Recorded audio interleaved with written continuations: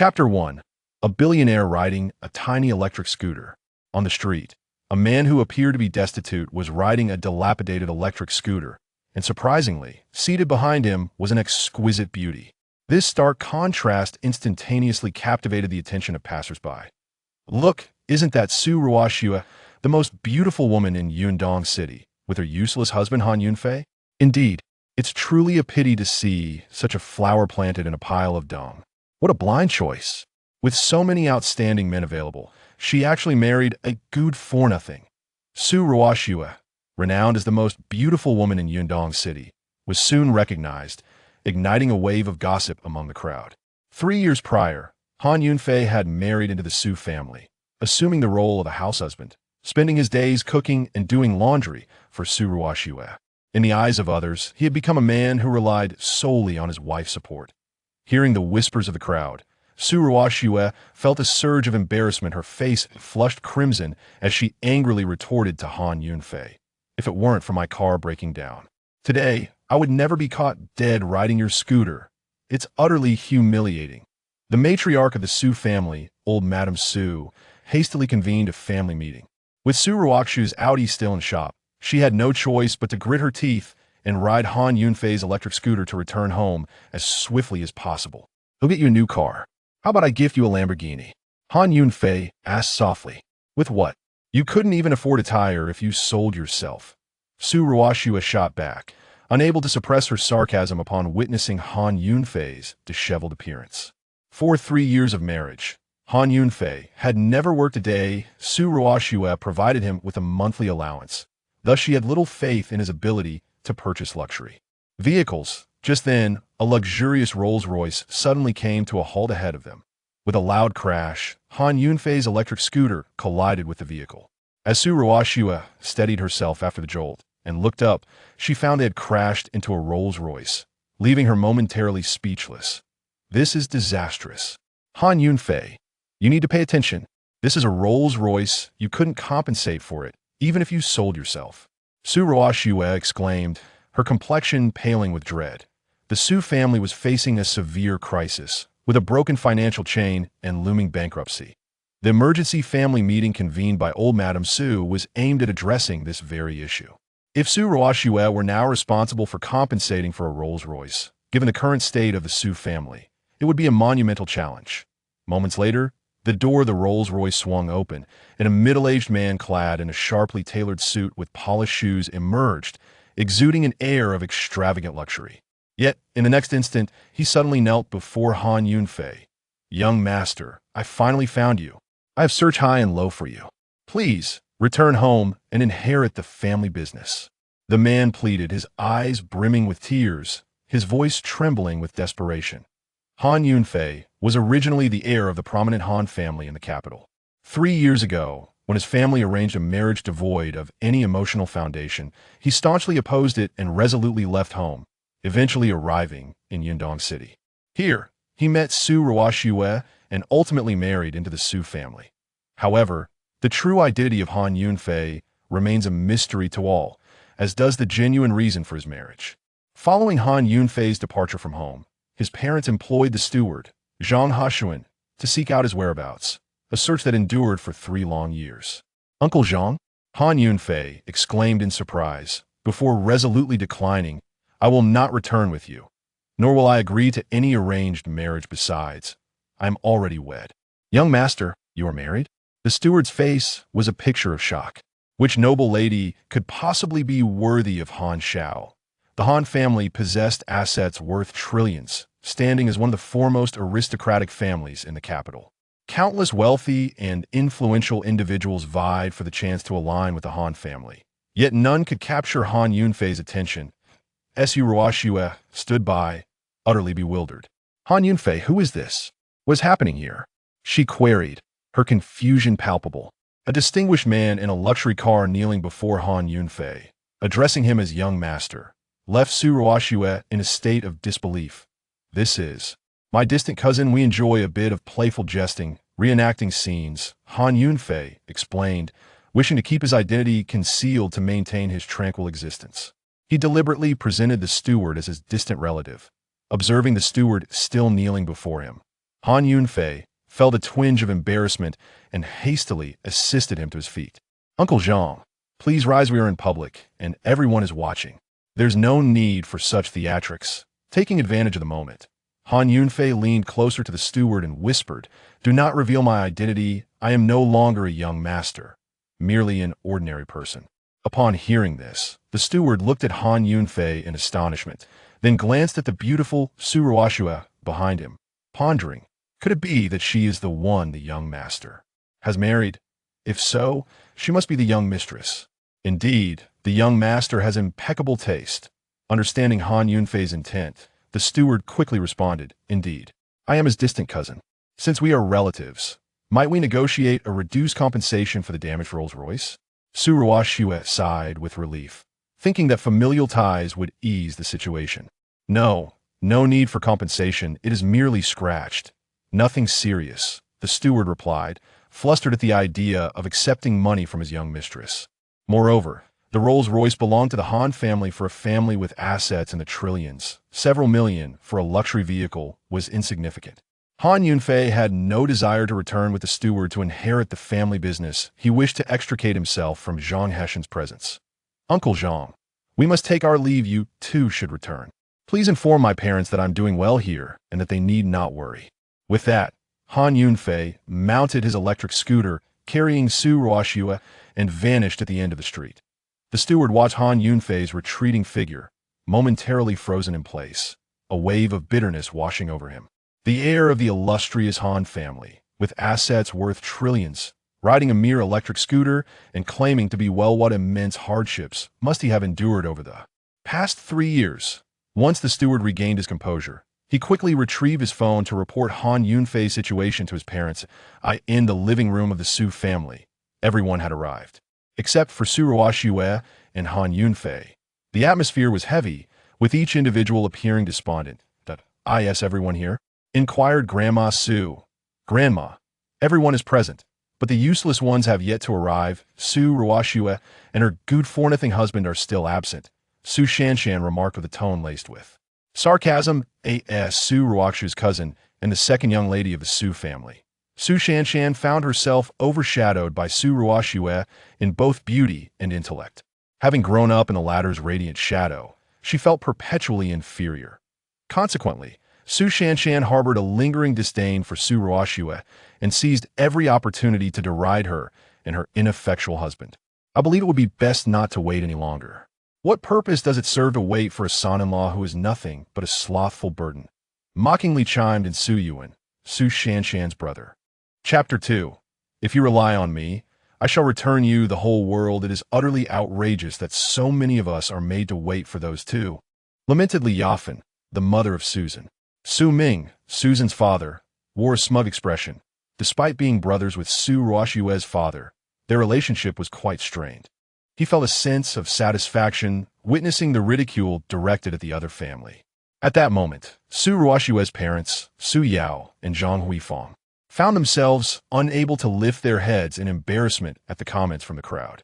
Since Han Yunfei had married into their family, they had been unable to hold their heads high, which led Zhang Huifang to continue persuading Su Ruoxue to seek a divorce.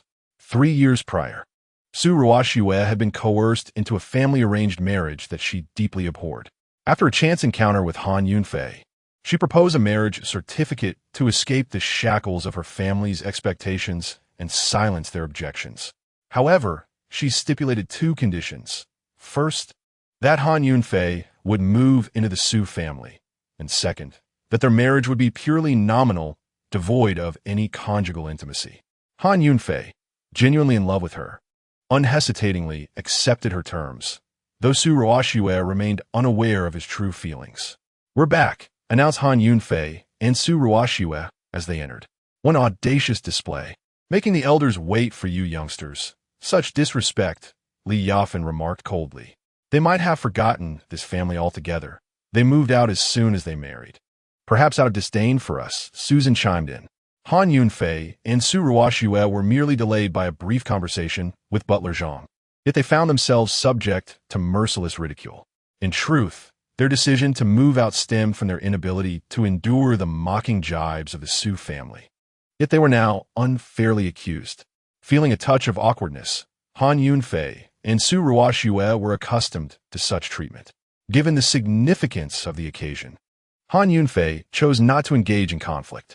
"Grandmother, this is the meticulously selected bird's nest that Ruoxue and I have prepared for you," he said, attempting to dissipate the tension as he presented the delicacy to Grandma Su. After marrying into the Su family, Han Yunfei had faced disdain and derision from the family. He remained indifferent to their scorn, but it pained him to see Su Ruoxue suffer alongside him. Thus, on this day of the family meeting, he had thoughtfully purchased nourishing gifts for Grandma Su, hoping to ease relations and spare Su Ruoxue further humiliation. "Today, my fiancé, Mr. Feng, just delivered a pound of exquisite bird's nest, so there is no need for yours.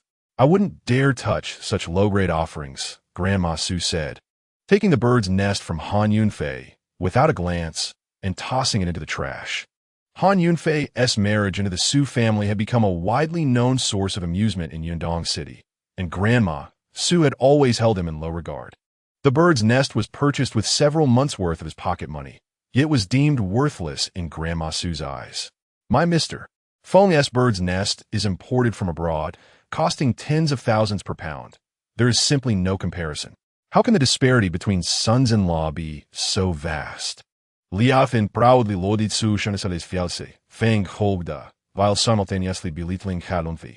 It is unwise to juxtapose a spineless individual with young Master Feng, as it undermines Feng's esteemed status. Young Master Feng hails from a prestigious family in Yundong City, possessing a remarkable lineage, and his father holds a significant position within the Tengfei group. Su Ming boasted about his son-in-law with great pride. Faced with the crowd's sarcastic jibes, Han Yunfei chose to refrain from engaging with them, recognizing them as mere frogs at the bottom of a well, viewing the world through tinted lenses. For the sake of Su Ruoxue, he opted not to argue with them.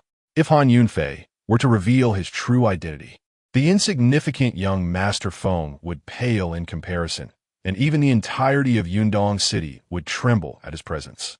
"Grandmother, this bird's nest was meticulously chosen by Yunfei. It is a token of his affection. How can you so thoughtlessly discard it?" Su Ruoxue felt a chill in her heart upon witnessing her grandmother's cold demeanor. Although she and Han Yunfei were not truly a married couple, they were legally bound, rendering any mockery of Han Yunfei a reflection upon herself. Moreover, she did not wish to embarrass her parents in front of the entire family. Hearing Su Ruoxue speak in his defense touched Han Yunfei deeply. After enduring 3 years of disdain from the Su family, it was the first time someone had stood by him. "Discard it if you wish, besides.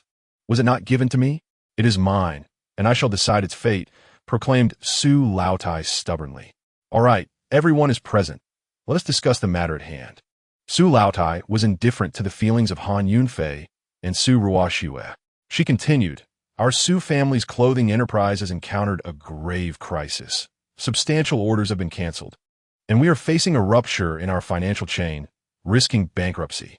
Let us all propose solutions to navigate this predicament. Grandmother, we can seek assistance from young Master Feng. The Feng family possesses formidable resources, and since I am engaged to young Master Feng, they will undoubtedly lend us their support," Su Shanshan confidently suggested. "That would be splendid. If the Feng family is willing to extend a helping hand, we can surely overcome this crisis," Su Laotai responded with satisfaction. "It is imperative that we learn from this ordeal to prevent its recurrence in the future," she cautioned. "It is all Su Ruoxue's fault for blindly accepting so many orders. Now that they have been canceled, we are suffering significant losses," Su Yuan interjected, attempting to deflect blame onto Su Ruoxue and exonerate himself. "Nonsense. You are spouting unfounded accusations." Han Yunfei could no longer endure Su Yuan's distortion of the truth and retorted. Since his marriage into the Su family, he had faced scorn and ridicule, and his continued forbearance had caused Su Ruoxue much distress. Just moments ago, Su Ruoxue had spoken up for him for the first time, warming his heart. In that instant, Han Yunfei silently vowed, "From this day forward, I shall devote my life to protecting you. If you choose to stand by me, I will return to you the entire world." As Han Yunfei's words hung in the air, a profound silence enveloped the room. No one anticipated that this previously meek and timid man would dare to confront them. Had he taken leave of his senses, or had he suddenly acquired unparalleled courage? What did you just say? Han Yunfei, everything you eat and wear come from our Su family. You are nothing but a useless leech. When did it become your turn to speak? Su Yuan, feeling the pressure, began to berate Han Yunfei. This crisis was entirely brought about by Su Yuan himself. Han Yunfei declared resolutely that if the Su family's tolerance only led to further demands, there was no need to extend them any more courtesy. You pathetic coward. All you can do is wash clothes and cook at home. You know nothing about business. Su Yuan, confronted by Han Yunfei's unwavering stance, started to feel uneasy. Rather than denying it outright, he continued to insult Han Yunfei. After 2 months of hard work, Su Ruoxue had finally secured a large order, only to have it canceled because you cut corners while purchasing materials, resulting in subpar samples. Han Yunfei revealed the truth in one breath. Within the Su family enterprise, Su Ruoxue was responsible for sales. Faced with increasing competition, profits had been gradually declining this year. To expand the market into neighboring provinces, she tirelessly crafted sales strategies. Han Yunfei was well aware of Su Ruoxue's contributions to the Su family. On the other hand, Su Yuan was in charge of procurement and had embezzled funds, bringing back only defective materials.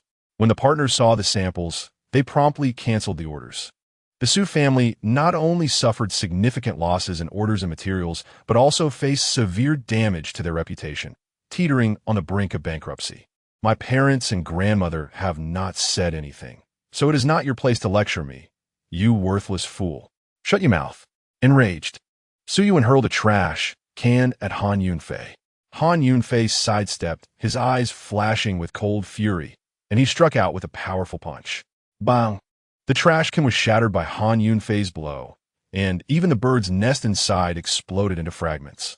Han Yunfei had not anticipated that merely speaking the truth would provoke Su Yuan into a violent outburst. At that moment, he could no longer endure it. His fury surged, and a glint of murderous intent flashed in his eyes as he fixed his gaze on Su Yuan. Su Yuan felt a chill run down his spine under Han Yunfei's piercing glare, and he experienced a disconcerting illusion. The man before him was no longer the useless son-in-law, but a formidable warrior, a god of war who had battled countless foes on the battlefield. It was not surprising that Su Yuan felt this way, for Han Yunfei was indeed the foremost warrior of the Longxia kingdom. At the age of 18, the Han family had intended for him to take over the family business. However, Han Yunfei had always harbored a desire to serve his country. Protecting the homeland was a responsibility shared by all. To fight valiantly on the battlefield and safeguard the peace of the people was the mission of every passionate man. Thus, disregarding his family's objections, Han Yunfei enlisted in the military, bravely fighting enemies in the northern front. During a decisive battle against the Songlong kingdom, he turned the tide single-handedly, earning remarkable achievements and being honored as the first god of war of Longxia. What do you intend to do, Han Yunfei? Are you planning to resort to violence? The stunned elder Su snapped back to reality, seeing her precious grandson's face turn pale with fear, and immediately questioned Han Yunfei. Grandmother, it was Su Yuan who struck first. How can you blame Han Yunfei? Su Ruoxue defended him. Su Ruoxue was indeed taken aback by Han Yunfei's actions. Yet she understood that he had clashed with the other party for her sake. Over the past 3 years, she had endured immense grievances within the Su family and was no longer willing to tolerate it. Moreover, her daily interactions with Han Yunfei, although not those of a married couple, had fostered a profound affection within her, cultivated by his meticulous care and consideration. Even the coldest of ice can be melted by warmth, and this, perhaps, is the essence of love that grows over time. Are you all right? Let me see your hand. Su Ruoxue inquired, gently touching Han Yunfei's hand, which had struck the trash can. The delicate warmth of her touch instantly dissipated Han Yunfei's anger. It was her first moment of physical contact. I'm fine, he replied. Had it not been for Su Ruoxue diffusing Han Yunfei's murderous intent, the Su family would have already been engulfed in chaos. To dare assault the foremost warrior of Longxia Kingdom was tantamount to courting death. Even if Han Yunfei refrained from intervening, countless soldiers from the northern frontier would have leveled Yundong City. Han Yunfei was the kingdom's greatest hero. To raise a hand against him was to declare enmity with a multitude of valiant soldiers from the north, and there would be no mercy. Gradually, the onlookers emerged from the overwhelming aura of Han Yunfei, who had regained his composure, his gaze now filled with tenderness for Su Ruoxia. Su Shanshan consoled herself internally, insisting that she must have overthought the situation. How could a man of such lowly status as a son-in-law possess such an imposing presence? She recognized that Han Yunfei had served in the military for several years, and it was only natural for him to exhibit strength in breaking a trash can. It was inconsequential. Thus, she reverted to her former arrogant demeanor. Han Yunfei, you are merely a son-in-law. Do you aspire to revolt? Look at the mess you've made with the trash. Why don't you hurry up and clean it? Su Shanshan commanded him as if he were a servant. Su San, Han Yunfei is still your brother-in-law. How can you speak to him in such a demeaning manner? Moreover, we have Aunt Zhou to handle the cleaning. It would suffice to let her take care of it, Su Ruoxia admonished. In my eyes, Han Yunfei is even inferior to a servant. Aunt Zhou at least earns her keep through her own labor. Forcing him to clean is merely an attempt to transform uselessness into value. It is for his own good. Susan ritorti derisiveli. At that moment, Aunt Zhou entered, intending to say something, but upon witnessing the charged atmosphere, she hesitated, standing silently beside Han Yunfei. What are you doing here? I didn't call for you, Su Yuan questioned Aunt Zhou brusquely. He assumed that she had come to clean up the trash and was incensed, as it would thwart his plans to humiliate Han Yunfei in front of the family. Just as he was about to compel Han Yunfei to clean up the mess and regain some dignity, Aunt Zhou timidly interjected.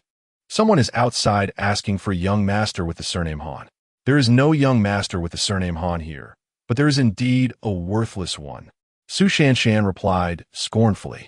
In Susan's eyes, Han Yunfei appeared as a powerless and impoverished fellow, lacking any semblance of a young master, certainly not someone worth seeking. Han Yunfei mused that he was the only one with the surname Han around, and having encountered Steward Zhang on the street, he wondered if Zhang had come in search of him. Thus, he said to Aunt Zhou, perhaps they are looking for me. I shall step outside to investigate. Upon venturing outside, he found that it was indeed Steward Zhang, driving a Rolls-Royce, pursuing him. Did I not instruct you to return? Why are you still following me? Han Yunfei inquired. Young master, I am here to persuade you to come home, Zhang replied. Then what is your purpose? I have just reported your situation to the master and madam. Upon learning of your marriage, and that the deed is done, madam has agreed to cease pressuring you to return for an arranged marriage. That's good to hear. Did they say anything else? Han Yunfei curioused. Madam is very concerned about your well-being, inquiring whether you are eating well and staying warm. When I described your current mode of transportation, a modest electric scooter, and your attire as humble, she was filled with compassion, Steward Zhang responded.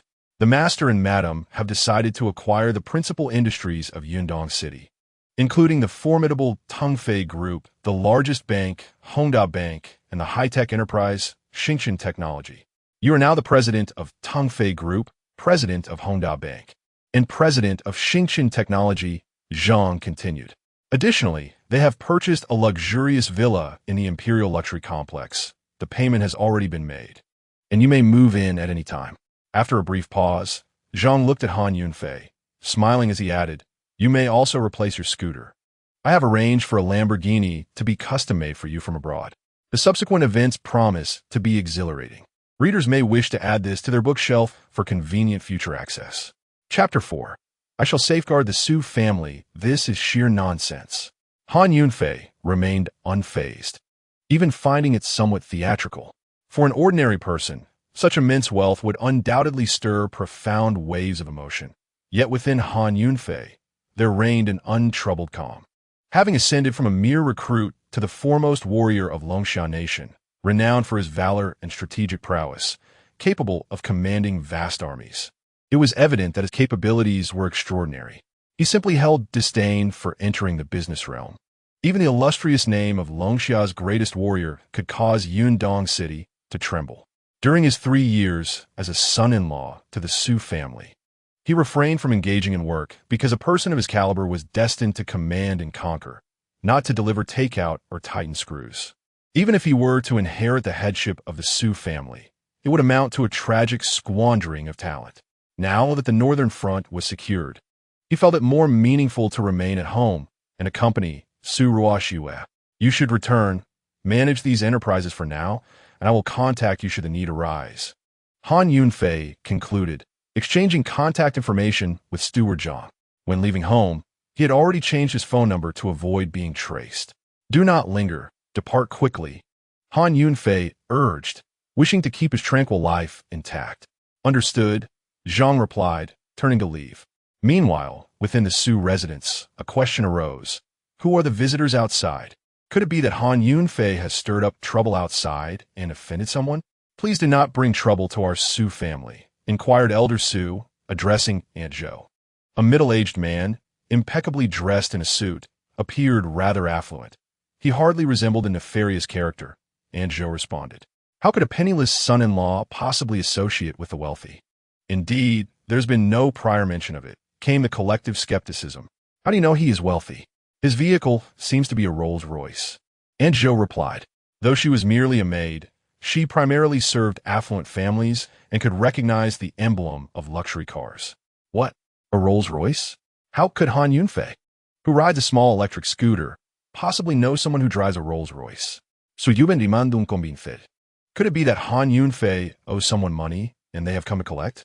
Let's not be implicated in this. Elder Su speculated maliciously. Let's step outside and see, Elder Su continued. In unison, they all rushed out, coincidentally encountering Butler Zhang, who was preparing to leave. Upon seeing the sudden surge of people, Butler Zhang was taken aback, bewildered as they scrutinized him with curiosity. Soon, he recognized Su Ruoxue amidst the crowd and smiled, nodding respectfully. After all, she was his young mistress, deserving of his utmost respect. Butler Zhang understood that Han Yunfei urged him to depart to avoid revealing his identity in front of others. With such a large gathering, it was prudent to make a swift exit. Young master, I shall take my leave now, Butler Zhang said to Han Yunfei before hurriedly turning away and driving off in the Rolls-Royce. Han Yunfei, upon hearing this, felt a wave of frustration. Had he not instructed him to keep his identity concealed? How could he have let that slip? As he wore a wry smile, a chorus of laughter erupted. Ha! Young master? Han Yunfei, do you even deserve to be called that? Su Yuan guffawed, unable to contain himself. Han Yunfei, do not wear such an oversized title. With your shabby appearance, how can you claim to be a young master? Ha ha! Allow me to savor this moment, Su Shanshan chimed in with mockery. How audacious to embellish your own image. Who is this person? Surely, he must be someone you hired, another voice chimed in. Yes, he must have been paid to play this role quite convincingly. Han Yunfei, if you pursued acting, perhaps you could win a golden statue instead of languishing at home living off others. Their derision continued unabated, with none believing in Han Yunfei's assertion of being a young master. Even if he were to declare his true identity at that moment, they would merely perceive it as an act, a ploy to elevate his standing within the Su family. Han Yunfei's humble and deferential demeanor had long been misconstrued as weakness, demonstrating their narrow-mindedness. Did you not claim he is your uncle? Why does he address you as young master? Su Ruoxue, already skeptical of Butler Zhang's identity, became increasingly convinced that Han Yunfei had indeed hired someone to perform. Han Yunfei, opting not to elaborate further, realized that any explanation would only deepen their misconceptions, leading them to believe he was driven by vanity to stage such a charade. Han Yunfei, fully embracing the situation, nonchalantly admitted, I was merely jesting. I was just playing a prank on everyone. Please do not take offense. Su Ruoxue, fully convinced by his words, found herself seething with rage at such an absurdity, compounded by her recent grievances, causing her emotions to spiral out of control. Su Ruoxue's mother, Zhang Huifang, who had always opposed their union, had envisioned a son-in-law of considerable wealth, only to find herself with a penniless husband instead. At this moment, she seized the opportunity to berate Su Ruoxue further. I warned you long ago that Han Yunfei was destitute. You refused to listen. Now, look at the predicament you're in. Had you heeded my advice and married young Master Zhao, you wouldn't be wallowing in such disgrace. Zhao is affluent and influential. Being with him would have ensured a life of opulence for both of us. Zhang Huifang continued her tirade. You've brought shame upon our family. 3 years prior, to avoid marrying young Master Zhao, Su Ruoxue had chosen to obtain a marriage certificate with Han Yunfei, never anticipating his utter lack of ambition and success, especially as he faced ridicule from his own mother in front of so many others. As this realization dawned on her, tears began to well in her eyes. This is utterly ridiculous. The Su family business is on the brink of bankruptcy, and yet he insists on maintaining an fade. A good-for-nothing is still a good-for-nothing, like mud that cannot support itself. Old Madam Su mistakenly believed Han Yunfei's lofty status was a facade and even went so far as to hire someone to drive a Rolls-Royce to uphold appearances, chastising him in the process. Indeed, some individuals are utterly useless and contribute nothing to the Su family business. Not every son-in-law can be as exceptional as young Master Feng. Su Shanshan seized the moment to sneer. Throughout their lives, Su Ruoxue had consistently outshone Su Shanshan in every endeavor, igniting a long-standing jealousy within her. Since Su Ruoxue had married a seemingly ineffectual husband, Su Shanshan relished the opportunity to domineer over her family. Suyao, upon hearing the incessant mockery of his son-in-law, could only bow his head in shame as words escaped him. Su Ruoxue, recognizing Han Yunfei's lack of contribution to the family business, acknowledged the harsh truth in the unkind words directed at him. Faced with the derision of outsiders, her mother's scorn, and her husband's inaction, tears brimmed in Su Ruoxue's eyes, and she fought valiantly to hold them back. However, upon witnessing her silent father, unable to lift his head due to her predicament, she could no longer contain herself. The accumulated grievances of 3 years surged forth, and her tears flowed like a torrential flood. At that moment, Su Shanshan and the Su Ningwen family reveled in the sight of Su Ruoxue reduced to tears, their faces adorned with triumphant smirks. Han Yunfei, upon seeing Su Ruoxue weep, felt his hardened heart soften. Even a battle-hardened warrior could not remain indifferent to the sight of a beautiful woman in tears. Over the past 3 years, his humility and forbearance had inadvertently caused Su Ruoxue immense suffering, and every man has a duty to protect his wife, especially one as formidable as the greatest warrior of Longsha Nation. Han Yunfei stood tall and proud, casting aside the shadows of despair that had plagued him. At this moment, there was no longer any need for concealment. Like a soaring dragon, he leaped into the clouds, raising his head and singing a resounding hymn that pierced the heavens. From this instant forth, I shall devote all my efforts to pave a smooth path for you, allowing all to gaze upon your brilliant radiance. With deep affection, Han Yunfei made a promise to Su Ruoxue. Taken aback, Su Ruoxue beheld Han Yunfei, whose stature was imposing and whose powerful aura radiated like a long-dormant dragon awakening.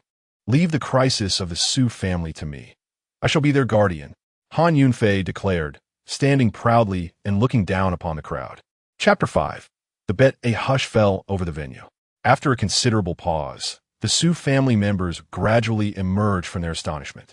However, the deep-rooted biases they held against Han Yunfei rendered them skeptical of his grandiose claims, dismissing him as merely boasting and seeking to appear impressive. Indeed, rousing the awakened is simple, yet one can never awaken those feigning sleep. Han Yunfei, your boasts grow ever more extravagant. I have always held disdain for those who speak without substance, remarked old Madame Su, her skepticism palpable. The Su family needs at least 10 million in working capital. Can your mere words resolve that? Truly, your ignorance knows no bounds, added Su Shanshan. Even if 10 million were to fall from the heavens, the reputation of the Su family has already been tarnished. What capability do you possess to restore it? Su Yubenmacht, Han Yunfei. Cease your jesting and be grounded as an ordinary person, will you? Su Ruoxue nearly believed in Han Yunfei's words, but the skepticism of her family made her doubt their feasibility. Anyone could dream grandly. Ruoxue, I'm not jesting. Trust me, I shall not allow you to suffer even the slightest grievance. Han Yunfei gazed deeply into Su Ruoxue's eyes, speaking with earnest conviction. Within 10 days, I will surely turn the tide and resolve the crisis of the Su family, rescuing them from peril. With unwavering confidence, Han Yunfei addressed the assembly. 10 days? Your audacity grows more preposterous by the moment. Where does your confidence stem from to make such claims? Su Shanshan retorted. She could not conceive that Han Yunfei could achieve what he professed, even if she sought the assistance of her fiancé, young Master Feng. With the Feng family's formidable resources, he would not dare to guarantee results in a month, let alone within mere days. 3 days. Within 3 days, I shall not only resolve the crisis of the Su family, but also elevate their clothing brand to national prominence. Han Yunfei asserted, raising 3 fingers with assured pride. Have you lost your mind? Su Ruoxue quickly grasped Han Yunfei's arm, astonished by his audacity. Such outrageous claims should not be uttered. If you fail, you will only invite ridicule. Han Yunfei, what if you cannot deliver? Old Madame Su was not one to blindly believe. She was weary of his flowery rhetoric. Then let us make a wager. Han Yunfei proposed. Very well, what do you wish to wager? Old Madame Su inquired. If I win, you shall relinquish the position of head of the Su family and allow Ruoxue to take on that role, Han Yunfei declared, knowing that his bet was ultimately for Su Ruoxue's sake. With her as head, no one would dare to bully her. And if you lose? Madame Su readily acquiesced to Han Yunfei's terms and retorted, if I lose, you may dispose of me as you wish. Han Yunfei, confident in his inevitable victory, felt no trepidation. Very well, should you lose, you shall divorce Ruoxue and be cast out from the Su family, as far away as possible. Madame Su, who had long held disdain for Han Yunfei, sought to seize this opportunity to expel him from the Su household. A promise is a promise. Do not go back on your word. To forestall any potential denial from Madame Su in the event of her loss, Han Yunfei deliberately added, let's see if you can win first. Whoever reneges on the agreement shall be deemed a dog. Madame Su scoffed at this. Let's depart. In 3 days, we shall return to claim the position of head of the Su family. After speaking to Su Ruoxue, Han Yunfei took her hand and they left together. All right. Although Su Ruoxue found it hard to believe Han Yunfei's words, she was unwilling to linger in the Su household and endure further humiliation, so she followed him. Su Ruoxue rode on Han Yunfei's electric scooter back to her own home. This was a property she had purchased independently. Ever since her marriage to Han Yunfei, the Su family had made their lives miserable, leaving her with no choice but to move out. Before they even entered the door, Su Ruoxue could no longer contain herself and, brimming with indignation, asked Han Yunfei, if you wish to divorce me, I could accompany you to the Civil Affairs Bureau right now. Why must we wait for 3 days, allowing me to lose face in the Su family? I have never contemplated divorce, Han Yunfei replied, his expression one of confusion. Then why would you engage in such a foolhardy wager with my grandmother? Su Ruoxue believed that given Han Yunfei's capabilities, resolving the Su family's crisis was an insurmountable challenge, rendering the wager a certain loss. Because I am confident of my victory. Once I win, you shall assume the role of head of the Su family, and no one will dare to bully you again, Han Yunfei stated resolutely. With Han Yunfei's status as the foremost warrior of the Longxia kingdom, combined with the immense wealth of the Han family, overcoming the Su family's plight would be a mere trifle. Thus, his confidence was entirely justified. Han Yunfei, it is just the 2 of us now, with no outsiders present. Why do you persist in uttering such unrealistic notions? I find you increasingly incomprehensible, Su Ruoxue said, her frustration mounting. Do not worry. Grant me 3 days' time, will you? Han Yunfei tenderly assured her. Very well, since we are destined for divorce. I suppose waiting another 3 days is of no consequence. Initially, Su Ruoxue had entered into a sham marriage with Han Yunfei merely to placate her family, and now that it had ceased to serve its purpose, she felt a sense of liberation in the face of impending dissolution. Yet, Su Ruoxue remained perplexed about Han Yunfei's initial willingness to join the Su family and his unwavering dedication over the past 3 years. At this juncture, she sought clarity. Han Yunfei, why did you marry me in the first place? What compelled you to acquiesce to my unreasonable demands? Because I love you, Han Yunfei replied earnestly. He recalled 3 years prior, during the tumultuous times in the north, when the Songlong Kingdom launched a massive invasion with an army of 200,000. The Longsha Kingdom fought valiantly, but the overwhelming enemy numbers threatened to overwhelm them. In that critical moment, Han Yunfei led his guards, breaking through the enemy encirclement and penetrating their command center, annihilating their leadership.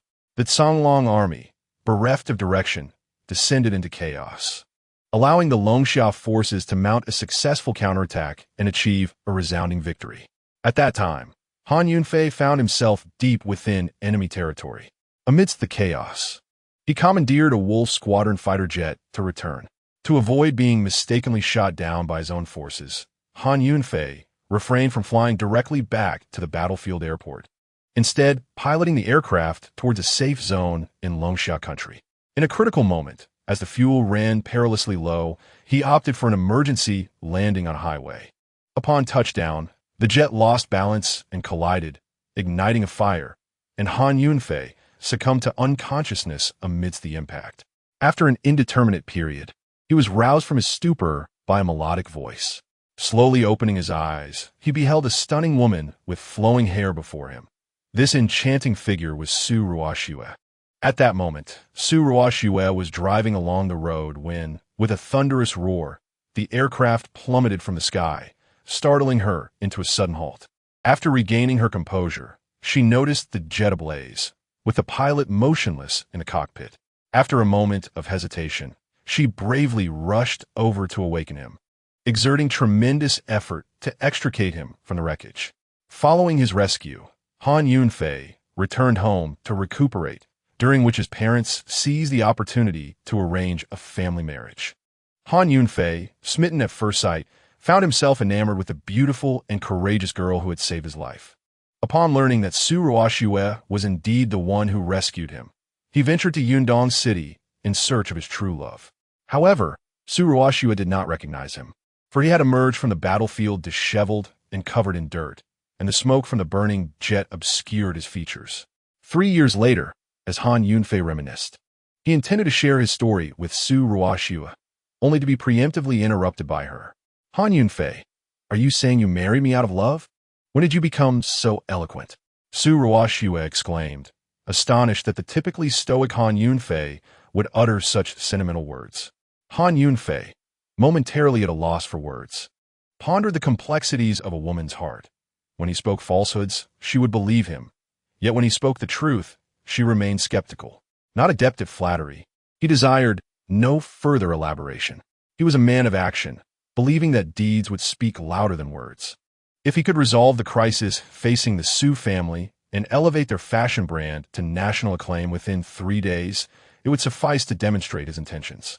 With a plan forming in his mind, he stepped onto the balcony, retrieved his phone, and dialed the number of Butler Zhang. Chapter 6. I have 2 major tasks to accomplish. Butler Zhang, having been dismissed by Han Yunfei earlier at the Su residence, was troubled by the unfinished business and fretted over how to explain it to Han's parents when his phone suddenly rang. Seeing the caller ID as Han Yunfei's number, he answered respectfully, "Young master, how may I assist you?"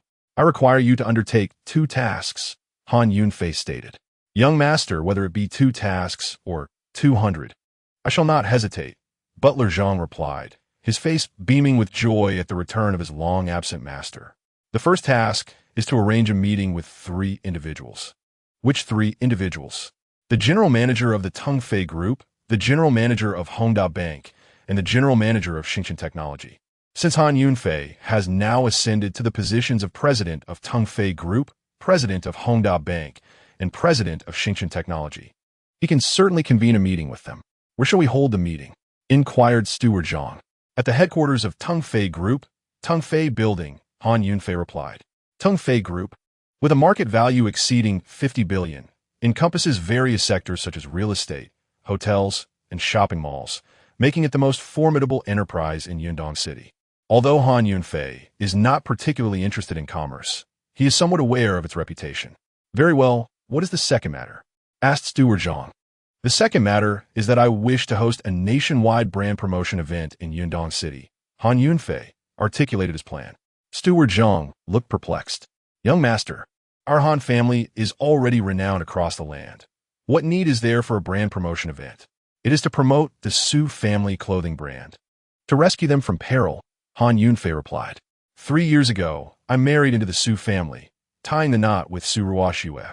Now, the Su family finds itself in crisis, and I wagered with the matriarch of the Su family that if I can resolve their predicament, Su Ruoxue will ascend as the head of the Su family. Should I fail, I would be cast out. Han Yunfei continued to elucidate the situation to Steward Zhang. What? Steward Zhang was astounded, hardly able to believe his ears. The esteemed young master of the Han family, sought after by many in the capital, had now allied himself with the relatively modest Su family. Even more infuriating was the fact that the matriarch of the Su family intended to expel young Master Han. It was a blatant overreach. However, since Han Yunfei chose to marry into the Su family, he must have his reasons, which were beyond the purview of a mere steward to question. Thus, Steward Zhang steadied himself and declared, "Rest assured, young master, I shall take charge of this matter. I will organize a globally captivating brand promotion event that will elevate the Su family clothing brand to unprecedented heights, ensuring that the matriarch is thoroughly humbled. I need it completed within 3 days," Han Yunfei stipulated. 3 days? Steward Zhang was once again taken aback. While he did not doubt the Han family's capabilities, the timeline posed a significant challenge, leaving him uncertain of viable strategies. Perceiving Steward Zhang's hesitations, Han Yunfei maintained his confidence and slowly unveiled his plan to assuage his steward's concerns. "Do not worry, I already have a strategy. Secure the Yundong City Stadium and invite 100 of the most prominent celebrities to attend. On the 3rd day, we will host a grand warm-up event at the stadium, with these celebrities performing in succession. At the peak of the atmosphere, Su Ruoxue will make a dazzling entrance clad in the most exquisite Su family attire, guaranteed to ignite the audience. What a spectacular scene that would be. This plan was nothing short of flawless." Steward Zhang praised the proposal, his admiration for Han Yunfei growing even more profound. Additionally, invite major media outlets to cover the event live. "I want the Su family clothing brand to be known far and wide," Han Yunfei supplemented. The fervor generated by 100 top celebrities, combined with extensive media coverage and online dissemination, would render this brand promotion event for the Su family clothing brand truly historic. At that moment, not only the Su family, but also the entire Yundong city and even the nation would be stirred. Steward Zhang was already envisioning the grandeur of the event. The streets of Yundong city would be deserted, as everyone clamored for a glimpse. As the crowd surged towards the stadium, he pondered how to select attendees for the venue and whether tickets should be sold to regulate the influx. Suddenly, a thought struck him. Tickets would indeed be necessary, though they would be entirely free, released in batches online, leaving it to the speed of the individuals to secure them. Han Yunfei's intention was to promote the Su family's clothing brand, not to profit from ticket sales. Thus, the tickets would be available for free online, ensuring a fair opportunity for all. "Please reserve some tickets for me, for Ruoxue and the Su family," Han Yunfei instructed. "Young master, this is your promotional event. A dedicated entrance will be set aside for you. Do you still require tickets?" Steward Zhang queried, perplexed. "The scale of this promotional event is significant. If it is organized under my name, the Su family might cause unforeseen complications. Therefore, it is prudent to keep my identity concealed for now," Han Yunfei replied. His caution was not unwarranted, given the opportunistic nature of old Madame Su and Su Shanshan. If they were to learn that Han Yunfei was orchestrating the promotional event for their clothing brand, they would undoubtedly seize the opportunity for personal gain, potentially creating chaos. "Understood. I shall take care of it immediately," Steward Zhang affirmed. After terminating the call, Han Yunfei did not rush to the meeting, but, as usual, prepared a meal for Su Ruoxue. A devoted husband, he balanced his ambitions outside with domestic responsibilities, cooking for his wife. The 3 general managers of Tongfei Group, Hongdao Bank, and Xingchen Technology were honored to be summoned for a meeting by the president, and subordinates were expected to arrive early to await his arrival. Once he finished cooking, Han Yunfei informed Su Ruoxue, "Dinner is ready. Please eat first while I step out for a moment." I will wash the dishes upon my return. With that, he left the house. Shortly thereafter, Han Yunfei rode his electric scooter to the base of Tongfei Building. As he parked, a security guard rushed out, barking, "What do you think you're doing? This is Tongfei Building. Unauthorized vehicles are not permitted to park here." Remaining calm, Han Yunfei explained, "I'm here for a meeting. I have an important appointment." "A meeting?" The security guard scoffed, looking at Han Yunfei with disdain. "Do you even know where you are? You think you can hold a meeting here?" Though the security guard's position was modest, he had seen enough to recognize that only the affluent and powerful frequented Tongfei Building. In contrast, Han Yunfei, dressed in humble attire and riding a scooter, seemed ill-suited for such an esteemed venue. "Isn't this the worthless son-in-law of the Su family?" At that moment, a familiar voice pierced the air, and Han Yunfei turned to see a BMW pull up, from which emerged a man and a woman, the woman being none other than Su Shanshan. As two individuals approached Han Yunfei, the man looked at him with palpable disdain and provocatively remarked, "So, this is the worthless man who has been living off the Su family." Indeed, he was the useless individual who had relied on the Su family for sustenance over the past 3 years. Susan pointed at Han with a look of disgust. Then, linking her arm with the man's, she proudly introduced him to Han Yunfei, saying, "Allow me to present my fiancé, the esteemed Mr. Feng Hongda." Han Yunfei, take a good look. This is what a true scion of a wealthy family looks like. Perhaps you should learn to act a bit more convincingly in the future. Han Yunfei, uninterested in engaging with these petty clowns, chose not to respond.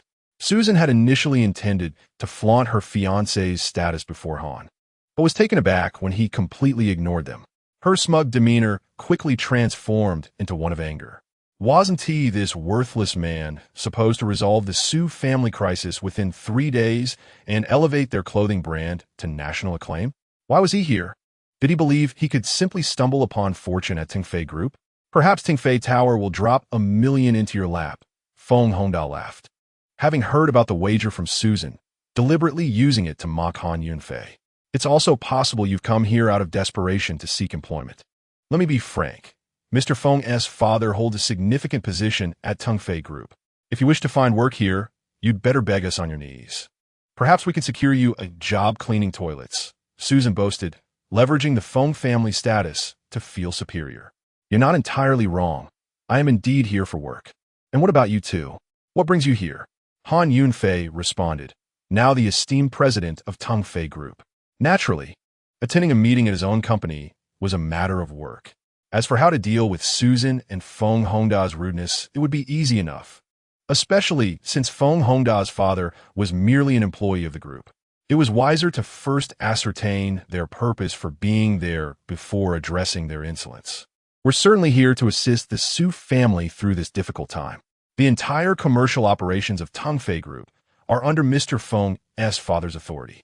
He decides which products to showcase. If we fill the Tongfei malls with Su family clothing, sales will not be an issue. And the Su family can turn their fortunes around," Susan declared with blind confidence.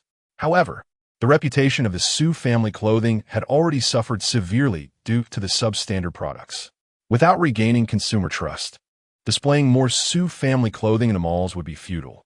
Moreover, Feng Hongda's father's unilateral decision to display specific products without adhering to the group's operational regulations constituted a significant violation.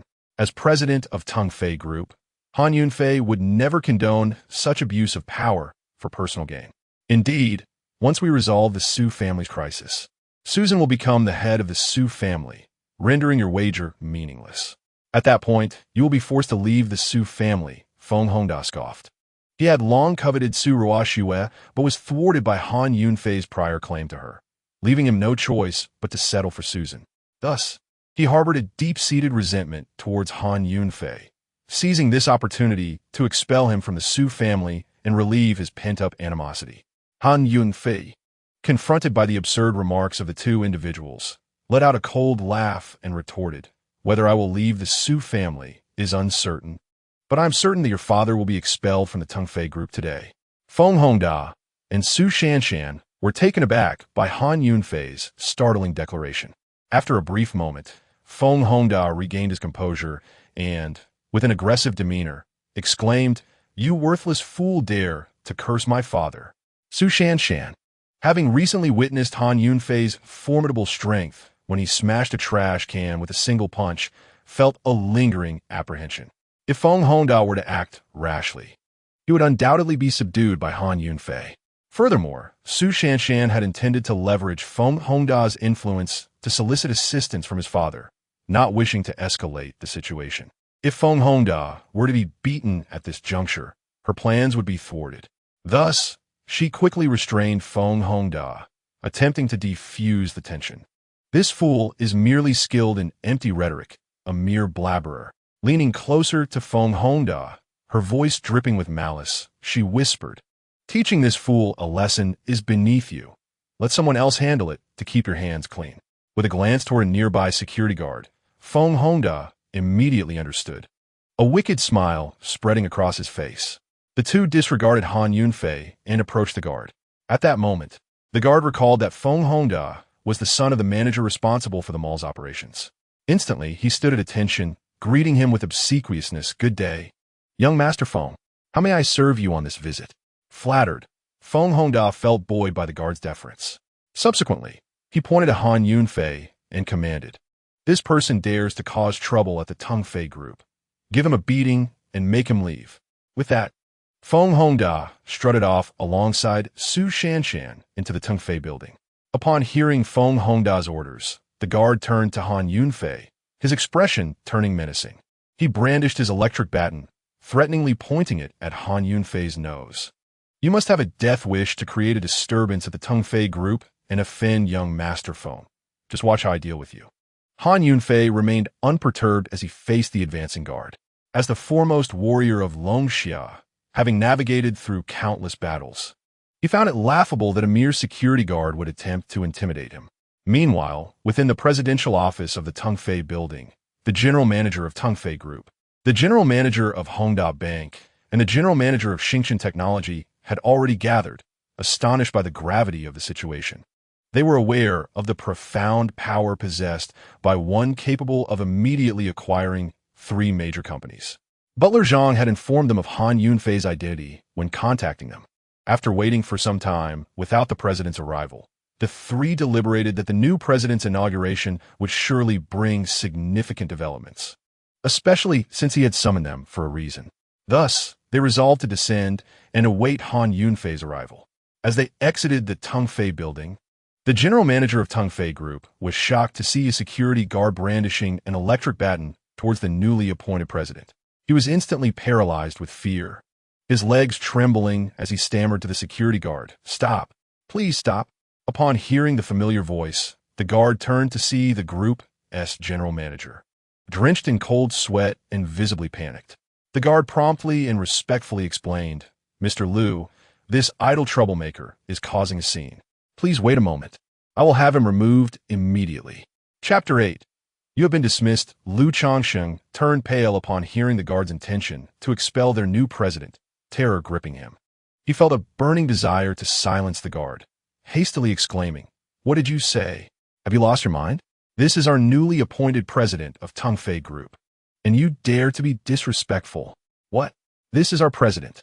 The guard, struck by Liu Changsheng's words, felt as though the sky had fallen. His hand, once firmly gripping the electric baton, suddenly lost all strength, and it slipped from his fingers, clattering to the ground. "Go to the HR department to settle your wages. You need not return to work," Liu Changsheng said bluntly to the crumpled guard. After dealing with the reckless security personnel, Liu Changsheng turned to apologize to Han Yunfei. "President Han, I sincerely apologize for the offense caused by my subordinate. It is my managerial oversight. Please accept my apologies." Noting the humility and sincerity in the general manager's demeanor, and considering it was his first visit to Tongfei Group, Han Yunfei understood that they were unaware of his position. So he chose not to press the matter further. "It's quite all right. Let us return to the matter at hand. Is everyone present?" Han Yunfei inquired succinctly. "Everyone is here, President Han. Allow me to introduce myself. I am Liu Changsheng, the acting general manager of Tongfei Group," Liu Changsheng replied. "This is Lin Xia, the general manager of Hongda Bank."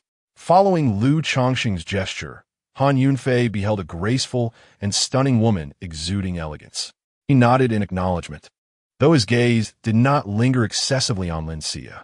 It was not that she was unattractive. Rather, in Han Yunfei's heart, Su Ruoxue was the unparalleled epitome of beauty. This is Ma Huayun, the general manager of Xingchen Technology. Han Yunfei observed a bespectacled man dressed simply, his hair somewhat disheveled. Noting his somewhat constrained demeanor, Han Yunfei quickly realized he was a tech enthusiast. After greeting the three, they proceeded to the Tongfei building, taking the elevator to the top-floor president's office. When they settled into their seats, the three managers exchanged glances, still in shock. They had heard of Su Ruoxue's reputation as the most beautiful woman in Yundong City. But never could they have imagined that their new president was the much-maligned son-in-law whom everyone looked down upon. I understand that my identity may come as a surprise to you all, but please do not be alarmed. I do not intend to implement any significant changes within the company today, Han Yunfei said, noticing their astonishment and seeking to reassure them. Today, I have come solely to attend to a few minor matters. As for other aspects, we shall continue to operate in accordance with the existing conditions. The three of you will remain as the general managers of your respective companies. During my absence, you shall manage the company on my behalf, and I shall not frequent the office in the future. Furthermore, my identity as president must remain confidential and must not be disclosed to anyone. Han Yunfei issued these instructions to the three general managers. Understood, President. We shall exert our utmost efforts to meet your expectations, they responded, finally relieved by Han Yunfei's words. President, please feel free to instruct us on any matters you wish to address. We shall complete them with all our might, inquired Lu Changsheng, the general manager of Tongfei Group. There are individuals who have abused their power for personal gain. How should we deal with such behavior according to the regulations of Tongfei Group? Han Yunfei retorted. Such individuals should be immediately dismissed and expelled from the company, never to be reemployed, Lu Changsheng replied indignantly. Since the president posed this question, it was evident he had already uncovered some illicit conduct and merely sought affirmation. Lu Changsheng, as Tongfei Group's general manager, possessed enough acumen to recognize this. Isn't the manager responsible for the commercial operations a certain Mr. Feng? Han Yunfei continued to inquire, aiming to confirm the identity of Feng Hongda's father. Indeed, his name is Feng Minghai. He has always been in charge of the commercial business. The Feng family is a prestigious and influential lineage in Yundong City. Their power cannot be underestimated, Lu Changsheng responded. This individual has sought personal gain within the commercial operations. Dismiss him immediately, and from this point forward, no member of the Feng family shall set foot in Tongfei Group, Han Yunfei decisively declared, disregarding the notion of their esteemed lineage. Understood, Lu Changsheng affirmed, resolutely committed to executing the president's orders as part of his duties. However, Lu Changsheng was perplexed. Despite his many years at Tongfei Group, he had never discovered Feng Minghai's malfeasance. How had Han Yunfei, on his very first day in office, uncovered this? President Han, how did you come to discover Feng Minghai's embezzlement? I wish to address any gaps in our operations to prevent such incidents in the future, Lu Changsheng voiced his concerns. While the president's directives were indisputable, they must also be substantiated to earn trust. It was revealed by Feng Minghai's own son. You may verify the product selection data from the commercial operations. There will be no error, Han Yunfei assured him. Very well, I shall attend to this immediately, Lu Changsheng replied, striding out of the president's office. Within Feng Minghai's office, Uncle Feng, our Su family clothing has a backlog of inventory. Might we sell it in Tongfei Group's malls? Susan inquired. Well, that poses a dilemma, Feng Minghai hesitated. In the past, it could have been easily arranged. However, I have heard that Tongfei Group has undergone a change in leadership, and the new president may soon assume office. If my violations are discovered, my position could be at risk, he expressed his concerns. Uncle Feng, if you don't say anything, we won't either. No one will know.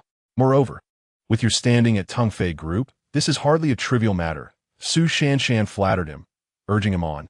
Indeed, I am now engaged to Shanshan.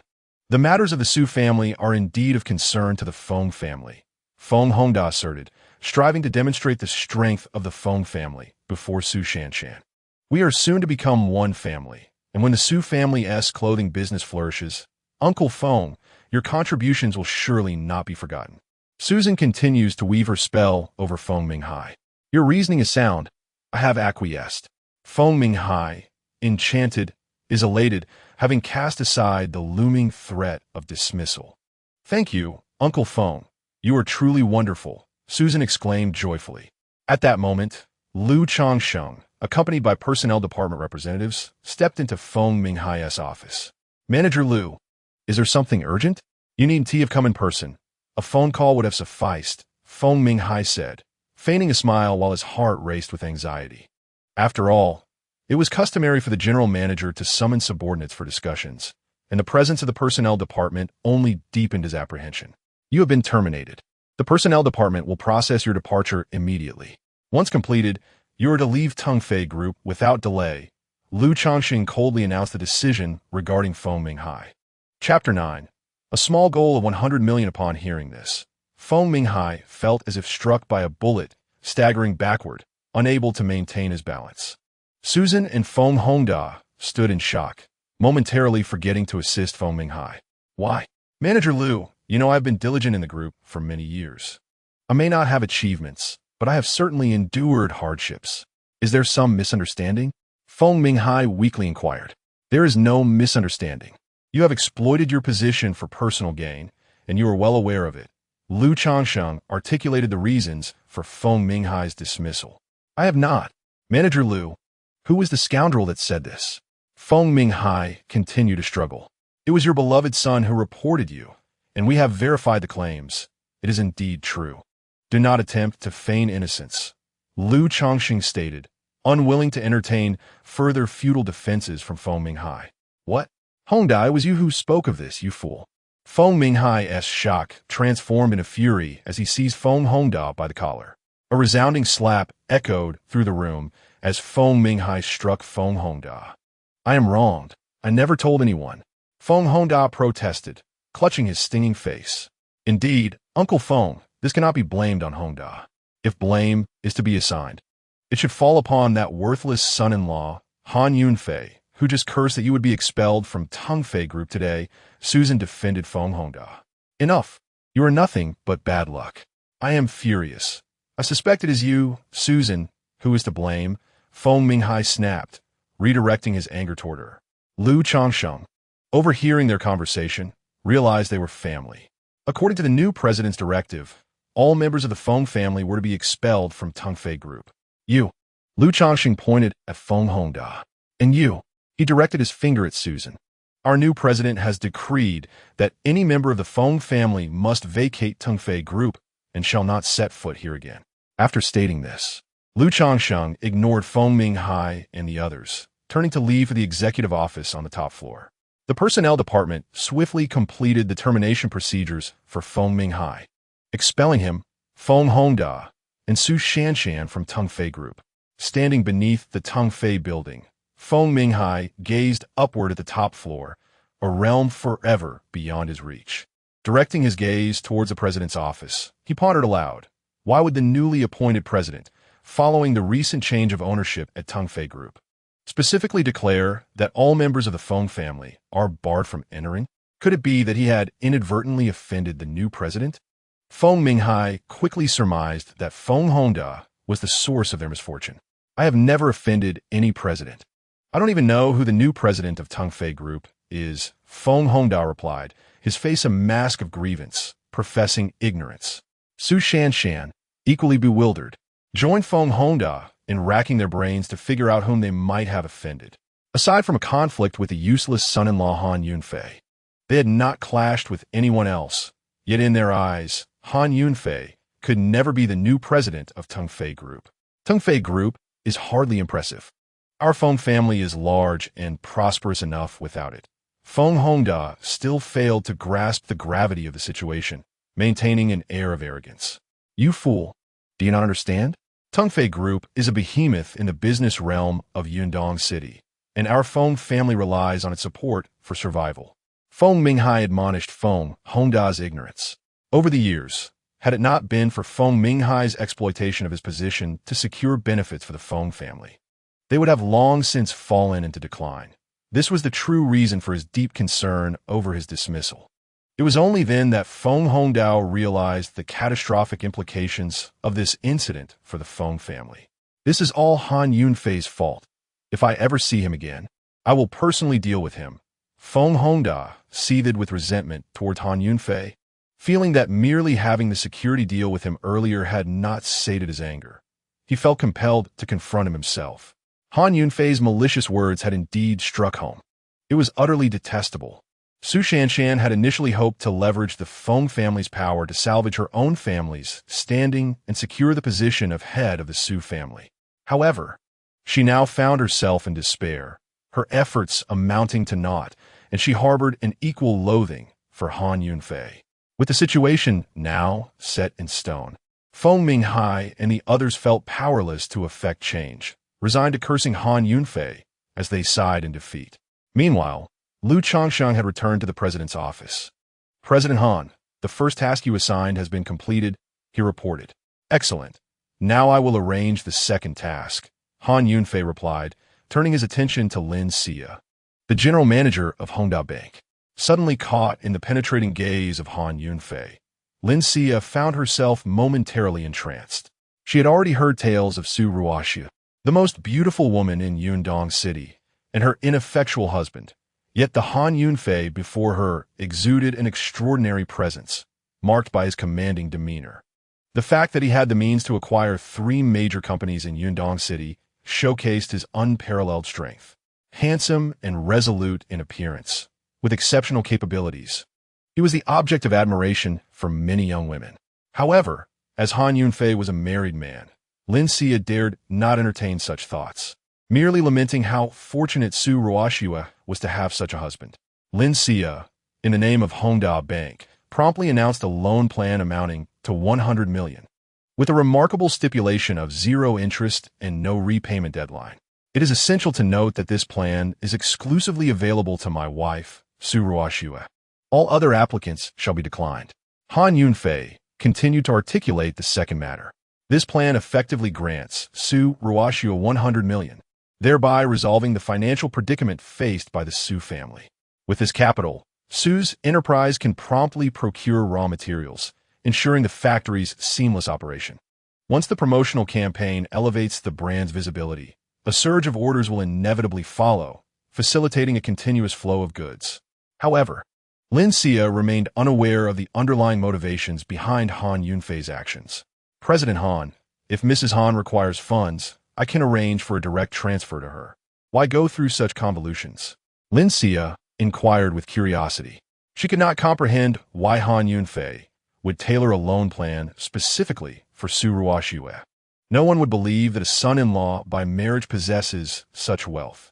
To avoid arousing suspicion within the Su family regarding my capabilities, my identity as president must remain confidential. Thus, I opted for a loan plan to provide my wife with the necessary funds, Han Yunfei elucidated. The Su family had doubts about Han Yunfei's ability to produce even 10 million, let alone 100 million. Having resolved to assist Su Ruoxia, Han Yunfei was determined to be generous, opting for a direct approach to achieve this modest objective of 100 million. The loan plan needed to be formulated without delay, and the details were to be disseminated via the evening news channel. Han Yunfei continued, "Understood. I shall set this in motion immediately." Lin Xia responded, rising from the president's office to execute Han Yunfei's plan at Hongdao Bank. Once Lin Xia departed, Han Yunfei had one final matter at hand. He turned his gaze slowly towards Ma Huayun, the general manager of Xingchen Technology. Chapter 10, Beyond the Mountains. Beyond the people, what is the primary research project of Xingchen Technology? Han Yunfei inquired, addressing the somewhat reticent Ma Huayun. As the foremost warrior of Longshan Nation, Han Yunfei had endured countless brutal battles, where advanced weaponry was of utmost importance. Keenly aware that technology serves as the foundation for weapon development, Han Yunfei sought to ascertain whether Xingchen Technology possessed any critical technologies applicable to weapon research enabling effortless victory against future adversaries. Xingqian technology primarily engages in mobile internet. Particularly in the live streaming sector, Ma Huayun responded monotonously. Ah, I see. Han Yunfei expressed a hint of disappointment, realizing that Xingqian technology did not possess the technologies he had envisioned. However, I have an idea, Ma Huayun timidly interjected. I have a research project proposal. But the former president was only interested in live streaming and dynamic light waves, and consistently refused to endorse my development. Were dynamic light waves. Both Han Yunfei and Liu Changsheng were perplexed, as they had limited exposure to the live streaming industry. It refers to the energetic dance performances found online, Ma Huayun clarified. Very well, Han Yunfei, initially expecting something novel, found the concept of dance rather unappealing, and thus redirected his inquiry. What project do you wish to develop? Artificial intelligence. Ma Huayun replied with newfound confidence, his earlier timidity evaporating as he spoke decisively. Can it be applied to military weapons? As Han Yunfei observed the unwavering confidence of Ma Huayun, he posed the question that weighed most heavily on his mind. Of course, it can be utilized not only in military applications, but also in various sectors of daily life, Ma Huayun proclaimed, as if suddenly ignited by inspiration. Very well, I support you. From this day forth, you shall be entirely responsible for assembling an artificial intelligence team for research and development. This was precisely what Han Yunfei desired. Fantastic! I will get started immediately, Ma Huayun exclaimed, brimming with excitement, as he had long been stifled by the former president and was now finally able to pursue his ambitions. Without hesitation, Ma Huayun exited the president's office and returned to Xingqian Technology. I've completed my tasks. Now I must take my leave. After wrapping up a few minor errands, Han Yunfei was eager to return home, for the pressing matter of washing dishes for his wife awaited him.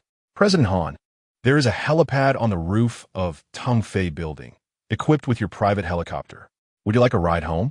Liu Changsheng, aware that it was Han Yunfei's first visit to Tongfei Building, and knowing he was unfamiliar with its facilities, inquired. Tongfei Group, a powerhouse in its industry, boasted the Tongfei Building as its headquarters and a prominent landmark in Yundong City, complete with a helipad for the president's travels. No, I drove here, and my vehicle is parked downstairs. Han Yunfei preferred to return on his electric scooter, having piloted helicopters extensively on the battlefield in the north. He found riding his small scooter far more enjoyable, believing it to be just as efficient as a helicopter, free from the constraints of traffic. Understood, President Han. I will escort you downstairs, Liu Changsheng replied, leading the way. At the base of Tongfei Building, Feng Minghai, Feng Hongda, and Su Shanshan lingered, unwilling to depart when they spotted Han Yunfei emerging from the building. Hongda, look, is that not Han Yunfei? Su Shanshan pointed toward him at the entrance of Tongfei Building, alerting Feng Hongda. Did I not instruct the security to expel him? Why is he still here? Feng Hongdao expressed his astonishment. Having just endured a stinging slap from Feng Minghai, his face still burning with pain, Feng Hongdao's family had also suffered a devastating loss. Harboring resentment without an outlet, he seized the opportunity to vent his frustrations on Han Yunfei, who appeared unscathed. Without a moment's hesitation, Feng Hongda charged forward, pointing an accusatory finger at Han Yunfei. Han Yunfei, you worthless leech. Your nonsensical ramblings caused us to be expelled. Today, I shall personally teach you a lesson. Feng Hongda's aggressive demeanor suggested he intended to assault Han Yunfei. Su San, whose dreams of leveraging the Feng family to claim the leadership of the Su family had been shattered, felt a surge of anger directed at Han Yunfei, whom she blamed for their misfortunes. You scoundrel, Han Yunfei. It is because of your curse on Uncle Feng that we find ourselves in this predicament. Recognizing Han Yunfei as the infamous son-in-law of Yundong City, Feng Minghai's attention was quickly drawn to Liu Changsheng, the general manager of Tongfei Group, standing nearby. Consequently, he refrained from taking any rash actions. Liu Changsheng, upon witnessing the furious demeanor of the two individuals confronting President Han, felt compelled to intervene. With a swift motion of his hand, he summoned a few nearby security personnel. The burly guards promptly understood the situation and rushed over, swiftly subduing Feng Hongda, and Su Shanshan to the ground. Despite their initial struggles, the two soon found themselves powerless, their arrogance swiftly extinguished. Han Yunfei gazed down at them, coolly remarking, "Feng Hongda, what do you think? Did I not foresee your downfall? Do not underestimate an ordinary person. There are always greater mountains beyond the hills, and greater individuals beyond the ordinary. I am your mountain beyond the mountain, your person beyond the person." After delivering this pointed commentary, Han Yunfei subtly gestured to Lu Changsheng, as the security personnel did not recognize him, and he deemed it unnecessary to disclose his identity as the president. Lu Changsheng understood immediately. President Han had previously instructed that the Feng family was not to set foot within the Tengfei group, and yet these two dared to intrude. Remove them from here, and should they resist, ensure they receive a sound beating. Lu Changsheng commanded the guards. As the guards escorted the pair outside, Feng Hongda and Su Shanshan refrained from further defiance, with Feng Minghai supporting them as they left in disgrace. With the matter settled, Han Yunfei instructed Lu Changsheng to return to his duties, saying, "You may go about your business now." Afterward, he mounted his modest electric scooter and headed home. Lu Changsheng, astonished by Han Yunfei's preference for the scooter over a helicopter, mused, "President Han truly remains low-key and unassuming." Upon arriving at his doorstep, Han Yunfei was met with a sharp voice. "Where have you been loitering, you worthless thing?" He turned to find Zhang Huifang, Su Ruoxue's mother, standing at the entrance, accompanied by an arrogant-looking man. Han Yunfei was taken aback by the unexpected tirade, though he had long grown accustomed to such treatment over the past 3 years. "You're back just in time. I was tired of waiting for you," Zhang Huifang continued, her tone rife with disdain. Curious about her sudden urgency, Han Yunfei inquired, "What do you need from me? I won't waste time with you. Here is the divorce agreement. Sign it immediately, and I will give you 1 million to leave my daughter," Zhang Huifang retorted, producing a document and slapping it down in front of him. The contract accompanied by a check for 1 million. Han Yunfei glanced at the check, finding the amount rather laughable. After all, he had just discreetly gifted Su Ruoxue 100 million without a second thought. "I will not sign. My love for Ruoxue is genuine. I cannot divorce her, and I am confident she would not agree to this either," Han Yunfei asserted resolutely. "Genuine love?" Zhang Huifang scoffed. "You, a penniless wretch, speak of love? Consider your options carefully. This is 1 million, a sum you could never hope to earn in your lifetime." Han Yunfei could not help but chuckle. 1 million was but a mere fraction of the Han family's wealth, hardly sufficient to serve as pocket money. "Why are you so intent on forcing us to divorce?" he queried, choosing to disregard the absurdity of the 1 million and seeking to uncover Zhang Huifang's underlying motives. "Look at you, so pathetic. You cannot provide Ruoxue with happiness. The only option is for you to divorce her and marry young Master Zhao. By leveraging the Zhao family's influence, we can resolve the Su family's crisis and restore Ruoxue's standing within the Su family," Zhang Huifang declared. "I have already stated that I will protect the Su family. Within 3 days, I will help the Su family escape their troubles and elevate the Su clothing brand to national prominence. Why can you not trust me?" Han Yunfei lamented, feeling the sting of distrust from the Su family. He could only plead earnestly once more. "Just you? Don't be ridiculous.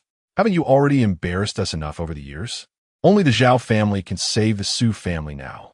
Zhang Huifang's anger intensified. She found Han Yunfei's grandiose promises to be nothing but a farce. "Enough of your nonsense. Is 1 million insufficient for you? I know you are only after money, and your hesitation is merely an attempt to extort more, isn't it?"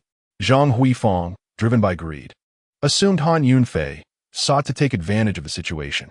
2 million, no more," she said, gritting her teeth as she pulled out a check for 1 million. Han Yunfei was not interested in money, but the Su family was indeed in dire straits, their financial lifelines severed. Where could Zhang Huifang possibly acquire such a sum? Inquisitive about the source of this money, Han Yunfei provocatively remarked, "I want 5 million. "What? You truly are a glutton, insatiable in your demands." Zhang Huifang was taken aback by Han Yunfei's audacity. "Are you sure? You will keep your word?" After a moment of hesitation and contemplation, Zhang Huifang glanced at the man beside her. Receiving his affirmation, She astonishingly agreed to Han Yunfei's terms. Han Yunfei quickly grasped that Zhang Huifang could indeed procure this money, and it was linked to the man beside her. You must be deceiving me. The Su family is currently in financial ruin. You cannot possibly have such funds. He taunted her intentionally. Zhang Huifang smirked, gesturing towards the man beside her. Let me be frank. This gentleman is Zhao Jiahao, young Master Zhao.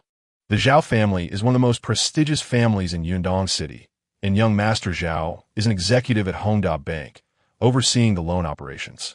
With a mere wave of his hand, he can establish any loan plan he desires, taking as much money from the bank as he wishes. A pauper like you will never encounter such a realm. Zhang Huifang rapturously introduced Zhao Jiahao, which only inflated his already lofty pride, causing him to regard Han Yunfei with disdain. Han Yunfei, disinterested in such a frivolous scion, finally understood that Zhang Huifang's funds were sourced from Zhao Jiahao. Moreover, it became evident that Zhao Jiahao was misappropriating funds from Hongda Bank. No wonder he was so lavish. He felt no remorse. After all, the bank's money was in essence Han Yunfei's money. The audacity of using his own funds to coerce him into abandoning his wife was utterly ludicrous. Han Yunfei was bemused by the absurdity of this situation, though he refrained from voicing this thought. Misappropriating bank funds is a criminal act. Are you not afraid of being discovered? Han Yunfei feigned nonchalance, attempting to extract more information. At that moment, young Master Zhao finally spoke, his tone replete with disdain. Investigate? Do you know who my uncle is? The head of the penal department. Who dares to investigate me? I dare to investigate. Zhao Jiahao. Your time is up. Prepare to step into prison and face the consequences. Han Yunfei, the esteemed war god of Longshan Nation, holds a pivotal position within the realm. What does a mere head of the penal department have to fear? Han Yunfei detests evil with fervor, and those who dare to act corruptly shall face no leniency. Who do you think you are to challenge me? Let me tell you, no one in Yundong City can lay a hand on me. Zhao Jiahao, in his arrogance, retorted, Is that so? Care to test it? Han Yunfei replied coldly, Let us see if you have the guts. I'll break your legs right now. Zhao Jiahao shouted as he charged forward, intent on assaulting Han Yunfei. In response, a chilling aura emanated from Han Yunfei, his gaze sharp as an eagle's, fixating on Zhao Jiahao. Overwhelmed by this pressure, Zhao Jiahao trembled, his legs turning to jelly. With a loud thud, the quaking Zhao Jiahao fell backward, crashing against the door. At that moment, Su Ruoxue inside the room heard the commotion and mistakenly thought Han Yunfei had returned and was knocking. Did you forget your keys? She said, opening the door. Upon opening the door, she was startled to find a pale-faced man lying at her feet. Han Yunfei, seeing Su Ruoxue emerge, immediately tempered his fierce demeanor. He had no desire to resort to violence before his wife, fearing it might frighten her.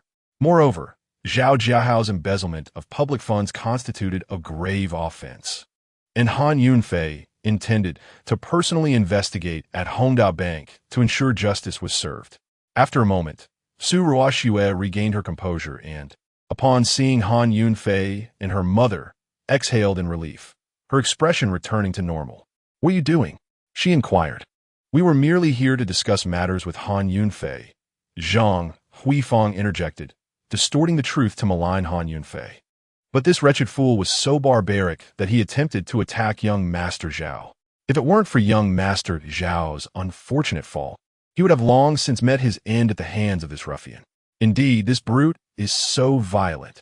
If I hadn't slipped, it would be him lying on the ground. Zhao Jiahao chimed in, though it was clear he had been intimidated by Han Yunfei's aura. Zhang Huifang, seeking to manipulate the narrative, provided him an escape from admitting the truth. Ruoxue, they are lying. They came to coerce me into divorcing you, which I rejected. Moreover, it was Zhao Jiahao who initiated the confrontation. He was simply too weak to withstand my presence. Han Yunfei revealed the truth. He held little regard for such a spoiled brat. Yet he explained himself to avoid any misunderstandings from Su Ruoxue. From the moment Su Ruoxue opened the door, Zhao Jiahao had been leering at her, disregarding Han Yunfei entirely. Adopting a lecherous demeanor, he said, Ruoxue, I have long admired you. If you were to be with me, I would treat you sincerely. This worthless husband of yours, impoverished and unable to provide you with happiness, should be cast aside. If you marry me, I will immediately assist the Su family in resolving their crisis. You could become the young mistress of a Zhao family and the head of the Su family. What a splendid opportunity.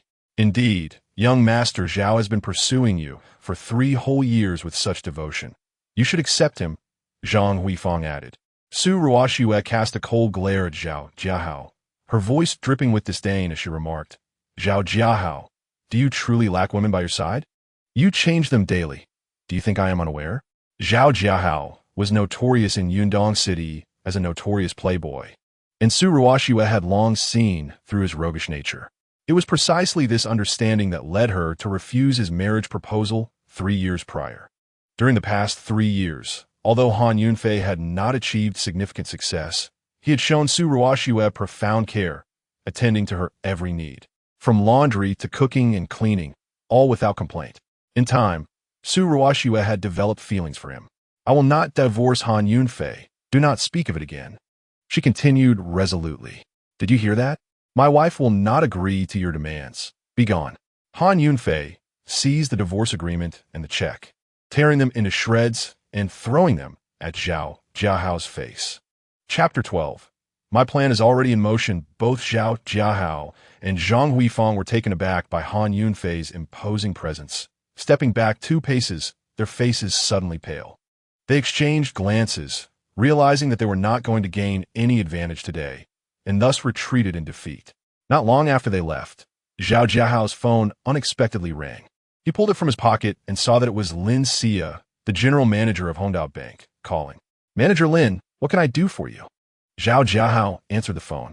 On the other end, Lin Xia's voice conveyed urgency. All personnel related to loan operations return to Hongdao Bank for a meeting. We need to urgently formulate a loan plan amounting to 100 million, with no interest and no repayment deadline. This will be publicly announced, and anyone interested may apply. The magnitude of this loan plan was immense, and time was of the essence, prompting Lin Xia to call back the relevant staff to the bank. However, she did not reveal to others that only Su Ruoxue was eligible to approve this plan, adhering to Han Yunfei's instructions to keep his identity concealed. After all, as the general manager, Lin Xia possessed the final approval authority. It mattered little if everyone applied. All right, I will return to Hongdao Bank right away. Zhao Jiahao concluded the call, a sly smile creeping across his face. His usual misappropriations of Hongdao Bank's funds had been minor, typically in the hundreds of thousands. But now 100 million was laid before him, interest-free and with no repayment limit. It was akin to receiving a gift of money. Is there something urgent, young Master Zhao? Zhang Huifang inquired with concern. Hongdao Bank is about to launch a 100 million interest-free loan plan, open for all to apply, Zhao Jiahao replied, unafraid to disclose this information to Zhang Huifang. Since the plan was to be publicly announced, there was no need for secrecy. Everyone would learn of it in due time. Really? Such a fortuitous opportunity, Zhang Huifang thought, her mind racing with ambitions. If I could secure this 100 million, who would prevent me from becoming the head of the Su family? Once the pride of the Su family, Su Ruoxue's status had plummeted since Han Yunfei's arrival, leading to frequent ridicule from the Su family. Zhang Huifang now set her sights on claiming the position of the Su family head, believing that once she achieved this, no one would dare to challenge her. Indeed, it is true, Zhao Jiahao affirmed. Anyone can apply, but with such fierce competition, the chances seem rather slim. Zhang Huifang tentatively inquired of Zhao Jiahao. Isn't that a trivial matter? Do not forget, I am executive at Hongdao Bank, responsible for loan approvals. It is merely a matter of my word to grant a loan to anyone, Zhao Jiahao boasted with self-importance. Our Su family is facing bankruptcy due to a severed financial chain, and I wish to apply for this loan in my name to assist the Su family. Zhang Huifang remarked, eyeing Zhao Jiahao's reaction. She then flashed an ingratiating smile and continued, if young Master Zhao could aid me in securing this loan, I would certainly persuade Ruoxue to leave that worthless Han Yunfei and marry you instead. It was truly appalling that Zhang Huifang would use her own daughter as a bargaining chip to curry favor with Zhao Jiahao for the sake of wealth and power. Not a problem. Come to Hongda Bank tomorrow, Zhao Jiahao replied eagerly, relishing the prospect, for the bank's funds were not his own, and obtaining Su Ruoxue would be effortless, a desire he greatly cherished. After concluding their discussion, Zhao Jiahao hurried off to a meeting at Hongda Bank, while Zhang Huifang returned home. Little did they know that Han Yunfei had tailored a financial plan specifically for Su Ruoxue, unaware that these two sought to exploit his efforts. After dismissing Zhao Jiahao and Zhang Huifang, Han Yunfei strode into the kitchen, rolled up his sleeves, and began washing dishes, preparing to cook dinner for his wife. The esteemed war god of Longxia could bravely battle on the front lines, yet also find joy in crafting a meal for his beloved, for cooking was a man's romantic endeavor. Su Ruoxue had long been aware of her mother's dissatisfaction with Han Yunfei as her son-in-law, frequently urging Su Ruoxue to divorce him. Today, she had unexpectedly brought Zhao Jiahao to their doorstep. My mother is increasingly pressuring us to divorce, and in 3 days, if your grand notions do not materialize, we may face dire consequences. Su Ruoxue expressed her concerns to Han Yunfei. Where's the pretense in my words? I have always acted upon my promises, Han Yunfei replied, his expression one of solemnity. My plan is already in motion. You must trust me, he continued earnestly. Where's this plan? I do not see it, Su Ruoxue retorted. Skeptical, having resolutely rejected the notion of divorce in the face of Zhang Huifang and Zhao Jiahao's pressure, had deeply moved Han Yunfei, prompting him to share his strategy with her. My plan consists of 2 parts. The first is to provide substantial funding to the Su family to restore normal operations. The second is to host a grand promotional event to catapult the Su family's clothing brand to fame. You shall soon understand, Han Yunfei stated with utmost seriousness. More empty promises, Han Yunfei. It is not that I do not believe in you, but can you even find $10 in your pocket right now? Su Ruoxue questioned, her disbelief evident. Han Yunfei was left speechless, unable to counter her skepticism, for he had spent all his savings on bird's nest soup that day, and indeed, could not produce even $10 from his pockets. Yet it mattered not if Su Ruoxue remained unconvinced. He had shared the truth with her, adhering to his principle that spouses should be open and honest with one another. Rest assured, I have everything arranged. You need not worry. Han Yunfei realized that further explanations were futile, so he decided to conclude the topic. You must be hungry. Why don't you watch some television while I prepare dinner? He suggested. He anticipated that the loan plan from Hongda Bank would soon be announced, so he turned on the news channel for Su Ruoxue. As a devoted partner, Han Yunfei took it upon himself to cook for her. Clad in an apron, he expertly handled the frying pan, and the delightful aroma of sweet and sour ribs wafted into the living room. Suddenly, Su Ruoxue, watching television in the living room, exclaimed, Han Yunfei, come quickly. What is it? Han Yunfei inquired, stepping into the room with feigned curiosity. Look, the news says Hongda Bank is launching a brand new interest-free loan plan today, totaling up to 100 million, with no repayment deadline and open for applications to all citizens. Su Ruoxue pointed at the screen, her eyes wide with amazement. Is that true? Han Yunfei pretended to be surprised and continued. This is an excellent opportunity. If you manage to secure this loan, it could resolve the financial crisis facing the Su family.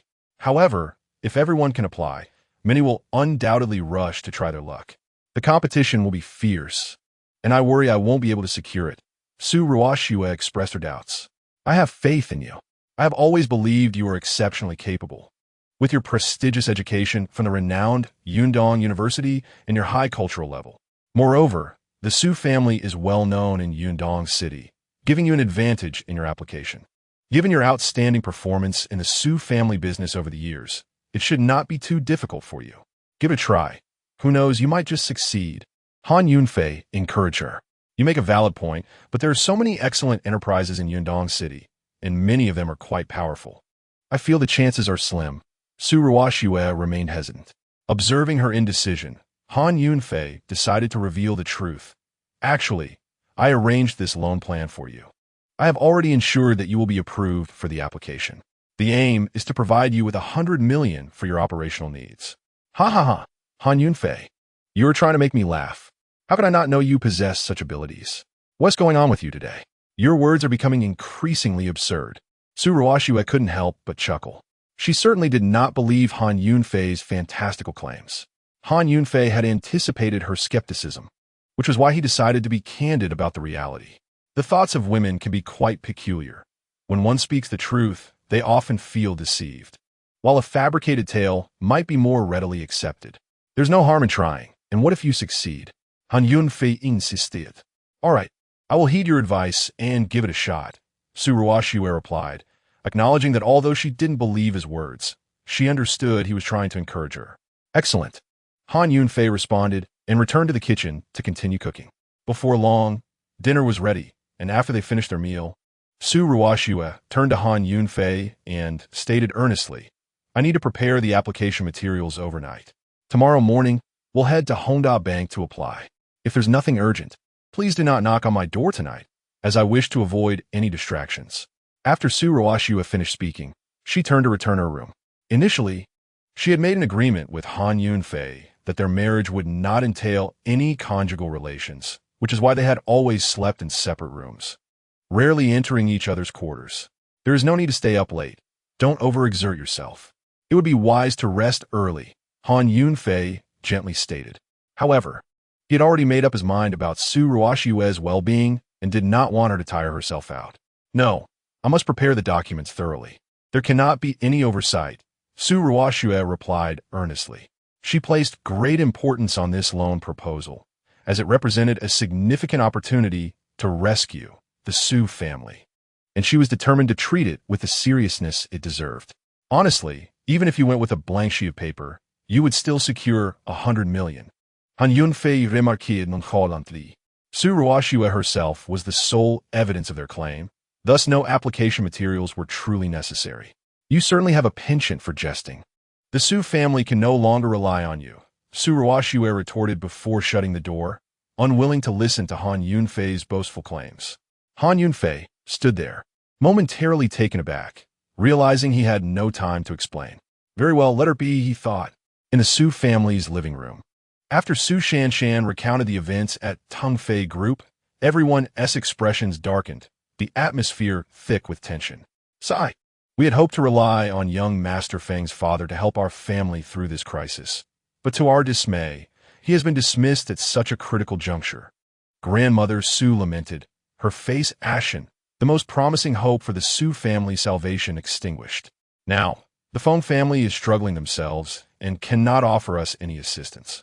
If we cannot secure funding soon, the Su family will truly face bankruptcy, Su Ming said, his brow furrowed, a look of helplessness etched across his face.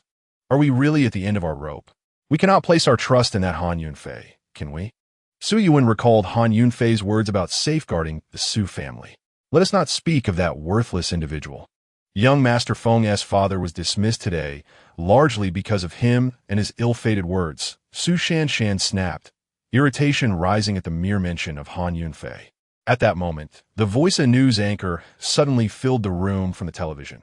Honda Bank has announced the launch of a brand new interest-free loan program, with a total amount reaching 100 million, open for applications from all citizens. The Su family's attention was instantly captured. Su Ming's eyes brightened as he exclaimed, "What a fortuitous opportunity. It seems this chance has been tailored for the Su family. Indeed, our family is saved. Shanshan and Yuan, you two must apply for this loan tomorrow," Li Yafan said excitedly. "We can no longer depend on that useless Han Yunfei. It is all up to you two now." Grandmother Su looked at Su Shanshan and Su Yuan with joy, her tone laced with hope. Su Shanshan and Su Yuan nodded solemnly. "Grandma, rest assured. We shall do our utmost." The following morning, the day after the wager, Han Yunfei awoke early as usual to prepare breakfast for Su Ruoxue. As he entered the kitchen and tied on his apron, his phone vibrated in his pocket. He took it out to find a call from the housekeeper. Han Yunfei pressed the answer button, and a housekeeper's respectful voice greeted him. "Young master, good morning." Calling so early indicates that matters are progressing well, Han Yunfei responded, retrieving eggs from the refrigerator as he spoke. "As per your instructions, the Yun Dongqing Sports Stadium has been booked and the venue arrangements are currently underway. Invitations have been extended to 100 of the most illustrious celebrities, who will begin to arrive in Yun Dongqing today. The butler is providing a detailed report on the progress of the promotional event. Have the celebrities' itineraries been finalized? Han Yunfei inquired, gently whisking eggs in a bowl. Everything is meticulously arranged. Accommodations, security, and transportation are all in place, leaving no room for error, the butler responded with unwavering assurance. Excellent. What about the media? Han Yunfei continued, pouring the well-mixed egg mixture into a frying pan, the aroma wafting through the air. All major media outlets have confirmed their attendance, including renowned domestic television stations, online platforms, and magazines, the butler replied. Very well, we can now disseminate information about the promotional event online to generate buzz. However, refrain from disclosing that it is a promotional event for the Su family's clothing brand. Maintain an air of mystery. Once the online discussions escalate to trending status, we shall release the ticket allocations in batches, Han Yunfei declared, plating the perfectly fried eggs. Understood, young master, the butler acknowledged. You may continue with your tasks, and let me know should you require anything. After ending the call, Han Yunfei prepared a few slices of ham and warmed some milk. He approached the door to Su Ruoshue's room and gently knocked. Ruoshue, it's time to wake up for breakfast. A short while later, Su Ruoshue emerged, rubbing her eyes. Having stayed up late to prepare application materials, she felt somewhat fatigued. However, her heart warmed upon seeing the thoughtful breakfast laid out, invigorating her spirit. Although Han Yunfei had accomplished little in the past 3 years, his attentiveness to Su Ruoshue's daily needs filled her with warmth, leading her to realize she had become dependent on him. After breakfast, the two made their way to Hongda Bank together. Su Ruoshue's Audi was still under repair, necessitating her to ride on Han Yunfei's small electric scooter once more. Upon arriving at the bank, they were greeted by a bustling scene. The lobby was teeming with people, with the crowd nearly filling the entire space, each individual eager to apply for the 100 million loan. Observing the throngs of applicants, Su Ruoshue felt a pang of anxiety. So many people. Can we truly secure the loan? Don't worry. Didn't you prepare thoroughly last night? Trust in yourself. Han Yunfei gently yet firmly encouraged her. Su Ruoshue found solace in his words, and his calm demeanor instilled a sense of confidence within her, easing her apprehensions somewhat. Just then, a familiar figure passed by them. Chapter 14. President, what brings you here? Han Yunfei and Su Ruoshue turned to see her mother, Zhang Huifang. What are you doing here, you worthless thing? Zhang Huifang's expression darkened as she recalled the incident from the previous day when Han Yunfei had dismissed her. He is accompanying me to apply for the 100 million loan from Hongda Bank, Mom. What brings you here? Su Ruoshue interjected, aware of her mother's bias against Han Yunfei and wishing to avoid conflict. Zhang Huifang cast a cold glance at Han Yunfei. With a tone laden with sarcasm, she addressed Su Ruoshue, stating, what use is there in bringing along a useless person who can merely consume resources? It appears that you will not secure the loan today. It would be wise for you to return and cease wasting time. In times like these, it is I who must take the lead. The Su family depends on my intervention. Are you also here to apply for the 100 million loan? Su Ruoshue was taken aback, as she had not anticipated her mother's desire to compete for the substantial sum.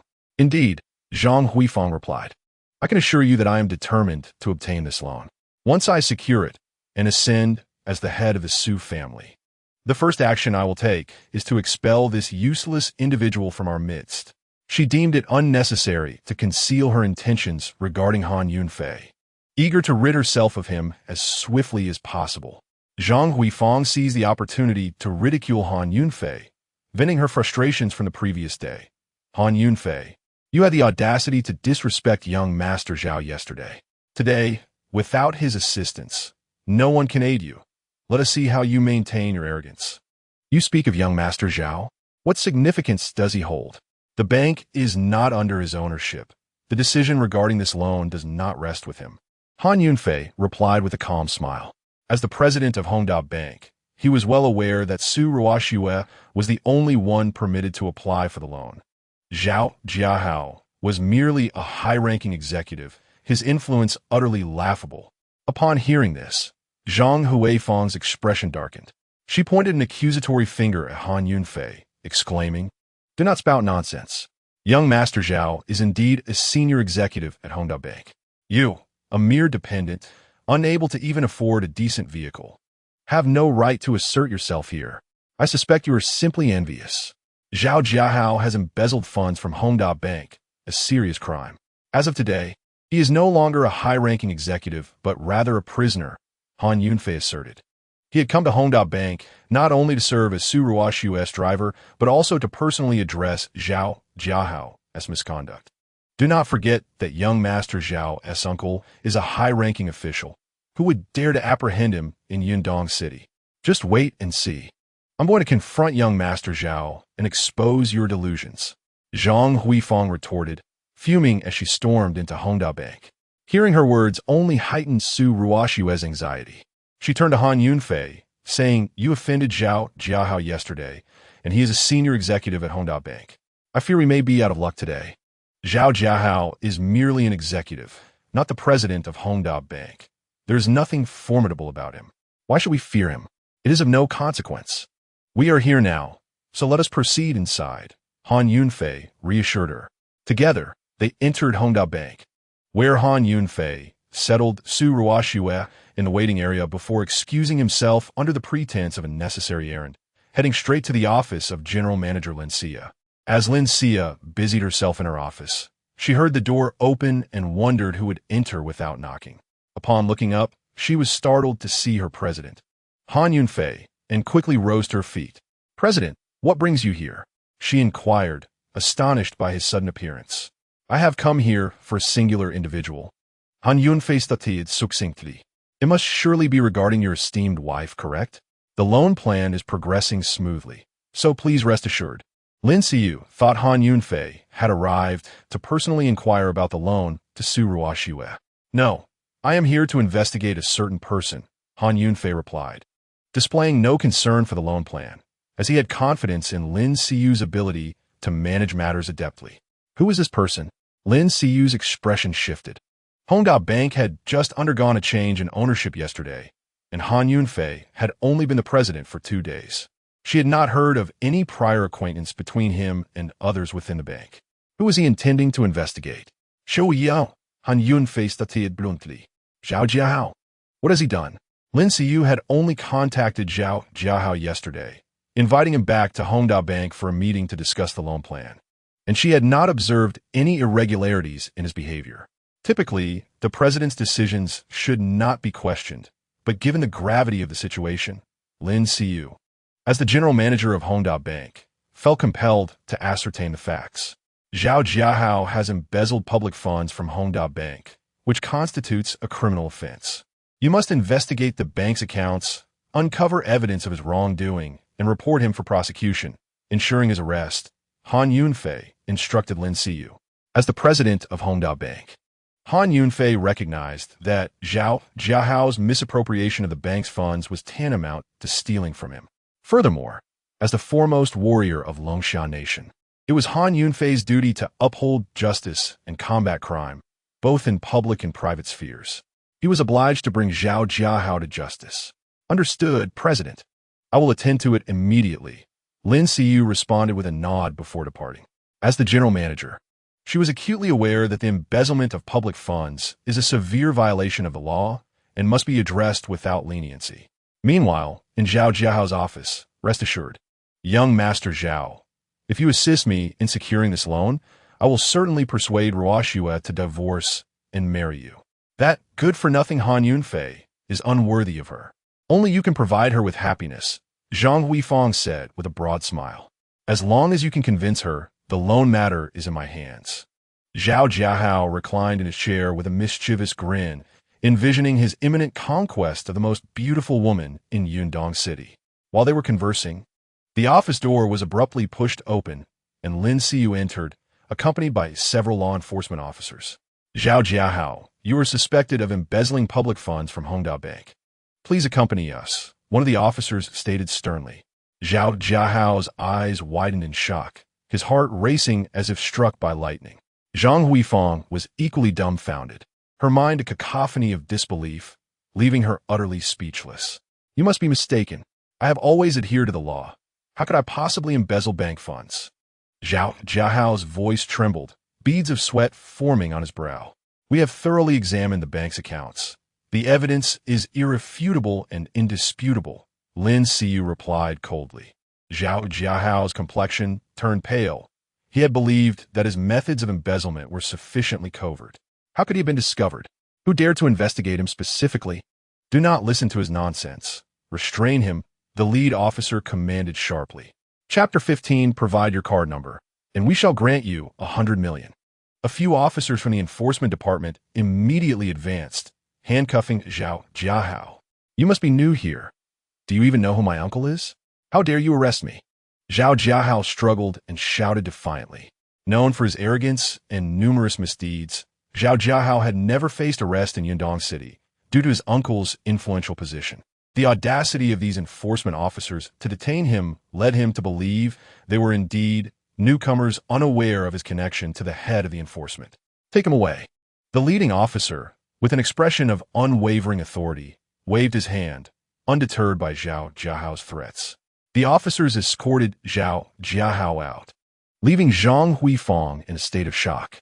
How could this happen? That good-for-nothing Han Yunfei actually spoke the truth. What a cursed tongue he has.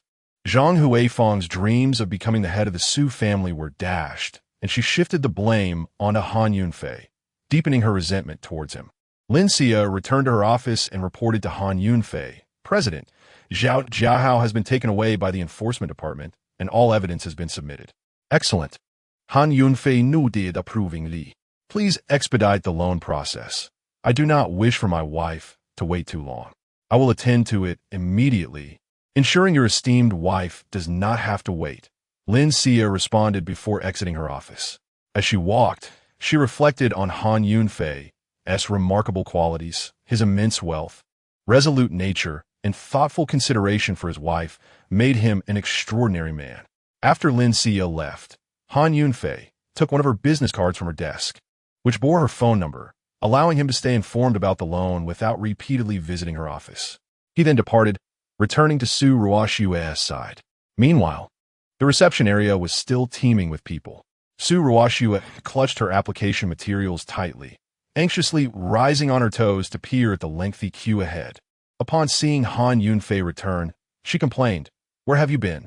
I couldn't find you anywhere." "I went to uphold justice and apprehend the wrongdoers," Han Yunfei replied earnestly. "I'm not in the mood for jokes right now. Everyone ahead of us has been rejected. Do we even stand a chance?" Su Ruoxue was skeptical of Han Yunfei's claims of justice, feeling increasingly anxious about the competition around her. Han Yunfei initially intended to inform Su Ruoxue of Zhao Jiahao's arrest, but seeing her doubt, he decided against it. Instead, he reassured her, "There's definitely a chance. The elimination of those ahead is meant to pave the way for you." "All right, I'll believe you this once." Su Ruoxue took Han Yunfei's words as encouragement, unaware that Lin Xia was indiscriminately eliminating others in anticipation of her arrival. In the approval room, Lin Xia understood the importance of not delaying Su Ruoxue, since Han Yunfei had instructed her to ensure Su Ruoxue did not wait long. She had to maintain the facade. Thus, upon scanning the crowd and identifying anyone who was not Su Ruoxue, she promptly eliminated them without hesitation.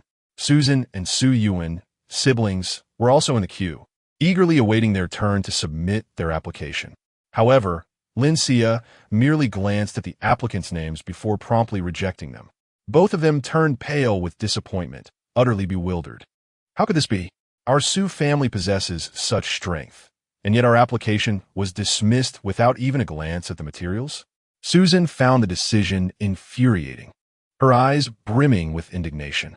Indeed, was Lin Xia blind? Our Su family's clothing brand is renowned in Yundong City, and yet we could not secure approval? Su Yuan was equally filled with rage. As Susan and Su Yuan stormed out, they encountered Su Ruoxue and Han Yunfei. "Oh, isn't this Ruoxue and her worthless husband? Are you here to apply for that 100 million loan as well? Don't dream too big. You should head back now. If we, with our considerable strength, couldn't get through, what chance do you have? It's a sheer waste of time," Susan scoffed, mocking Su Ruoxue and Han Yunfei. "Your rejection merely signifies your lack of capability. It does not imply that we cannot succeed, Han Yunfei retorted. Going in would be futile. The approval process is merely a formality.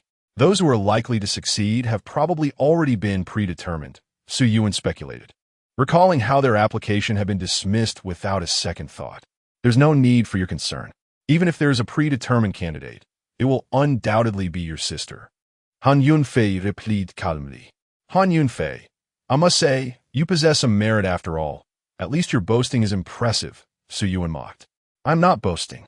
You will soon find out. Han Yunfei dismissed the need for further explanation. All right, if you're also rejected, you must lie on the ground and bark like a dog 3 times. What do you say? Su Yuan challenged Han Yunfei, eager to seize the opportunity to ridicule him, especially after feeling humiliated by him the previous day at the Su residence. Are you serious? If you are so confident, then I accept your wager. Let us see how bold you are after that, Han Yunfei replied, noting Su Yuan's rudeness. Of course, it's a deal. Su Yuan grinned wickedly, pleased to have Han Yunfei take the bait. Moments later, it was Su Ruoxue's turn to apply. Taking a deep breath, she entered the approval room. Upon seeing her, Lin Xia lifted her gaze and immediately recognized the extraordinary beauty before her, surmising it was indeed Su Ruoxue, the most beautiful woman in Yundong City. Lin Xia could not help but marvel. Even she, the bank's prize flower, felt overshadowed in Su Ruoxue's presence. After reviewing Su Ruoxue's application materials and confirming her identity, Lin Xia spoke directly. Miss Su, congratulations. Your application meets the criteria, and you are approved for our interest-free loan of 100 million. Is it really approved just like that? Su Ruoxue looked at Lin Xia in disbelief, unable to comprehend her words. The application materials she had prepared overnight had merely been glanced at before receiving approval. This seemed far too easy. For a moment, Su Ruoxue felt as if it were all orchestrated by Han Yunfei. Indeed, Miss Su, please provide your card number, and we shall transfer the sum of 100 million to your account. Given the magnitude of the amount, it is anticipated to be credited by tomorrow, Lin Xia remarked. Lin Xia fully comprehended Su Ruoxue's astonishment. After all, who would not be taken aback by the revelation that a seemingly useless son-in-law was, in fact, a hidden trillionaire? All right, here's my card number. Thank you, Manager Lin, Su Ruoxue replied, struggling to contain the exhilaration within her heart. With this substantial fortune, the Su family finally had hope. After completing the simple formalities, Su Ruoxue emerged still enveloped in a daze. Upon seeing Su Ruoxue's absent-minded demeanor, Su Yuan concluded that she had indeed been rejected. Thus, with a sense of schadenfreude, he exclaimed, I told you so. You were turned down. Han Yunfei, you've lost. Now get down and bark like a dog. Han Yunfei, perplexed, pondered the situation. Could it be that Lin Xia had blundered and failed to recognize Su Ruoxue? Chapter 16. You will bark like a dog with a furrowed brow. Han Yunfei inquired, Ruoxue, what was the outcome? Was your application unsuccessful? I was approved for a 100 million interest-free loan, Su Ruoxue said, finally coming to her senses, her face alight with excitement. Su Shanshan and Su Yuan were instantly taken aback, their expressions a tableau of disbelief. How is that possible? Su Ruoxue waved the approval document in her hand, and upon seeing it, Su Shanshan and Su Yuan's faces drained of color. Attempting to flee, but Han Yunfei blocked their path. The bet we made earlier needs to be honored. You shall get down and bark like a dog, he said coldly, fixing Su Yuan with a piercing gaze. Having witnessed Han Yunfei's formidable presence the previous day at the Su residence, Su Yuan dared not confront him directly. He could only grit his teeth in resignation and reluctantly knelt on the ground. Woof, woof, woof, Su Yuan called out 3 times, prompting an uproarious laughter from everyone in the bank. The faces of Su Yuan and Su Shanshan turned a deep shade of crimson as they felt utterly humiliated, covering their faces in shame as they hurriedly left the scene. Su Ruoxue watched them retreat in disgrace, a wave of satisfaction washing over her. Since Han Yunfei had become part of the Su family, these 2 siblings had often ridiculed her. Today, Han Yunfei had avenged her grievances, and her fondness for him deepened. Moreover, With the successful approval of the 100 million loan, the prospect of saving the Su family appeared promising. Su Ruoxue felt an uncontrollable urge towards Han Yunfei, leading her to unconsciously take his hand. Han Yunfei was momentarily taken aback, a warm and tender sensation igniting a flutter within his heart. He had not anticipated Su Ruoxue would initiate such a gesture. It marked only the second instance of physical intimacy in their 3 years of marriage. His fingers instinctively tightened, savoring the warmth of her palm. Thanks to your unwavering encouragement, I dared to apply for this loan. With this fortune, saving the Su family is within reach. Su Ruoxue murmured, a blush gracing her cheeks. Han Yunfei felt a surge of emotion upon hearing Su Ruoxue express her gratitude. He smiled gently and replied, your abilities are inherently strong. The bank will undoubtedly value your application. I'm merely here to offer my support. Hand in hand, Han Yunfei and Su Ruoxue exited the Grand Bank, only to have this tender moment abruptly shattered. Han Yunfei, you worthless fool. You have ruined my good fortune. A sudden barrage of insults erupted. Turning to the source of the commotion, Han Yunfei and Su Ruoxue saw Zhang Huifang emerging from the bank. Her countenance a portrait of despair after witnessing the arrest of her patron, young Master Zhao. Encountering Han Yunfei only fueled her ire, and her vacant gaze ignited with fury. Su Ruoxue furrowed her brow and released Han Yunfei's hand. Unable to restrain herself at Zhang Huifang's unfounded accusations, she defended him. Mother, how can you speak of Yunfei in such a manner? What wrong has he committed? What wrong? If it weren't for him, how could young Master Zhao have been apprehended? My loan has fallen through because of this good-for-nothing. Zhang Huifang pointed an accusatory finger at Han Yunfei, placing the blame squarely on him. You mean Zhao Jiahao was arrested? Su Ruoxue exclaimed, her astonishment not stemming from the arrest itself, but rather from the uncanny accuracy of Han Yunfei's predictions. He had foretold her successful loan application, and indeed, it had come to pass. He had also predicted that Zhao Jiahao would find himself in chains, and now that was a reality. How could Han Yunfei possess such uncanny insight? Was everything truly orchestrated by him? A flicker of doubt crossed Su Ruoxue's mind. Yet, her rationality quickly regained control. Such an extraordinary occurrence was implausible. She must be overthinking it. Zhao Jiahao's arrest was merely a consequence of his nefarious deeds. Those who commit wrongdoing ultimately meet their demise. It was no fault of Han Yunfei's. Su Ruoxue had long held disdain for Zhao Jiahao, wishing nothing more than for his downfall. I am your mother. How can you defend an outsider without standing by me? He is the reason I cannot secure this 100 million loan. And now the Su family's last hope lies in ruins. Zhang Huifang lamented, unaware that Su Ruoxue had indeed procured the 100 million loan. Her perception of Su Ruoxue's favoritism towards Han Yunfei only intensified her fury. Han Yunfei is not an outsider. He is my husband and your son-in-law. Moreover, he has never wronged the Su family. Also, I have already secured the 100 million loan, so you needn't worry, Su Ruoxue asserted with confidence. Upon hearing this, Han Yunfei felt a profound sense of gratitude swell within him. This was the first time in their 3 years of marriage that Su Ruoxue had affirmed his role as her husband. Zhang Huifang's eyes widened in disbelief as she processed the revelation of Su Ruoxue's successful loan application. Before Zhang Huifang could gather her thoughts, Su Ruoxue's phone suddenly rang. She glanced at the screen and saw it was a call from her father, Su Yao. Noticing there were no outsiders present, she answered on speakerphone. Ruoxue, this is bad. Our family's financial chain has collapsed. The factory cannot issue wages, and the workers are in an uproar. Su Yao's voice came through, laced with urgency and panic. Amidst the clamor of a distressed crowd, Su Ruoxue's expression changed abruptly, and she hurriedly said, Dad, please do not worry. I will rush over right away. After hanging up the phone, she turned to Han Yunfei and Zhang Huifang, urging, let us hurry. All right, we shall depart immediately. Han Yunfei nodded, preparing to start his little electric scooter. Mom, Han Yunfei's scooter can only accommodate one person, Su Ruoxue remarked awkwardly as she observed the limited space. Riding this shabby scooter is utterly embarrassing. I refuse to get on it. Zhang Huifang retorted disdainfully, walking off to hail a taxi. Han Yunfei and Su Ruoxue mounted the scooter, speeding towards the Su family factory.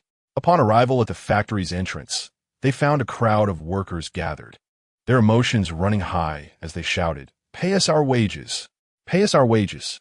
If we do not receive our salaries, we will strike." At the forefront of the crowd, 3 ruffians incited the workers.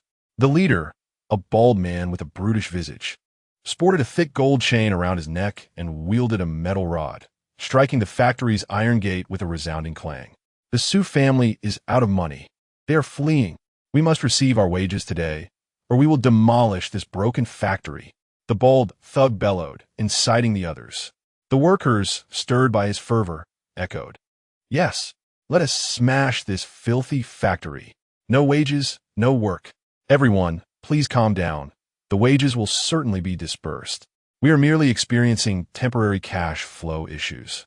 We will not default on any salaries." Su Yao, standing at the forefront of the crowd, attempted to placate the workers, his brow dripping with sweat, his voice hoarse from shouting, "Enough of your nonsense. If there's no money, then shut down the factory." One of the thugs with dyed red hair shouted, "If we do not receive our money today, we will destroy this place." Another thug, covered in tattoos, kicked over a nearby trash bin, glaring menacingly at Su Yao. Chapter 17. Dealing with the ruffians, Su Yao felt a chill run down his spine under the fierce gaze of the ruffians. He had never encountered such a scene before. However, he quickly gathered his composure, recalling that he was responsible for the factory's daily management, interacting with the workers regularly, and recognizing most of them. Yet these 3 were complete strangers. "Which workshop are you from? I do not recall seeing you before," Su Yao inquired, realizing the gravity of the situation.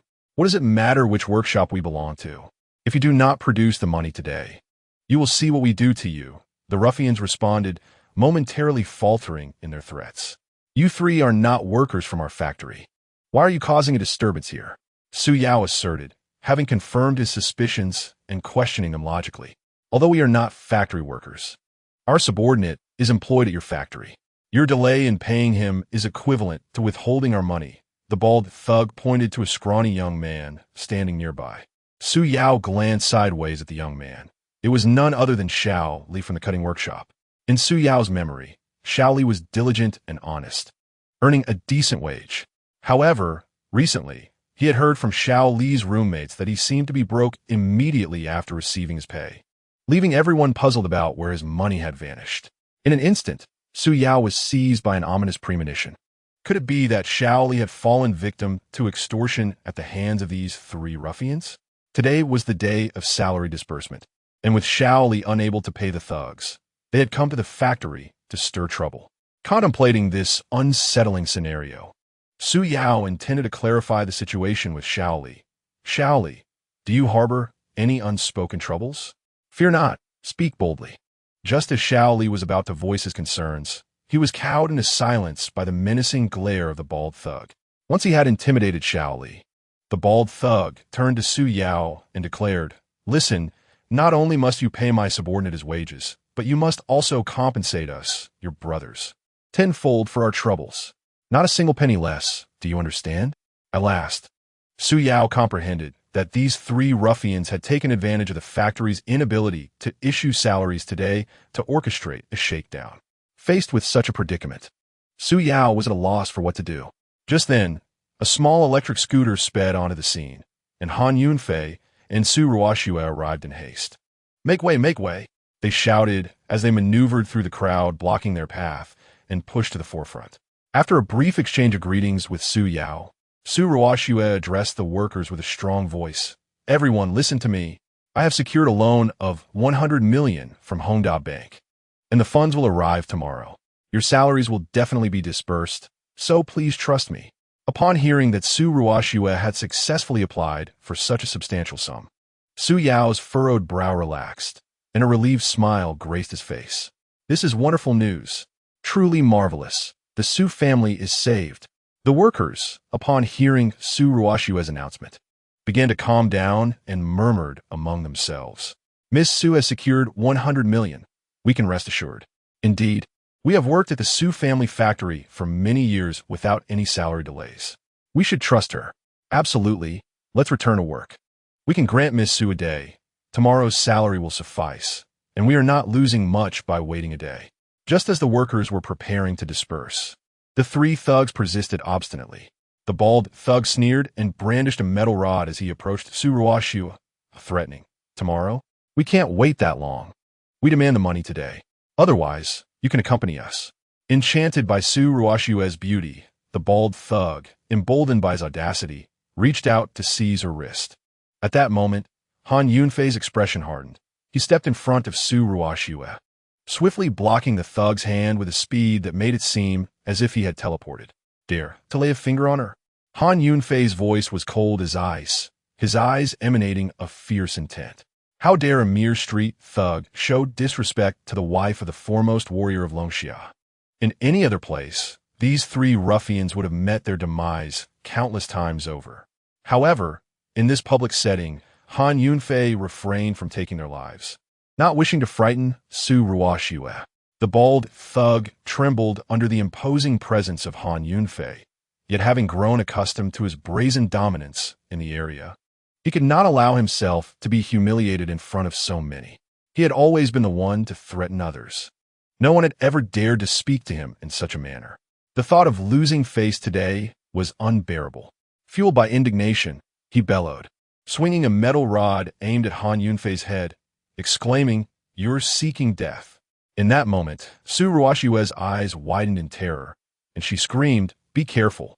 Unfazed by the imminent danger, Han Yunfei had already anticipated the thug's move. With a swift motion, he evaded the blow, and in a fluid motion, delivered a powerful side kick to the thug's abdomen. The thug let out a pained cry as he was sent sprawling backward, blood erupting from his mouth as he crashed heavily to the ground. The metal rod slipped from his grasp, spinning through the air before plunging into his thigh. The sound of his anguished scream echoed, even louder than before. In that critical moment, Su Yao had intended to assist Han Yunfei, but was rendered speechless, unable to react as he witnessed the thug being subdued so effortlessly. He had scarcely grasped the speed and skill with which Han Yunfei acted, utterly astonished that this son-in-law, often belittled by everyone, possessed such remarkable prowess. Su Ruoshua was equally taken aback. She had anticipated that Han Yunfei would be struck by the metal rod. Yet to her astonishment, it was the thug who lay defeated. When had Han Yunfei become so formidable? She found herself questioning whether the thug had merely stumbled in his fall. The surrounding workers stood in stunned silence, incredulous at the sight of Han Yunfei, the so-called useless son-in-law, whom they had often ridiculed in light-hearted banter. Little did they know he was a man of extraordinary skill. What astonished them further was that Han Yunfei's kick had been but a gentle prod. Had he exerted more force, the thug would have met his demise. Had he unleashed his full strength, confronted with such an inconsequential adversary, Han Yunfei deemed it unnecessary to reveal his true capabilities. The two remaining thugs, initially startled, soon realized that they could not afford to appear cowardly before the crowd, having failed to comprehend the finesse of Han Yunfei's actions. They naively assumed he had merely been lucky and rushed toward him. One of the red-haired thugs aimed a punch at Han Yunfei's face, while the tattooed thug attempted a side assault. Han Yunfei observed their every move with clarity. With a cold smirk, he moved like a specter, seizing the red-haired thug's wrist and twisting it with force, resulting in a sickening crack. The thug fell to his knees, howling in agony. Before the tattooed thug could react, Han Yunfei delivered a swift kick to his knee, shattering the kneecap and causing him to lose his balance, crashing face-first into the ground. In mere seconds, all three thugs lay defeated, writhing on the ground in pain. Su Ruoshua stood in sheer astonishment, her mouth agape for an extended moment, witnessing the most incredible side of Han Yunfei she had encountered in 3 years. She had always perceived him as a weak and ineffectual individual, too timid to raise his voice. Little did she know he possessed such a formidable demeanor, utterly shattering her previous perceptions of him. The workers observing this scene fell silent, their eyes wide with disbelief. Han Yunfei clapped his hands and, casting a cold glance at the troublemakers on the ground, declared, "If you dare to cause further disturbances, the consequences will be far graver. Leave now." The three ruffians, stripped of their earlier bravado, stammered in fear. "We won't cause any more trouble. We'll leave right away." They scrambled away, terrified. Han Yunfei, intent on avoiding a bloody spectacle in front of the crowd, merely wished to ensure that the troublemakers would not return to disrupt again. Having dealt with the ruffians, Han Yunfei turned to the workers and earnestly assured them, "Rest assured, your wages will be disbursed today. If there is any delay, I promise to compensate you 1,000-fold." Upon hearing this, the workers erupted into cheers, clapping and exclaiming, "Wonderful! I told you the Su family factory would not withhold our wages. What is the harm in a delay until tomorrow? We could receive 1,000-fold compensation. Do you realize how much 1,000-fold compensation amounts to in terms of years of wages? You will never earn that much in 10 lifetimes." As the workers celebrated, Han Yunfei, she admonished, "The 100 million loan from Hongda Bank won't arrive until tomorrow. How can you promise the workers their wages today? And to speak of 1,000-fold compensation, have you lost your mind? Such a critical matter should have been discussed with me first. At this rate, the Su family is bound to face ruin." Her fleeting admiration for Han Yunfei vanished in an instant. She felt a deep frustration, questioning his sanity for making such impractical claims. Su Yaoping, who had previously held Han Yunfei in high regard for his diligence, resilience, and attentive care towards Su Ruoxiu, now felt a wave of anxiety wash over him upon hearing Han Yunfei's statements. He failed to comprehend Han Yunfei's thought process. Disappointment etched across his face. Meanwhile, Zhang Huifeng, arriving by taxi, caught wind of Han Yunfei's audacious promise. Her fury erupted like a volcano, veins bulging on her forehead as she shouted, "Han Yunfei, who do you think you are? Do you not comprehend your own limitations? This decision you made unilaterally is insufficient to cover even a fraction of the losses. The Su family is suffering because of your incompetence." As the Su family factory faced such turmoil, the elder matriarch, along with Susan and her family, rushed to the scene.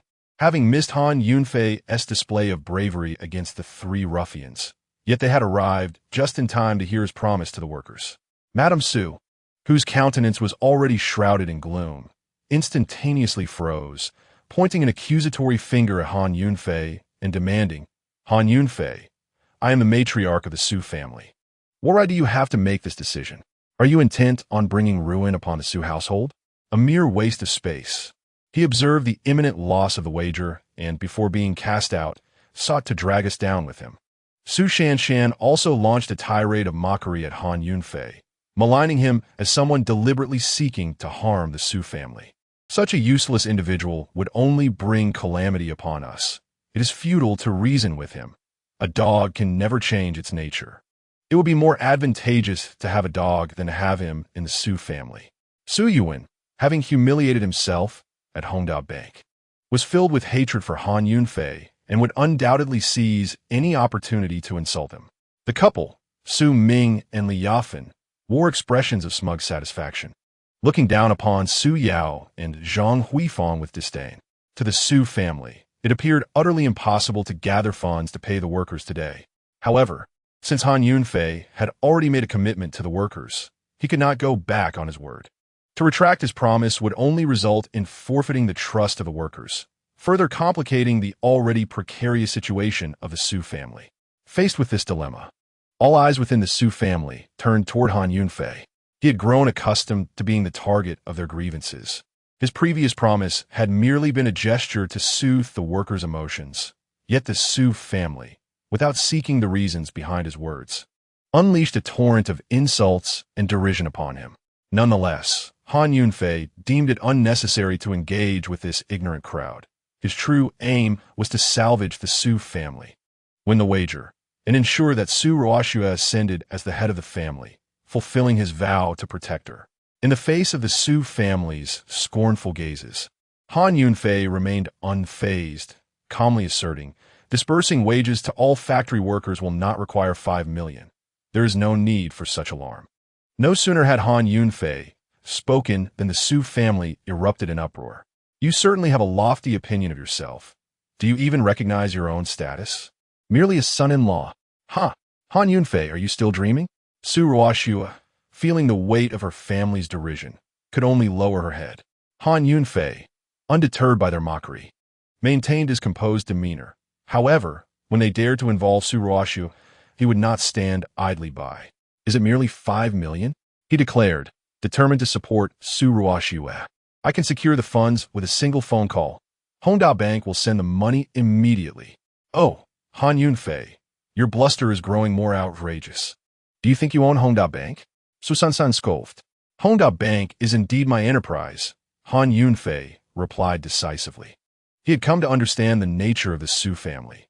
Revealing the truth would only invite disbelief, and he was unafraid of any ensuing chaos. Today, he was resolute in his mission to protect his wife. "Very well, Han Yunfei, make that call. Do not say we did not give you the chance," Su Yuan sneered, unwilling to hear any more of Han Yunfei's boasts. "All right," Han Yunfei replied, retrieving his phone and the business card of Lin Xia, the general manager of Hongda Bank, dialing the number inscribed upon it. Chapter 19. A million in 10 minutes apologies. Your account has insufficient funds, and you cannot make calls. Please recharge promptly. A cold, mechanical female voice echoed in Han Yunfei's ear. What? Han Yunfei felt utterly speechless. At the most critical moment, his phone had chosen to shut down. It must have been the lengthy conversation he had with Butler Zhang that drained his balance. Despite being extraordinarily wealthy, he found himself unable to top up his phone after spending all of Su Ruoxue's allowance the previous day on Bird's Nest for Old Lady Su. With a helpless expression, Han Yunfei turned to Su Ruoxue and forced a smile. Laughter erupted around him. Huh, looks like the act failed. Su Yuan couldn't contain his amusement. Indeed, how embarrassing. Su Shanshan, Gaimding. Unable to bear it any longer, Su Ruoxue quickly pulled Han Yunfei aside, her expression stern. Han Yunfei, what is going on? Do you have any idea what trouble you've caused? Ruoxue, trust me, this minor issue can be resolved. My phone merely ran out of credit. Could you please help me top it up? Han Yunfei implored. I can recharge your phone, but you need to stay out of today's affairs. I will figure out how to explain things to the workers. Don't complicate matters further, Su Ruoxue replied. How could she possibly trust someone who couldn't even afford to recharge their phone, yet claimed he could manage 5 million? She shook her head, sighed, and took out her phone to add credit to Han Yunfei's number. I've topped up your account, Su Ruoxue continued. Thank you. Give me 10 minutes, and I will arrange for the money to be delivered, Han Yunfei stated earnestly. Just stay out of it. Don't make things worse. Su Ruoxue snapped before turning to consult with Su Yao about a remedy, choosing to ignore Han Yunfei and allowing him some time to reflect. Han Yunfei was in a sweat. What should have been a simple phone call had turned into a situation no one believed. Reluctant to explain further for fear of being perceived as evasive, he dialed the number of Lin Xia, the general manager of Hongda Bank. Lin Xia was engrossed in the follow-up work for a loan project when her phone rang unexpectedly. Not recognizing the number, she reluctantly answered, Hello, who is this? This is Han Yunfei, came the authoritative voice on the line. Lin Xia's heart raced, her breath quickening at the unexpected call. She had anticipated Han Yunfei would contact her, and she responded respectfully, President, how may I assist you? Why hasn't my wife's loan been disbursed yet? Han Yunfei asked succinctly. President, the loan has been approved. However, due to the substantial amount, the fund transfer requires time. The earliest it can arrive is tomorrow. Lin Xia explained, her urgency palpable. I cannot wait until tomorrow. I give you 10 minutes to deliver 1 million in cash to the Su family factory. By any means necessary, Han Yunfei declared resolutely before ending the call. For Su Ruoxue, the losses incurred by Hongda Bank were of little consequence. 5 million was allocated for the payment of workers' wages, while another 5 million served as the backing provided to Su Ruoxue by Han Yunfei, empowering her to speak with confidence in front of Su Shanshan's family. On the other end of the line, Lin Xia held her phone, momentarily stunned, as Han Yunfei's words echoed in her ears. 10 million? 10 minutes? Cash. Lin Xia murmured softly, repeatedly contemplating this astonishing request. However, she quickly suppressed her shock, reasoning that since the president had made such a demand, there must be a rationale behind it. All she needed to do was follow his instructions diligently. Lin Xia, promptly dialed the phone of the primary internal contact, initiating an urgent multi-person conference call, aware that time was of the essence. The president has tasked us with gathering $10 million in cash and delivering it to the Su family factory within 10 minutes. I will now outline the urgent work directives. Lin Xia began coordinating with the key personnel at Hongdao Bank. Manager Zhang, immediately withdraw all cash from the vault. If it falls short of 10 million, report the deficit to Manager Li. Understood, Manager Zhang replied. Manager Li, contact all our partner banks to inquire about their available cash. We are willing to negotiate for a transfer.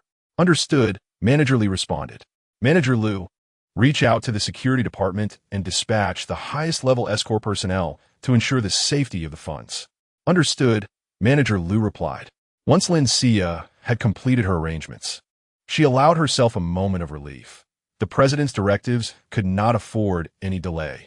Meanwhile, Han Yunfei, after ending the call, returned to Su Ruoxue's side, resolutely determined to protect her from any further harm from the Su Yuan family. To his surprise, Su Yuan, upon seeing Han Yunfei return, relentlessly continued to mock him. Han Yunfei, finished with your call? Where's the money? Do you think it will just come flying in if you change locations? The money is en route and will arrive within 10 minutes, Han Yunfei asserted firmly, his voice low yet strikingly clear. Laughter erupted from the Su family once again. All right, I'll wait for 10 minutes. If I don't see 5 million by then, Han Yunfei, you'd better leave the Su family today, Su Yuan declared. Everyone was eager to witness Han Yunfei's humiliation as time ticked by. As the 9th minute approached with no sign of movement, Su Yuan's derision grew more pronounced, nearly spilling over. He looked at Han Yunfei, brazenly stating, "There's only 1 minute left. I see no reason to wait any longer. Han Yunfei, gather your things and leave." A fresh round of laughter erupted. Yet Han Yunfei remained unfazed, his gaze resolutely fixed on the distant intersection. Just when everyone assumed the outcome was inevitable and that Han Yunfei would soon be expelled from the Su family, a sudden flurry of urgent car horns pierced the air, emanating from the very intersection Han Yunfei was watching. "Is it true?" murmured the onlookers, gradually beginning to believe Han Yunfei's words, their faces etched with disbelief. Their gazes followed Han Yunfei's direction, where a vehicle, honking urgently, rushed into view. However, as the vehicle drew nearer, they noticed the flashing red and blue lights atop it and the conspicuous insignia of law enforcement emblazoned on its doors, only to realize that it was merely a misunderstanding. It was a police vehicle. The Su family erupted into laughter. "Ha ha, Han Yunfei, I almost believed you," chuckled Susan, covering her mouth as she laughed uncontrollably. A useless person remains just that, dreaming in broad daylight. Do you think fabricating a lie will elevate our perception of you? Truly laughable, sneered Su Yuan, mockingly pointing at Han Yunfei. Yet, as the crowd ridiculed Han Yunfei, a miraculous event unfolded. Chapter 20, 10 million in cash.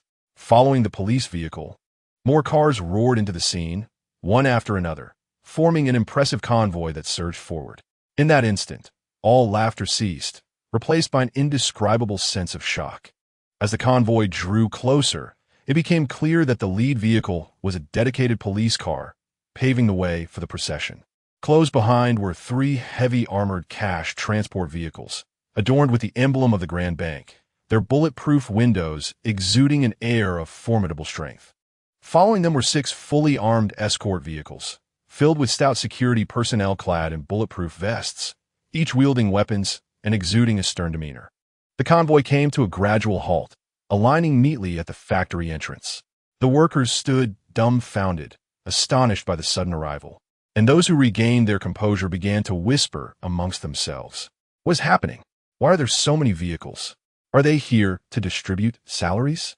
Those must be cash transport vehicles, right? With so many cars, how much money could there be? That's impossible. Isn't it? Didn't the Su family run out of funds?" The Su family was equally taken aback, with Su Yuan stammering, "What is going on?" Susan's face turned pale as she shook her head. "I don't know either." At that moment, the first police vehicle slowly opened its door, and a striking woman in a black professional suit descended. She was tall and exuded an air of elegance. It was Lin Xia, the general manager of Grand Bank. As Lin Xia stepped out, her gaze swept across the crowd, landing on Han Yunfei and Su Ruoxue. However, Lin Xia had to keep Han Yunfei's identity confidential, so she pretended not to recognize him and approached Su Ruoxue directly. The Su family was even more astounded upon seeing Lin Xia. Susan's eyes widened as she whispered, "Isn't that General Manager Lin from Grand Bank? What's she doing here?" Su Yuan was equally stunned, puzzled as he remarked, "Yes. She just rejected our loan application this morning. Why is she personally coming to our family's factory now?" Lin Xia approached Su Ruoxue, and before she could speak, a flustered Su Ruoxue hurriedly asked, "General Manager Lin, what brings you here? And why did you have the police escort?" Han Yunfei had instructed Lin Xia to keep his identity as the president confidential, and thus, Lin Xia could not directly inform Su Ruoxue that it was Han Yunfei who had sent her with 1 million in cash. After contemplating for a moment, Lin Xia fabricated a reason. "I have thoroughly examined the loan application materials you submitted and discovered that the Su family is in urgent need of funds for operational turnover. Since Hongda Bank has approved your loan, we are now in a partnership, and it is our duty to assist you in your difficulties. Therefore, I have brought a portion of the funds to you in advance." Lin Xia paused before adding, 1 million in cash. 1 million? Cash. Su Ruoxue was utterly astonished. Indeed, due to the substantial amount, we deployed our highest level of security to ensure safety, which even alerted the authorities. The criminal department specifically dispatched a vehicle and personnel to escort us. Meanwhile, Han Yunfei observed Lin Xia managing the situation with remarkable efficiency and cast an appreciative glance her way. The Su family, overhearing the conversation between Lin Xia and Su Ruoxue, mistakenly took Lin Xia's benevolent deceit as the truth. They believed that Su Ruoxue had merely secured a loan of 100 million from Hongda Bank, and that Lin Xia had personally delivered part of the funds, not realizing that it was Han Yunfei's phone call that had mobilized the bank's resources. I knew it. How could that waste of space possibly have such capabilities? Su Yuan felt a sense of pride. The fact that Su Ruoxue could secure this loan was also thanks to the efforts of her siblings. Without their initial backing, she would not have succeeded. Li Yafan shamelessly claimed that the credit for Su Ruoxue securing the loan belonged to Su Shanshan and Su Yuan. It was utterly disgraceful. Since Lin Xia had already delivered the 1 million, there was no issue in paying the workers' wages, and the Su family could not immediately force Han Yunfei to leave, resorting instead to sarcastic remarks. Han Yunfei was uninterested in explanations. His objective was to protect Su Ruoxue. Noticing that Su Ruoxue was still in a daze, he gently reminded her, "Ruoxue, now that you have received the funds, you could distribute the wages to the workers." "Yes, General Manager Lin. Thank you for your hard work." "Let us pay the workers," Su Ruoxue replied, regaining her composure. "Of course," Lin Xia responded with a slight smile. She then turned to the escort personnel behind her and signaled, "Bring down the boxes." 20 escort personnel immediately sprang into action, unloading 10 large boxes from the cash transport vehicle, each containing exactly 100,000. They arranged the boxes neatly in front of Su Ruoxue. When the boxes were opened, they revealed a perfect array of cash, the vibrant red bills gleaming under the sunlight. No one present had ever seen such a large sum of money, and no one dared to make any sudden moves, flanked by armed escorts on both sides. Su Yao felt a sense of pride seeing his daughter and son-in-law handling the crisis adeptly, and he joyfully called out to the workers, "It's time to pay the wages. Please line up one by one." Upon witnessing this scene, the workers erupted in cheers. "Wonderful. The wages are secured." The workers lined up conscientiously, their faces brimming with gratitude as the queue gradually advanced. When it was Xiao Li's turn at the cutting workshop, he received his wages, and his eyes involuntarily reddened. "Thank you, Mr. Su, Miss Su." Xiao Li grasped Su Yao's hand tightly, his voice somewhat choked. "If it weren't for you, I would have lost my salary this month to those 3 ruffians." Su Yao was momentarily taken aback before responding, "As I suspected, but rest assured, those 3 thugs have been dealt with severely by Yunfei. They won't dare trouble you again. If you wish to express your gratitude, direct it towards Yunfei." Xiao Li nodded repeatedly, his eyes filled with appreciation, turning towards Han Yunfei and deeply bowed, sincerely saying, "Thank you." Han Yunfei smiled slightly, waving his hand, replying, "No need for thanks, it is my duty." At that moment, Su Shanshan could not bear this warm and harmonious scene. Witnessing the workers' expressions of gratitude towards the Su family after receiving their wages stirred a wave of jealousy within her. She sneered, "Isn't it just handing out wages? Why act so pretentious? Indeed, what ruffians? We certainly didn't see any. Could it be that the useless Han Yunfei hired actors?" Before Su Yuan and the others arrived, the three thugs had already been driven away by Han Yunfei. They had, of course, not witnessed it and instead resorted to slandering Han Yunfei. Han Yunfei paid no heed to their mockery. The truth spoke for itself. He merely cast a calm glance at them and said in a steady tone, "The wages have been distributed and the factory's crisis has been resolved. If you have nothing else, you may leave and not create further disturbances." Upon hearing this, the Su family erupted in fury. Chapter 21. Do you believe in miracles? As the head of the Su family, Grandma Su could not tolerate anyone's condescension, especially from Han Yunfei, her useless son-in-law. She erupted in anger. "Han Yunfei, I am the head of the Su family. It is not your place to give orders here. You, a mere son-in-law, hold less status in our family than a dog. Do you still wish to command us?" Su Yuan, accustomed to his usual arrogance, could hardly bear Han Yunfei's words. "You and Su Ruoxue should not be so arrogant. Although you have secured a loan from Hongda Bank, resolving your financial issues, the reputation of the Su family clothing brand has yet to be restored, and the factory still lacks qualified materials to commence operations. Therefore, you have not won the wager. Once the time is up tomorrow, you will be tossed out on the street." Su Shanshan summarized the current situation of the Su family in one breath, reminding Han Yunfei that he had not yet won the wager. "I am well aware. There is still a day left, isn't there? How I intend to win the wager is of no concern to you," Han Yunfei replied nonchalantly. He had already devised a plan. Everything was under his control. The first step to resolving the Su family's financial crisis had been completed, with 10 million in cash successfully transported to address the urgent need. The remaining 90 million will be transferred to Su Ruoxue's account tomorrow. In the second phase, a grand brand promotion event will be held, not only to restore the reputation of the Su family clothing brand, but also to catapult it into nationwide acclaim. This ambitious plan is currently underway with great urgency. Upon hearing Han Yunfei's confident remarks, Su Ruoxue miraculously refrained from rebuttal, recognizing that Han Yunfei's confrontations with the Su family were all for her sake. Moreover, the assertions Han Yunfei had made in recent days had been validated one by one, leaving the possibility of unforeseen miracles occurring the next day. At that moment, Lin Xia, upon witnessing the audacity of the Su family in deriding Han Yunfei, felt a sense of disbelief at their ignorance. If they were to discover Han Yunfei's true identity, they would surely be rendered speechless. However, as an outsider, Lin Xia felt it inappropriate to interfere in the family affairs of the Su clan, especially since Han Yunfei had requested her to maintain the confidentiality of his presidential identity. Thus, she remained silent, silently championing Han Yunfei in her heart. Su Shanshan, caught off guard by the retort, realized that although she claimed the wager was not yet concluded, Han Yunfei's position remained intact, indicating that he had neither won nor lost. Su Yuan inquired, "With this 10 million cash, after salaries are dispersed, a few million will remain. How do you plan to handle it?"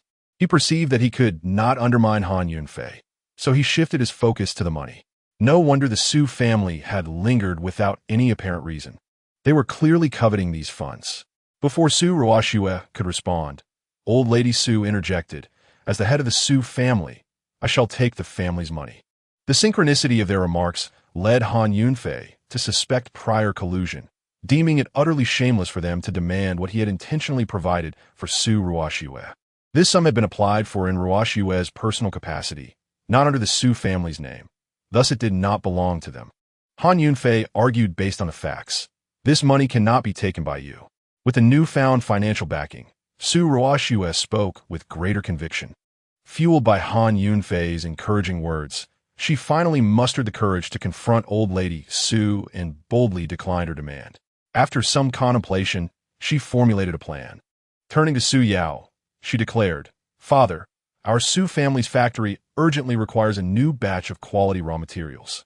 We need someone to personally procure them with the funds. You are the most suitable candidate. After paying for the materials, you will also have discretion over the remaining funds." All right, Su Yao agreed, finding Su Ruoshue's reasoning sound. Originally, Su Yuan was responsible for procurement, but due to his embezzlement during previous transactions, the Su family had fallen into this predicament. Thus, it was imperative that the task not be entrusted to him again. With Su Yao's consent, Su Ruoshue turned to Lin Xia and said, "General Manager Lin, could you please accompany my father and oversee the remaining funds? I appreciate your assistance." Of course, Lin Xia replied with a slight smile, eager to help, as Su Ruoshue, being Han Yunfei's wife, was indeed the first lady of the company. Subsequently, Lin Xia instructed the security personnel to return the remaining money to the armored vehicle, and then said to Su Yao, "Please follow me." After their conversation, Lin Xia and Su Yao boarded the first police vehicle, and the convoy rumbled to life once more, majestically departing. Mrs. Su and the Su Shanshan family, seeing no advantage for themselves, wore gloomy expressions, waiting for tomorrow's wager to pass before they could force Han Yunfei out. Mrs. Su snorted coldly and turned to leave, muttering under her breath, "Humph, let's see how long you can revel in your triumph." Su Shanshan and Su Yuan shot Han Yunfei a fierce glare before storming off, grumbling. Seeing the Su Shanshan family driven away, Su Ruoshue felt an immense sense of relief, realizing that the issue with the Su family's financial crisis had also been resolved. She experienced an unusual lightness, her heart brimming with comfort and joy.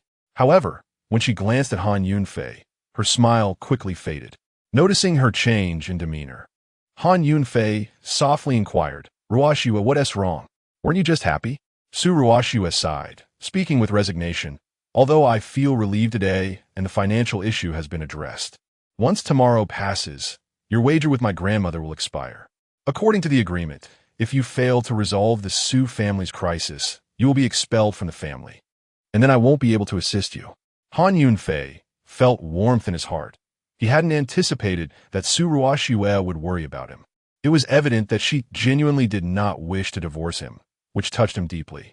He smiled and reassured her, "Ruoshue, you need not worry. I will not leave you, nor will I allow the Su family to fall. I promise you, I shall never go back on my word." More grandstanding, huh? Tomorrow is the final day. What can you possibly do? Su Ruoshue questioned, her skepticism evident. She found it hard to believe that Han Yunfei, who was merely skilled in household chores, could possess any extraordinary ability to turn the tide and win the wager. "Do you believe in miracles? Perhaps a miracle will occur," Han Yunfei teased, leaving her in suspense. "Miracle? At this juncture, you still hold on to hope? I find it hard to believe in miracles unless you have some unforeseen plan," Su Ruoshue remarked, furrowing her brow. "All right, let me share my plan with you," Han Yunfei began, but was interrupted as Su Ruoshue's phone rang. She checked her phone and gasped, "Oh no." Seeing her reaction, Han Yunfei asked with concern, "What happened?" Rushing to answer the call, Su Ruoshue said apologetically, "Xiaoming, I'm so sorry. I'm still at the Su family factory and haven't left yet. What are you doing? Everyone is waiting for you. Hurry up," came the urgent voice from the other end of the line. "All right, I'll be there soon," Su Ruoshue quickly replied.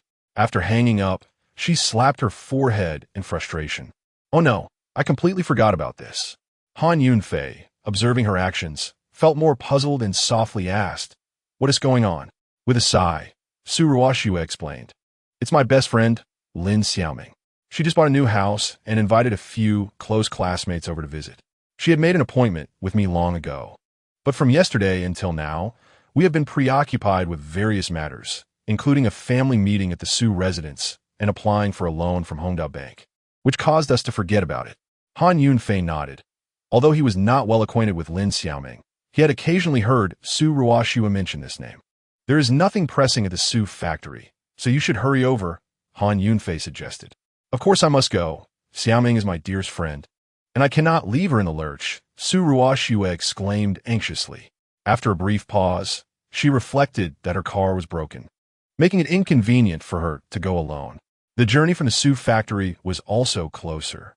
And since Han Yunfei had been quite helpful today and seemed to be in good spirits, she decided to take him along for the ride. Thus, she said to Han Yunfei, "Come with me. You cannot simply stay at home doing laundry and cooking. I will take you out to see the world." Han Yunfei was momentarily taken aback. It was surprising that Su Ruoxue would actively suggest taking him to meet her classmates. In the past, she had never included him in any social gatherings, viewing him as a disgraceful husband. This time, her initiative indicated a gradual acceptance of Han Yunfei. A warm feeling surged within him, and he promptly nodded in agreement, saying, "All right, I will accompany you." Han Yunfei rode his electric scooter with Su Ruoxue seated behind him as they made their way to Lin Xiaoming's home. This was Su Ruoxue's first time taking Han Yunfei out to meet her classmates. Although Han Yunfei's performance today had impressed her, she still worried that he might embarrass her in front of her friends, as he had rarely engaged in social interactions over the past 3 years, spending his days tending to Su Ruoxue's needs at home. Thinking of this, Su Ruoxue could not help but remind him, "Han Yunfei, once we arrive at Xiaoming's house, I will be with several close friends, so you must be mindful and not embarrass me." Han Yunfei smiled lightly and replied nonchalantly, "Rest assured, I will not bring you shame." As the esteemed war god of Longxiao Nation and the current president of Tongfei Group, along with his titles as the president of Hongda Bank and Xingchen Technology, visiting Su Ruoxue's friend's home would undoubtedly elevate her status. A figure of Han Yunfei's caliber would never tarnish Su Ruoxue's reputation. Su Ruoxue pursed her lips, contemplating her concerns, and decided it would be prudent to introduce Han Yunfei to a few of her classmates in advance, especially Lin Xiaoming. However, you need not be overly anxious. The classmates you will meet today are all good friends from my university days, and they have pleasant personalities, so they won't make things difficult for you. Particularly Lin Xiaoming. Not only is she my university classmate, but she is also my closest confidant, and she truly is remarkable. Su Ruoxue paused for a moment, continuing with a proud expression. She is not only beautiful, but also has a sweet voice and exceptional eloquence. She is a well-known streamer at Xingchen Technology. The funds for her new home were earned through live streaming sales. Xingchen Technology? Han Yunfei exclaimed upon hearing those 4 words. Was that not the very company he owned? However, since the acquisition of Starry Technology yesterday, Han Yunfei has yet to visit the company. He merely convened a meeting with the general manager, Ma Huayun, at Tongfei Group yesterday, and thus remained unaware that Lin Xiaoming was originally one of his employees. Observing Han Yunfei's exaggerated reaction, Su Ruoxue assumed he was oblivious to Starry Technology. She took it upon herself to enlighten him. "You don't know about Starry Technology? How astonishing. It is the most promising tech company in Yundong City, and its live streaming business ranks among the top in the nation. With such ignorance, you are bound to be left behind by the times." Han Yunfei, in a cold sweat, thought it ridiculous that, as the president of Starry Technology, he could be unaware of its existence. His isolation was largely due to the past 3 years spent at home, catering to Su Ruoxue's needs, which left him little exposure to the world's innovations. Yet, being devoted to his wife, he could only respond nonchalantly. If Starry Technology is so remarkable, its president must undoubtedly be a dashing and audacious individual. Su Ruoxue, taken aback by his sudden remark, felt somewhat puzzled but did not dwell on it. She continued, "As for looks, who can say? However, I heard from Lin Xiaoming that Starry Technology just changed hands yesterday. The new president not only acquired Starry Technology, but also purchased Tongfei Group and Hongda Bank in one fell swoop. This news has already caused quite a stir in Yundong City. It seems, indeed, that the new president possesses remarkable courage and substantial strength." After saying this, she compared Han Yunfei, riding his small electric scooter, to the powerful new president, feeling a stark contrast between them. Unable to suppress a sigh, she remarked, "Look at you. How can you even compare? The disparity is immense. Why can't you exhibit even a hint of ambition? Just a little more effort, and you wouldn't be in such a situation. It's truly baffling. I hardly know what to say to you." Han Yunfei paid no heed to Su Ruoxue's complaints. Rather, he felt a secret satisfaction in praising Starry Technology's president, as it was, in essence, a reflection of himself. The small electric scooter continued its journey, distancing itself from the city center before finally stopping at the entrance of a brand-new residential community. Upon halting, Han Yunfei and Su Ruoxue spotted a tall and beautiful woman waving at them. This woman was none other than Su Ruoxue's close friend, Lin Xiaoming, who had arrived early to ensure that Su Ruoxue would not struggle to find the place. As soon as Su Ruoxue saw Lin Xiaoming beckoning her, she dashed over, and the two embraced tightly. "What took you so long? We've been waiting for you," Lin Xiaoming complained. However, before Su Ruoxue could explain, Lin Xiaoming's gaze fell upon Han Yunfei, standing nearby. Chapter 23. I truly envy you for having such a handsome husband, Ruoxue. I didn't realize you brought along a handsome man, Lin Xiaoming teasingly remarked, her curiosity piqued. Although she was aware of Han Yunfei, Su Ruoxue had never introduced him to her, so Lin Xiaoming had never seen him in person and momentarily failed to recognize him. Assuming that the typically demure Su Ruoxue had unexpectedly brought a male companion. "What are you talking about? This is my husband, Han Yunfei," Su Ruoxue quickly introduced. Suddenly, Lin Xiaoming was overwhelmed with astonishment, even more so than when she believed Su Ruoxue had brought a stranger along. For Su Ruoxue, having been married for 3 years, would never have introduced Han Yunfei, whom she deemed embarrassing. Hence, Lin Xiaoming widened her eyes and scrutinized Han Yunfei, eager to discern what kind of man Su Ruoxue's husband was, to warrant such disdain that she would not dare to take him out.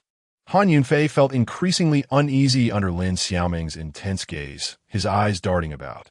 He was not afraid. As the foremost warrior of Longsha Kingdom, he faced countless foes without trepidation.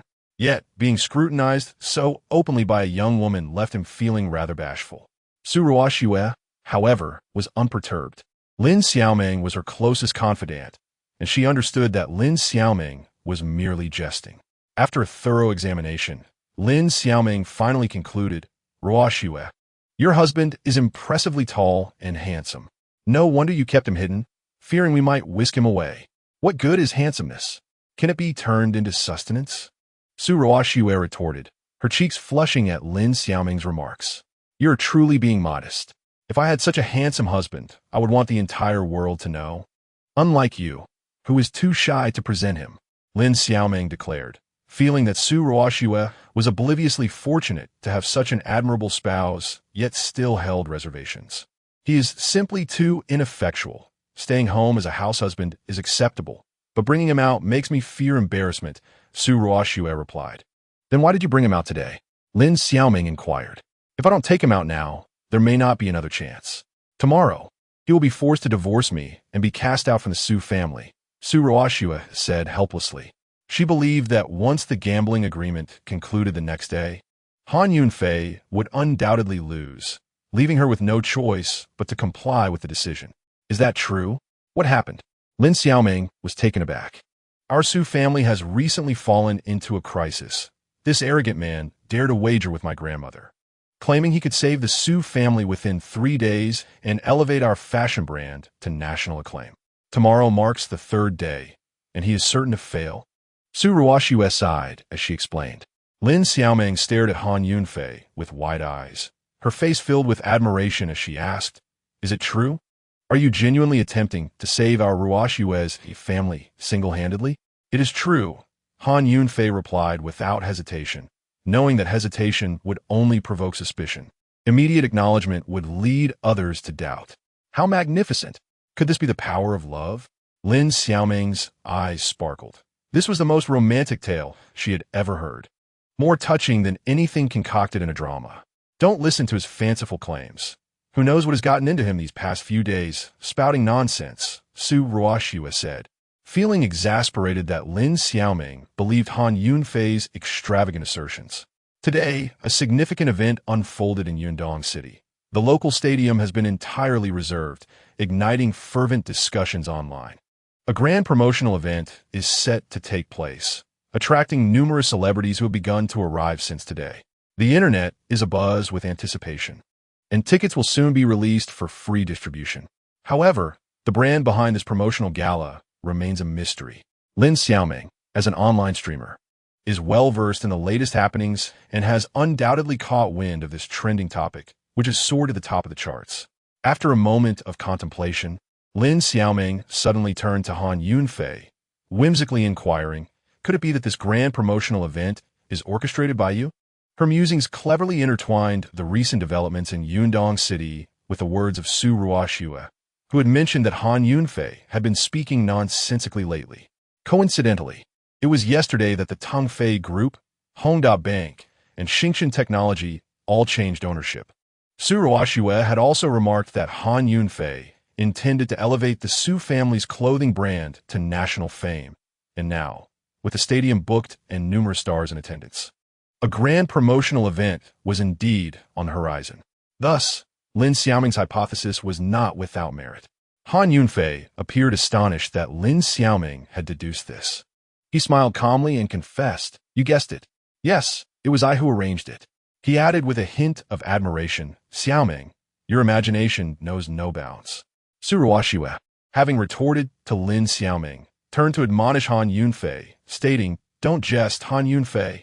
How could you possibly have the means to reserve the stadium and invite so many stars, unless the sun rises in the west?" Yet, Lin Xiaoming shook her head, asserting with sincerity, "Ruoxue, I see a seriousness in Han Yunfei's demeanor that suggests he is not fabricating this." As a streamer, Lin Xiaoming had encountered countless miraculous stories online. She understood that even an ordinary individual might conceal immense power. Having risen from humble beginnings herself, she had worked diligently to earn money and purchase a home. Thus, she refrained from underestimating anyone, believing even Han Yunfei, deemed a failure by many, could be a hidden figure of significance. With a resigned sigh, Su Ruoxue responded, "Xiaoming, do not let him deceive you. He is notorious for his tall tales. Why do you take him seriously? Let us try to secure tickets later and see for ourselves tomorrow." Yet, Lin Xiaoming remained steadfast in her intuition. At that moment, Han Yunfei made another astonishing proclamation. "If we cannot get tickets, do not worry. I have already arranged for them to be reserved for you." Both Su Ruoxue and Lin Xiaoming were taken aback, sharing a glance filled with surprise. Lin Xiaoming increasingly felt that this was becoming more credible, while Su Ruoxue, eager to escape Han Yunfei's bravado, redirected the conversation, saying, "All right, let's not linger here. Let us go inside and see your luxurious home. Our classmates are waiting." "Very well," Lin Xiaoming replied, taking Su Ruoxue's hand, while Han Yunfei followed closely behind as they entered the community. Upon arriving at the new house purchased by Lin Xiaoming, they found several classmates seated in the living room, who stood up to greet Su Ruoxue and Han Yunfei as they entered. Su Ruoxue introduced herself, and Han Yunfei responded courteously. The male classmates who had harbored secret affections for Su Ruoxue during their school days felt a sense of inadequacy upon witnessing the tall, imposing, and handsome Han Yunfei. They could only compare their own modest achievements in business to Han Yunfei's remarkable stature, finding a sliver of psychological comfort in their reflections. The female classmates present, all of whom shared a close relationship with Su Ruoxue, refrained from any pretentious displays or subtle comparisons. Upon seeing Han Yunfei, they couldn't help but feel a twinge of envy towards Su Ruoxue for having such an extraordinarily handsome husband, albeit one who was a financially struggling son-in-law. As the gathering was filled with cheerful conversation, an unexpected guest entered the room. Chapter 24, Someone is Causing Trouble. Everyone turned to see a flamboyantly dressed woman with heavy makeup standing at the door. Su Ruoxue's classmates exchanged puzzled glances and began to murmur amongst themselves. "Isn't that LV Na? What brings her here? Did anyone invite her?" "Not that I know of." LV Na entered uninvited, walking straight in and greeting Lin Xiaoming with a hint of acidity in her tone. "Xiaoming, long time no see. You've already bought a house. Alfao Na? What brings you here?" Lin Xiaoming, taken aback by her sudden appearance, momentarily lost her composure. "I came to offer my congratulations." "What, am I not welcome?" Elvina, noticing Lin Xiaoming's surprise, asked unabashedly. No, you're welcome," Lin Xiaoming replied, feeling awkward about dismissing her, as she was a guest and a fellow classmate. "I only found out about your gathering from social media, and since my boyfriend was showing me villas nearby, I thought I'd drop by. I saw you for downstairs and decided to come up. LV Na continued, speaking as if on cue. She deliberately emphasized the word villas, as if to ensure everyone was aware. During their school days, LV Na had a penchant for showing off, which led to her being somewhat unpopular among her peers. Her boastful declaration about her boyfriend taking her to see villas was merely an attempt to seek admiration. However, Su Ruoshua's classmates, being modest and aspiring individuals, were largely indifferent to such displays of ostentation. Observing the lack of reaction to her blatant hints, LV Na felt a pang of irritation at her failed attempt to impress. She pressed on, seeking to provoke Lin Xiaoming. Xiaoming, let me speak candidly, and I hope you won't take offense. Su Ruoshua, sensing that LV Na had no kind words to offer, understood that her statement was a clear indication of an intention to provoke. If she truly wished to avoid causing offense, she would have refrained from speaking at all. LV Na, unrestrained in her speech, continued before anyone could respond. You bought this house in the suburbs. While it may be affordable, it's simply too far from the city center, making life inconvenient. Don't you think? I certainly wouldn't choose it. Today, my boyfriend took me to see upscale villas that, while located similarly, boast a better environment and complete amenities, albeit at a much higher price. Upon hearing these bitter and provocative remarks, Su Ruoshua confirmed her initial suspicion. LV Na was not there to offer congratulations, but rather to flaunt her status and seek attention. Upon witnessing her dearest friend being ridiculed, Su Ruoshua could not possibly remain indifferent. Before Lin Xiaoming could utter a word, Su Ruoshua immediately retorted, "What's wrong with the suburbs? At least Xiaoming earned her house through her own efforts, unlike you, who flaunts herself relying on her boyfriend. Furthermore, your boyfriend merely took you to look around. It's uncertain whether he can even afford it. Even if he can, has he stated that the property deed will bear your name?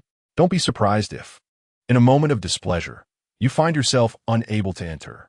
Luna was taken aback by such a straightforward rebuttal, her anger causing her to stamp her feet in frustration, her focus now entirely on Su Ruoshua. As the most beautiful girl in Yundong City, Su Ruoshua had been the unrivaled belle of the school since her academic days. Although Luna was also striking, it was Su Ruoshua who garnered all the attention.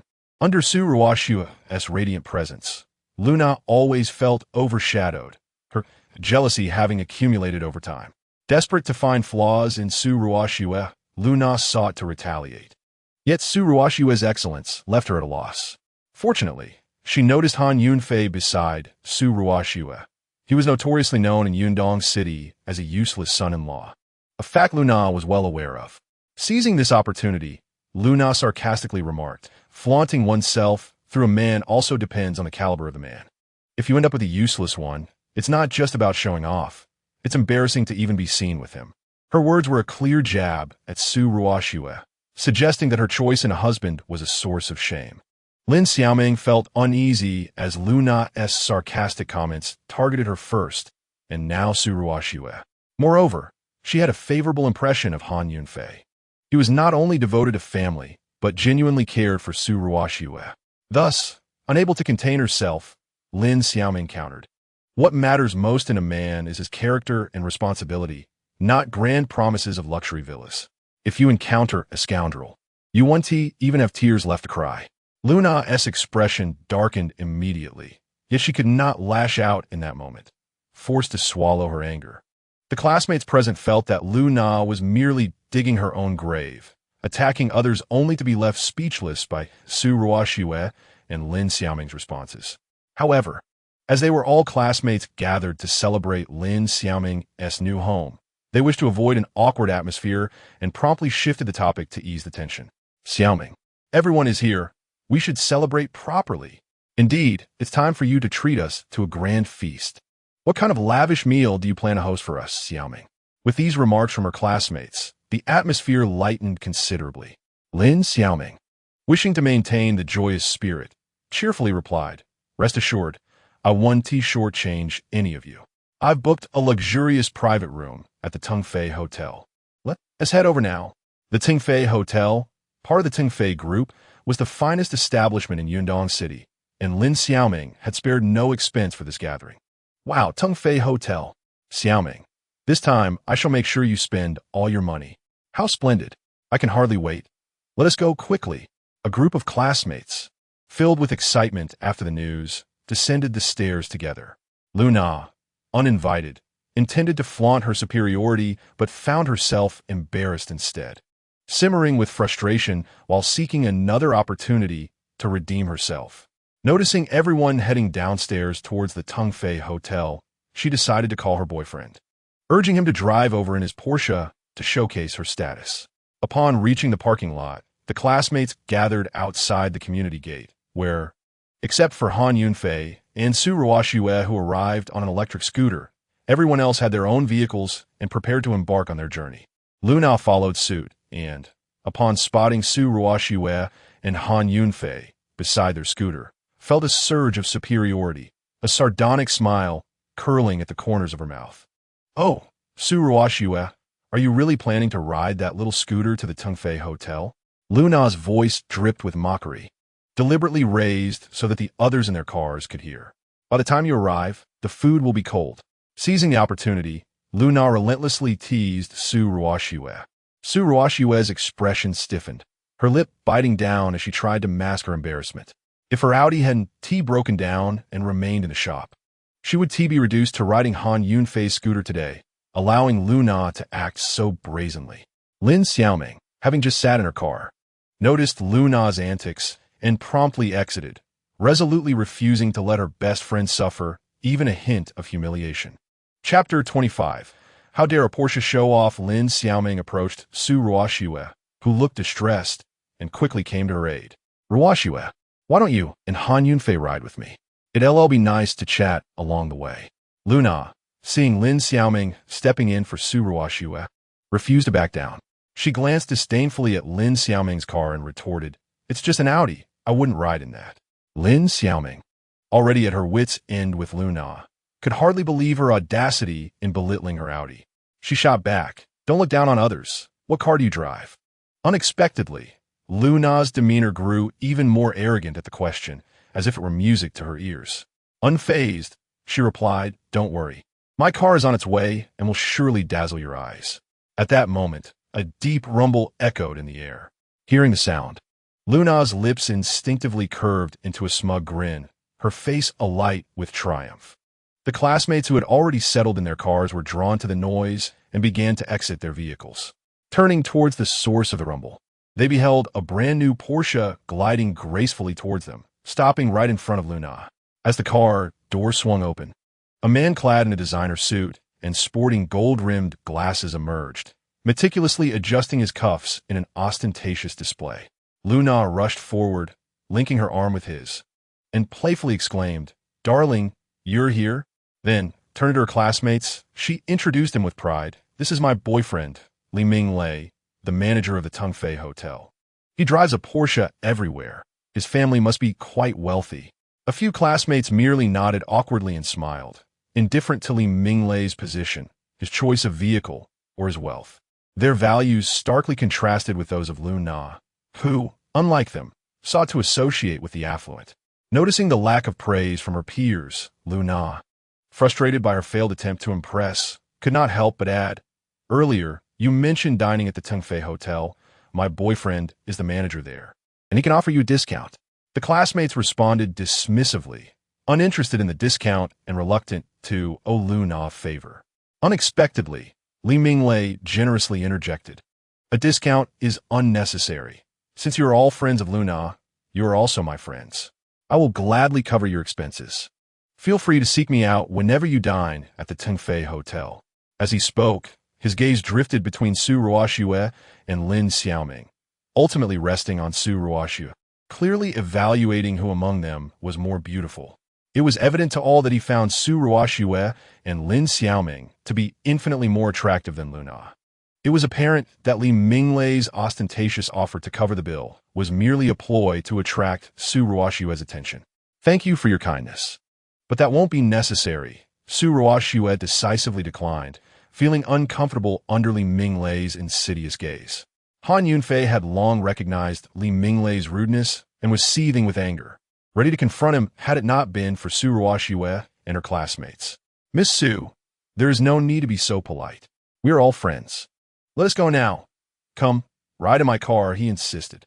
As the most beautiful woman in Yundong City, Su Ruoxue was well known, and Li Minglei was no exception.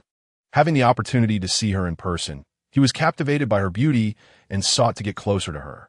Luna, observing Li Minglei's unwavering attention on Su Ruoxue, was infuriated. She had not anticipated that he would so brazenly overlook her and approach Su Ruoxue directly, inviting her to ride in his Porsche, which darkened her expression immeasurably. Luna had intended for Li Minglei to drive his Porsche to impress her and embarrass Su Ruoxue, but it appeared that Li Minglei's interest had shifted towards Su Ruoxue instead. This turn of events backfired spectacularly on Luna.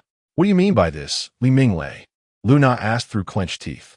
However, Li Minglei seemed oblivious to her words, his eyes still fixed on Su Ruoxue. No, thank you for your kind offer. But I will ride in my husband's car. Su Ruoxue firmly rejected the absurd invitation. Miss Su, don't take my word amiss. Can this toy car your husband drives even be called a vehicle? It's merely a two-wheeled contraption. You should ride in my Porsche instead. Just look how impressive it is. You've likely never been in such an expensive car, Li Minglei persisted. You didn't understand what my wife said, did you? She will only ride in my car, and frankly, your Porsche is not that remarkable. I could have as many as I desire, Han Yunfei retorted sharply. The mere supervisor of Tongfei Hotel dares to act arrogantly before the president of Tongfei Group. With Han Yunfei's prowess, Li Minglei flaunting a Porsche is nothing short of a farce. As soon as Han Yunfei's words fell, everyone was rendered speechless, unable to believe what they had just heard. In their eyes, Han Yunfei was merely a useless wastrel, and now he was uttering such audacious claims, leading them to question whether their ears had deceived them. Only Lin Xiaoming displayed a smile of satisfaction. She had long suspected that Han Yunfei was not as inept as others claimed, though she also felt that his words were somewhat exaggerated. Su Ruoxue was initially vexed by Han Yunfei's humble electric scooter, feeling quite disheartened. However, to her surprise, Han Yunfei stood up for her with such assertiveness. Watching him defend her, her gloom dissipated, replaced by a sense of comfort. Li Minglei, too, was taken aback by the audacity of someone widely regarded as a failure daring to speak so boldly to him. He dismissed Han Yunfei, convinced that he must have lost his senses, and turned back to Su Ruoxue, saying, Miss Su, you know I'm the supervisor of Tongfei Hotel. If you refuse to honor me by riding in my car, believe me, a single word from me could bar you from entering Tongfei Hotel. Li Minglei's shamelessness was astonishing. After Su Ruoxue's clear rejection, he resorted to threatening her. Feeling helpless, Su Ruoxue didn't want to spoil the gathering that Lin Xiaoming had meticulously arranged. After a moment's reflection, she thought that riding in Li Minglei's car was not a significant issue, so she reluctantly agreed, saying, My husband often jokes around. Please don't take it to heart. Today is to celebrate Xiaoming's new home, so let's hurry and go. I will ride in your car. Upon hearing Su Ruoxue's consent, Li Minglei's face lit up with smug satisfaction. Good. I knew Miss Su was a sensible person. However, just as Su Ruoxue approached Li Minglei's Porsche, Han Yunfei stepped forward, blocking her path. Ruoxue, you need not acquiesce to him. Rest assured, with me around, no one can threaten you, he declared. Han Yunfei was taken aback by the audacity of an employee in Tongfei Group, the most powerful enterprise in Yundong City, and as president, he knew he must take stern action against such behavior. Li Minglei, incensed by Han Yunfei's repeated interruptions, retorted angrily, You worthless fool, step aside. Your wife has already agreed. Why do you interfere? If you continue this way, you'll find yourselves unable to dine at Tongfei Hotel. How dare a mere supervisor of Tongfei Hotel act with such impunity? I tell you, Tongfei Hotel is not for you to dictate. Han Yunfei was seething with rage. Li Minglei, just as supervisor, dared to wield his position to commit wrongdoing and even spoke disrespectfully to the foremost warrior of Longshan Nation and his wife. Truly, he was courting disaster. Li Minglei scoffed arrogantly, declaring, Whether you can dine at the Tongfei Hotel is entirely at my discretion. What do you think? That you have any say in this matter? You, a mere waste riding a little electric scooter. What can you do to me? You're absolutely correct. Not only do I have authority over the Tungfei Hotel, but I also govern the entire Tungfei group. I hereby announce your dismissal. You are forbidden from stepping foot in Tungfei Hotel again, and no one will ride in your vehicle, for I shall arrange for a fleet of luxurious Porsches to come. Far more impressive than your solitary little ride. You should leave promptly, lest you appear pitiful. Han Yunfei spoke with overwhelming authority. It seemed that the only way to extinguish Li Minglei's arrogance was to reveal his own strength and deliver a harsh lesson.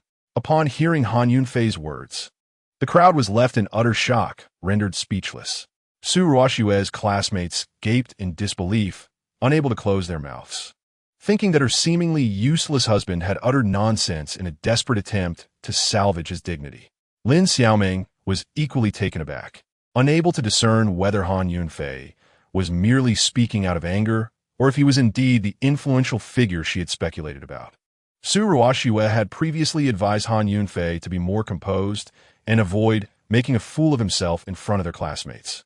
Yet he had once again revealed his true nature, uttering words that left her feeling utterly humiliated. Initially taken aback, Li Minglei slowly regained his composure. Dismissing the notion that a worthless individual like Han Yunfei could possibly achieve any of that, it was merely absurdity born from a desperate need to maintain face. Thus, Li Minglei chose to ignore Han Yunfei and instead reached out to Su Ruoxue, attempting to forcibly pull her into his Porsche. "Miss Su, come on, don't be shy," Li Minglei said with a lecherous grin as he extended his hand toward her. At that moment, Han Yunfei bellowed with a voice that resonated like thunder, a chilling aura of menace enveloping the space and bearing down upon Li Minglei. Li Minglei was taken aback by Han Yunfei's imposing presence, retreating several steps, his complexion paling. At that instant, he felt an icy chill creeping up his spine, causing beads of cold sweat to form, making even breathing a laborious task. No one could have anticipated that this meek, seemingly insignificant individual could unleash such a formidable force. Even Su Ruoxue's classmates sensed Han Yunfei's murderous intent. Lin Xiaoming felt a surge of anxiety, fearing that an extreme situation might unfold as she had organized this gathering. All present were her classmates, including the insufferable Li Minglei, whom she had invited. Should any unpleasant incident arise, Lin Xiaoming would feel a heavy weight on her conscience. Consequently, she urged, Han Yunfei, do not stoop to his level. To teach this shameless man a lesson while frightening Ruoxue would be counterproductive. Su Ruoxue also grasped the underlying message in Lin Xiaoming's words and wished to avoid escalating the situation. She quickly addressed Han Yunfei, saying, Han Yunfei, I am fine. My classmates are watching. We are here for Xiaoming, my dearest friend, and I do not wish for her to feel embarrassed. Upon hearing the reassurances from Lin Xiaoming and Su Ruoxue, Han Yunfei finally subdued his anger. This is not a battlefield. In the presence of Su Ruoxue and her classmates, it is indeed inappropriate to engage in violence. There are numerous ways to deal with Li Minglei. Very well, grant me a minute to address this matter. After speaking, Han Yunfei moved to a location where he could speak without being overheard, retrieve his phone, and dial the number of Lu Changsheng, the general manager of Tungfei Group. In the office of the Tungfei building, Lu Changsheng's phone rang suddenly. Upon seeing that the caller was Han Yunfei, he immediately answered with great reverence. President, what instructions do you have? Lu Changsheng inquired nervously, unsure of the purpose of Han Yunfei's call. Attend to two matters immediately, Han Yunfei stated succinctly. Yes, President, you command. Lu Changsheng replied, not daring to show any sign of negligence. The first matter. There's a supervisor named Li Minglei at Tungfei Hotel. Dismiss him at once. Han Yunfei declared with authority. Keeping someone like Li Minglei is detrimental to Tungfei Hotel's reputation and must be dealt with strictly. Has Li Minglei committed an offense? Should we provide a reason for his dismissal? Lu Changsheng momentarily faltered, instinctively asking. As the general manager of Tungfei Group, he understood that Tungfei Hotel was merely a part of the larger organization, and Li Minglei's level of oversight typically did not require his intervention. No reason is necessary. Simply execute the order, Han Yunfei pronounced with an imposing tone. Understood, President. Lu Changsheng promptly responded, realizing that he had spoken out of turn. The president's decision was indisputable. The second matter concerns a lady named Lin Xiaoming, who has reserved a private room at Tongfei Hotel. Make arrangements to dispatch a fleet of 20 Porsches to pick her up. Ensure that it is a grand affair. Understood. I will ensure everything is sufficiently impressive. Lu Changsheng speculated that this Lin lady must be a friend of the president, and thus she deserved impeccable service. Moreover, and most importantly, do not disclose that this is my arrangement. Han Yunfei paused before continuing. Instead, inform her that she is our hotel's fortunate guest, and we shall provide her with complimentary luxury transportation. After concluding the call, Han Yunfei hung up without hesitation. Lu Changsheng, fully aware of the gravity of the situation, immediately contacted the manager of Tongfei Hotel. Manager Fan, what is happening? A supervisor named Li Minglei at your hotel has offended the president. This is utterly unacceptable.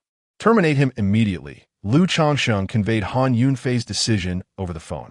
Yes, I will handle it with the HR department at once, Manager Fan responded, breaking into a cold sweat at the realization that one of his staff had angered the president. Also, check the reservation records for the private room. A lady named Lin Xiaoming has booked with us. Contact her using the phone number she provided at the time of booking and inform her that she has been chosen as our hotel's fortunate customer. We will provide her with complimentary transportation, and you shall personally go to collect her. Make it as extravagant as possible. Lu Changsheng meticulously conveyed Han Yunfei's instructions. Understood. I will attend to it right away, Manager Fan replied, filled with trepidation. Although Lu Changsheng did not explicitly state it, he suspected that the arrangement to collect this Lin lady was indeed the president's idea. Since Li Minglei has already offended the president, this presents him with a prime opportunity to redeem himself. He dares not be negligent. After Lu Changsheng had just briefed Manager Fan, the latter promptly convened with the Human Resources Department and dismissed Li Minglei, subsequently notifying him by phone. Chapter 27. The luxurious Porsche fleet startled by Han Yunfei's imposing presence. Li Minglei gradually regained his composure. As he observed Han Yunfei walk away, he presumed that Han was merely posturing. After all, what was there to fear from a useless son-in-law? He exhaled deeply, adjusted his gold-rimmed glasses, and his audacity resurfaced. At that moment, his phone unexpectedly rang. Upon seeing that the call was from Manager Fan of Tongfei Hotel, he promptly answered, his voice tinged with unease. Manager Fan, is there something you need? Where have you been during work hours? Manager Fan queried sharply. And no, I'm right here in my office, Li Minglei stammered. Stop lying. I am in your office right now. You have been dismissed and are prohibited from setting foot in Tongfei Hotel again. Manager Fan, unaware of the specifics behind Li Minglei's offense towards the president, initially hoped for some room for negotiation. However, it was evident that Li Minglei was being entirely untruthful, prompting Manager Fan to be straightforward. What? I've been fired, Li Minglei exclaimed as if struck by lightning, his expression shifting dramatically. Trembling slightly, he continued, Manager Fan, I merely took a day off. Surely that doesn't warrant dismissal? You are not being dismissed for your absence, but rather for offending the new president, Manager Fan revealed, opting for honesty since Li Minglei had once been his subordinate. I don't even know who the new president is. How could I have offended him? I wouldn't he dare. Li Minglei protested. Did the president indicate what I did wrong? Please, grant me another chance. I will certainly amend my ways. Li Minglei could not fathom why he, a stranger to the new president, was accused of such an offense. The president stated that dismissing you requires no justification. You may ponder that yourself, Manager Fan concluded, ending the call and wishing not to waste further words with Li Minglei. Hearing the line go dead, Li Minglei recognized the futility of any attempt at redemption. His face turned pale, his legs buckled, and he collapsed to the ground. As he contemplated who the new president of Tongfei Group might be, he realized he had not wronged anyone, save for that useless Han Yunfei. Yet, how could Han Yunfei possibly be the president of Tongfei Group? On the sidelines, Luna, witnessing Li Minglei's crumpled form, initially considered offering assistance. However, upon overhearing from his call that he had been dismissed from Tongfei Hotel for offending the new president, she suspected that his prospects for recovery were bleak. It was perhaps best to sever ties with him sooner rather than later. Su Ruoxue, Lin Xiaoming, and several of their classmates exchanged glances, astonished at how the once arrogant Li Minglei now lay like a puddle of mud on the floor. Just as confusion enveloped the group, Lin Xiaoming's phone rang unexpectedly. Seeing an unfamiliar number, she assumed it might be a telemarketer and answered casually. "Hello. Who is this?" "Greetings, Ms. Lin. I am Manager Fan from Tongfei Hotel. Congratulations. You have been selected as our fortunate customer. We are pleased to offer you complimentary transportation services. Could you kindly provide your address? We shall dispatch our luxurious fleet to pick you up immediately," Manager Fan said courteously. "How delightful," Lin Xiaoming replied, somewhat astonished that Tongfei Hotel would send a convoy specifically for her, and a luxurious one at that. Furthermore, it was the manager of the hotel himself who made the call. Had she not truly booked a private room at Tongfei Hotel, she might have dismissed the call as a scam. However, recalling that Su Ruoxue and Han Yunfei were in need of transportation, and remembering Han Yunfei's earlier boast about sending a fleet of Porsches, she decided to accept the offer. After providing Manager Fan with their current address, Lin Xiaoming hung up just as Han Yunfei returned. She gazed at him with a mysterious smile. "What is going on, Xiaoming?" "Su Ruoxue inquired, Basil. Ruoxue just now." The manager of Tongfei Hotel called and said they arranged a luxurious fleet to pick us up. Coincidentally, Han Yunfei also mentioned sending over a fleet of Porsches. Surely this cannot be mere coincidence? Lin Xiaoming proposed her speculation. "Are you suggesting it was arranged by Han Yunfei?" Su Ruoxue began to speak, only to immediately negate her own thought. "That's impossible, Xiaoming. You're overthinking this. It's likely just a coincidence. Many luxurious hotels offer complimentary transportation services. Just look at Han Yunfei. He appears rather shabby, riding a small electric scooter without even a decent vehicle. How could he possibly have arranged this?" Lin Xiaoming remained unconvinced and sought clarification. "Han Yunfei, did you arrange for Tongfei Hotel to send us a luxurious fleet? Do you believe I possess such capability?" Han Yunfei retorted, patting his electric scooter. Not adept at lying, he neither confirmed nor denied, as revealing his true identity could lead to numerous complications, especially with someone like Lu Na, who fawned over the Tongfei Hotel manager driving a Porsche. "I told you so, Xiaoming. Now do you believe it?" "Stop overthinking," Su Ruoxue remarked. "Very well, let us await the arrival of Tongfei Hotel as fleet," Lin Xiaoming said, somewhat disheartened, realizing that one should not harbor expectations for a worthless individual. At that moment, at the entrance of Tongfei Hotel, 20 identical Porsches had gathered. Beside each vehicle stood a server clad in a black tailcoat, standing at attention, their white gloves immaculate.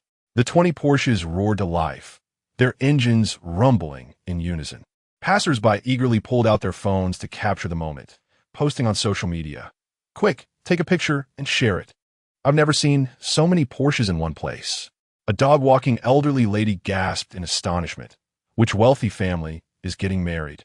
The spectacle is immense, and even the servers look like models.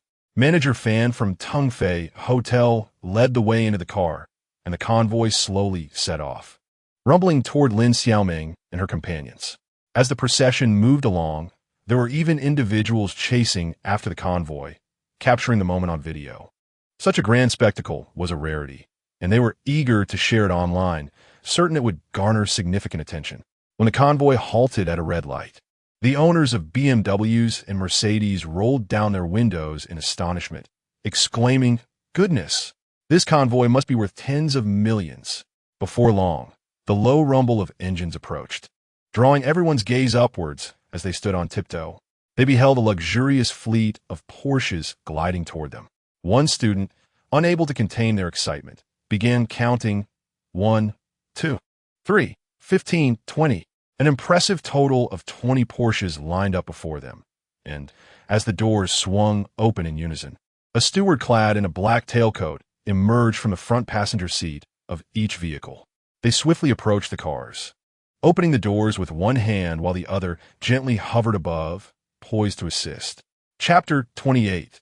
The commotion caused by the convoy aside from Han Yunfei. The spectacle left everyone else dumbfounded. Lin Xiaoming, positioned at the forefront, stood transfixed as the scene unfolded before her. It was evident that this was no jest, but a bona fide luxurious convoy. Su Ruoxue, equally taken aback by the grandeur, found herself speechless. She recalled Han Yunfei's earlier words about arranging a fleet of Porsches that would far surpass the solitary vehicle of Li Minglei. Was it possible that Su Ruoxue was caught in contemplation? However, she quickly shook herself awake, repeatedly slapping her face in disbelief. How could a fleet valued at nearly 100 million be orchestrated by Han Yunfei? Her classmates were equally frozen, struggling to comprehend that such an array of luxury vehicles was meant for them. Some even questioned whether they were dreaming. Standing aside, Elvina appeared considerably perturbed. She had just been boasting about her boyfriend's Porsche, only to be overshadowed in an instant by this fleet of 20 Porsches. Even Li Minglei had never witnessed such an event. The next moment, upon spotting the leader of the convoy, he began to retreat, following his gaze to discover none other than Manager Fan from Tungfei Hotel. After exiting his vehicle, Manager Fan approached briskly and inquired, "I am Manager Fan from Tungfei Hotel. May I ask if I am addressing Ms. Lin and her friends?" Lin Xiaoming and her companions were still reeling from the shock of the Porsche convoy when Han Yunfei answered on their behalf. "Indeed, that is us. The convoy has arrived to escort you. Please, step aboard," Manager Fan announced, unaware of Han Yunfei's true identity as the president of Tungfei Group, as Lu Changsheng had adhered to Han Yunfei's directive to keep his identity under wraps. Finally regaining their composure, Su Ruoxue and Lin Xiaoming exclaimed excitedly, "All right, let's get in." Just as they prepared to indulge in the luxurious experience that awaited them, Manager Fan inadvertently spotted Li Minglei hiding behind the crowd, then recognized the Porsche he had driven. "Li Minglei, so you are here? I was searching for you. How dare you take the hotel's Porsche without permission?" Manager Fan admonished. Once again, the crowd was left in stunned silence upon realizing that the Porsche driven by Li Minglei did not belong to him, but rather was the property of Tungfei Hotel. When Manager Fan arranged for the Porsche fleet to arrive, he discovered that one of the vehicles was missing. Upon investigation, he found that Li Minglei had taken it without permission. Since Li Minglei had already been dismissed, there was no need for further discussion. It was simply a matter of reclaiming the Porsche that rightfully belonged to Tungfei Hotel. Han Yunfei suddenly realized that since this Porsche was owned by Tungfei Hotel, it was indeed his. It was absurd that Li Minglei had the audacity to flaunt his possession of the car in front of him. What transpired next left everyone utterly astonished. Luna observed that not only had Li Minglei been expelled from Tungfei Hotel, but he had also offended the new president of Tungfei Group, and the Porsche he drove was not even his own.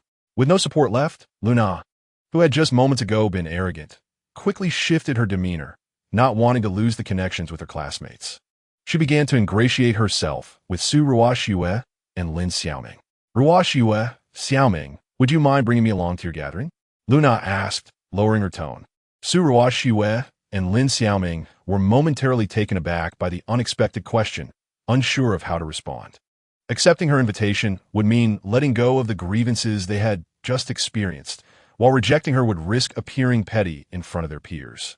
"Surely, I didn't say anything too harsh. We are all classmates after all. You wouldn't hold a grudge, would you?" Luna continued, perceiving their hesitation and framing their indecision as a potential grudge. Realizing her insinuations, Su Ruoxue and Lin Xiaoming chose to remain silent. Noticing that her ploy was failing, Luna shifted the blame onto Li Minglei. "It's all my fault for misjudging his character. However, we shouldn't let his actions tarnish our camaraderie, right?" She turned to the nearby classmates, seeking their sympathy. To her surprise, Su Ruoxue's classmates were swayed by Luna's tactics and began to rally in her favor. "Indeed, our camaraderie is what matters most. Why not let Luna join us? More people just means more fun," one suggested. "Yes, it will be livelier with more companions," another chimed in. Faced with this collective sentiment, Su Ruoxue and Lin Xiaoming found it difficult to refuse without seeming unreasonable. They exchanged glances, ultimately deciding to include Luna, reasoning that it was merely a meal. With the endorsement of their classmates, they conceded, "All right, Luna, you may join us for dinner at Tungfei Hotel." Thus, the group entered the Porsche fleet, where attentive staff closed the doors behind them, and the convoy set forth grandly towards Tungfei Hotel. Manager Fan drove the Porsche that Li Minglei had taken, leaving him alone to face the consequences of his actions. The procession caused quite a stir wherever it went, especially with the arrival of stars for the upcoming promotional event, leading throngs of fans to flock to the train station and airport, resulting in a significant increase in traffic and footfall. A convoy of 21 Porsches advanced slowly, their presence creating an increasingly intense sensation. Many onlookers mistakenly believed this was the entourage of a celebrity, craning their necks to catch a glimpse of the star within. One girl caught sight of Su Ruoxue's exquisite beauty, mistaking her for the top-tier star Nkiki. Grabbing her friend's hand, her eyes sparkling with excitement, she squealed, "Nkiki! Nkiki!" Little did she know that Su Ruoxue's allure and grace far surpassed that of Nkiki. Eventually, the convoy arrived at the entrance of the Tungfei Hotel, where the attendants in the front seats disembarked in perfect unison, opening the doors for each guest. The lobby manager had been waiting at the entrance, ready to welcome everyone into the prestigious room 888. Su Ruoxue, Lin Xiaoming, and several classmates settled into the room, still in disbelief over the extravagant spectacle. Lin Xiaoming turned to Su Ruoxue and said, "Ruoxue, pinch me. Am I dreaming? I've never witnessed such grandeur in my life." Su Ruoxue replied incredulously, "I've never experienced anything like this either." In contrast, Han Yunfei remained unperturbed throughout, casually remarking, "It's just 20 Porsches, no need to be astonished. With the Han family's resources, dozens or even hundreds of Porsches are merely the tip of the iceberg." Moreover, as the foremost warrior of Longxia Nation, Han Yunfei had encountered countless spectacles. For him, this was nothing remarkable. You just happened to stumble upon a fortunate coincidence. If it weren't for Xiaoming being selected as the lucky customer, I wonder how you would have managed to showcase your prowess at the Tungfei Hotel. Su Ruoxue teased Han Yunfei, unable to resist reprimanding him. She certainly did not believe that the Porsche convoy was arranged by Han Yunfei, thinking instead that he merely rode on Lin Xiaoming's luck. Upon hearing Han Yunfei's words, Lin Xiaoming felt increasingly perplexed, struggling to discern whether Han Yunfei was genuinely impressive or merely boastful. Han Yunfei, however, preferred to refrain from elaborating, content to silently protect Su Ruoxue from the shadows. Soon, the waitstaff began serving the dishes. Lin Xiaoming had already pre-ordered the food when booking the room, resulting in a swift delivery. As Su Ruoxue, Lin Xiaoming, and their classmates dined and chatted, Han Yunfei sat quietly beside Su Ruoxue, focusing on his meal to avoid attracting unnecessary attention. A perceptive classmate, Chen Dongdong, remarked, "Did anyone notice? On our way here, someone mistook Ruoxue for the trending star Nkiki. This just goes to show that Ruoxue's beauty is indeed on par with Nkiki." Chen Dongdong's words were devoid of insincerity or envy. Rather, they were a heartfelt acknowledgement of Su Ruoxue's status as the most beautiful girl in Yundong City. A male classmate, He Zixiang, who once harbored feelings for Su Ruoxue, now dared not entertain such thoughts since she was married. Nonetheless, he could not help but acknowledge her beauty with genuine admiration. Upon hearing Chen Dongdong's words, he quickly interjected, "To speak candidly, our Ruoxue's beauty undoubtedly surpasses that of Nkiki, and in terms of elegance, she is simply in a league of her own." Although Lin Xiaoming was also a stunning beauty, her self-awareness paled in comparison to Su Ruoxue, leaving several Nkikis between them. As Su Ruoxue's closest confidant, she couldn't help but tease, "Indeed, if our Ruoxue were to become a star, Nkiki would be utterly overshadowed." Han Yunfei, listening to the continuous praise for Su Ruoxue, merely smiled in silence. After all, how could the woman chosen by the esteemed war god of Longxia be anything less? The more compliments she received, the more embarrassed Su Ruoxue became, repeatedly waving her hands in protest. "Oh, come now. You're all exaggerating." Her face flushed a vivid crimson, reminiscent of a splendid sunset painting her cheeks, rendering her even more enchanting, while her ears turned warm with shyness. Eager to divert the conversation, she asked, "Do you think Nkiki will come to Yundong City? She is currently the most sought-after star in Longxia." and I've heard she rarely accepts engagements. Chen Dongdong chimed in, I believe she will attend. I've heard that a grand brand promotion event is to be held at the Yundong City Stadium, inviting the top 100 celebrities to participate. Naturally, and Kiki, being among the elite, will be there. Han Yunfei had already instructed Butler Zhang to announce the event online, which had created a sensation throughout Yundong City and even nationwide. With the backing of 100 top stars, it was an event known to all. Do you know who is hosting this promotion? What brand is being advertised? It all seems rather mysterious. Su Ruoxue glanced around at her classmates, puzzled. You should ask Xiaoming. She is quite in the know about online news, He Zixiang suggested. Honestly, I'm not sure either, but to gather the top 100 stars, the host must possess significant clout. Lin Xiaoming remarked with a knowing look.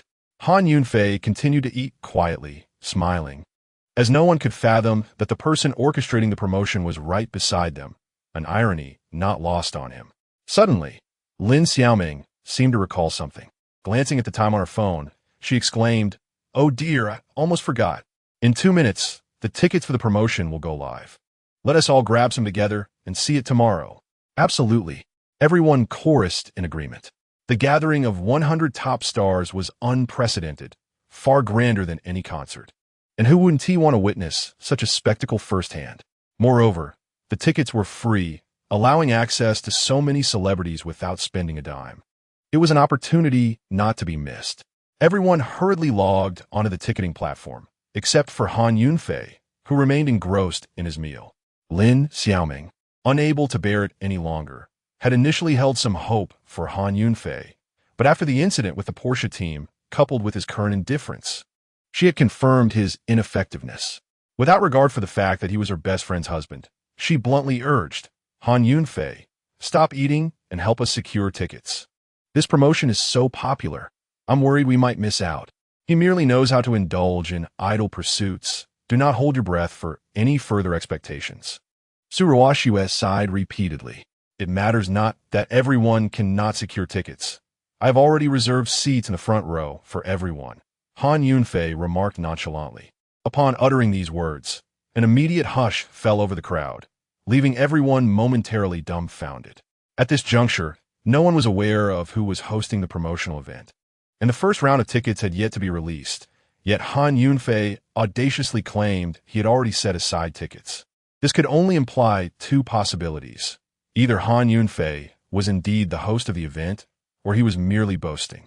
Observing Han Yunfei's disheveled appearance, it was inconceivable that he could be the organizer capable of inviting 100 of the most illustrious celebrities, which would require immense power and status. Mind your own business. If you remain silent, no one will consider you mute, Su Ruoxue retorted angrily, her expression darkening as Han Yunfei once again caused her to lose face. No one believed Han Yunfei's words, and he had no desire to further clarify. It was of little consequence if they attempted to secure tickets online. Attention! It's about to begin. 20 seconds. 10 seconds. Lin Xiaoming nervously urged. Everyone fixated on their phone screens, the countdown ticking away second by second, their breaths growing increasingly rapid. Su Ruoxue's heart began to race, her lips slightly pursed, appearing more delicate than ever. Lin Xiaoming's eyes were glued to the screen, her fingers trembling ever so slightly. As the countdown reached 0, everyone frantically clicked on their screens. Yet in the next moment, a collective sigh of disappointment echoed through the room. Alas, I failed to secure a ticket. I was so close. What a pity. How many people must be vying for these? It's exceedingly difficult to obtain. It was evident that none of those present had managed to procure a ticket, underscoring the immense popularity of this promotional event. The Yundongqing Stadium could accommodate 100,000 individuals, which meant there were 100,000 tickets. The first batch had just released 20,000, leaving 80,000 more. Do not lose heart. We shall continue to try for tickets later, Lin Xiaoming explained. This is a once-in-a-lifetime opportunity. I must attend, He Zixiang declared. I too wish to go, and Ku is my idol. And I cannot afford to miss the chance to meet her, Chen Dongdong added. I am particularly intrigued by which brand's promotional event is so grand and enigmatic. I must secure a ticket, Su Ruoxue stated. Observing that everyone had failed to obtain tickets, Han Yunfei considered that they might not attend after all.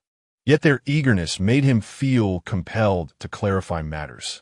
However, the words that Han Yunfei subsequently uttered left everyone utterly astonished once more. Chapter 30. A meal worth 200,000? Han Yunfei remarked languidly, "If you cannot secure tickets, you can come directly to the stadium tomorrow. I shall distribute tickets to everyone then." Upon hearing this, Su Ruoxue's anger flared anew, and she retorted, "Han Yunfei, are you never finished? If you are truly so capable, produce the tickets now. Otherwise, cease your pretentiousness." Lin Xiaoming had already seen through Han Yunfei. At a loss for words, Han Yunfei realized that he had only asked Zhang the steward to reserve tickets for him that morning, and he had yet to receive them. How could he possibly produce them? Am I not correct? You cannot produce them, can you? Lin Xiaoming felt triumphant, believing she had exposed Han Yunfei. With a smug expression, she spoke. Han Yunfei, his face darkened, could only lower his head and continue eating in silence. Another individual present, much like Han Yunfei, remained quiet as well. She was El Na. While everyone passionately debated the issue of tickets for the promotional event, El Na chose not to participate. Earlier, she had been riding in her boyfriend's Porsche, admiring a luxurious villa. Everything seemed to be at its zenith, yet unexpectedly, it all crumbled to nothing, leaving her in despair. This left her feeling quite unsettled. She felt compelled to regain some advantage today. With this thought in mind, while others engaged in lively conversation, El Na discreetly exited the private room 888. Soon, El Na found herself in the beverage area of the Tungfei Hotel. A cursory glance at the shelves drew her attention to a high-end red wine priced at 50,000. She then casually tapped the counter, capturing the attention of the attendant. The attendant approached, inquiring gently, "Good day, how may I assist you?" "Bring me 4 bottles of that wine," El Na declared, lifting her chin with an air of extravagance, her eyes brimming with arrogance. The attendant glanced at the red wine she indicated and hesitated momentarily, a flicker of uncertainty crossing her face. She confirmed, "Miss, this wine is quite expensive. Would you like to try a bottle first?" "No need for a taste." "What? Are you afraid I can't afford it?" El Na felt insulted, sensing disdain from the attendant. "You misunderstand. That is not my intention," the attendant quickly clarified, adding, "This wine cannot be returned or exchanged once purchased. So I wanted to ensure you were certain." "Indeed, for bottles, and charge it to room 888, El Na asserted, waving her hand dismissively. Upon hearing the room number, the attendant relaxed, realizing that the prestigious room was reserved for the affluent. Certainly, they would not quibble over such a sum. The attendant also recalled that the customers arriving in the Porsche convoy had just entered room 888, prompting even the hotel manager to greet them personally. As a mere attendant, she dared not be remiss. Thus, the attendant nodded respectfully, saying, "Very well, miss, I shall decant the wine for you and deliver it to your room." Unexpectedly, El Na shook her head repeatedly, saying, "No need to trouble yourself. Just pack it for me, and I shall take it to the room myself." The attendant, slightly puzzled, cast a glance at El Na, but refrained from questioning her further, respecting the wishes of the guest. Once the 4 bottles were neatly packed, El Na accepted the bag, but did not return directly to room 888. Instead, she evaded the attendant's gaze and stashed the wine in the hotel's self-service locker. Afterward, she returned to room 888 as if nothing had happened. Observing that everyone had nearly finished their meal, Lin Xiaoming, being the host today, raised her hand to summon the attendant, smiling as she said, "Waitstaff, please bring the bill." The attendant nodded with a smile and turned to fetch the invoice. Moments later, the attendant re-entered with the bill, presenting it to Lin Xiaoming. After a brief hesitation, she stated, "Miss, your total expenditure amounts to 250,000 yuan." As the server's words fell, everyone was taken aback, unable to believe their ears. The figure of 250,000 echoed in their minds for an extended period. "What? 250,000? Lin Xiaoming abruptly rose to her feet, her smile instantly frozen, and her voice involuntarily elevated by an octave.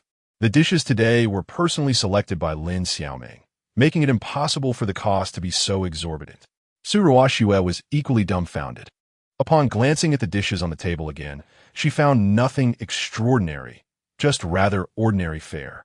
Even though the Tungfei Hotel is the most upscale establishment in Yundong City, this meal should not exceed several thousand, certainly not surpassing 10,000. The classmates present were equally astonished, voicing their disbelief. How could it possibly cost so much? We merely dined. Indeed, how could these dishes be so expensive? What kind of hotel is this? This is outrageous. The server, glancing at the bill, felt quite wronged, for the amount was indeed correct. Sitting nearby, Lu Na displayed a hint of a mocking smile, her tone dripping with sarcasm as she remarked, "If you can't afford it, don't host a gathering. Why pretend to be generous? Well, now you've got no choice but to wash the dishes." Lu Na relished the discomfort of Lin Xiaoming, finding a sense of satisfaction. Surui, witnessing Lin Xiaoming's distress, felt a twinge of sympathy.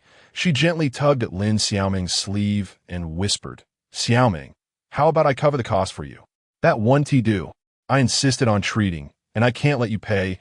Lin Xiaoming resolutely shook her head. Today, they had gathered to celebrate her new home purchase, and it was only right that she foot the bill. She couldn't bear the thought of Su Ruoxue settling the account. Just as Su Ruoxue and Lin Xiaoming were at a loss, Han Yunfei suddenly interjected, "Don't panic. There must be an error with this bill. We couldn't possibly have spent this much merely on a meal. Server, please bring us the itemized bill." Han Yunfei continued addressing the server. The server promptly handed over the bill, and Han Yunfei glanced through it, his gaze lingering on the final line. For bottles of red wine, each priced at 50,000, totaling 200,000. Han Yunfei identified the issue. Red wine? Lin Xiaoming's eyes widened in disbelief. "We didn't even order red wine. What is going on?" Lin Xiaoming's classmates chimed in, asserting, "Yes, we didn't order any wine. How could this be?" Su Ruoxue took the bill from Han Yunfei's hand, confirming he was not jesting, and questioned the server. "What is the meaning of this?" The server, looking quite aggrieved, was equally perplexed and could only state the facts. However, the bill does indeed indicate that the red wine was ordered from room 888. This server had been responsible for room 888, and the red wine had been ordered separately by Lu Na from the beverage section, unbeknownst to her. At that moment, Lu Na, fearing the investigation might lead back to her, continued to obfuscate. She scoffed, feigning generosity as she said, "Oh, Lin Xiaoming, if you can't afford it, I could also lend a hand. Everyone, let us not make things difficult for the server." Lin Xiaoming found herself at a loss for words, and with Lu Na's taunts, her face flushed crimson. After all, 200,000 was no trifling sum for her. Seeing Su Ruoxue and Lin Xiaoming anxiously stamping their feet, Han Yunfei was determined not to stand idly by. Han Yunfei discerned that something sinister was afoot. There must be someone orchestrating mischief. From Elna's erratic gaze, he gleaned crucial insights. Coupled with the fact that only Elna had ventured out moments ago, Han Yunfei had already formed a conclusion in his mind.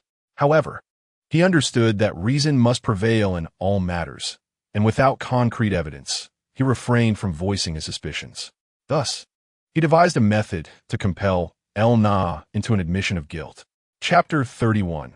Unveiling the truth. Han Yunfei deliberately raised his voice, sternly addressing the waiter. "Is this an illicit establishment? We did not order any red wine, yet the bill reflects an additional 200,000 for it. This is fraud. This is a crime." As the president of the Tungfei Group, which owned the Tungfei Hotel, he resorted to self-deprecation, branding his hotel as a den of iniquity in pursuit of the truth. Upon hearing the mention of criminality, the waiter turned pale, hastily shaking his head in denial. "Sir, we assure you, there are no discrepancies in our charges. Tungfei Hotel is the finest establishment in Yundong City. We would never engage in criminal activities." The red wine was indeed ordered by someone. Han Yunfei was well aware that his hotel could not possibly be involved in unlawful conduct. His words were directed at El Na, who remained unmoved, surely still harboring a glimmer of hope. Thus, he continued, "If you do not confess, I shall report this to the authorities. Once they arrive to retrieve the surveillance footage, it will be too late for any admission. Prepare to face imprisonment." At the mention of incarceration, Elna's countenance blanched, panic overtaking her. She had merely sought to gain a small advantage, never anticipating the gravity of the situation. She had thought she could maneuver unnoticed, yet the prospect of surveillance footage loomed ominously. Deep down, she understood that whether she confessed now or not, the authorities would soon uncover her involvement, leading her to face the dire consequences of imprisonment. It would be wiser to admit her wrongdoing at this juncture. With clenched teeth, Elna begrudgingly confessed, "I ordered the red wine. I merely wanted to take it home to taste, never imagining it would be so costly." Her admission elicited a collective gasp from the crowd. Several of Su Ruoshue's classmates now saw Elna's true character laid bare. At that moment, Elna still failed to grasp the severity of her predicament and feigned nonchalance. "This is a misunderstanding. I will simply return the wine." However, the waiter's next statement jolted her back to reality. "It is clearly stated on the order that once this wine is sold, it is non-refundable," he asserted. Han Yunfei had long seen through Elna's facade. Without imparting a lesson, she would never learn or repent. Moreover, she had brought this upon herself, warranting no sympathy. Therefore, he stated bluntly, whoever ordered the items must pay for them. These 4 bottles of red wine were ordered by Elna, and we have not consumed any. It is only fitting that she bears the cost. If she is unwilling, then let the authorities be notified. Indeed, that is entirely reasonable. Why should we bear the cost for her extravagant order made without our consent? Several of Su Ruoshue's classmates chimed in, expressing their agreement. Had Han Yunfei not pressured Elna into admitting her fault, they might have all been unjustly implicated. Elna, having dug her own grave, was simply reaping what she had sown. She was undeserving of anyone's pity. Upon hearing those words, Luna's complexion instantly turned ashen. Faced with the threat of imprisonment for failure to pay, she found herself with no alternative. Under the watchful gazes of the crowd, Luna's fingers trembled as she extracted her credit card from her bag, ultimately maxing it out to settle the 200,000 yuan wine bill. Luna had never held a proper job, relying solely on her boyfriend, Li Minglei, for financial support. Now, having cast him aside, she had charged another 200,000 on her card. For her, this sum felt astronomical, as if her heart were bleeding. It was over. Everything was lost. Luna slumped into her chair, her gaze vacant, her entire being drained of vitality. Su Ruoshue's classmates observed Luna with a mixture of pity and disdain. Engaging in petty schemes and seeking small gains had led to her own downfall. Lin Xiaoming chose to ignore Luna any further, settling the remaining 5,000 yuan bill. Turning to Su Ruoshue and her classmates, she proclaimed, "The bill is settled. Let us depart." "Very well," they responded in unison, exiting the private room 888.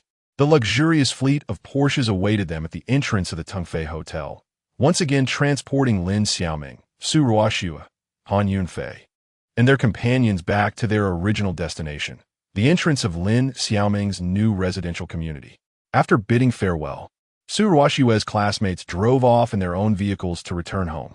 Lin Xiaoming grasped Su Ruoshue's hand, reluctant to release it, and expressed her gratitude. "Ruoshue, thank you. I truly do not know what I would have done without you today. Between us, there is no need for such formalities. You are my dearest friend," Su Ruoshue replied.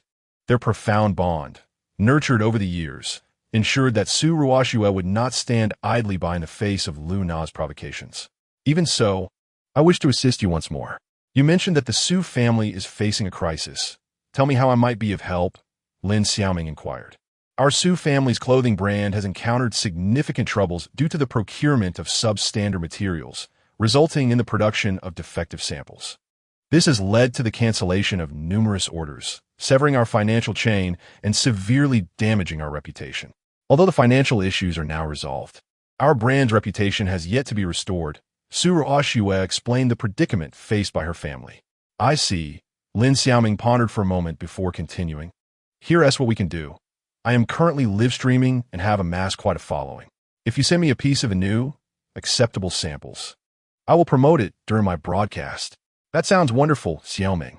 You are dependable, unlike Han Yunfei, who merely boasts," Su Ruoshue remarked. "One can trust men as much as one can expect a pig to climb a tree," Lin Xiaoming retorted, casting a disdainful glance at Han Yunfei. Han Yunfei, caught in the crossfire, wore an expression of innocent bewilderment. Lin Xiaoming's intention to aid Su Ruoxue through live streaming was not without merit. Yet Han Yunfei was reluctant to resort to such trivial tactics. He aspired for something far more grandiose. Moreover, since Star Technology belonged entirely to Han Yunfei, if he wished to promote the Su family's clothing brand through live streaming, he would have acted long ago. Let us return for now. Once the new clothing samples are ready, I shall send one to you, Su Ruoxue concluded. All right, Lin Xiaoming agreed. After bidding farewell to Su Ruoxue, Lin Xiaoming rode home with Han Yunfei on a small electric scooter. Upon returning to their modest abode, Su Ruoxue retrieved her phone, intending to inquire about her father's progress on repurchasing the materials. Just then, her father, Su Yao, called. Su Ruoxue thought he was likely calling to discuss the procurement of the materials and promptly answered, "Dad, how is the repurchase of the materials going? Is everything proceeding smoothly?" She asked. "I was just about to inform you. Everything is going well. The new materials have been purchased, and I've arranged for the workers to commence their tasks." Su Yao responded, "When can we expect the new clothing samples to be produced?" "I am eager to receive one," Su Ruoxue expressed, wishing to send the new samples to Lin Xiaoming promptly. "Why are you in such a hurry for the new clothing samples?" Su Yao questioned, puzzled. He understood that even if the financial crisis facing the Su family had been resolved, they had yet to regain the trust of their business partners and consumers. Producing more products at this stage would be futile.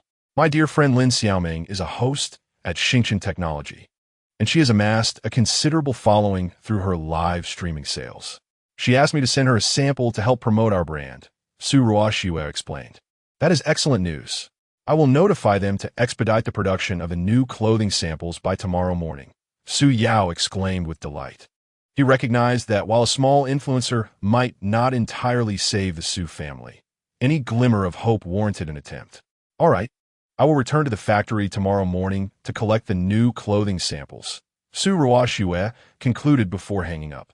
Although Su Ruoxue perceived a turning point in the Su family's crisis, the wager between Han Yunfei and the Su family had but one day remaining.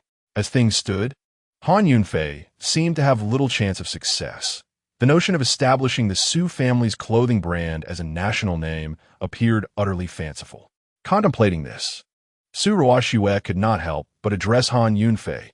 "You have only one day left in your wager with the Su family. After you lose tomorrow, we shall divorce, and you will be expelled from the Su family. Over the past 3 years, although you have achieved little, you have been quite kind and attentive to me. If you have any requests, feel free to voice them. I shall see if I can accommodate you. After all, we are bound by marriage." Throughout these 3 years, Su Ruoxue had unknowingly developed feelings for Han Yunfei. As the saying goes, a day as husband and wife brings 100 days of affection, and they had shared 3 years of marriage. Su Ruoxue's willingness to entertain Han Yunfei's request stemmed from 2 reasons. Firstly, the unjust expulsion of Han Yunfei by the Su family left Su Ruoxue feeling indebted. Secondly, with a 100 million loan from Hongda Bank secured, she now possessed both financial stability and confidence.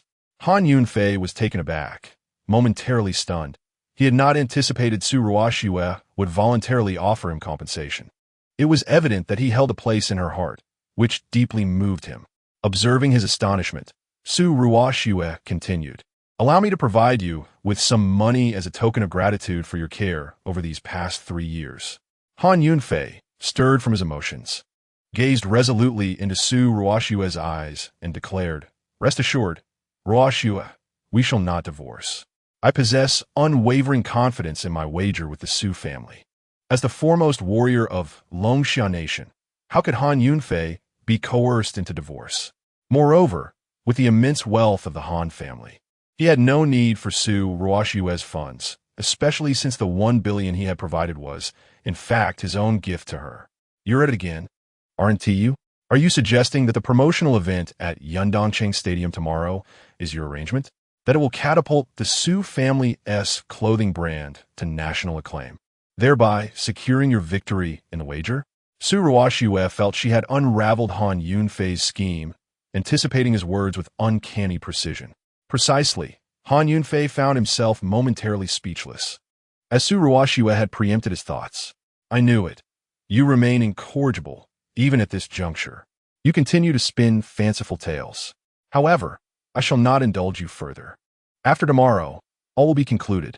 Su Ruoxue perceived no glimmer of hope for Han Yunfei's success in the wager, and had prepared herself for the worst outcome. At this critical juncture, Han Yunfei yearned to disclose the truth to Su Ruoxue, for his plan had reached its final phase, rendering further concealment unnecessary. Once the new clothing samples emerged from the Su family factory tomorrow morning, and Su Ruoxue donned one for the evening event at Yundongcheng Stadium. Amid a throng of illustrious stars, she would undoubtedly dazzle in the exquisite attire crafted by her family. Such a spectacle would surely incite unparalleled fervor, propelling the Su family brand to meteoric heights, thereby ensuring Han Yunfei's victory in the wager and Su Ruoxue's ascendance as the head of the Su family. Yet, it appeared that Su Ruoxue continued to dismiss Han Yunfei's assertions as mere jest. Even if he were to lay bare his entire plan, she would remain skeptical. Nonetheless, Han Yunfei remained unfazed. He simply needed to devise some other rationale to persuade Su Ruoxue to bring the clothing samples to the promotional event. Just as he contemplated how to approach Su Ruoxue, his phone abruptly rang. Upon seeing the caller ID, he recognized it was Butler Zhang and wondered if there had been some complication with the promotional event. He promptly answered the call. Uncle Zhang, what brings you to contact me? Han Yunfei maintained the pretense of treating Butler Zhang as a distant relative in Su Ruoxue's presence. Butler Zhang, immediately grasping Han Yunfei's intention, ceased to address him as young master and got straight to the point, revealing the reason for his call. There's been an unforeseen incident with the promotional event. A hint of panic colored his voice. Do not fret. Take your time to explain. With me here, there is no issue that cannot be resolved, Han Yunfei replied calmly. He had encountered numerous daunting situations. Even in the face of overwhelming odds, he remained unflinching. As the foremost warrior of Longshan Nation, maintaining composure amidst chaos was his fundamental psychological trait. Among the 100 stars we invited, the most prominent, and Kiki, abruptly canceled her appearance, citing scheduling conflicts. She was the highlight of this promotional event, and her absence would significantly diminish its impact. What is more concerning is that if other celebrities become aware of this, they may also choose to withdraw. Butler Zhang conveyed over the phone. Upon hearing this, Han Yunfei remained unperturbed. Instead, he calmly replied, I understand. You need not worry about this matter. I will handle it. Understood. Butle Zhang Rakunisa Han Yunfei's capabilities. And since the young master entrusted the matter to him, there was little for him to fret over. After ending the call with Butler Zhang, Han Yunfei dialed another number. Meanwhile, in a lavish villa, Kiki lounged on the sofa, leisurely scrolling through her phone. Her manager stood nearby, holding a schedule, and monotonously remarked, Kiki, tomorrow's schedule is fully booked. I've canceled your participation in the promotional event in Yundong City. You are no longer the same. You are the pinnacle among stars. There is no need to attend such an inconsequential event. And Kiki replied absent-mindedly, continuing to browse her phone. The promotional event did not specify who was hosting it or which brand was being promoted, so she paid it little mind. Suddenly, an unfamiliar number appeared on her phone. She frowned, perplexed, as few people knew her personal number. Those who could reach her were typically industry elites or acquaintances. After a moment's hesitation, she answered, Hello. Who is this? Han Yunfei. A deep and familiar voice resonated from the other end of the line. And Kiki was momentarily stunned, nearly dropping her phone. Brother Yunfei, is it truly you? She asked incredulously, her expression shifting from surprise to delight. It is I, Han Yunfei replied, maintaining his composure. Indeed, it is you, Brother Yunfei. And Kiki exclaimed joyfully, leaping up from the sofa in excitement. Chapter 33. And Kiki agrees to attend Han Yunfei, and Kiki had known each other since childhood, with Han Yunfei always being the object of Nkiki's admiration. As a child, she was his shadow. However, since Han Yunfei went north to serve in the military and subsequently married into the Su family 3 years ago, they had lost contact. My little shadow has grown up and become a great star, Han Yunfei teased. Brother Yunfei, even if I have become a star, I'm still your little Kiki. And Kiki had not anticipated that Han Yunfei would reach out to her so suddenly. Already elated, she felt a rush of shyness at his compliment. And Kiki understood that a person of Han Yunfei's stature would not contact her merely for casual conversation. There must be something significant at hand. Thus, she inquired, Brother Yunfei, is there something you need from me? Yes, I heard that you canceled your engagement for the promotional event in Yundong City. May I ask why? Han Yunfei questioned. Brother Yunfei, how did you find out? And Kiki replied, astonished. Ank was taken aback, yet she refrained from directly responding to Han Yunfei's words. Instead, she continued to inquire, is it true that this promotional event in Yundong City was arranged by you? Indeed, this event was organized for my wife, Su Ruoxue, with the aim of promoting the Su family's clothing brand. Han Yunfei replied candidly. He had always regarded Ank as a younger sister, so there was no need for concealment. What? Brother Yunfei, you're already married? Ank exclaimed in astonishment, her surprise stemming not from the fact that Han Yunfei had hosted the promotional event, but from the revelation of his marriage. Ank harbored complex feelings towards Han Yunfei, feelings that she found difficult to define. They were neither romantic nor familial, but rather a blend of both. This revelation left her feeling both elated and sorrowful. She was pleased that her beloved older brother had found a partner, yet disheartened that it was not her. Yes, I've been married for 3 years.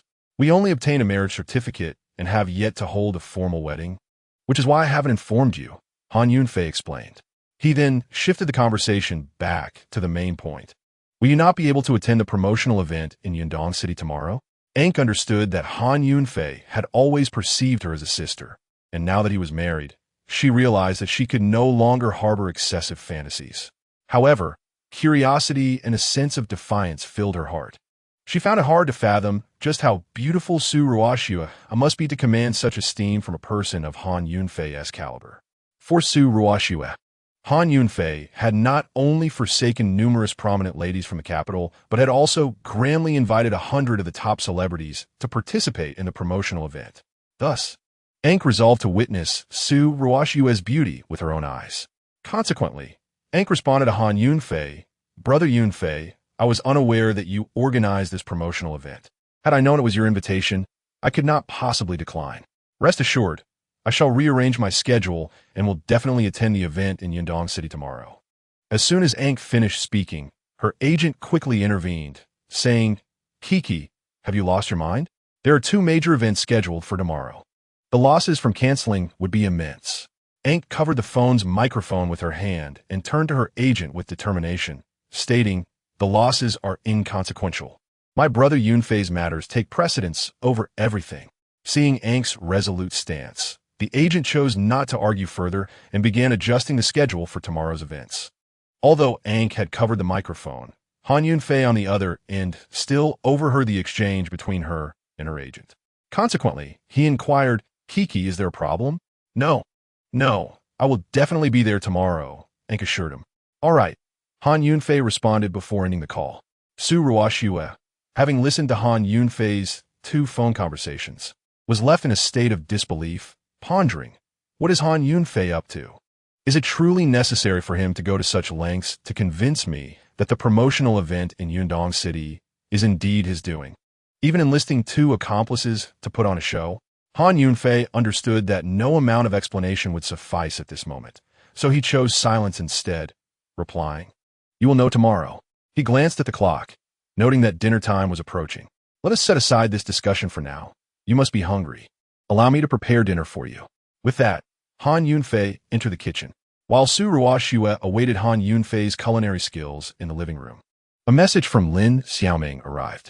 Ruoxue, did you manage to snag any tickets for the second batch of the Yundong City promotional event? She inquired. Alas, I missed out while listening to Han Yunfei boast, and now I am furious. Su Ruoxue lamented, placing the blame for her missed opportunity squarely on Han Yunfei. What a useless fellow. He seems to bring more misfortune than success. Lin Xiaoming, who also failed to secure tickets, vented her frustrations at Han Yunfei as well. Meanwhile, in the kitchen, Han Yunfei unexpectedly sneezed twice. Who is speaking ill of me? He wondered. There is still 1 last batch of tickets available. If we miss this, there will be no further chances. This promotional event has already generated a sensational buzz online. We must secure tickets to witness it live. Lin Xiaoming continued her correspondence with Su Ruoxue. All right, let us try for the last batch together, Su Ruoxue replied.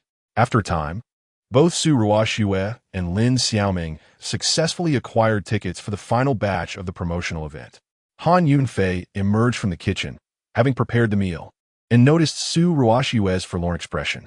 Concerned, he asked, Ruoxue, what troubles you? The promotional event tomorrow is unprecedentedly popular, and neither Xiaoming nor I could secure tickets. It appears we shall miss this grand occasion, Su Ruoxue replied, a disappointment palpable. Upon hearing this, Han Yunfei realized an opportunity had arisen. He could devise a reason for Su Ruoxue to attend the event. After all, it would be rather lackluster if the event's leading lady were absent. An idea struck him, and he said to Su Ruoxue, do you recall our distant cousin we met yesterday? He just called me. His connections are quite extensive, and he knows the organizers of tomorrow's event. I asked him to assist us in securing an opportunity to make an appearance. Is that true? Han Yunfei, are you indulging in fanciful tales? Su Ruoxue questioned skeptically. You may doubt me, but you should trust Uncle Zhang. He conducts business in the capital and wields considerable influence. This should pose no difficulty for him. Tomorrow, bring along the new designs from the Su family clothing line to the stadium. Wearing the Su family garments at the promotional event will surely elevate the brand's reputation, Han Yunfei urged her. Chapter 34. Inviting everyone from the Su family. Upon hearing that this could save the Su family, Su Ruoxue decided to trust Han Yunfei for the time being, as she had yet to devise a better solution to the Su family's predicament. Moreover, it was crucial to note that she did not wish to divorce Han Yunfei. She did not want him to lose the bet. On another note, the Yundong City promotional event was unprecedented, featuring a gathering of 100 top celebrities, a spectacle not to be missed. With tickets slipping through her fingers, Su Ruoxue had no choice but to heed Han Yunfei's advice. Furthermore, her encounter with Uncle Zhang the previous day, impeccably dressed and driving a Rolls-Royce, had left a lasting impression of his distinguished status, lending credibility to Han Yunfei's claims. After much contemplation, Su Ruoxue finally conceded, All right, I shall trust you this once. If you dare to deceive me, I will not hesitate to give you a thorough beating. The word of a gentleman is as solid as gold. When have I ever misled you? Han Yunfei chuckled. Today, tell Xiaoming and her friends that if they cannot secure tickets, they should head directly to the stadium, as you will provide them with tickets. Is that true? Su Ruoxue was aware that Lin Xiaoming and her classmates were eager to attend the promotional event, yet they too struggled to obtain tickets. It is indeed true. I have already asked Uncle Zhang to reserve some tickets for me, Han Yunfei replied. That's wonderful. Please reserve a ticket for my father as well. I wanted to witness it too. Su Ruoxue thought of Su Yao, who had tirelessly contributed to the Su family, and wished for him to be present at the promotional showcase of their clothing line. Not a problem. I will ensure your mother and all the members of the Su family can attend, Han Yunfei readily agreed.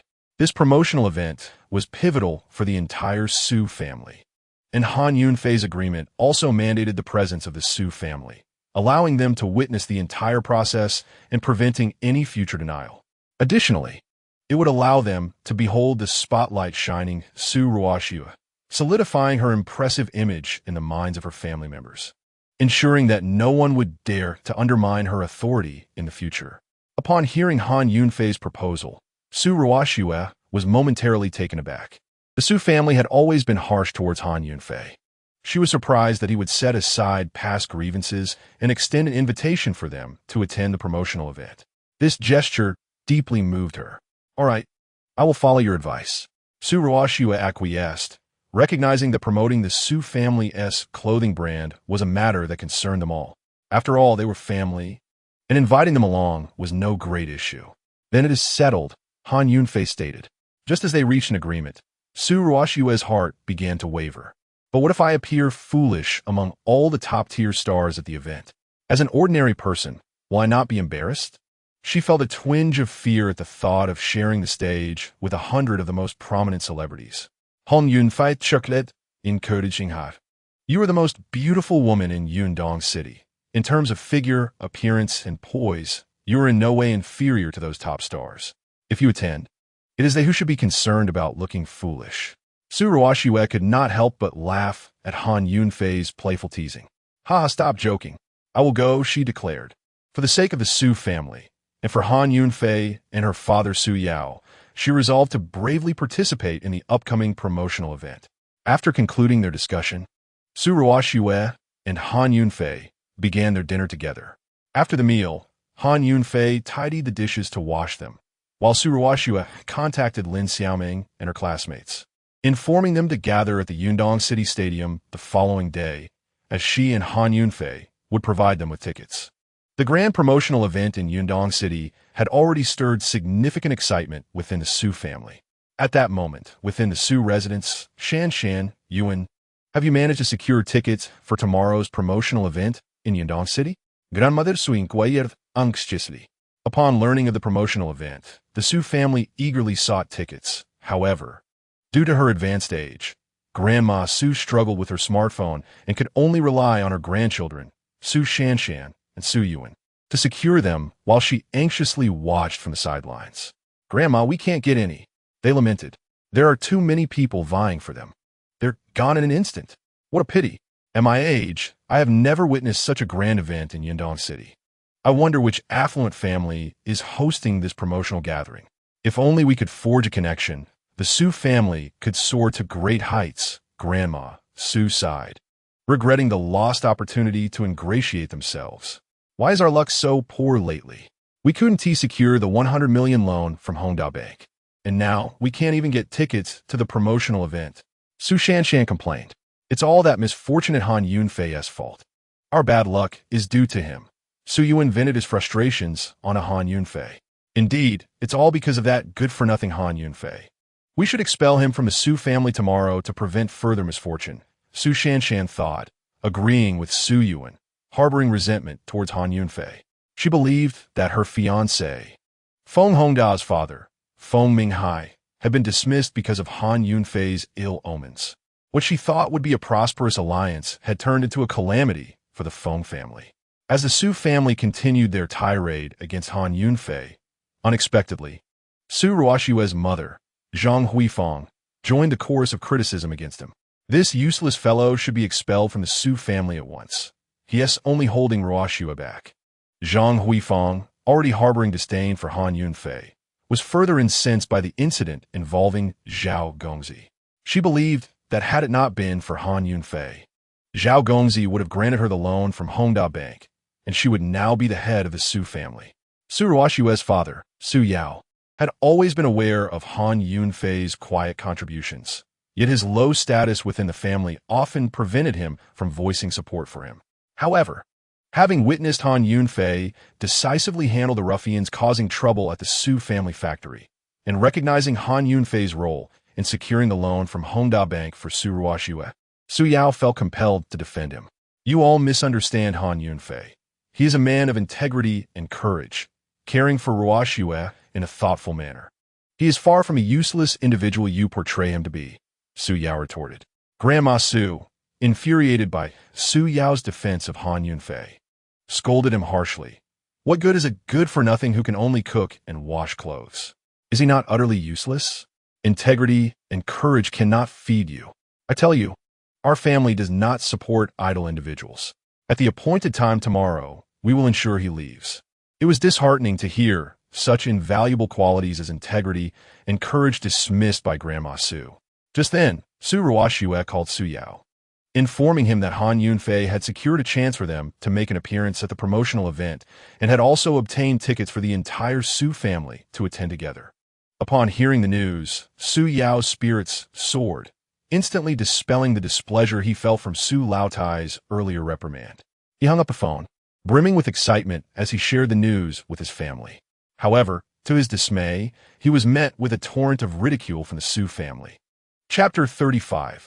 An unforeseen fortune of 90 million in my bank account, huh? That useless Han Yunfei thinks he can secure us a chance to shine at tomorrow's promotional event? That is, without a doubt, the most ludicrous joke I've heard all year, Su Wenyuga fought first. Tickets for tomorrow's event are nearly impossible to obtain. How could that spineless coward possibly get one for each of us? Su Shanshan had never believed in Han Yunfei. Su Yao, does your son-in-law have no shame? Are you also devoid of it? How can he make such grand claims without fear of being the laughingstock? Su Ming seized the opportunity to mock both Su Yao and Han Yunfei. Ah Yao, how can you place your trust in the words of that good-for-nothing? He is merely toying with our emotions, Su Laodai chimed in, admonishing Su Yao. That is not so. I truly believe Yunfei is not jesting, and his words hold merit. Su Yao retorted, unable to bear their distortion of facts and malicious assumptions about Han Yunfei. Su Yao, do not let your bias towards Han Yunfei, simply because he is your son-in-law, cloud your judgment, Su Ming interjected. Su Yao, merely speaking the truth, was taken aback by the unreasonable attacks from Su Ming's family. He realized that if he did not stand up for Han Yunfei now, he would lose the opportunity after tomorrow. Thus, he uncharacteristically fired back, if Han Yunfei is lying, then I shall leave the Su family with him tomorrow. Very well, it is settled, Su Ming thought to himself, eager to expel Su Yao from the family.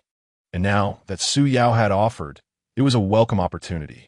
All right, then let us grace the Yundong City Sports Stadium tomorrow and witness Han Yunfei's folly, Su Shanshan declared, convinced that Han Yunfei was merely boasting and awaited the spectacle of his embarrassment.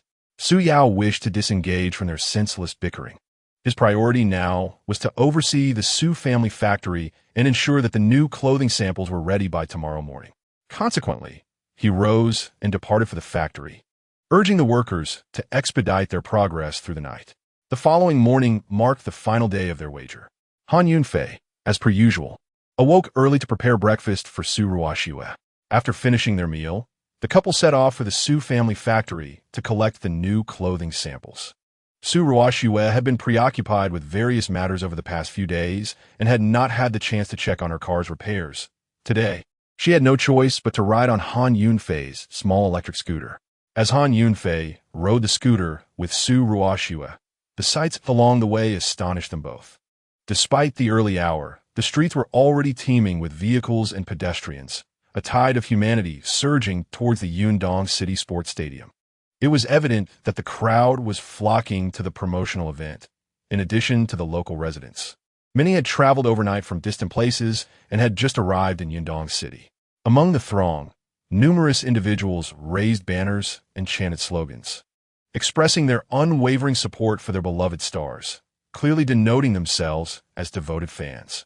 It is still morning, yet the crowd is already substantial. By evening, the scene will undoubtedly host over 100,000 people. Many who were unable to secure tickets are gradually gathering at the Yundongcheng Stadium. Even if they cannot enter the inner arena, they wish to arrive early to claim a favorable position outside. The roads are beginning to experience congestion. Fortunately, Han Yunfei and Su Ruoxue are riding a small electric scooter, allowing them to weave through the traffic with ease. After a while, they arrived at the Su family factory and entered Su Yao's office. Upon entering, they noticed that although the lights were on, the room was empty. Where is everyone? Could it be that the new clothing samples have not been produced yet? Su Ruoxue said in disappointment, her heart sinking. Don't worry, let's check the workshop. Han Yunfei de Yishu Ta. Just as they were about to head to the workshop in search of Su Yao, he entered, sporting dark circles under his eyes and carrying 2 sets of exquisite new garments. Ruoxue, Yunfei, you are here, Su Yao greeted them. Dad. Han Yunfei and Su Ruoxue replied in unison. The new clothing samples were rushed out overnight. The skilled workers in the factory toiled the entire night. I sent them home to rest. We will adjust the production process later, and it will be ready for mass production by tomorrow, Su Yao explained the factory's production situation. Seeing Su Yao's heavy dark circles, Su Ruoxue felt a pang of sympathy. Dad, you've worked hard. 2 samples are sufficient. I'll send 1 to Xiaoming and keep 1 for tonight's promotional event. She continued, I spoke with your uncle's family last night, informing them that you would be appearing at the promotional event today. They didn't believe me and even slandered Yunfei. In a fit of anger, I wagered that if it were false, I would leave the Su family with Yunfei. Su Yao recounted the events that transpired at the Su family home the previous night. Han Yunfei felt warmth in his heart upon realizing Su Yao's trust in him. Noticing Han Yunfei's momentary astonishment, Su Yao asked, Starting tomorrow, the factory will resume mass production. Do you have confidence in selling the garments? Rest assured, let the factory operate at full capacity. After today, the Su family clothing will surely be in high demand. Han Yunfei replied, determined not to let Su Yao down. Good, I believe in you, Su Yao said. Father, you should return home and rest. Just leave the new clothing samples to me, Su Ruoshua said, taking the garments from Su Yao. Alright, Su Yao replied, handing the samples to her before leaving the office to head home for a rest, intending to set off for the Yundongcheng Stadium in the afternoon for the promotional event. After Su Yao departed, Su Ruoshua called for a courier, and she and Han Yunfei awaited the package in Su Yao's office. When the courier arrived, Su Ruoshua sent one of the new clothing samples to Lin Xiaoming. Just as they were preparing to leave the Su family factory, Su Ruoshua's phone suddenly chimed. She took out her phone and, upon opening the message, saw a notification regarding a change in her bank card balance. The balance displayed a long string of numbers, beginning with a 9, followed by 7 zeros. Su Ruoshua abruptly halted her movements, her fingers trembling slightly. This indicated that she had received 90 million. Su Ruoshua could hardly believe her eyes. After counting several times to confirm her observation, she finally screamed, "Ah, Han Yunfei, what is happening? My bank card has suddenly gained 90 million. Han Yunfei, observing Su Ruoshua's astonishment, calmly reminded her, that must be the loan from Hongda Bank that has been credited. Oh, right. I almost forgot about that, Su Ruoshua exclaimed, awakening from her daze. Although she had been aware in advance that the loan from Hongda Bank was substantial, the actual arrival of the funds left her utterly astounded. Now, with 100 million from Hongda Bank fully credited, the financial troubles of the Su family had been resolved. A significant weight lifted from Su Ruoshua's heart, and she began to anticipate that tonight's promotional event might bring a miraculous turnaround for the Su family. On the surface, everything appeared to be proceeding smoothly until a phone call from Butler Zhang revealed the undercurrents of turmoil. Chapter 36. The Emergence of Crisis Tonight. The promotional event was set to occur as scheduled. Han Yunfei was about to call Butler Zhang to confirm that everything was in order when, unexpectedly, his phone rang. It was Butler Zhang calling. As Han Yunfei prepared to inquire about the event's preparations, Butler Zhang urgently interjected, "Young master, something terrible has happened." "What has occurred?" Han Yunfei asked, sensing the gravity of the situation in Butler Zhang's panicked tone. In the stadium where the promotional event was to be held, unidentified forces had infiltrated with the intention of causing disruption and had already been apprehended by the security team. Butler Zhang briefly explained. "Have we identified who is behind this?" Han Yunfei posed the crucial question. Only by capturing the mastermind could they avert danger, especially given the unprecedented scale of the promotional event and the presence of numerous high-profile celebrities. Any misstep could lead to catastrophic consequences. "We have not yet identified them. They are quite obstinate and certainly not mere petty thugs. Moreover, there are at least 20 infiltrators, indicating a premeditated and prepared assault," Butler Zhang replied. "All right, I understand. Transfer these individuals to the criminal department for further interrogation. Additionally, enhance the security at Yundong City Stadium and install surveillance cameras in critical areas." Han Yunfei outlined his course of action. With the enemy concealed and himself in the open, strengthening security measures was the wisest choice until their true intentions could be ascertained. If the adversaries were to proceed with their plans, they would inevitably reveal themselves, at which point they could be apprehended en masse. "Understood," Butler Zhang affirmed. "Are there any other issues?" Han Yunfei continued his inquiry.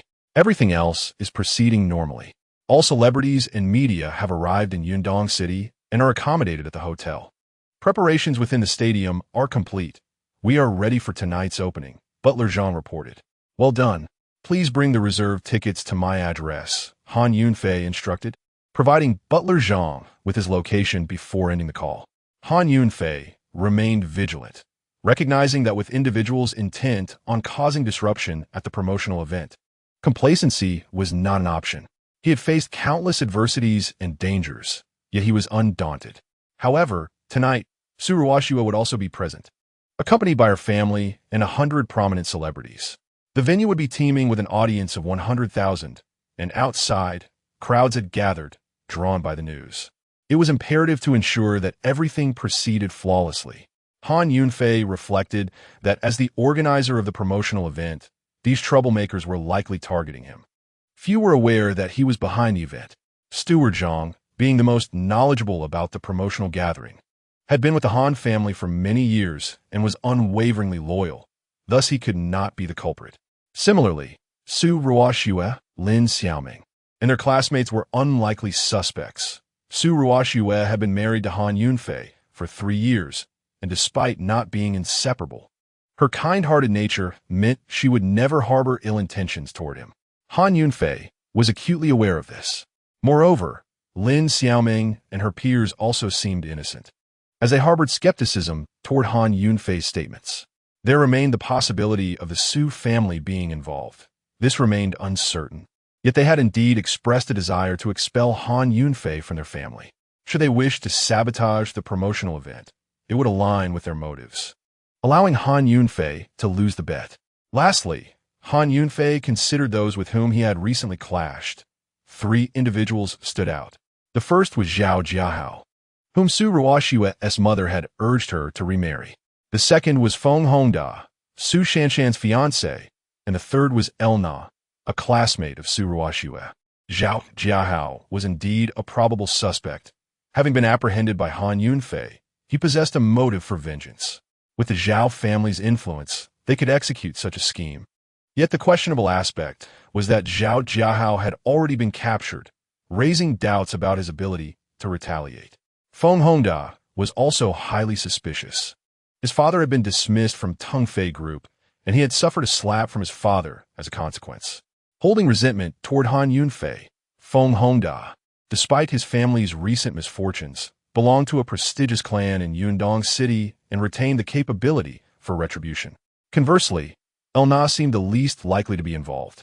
Han Yunfei believed she lacked both the means and the audacity. While Han Yunfei pondered these matters, Su Ruoxue noticed his furrowed brow and inquired, "Han Yunfei, what troubles you?" "Nothing much. I'll have Uncle Zhang bring us the tickets for the promotional event shortly," he replied, wishing to spare Su Ruoxue any undue concern regarding the potential sabotage. "Then let us return home," Su Ruoxue suggested. As they rode back on their electric scooter, they arrived home to find Steward Zhang waiting. After handing the promotional tickets to Han Yunfei, Zhang was dismissed to attend to other preparations for the event. Once inside, Lin Xiaoming messaged Su Ruoxue to inform her that the clothing samples had indeed arrived. They agreed to head to the Yundong City Sports Arena early in the afternoon to avoid the growing crowds that would inevitably cause delays. In the afternoon, Han Yunfei and Su Ruoxue set off for the sports arena, carrying the new clothing samples. At this moment, the streets were bustling with far more vehicles and pedestrians than in the morning, as the entire Yundong City seemed to be in a state of fervor, with everyone surging towards the stadium. Han Yunfei and Su Ruoxue rode on a small electric scooter, managing to squeeze through for a stretch. But as they approached the Yundong City Stadium, the road became utterly congested, rendering further progress impossible. Reluctantly, they abandoned the scooter, parking it by the roadside and opting to walk instead. Navigating through the dense crowd, Han Yunfei and Su Ruoxue slowly made their way to the periphery of the stadium, which was already teeming with people. Fans brandished support signs and waved glow sticks, their faces alight with excitement and anticipation. "Nkiki! Nkiki!" A throng of her fans shouted, their voices resounding like thunder. Not to be outdone, the loyal followers of other stars joined in, vociferously calling out their idols' names. Observing the scene before her, Su Ruoxue couldn't help but exclaim, "These fans are simply wild." Han Yunfei chuckled and teased, "When you step onto the stage later, they might even shout your name with greater fervor." "Don't jest. I lack such talent." "Hurry and see if Xiaoming and the others have arrived," Su Ruoxue replied, feeling somewhat embarrassed by Han Yunfei's comment and seeking a diversion. Just moments ago, Lin Xiaoming had messaged Su Ruoxue to say she had arrived, but the sheer number of people made it nearly impossible to spot her. Su Ruoxue stood on her tiptoes, searching for quite a while without success. Ultimately, she dialed Lin Xiaoming's number. "Xiaoming, where are you?" "We're at the main entrance of stadium," came Lin Xiaoming's voice, equally drowned in noise. "We're trying to push through." but there are just too many people. Please hold on a moment. All right, Su Ruoxue replied before hanging up. After a while, Su Ruoxue finally spotted Lin Xiaoming waving at her. Ruoxue, we're over here, Lin Xiaoming called out. Han Yunfei and Su Ruoxue made their way over to greet Lin Xiaoming and her classmates. Unexpectedly, Lin Xiaoming, with a frown, directed her ire at Han Yunfei, saying, Han Yunfei, we came here because of you. If you dare to deceive us and fail to produce the tickets, you'll see what I do to you. Chapter 37. Entering the venue, Han Yunfei wore a look of exasperation, questioning whether he had lost even this modicum of trust. With a resigned smile, he produced a stack of tickets, waving them before Lin Xiaoming, and remarked, See, when have I ever deceived you? It seems this time you're somewhat reliable. Thanks. Lin Xiaoming snatched the tickets from his hand, her words of gratitude lacking any pretense. At that moment, the security team cleared an area at the stadium's main entrance for ticket checks. Observing this, Lin Xiaoming said to Su Ruoxue and her classmates, they're starting ticket checks. Let us hurry and line up. I want to get in early to live stream for my fans. You go ahead. My parents haven't arrived yet, so I'll wait for them, Su Ruoxue replied, allowing Lin Xiaoming and her friends to proceed. All right, we'll go queue for the checks then. Lin Xiaoming was anxious to enter, eager to begin a live broadcast for the fans who had been unable to secure tickets. Su Ruoxue and Han Yunfei waited a little longer before they spotted the Su family squeezing through the crowd. Su Shanshan initially believed Han Yunfei was merely boasting and wouldn't dare show up at the stadium. Seeing both Han Yunfei and Su Ruoxue present took her by surprise. However, she remained confident that Han Yunfei could not possibly obtain such coveted tickets. Oh, Han Yunfei, you worthless fool. How dare you show your face here? If you can't produce a ticket, won't you just be humiliating yourself? Su Shanshan scoffed at him. Haha, Han Yunfei, are you here just to embarrass yourself? Su Yuan chimed in, mocking him. Han Yunfei was too indifferent to engage with the vile expressions of the brother and sister. Instead, he straightforwardly produced several tickets and handed them to Su Yao, saying to add, here are your tickets. I reserve these for you, with front row seating and unrestricted access to the backstage, which also includes a designated lounge for your comfort. Good, Su Yao replied as he accepted the tickets. Just as he was about to distribute one ticket to each member of the Su family, Su Shanshan and Su Yuan, incredulous that Han Yunfei had genuinely procured tickets, rushed to snatch one from Su Yao's hand for closer inspection. Upon examining it, their expressions shifted to shock. The tickets were indeed authentic and exceedingly rare. This revelation left them feeling indignant and flushed with anger. Su Shanshan, unwilling to lose her sense of superiority in front of Su Ruoxue, quickly composed herself and scornfully remarked, it's just a few tickets. The Yundong City Stadium can accommodate 100,000 people, which means there are 100,000 tickets available. It's not surprising you managed to get a few. Perhaps you even bought them at an exorbitant price from scalpers. You, a penniless wretch, are just putting on a facade. Is that so? I almost believe this useless fool actually had some real connections to acquire those tickets, Su Yuan added disdainfully. Enough. Stop wasting time with this good-for-nothing. After today, let him be expelled from the Su family to spare us any further embarrassment, Li Yafen declared, finding conversing with such a cowardly individual pointless. Understood, Mom, Su Shanshan and Su Yuan replied in unison. Han Yunfei felt no need to argue with these petty clowns. The truth would speak for itself. Once the night concluded and he won the wager, with Su Ruoxue ascending as the head of the Su family, their arrogant demeanor would be rendered powerless. Quit dawdling. Why waste time with this fool? Let us get inside and check backstage. Perhaps we can meet the event organizers. If we establish a connection, the Su family could soar to new heights, Lady Su urged. Little did she know, the event organizers were not only within reach, but were also beneath their very feet, unbeknownst to them. Had they realized Han Yunfei's true identity, they would not be worthy of even carrying his shoes. Su Ruoxue was already well acquainted with the true nature of the Su family. She was no longer surprised by their attitudes, though she lacked the ambition to become the head of the Su family. She was determined to stand up for her father's honor. No matter how much they argue now, respect cannot be won. They can only hope that what Han Yunfei said is true, that he will make an appearance at tonight's promotional event, bringing the Su family's clothing brand national acclaim. Thus, Han Yunfei, Su Ruoxue, and all members of the Su family proceeded to the ticket gate to enter the Yundong City Stadium. Han Yunfei had reserved tickets that allowed them to enter swiftly through a designated passage, and they soon found themselves backstage at the stadium. Backstage at Yundong City Stadium, there were nearly 100 lounges available for each performing star to prepare and rest.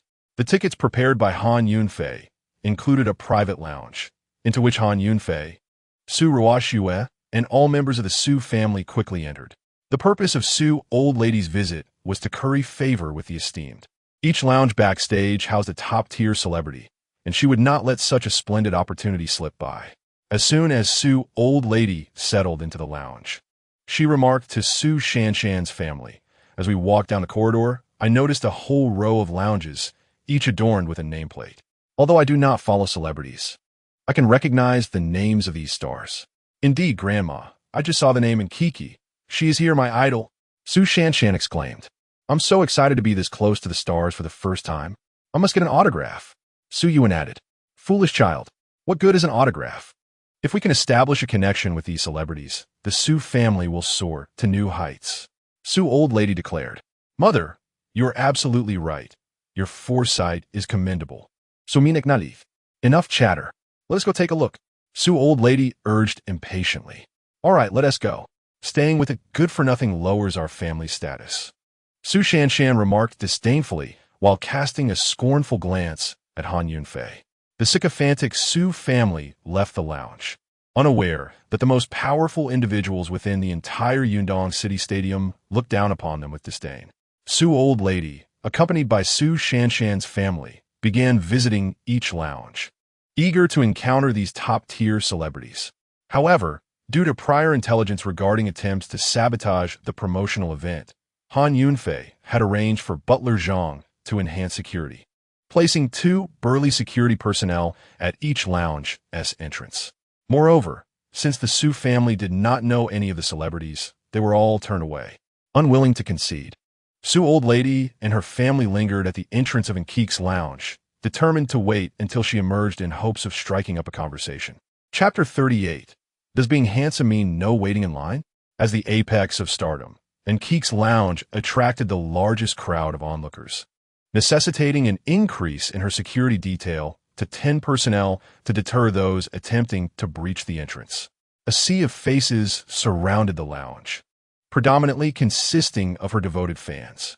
Additionally, other lesser-known stars, whose fame had dwindled, approached in hopes of discussing collaborations to rejuvenate their own reputations. "We are loyal fans of Nkiki. Please let us in," one voice cried out. "Yes, we have prepared gifts for Nkiki." Another echoed, "Let us step inside for a photograph." "Nkuku, I adore you." Nkuku's fans implored the security personnel to allow them entry.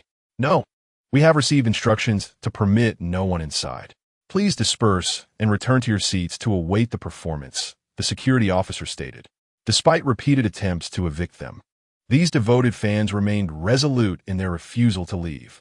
At that moment, an elderly lady, Mrs. Su, squeezed through the crowd, tapping others on the shoulder. "Young lady, make way. Young man, please step aside." Those who were tapped turned around, only to find an aged matron before them. They admired her dedication to her idol despite her years. They graciously parted from Mrs. Su, allowing her to reach the innermost circle of the crowd. The security personnel, taken aback by the presence of such an elderly fan, cautioned her for safety reasons. "Madam, pursue your idol with decorum and ensure your safety. I am not here to chase stars. We are the Su family from Yundong City. Kindly relay our request. We wish to meet the illustrious Nkuku, Mrs. Suboli Proklamth. The Su family from Yundong City? I have not heard of you. Please return," the security officer replied dismissively. It was not surprising that he had not heard of the Su family, as they were not prominent in Yundong City. Moreover, the brand being promoted at this event was still under wraps, leaving the security personnel unaware of many details. The fans who had previously made way for Mrs. Su now regretted their kindness upon learning she was not a fan of Nkuku. "I couldn't even reach the front, and I let her through. What is this Yundong City Su family? Do they think Nkuku is someone they can just meet? How shameless." Indeed, what audacity! The fans scoffed at Mrs. Su. Embarrassed by her cold reception, Mrs. Su was about to turn away when she caught sight of a familiar face. It was Han Yunfei. Having personally invited in Cuckoo and not having seen her in years, he had come to greet her while he had the chance. Unexpectedly, he encountered a member of the Su family. "What brings you here, Han Yunfei?" "Emerese. Sukwiti Basev." As she had only known him as someone who typically did laundry and cooking, with no indication of being a fan. "Like you, I am here to seek out and Cuckoo," Han Yunfei replied nonchalantly. "What business do you, a mere nobody, have in seeking in Cuckoo? Look around. Everyone is here for her. When would you ever get the chance? Do you think in Cuckoo is someone anyone can just meet? How shameless." Mrs. Su retorted with a sardonic smile, echoing the sentiments of those who had previously mocked her. With that, she felt a sense of satisfaction. "I merely wish to have a brief conversation with Cuckoo," Han Yunfei stated, choosing not to engage further with Mrs. Su, given her age and her relation to Su Ruo Shui. "Do you even have the right? I, as the head of the Su family, cannot gain entry, and yet you think you can? Emerese. Su Chalingith. If I, Han Yunfei, lack the qualifications, then no one here does," he replied calmly. "You are indeed Han Yunfei?" At this moment, as the door to the lounge swung open, a cool voice emerged. Everyone turned to see a short-haired woman wearing glasses stepping out. She was Qin Xiu, the manager of Nkiki. The throngs of fans crowding the entrance had disrupted Nkiki's much-needed rest, prompting Qin Xiu to venture out and persuade them to disperse. To her surprise, she encountered Han Yunfei. Just yesterday, it was Han Yunfei who had called to invite Nkiki, leading her to cancel other engagements. A loss that Qin Xiu attributed to him.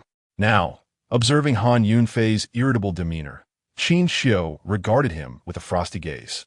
This only deepened her confusion. For during their phone conversation the previous day, Han Yunfei had claimed to be the organizer of the promotional event.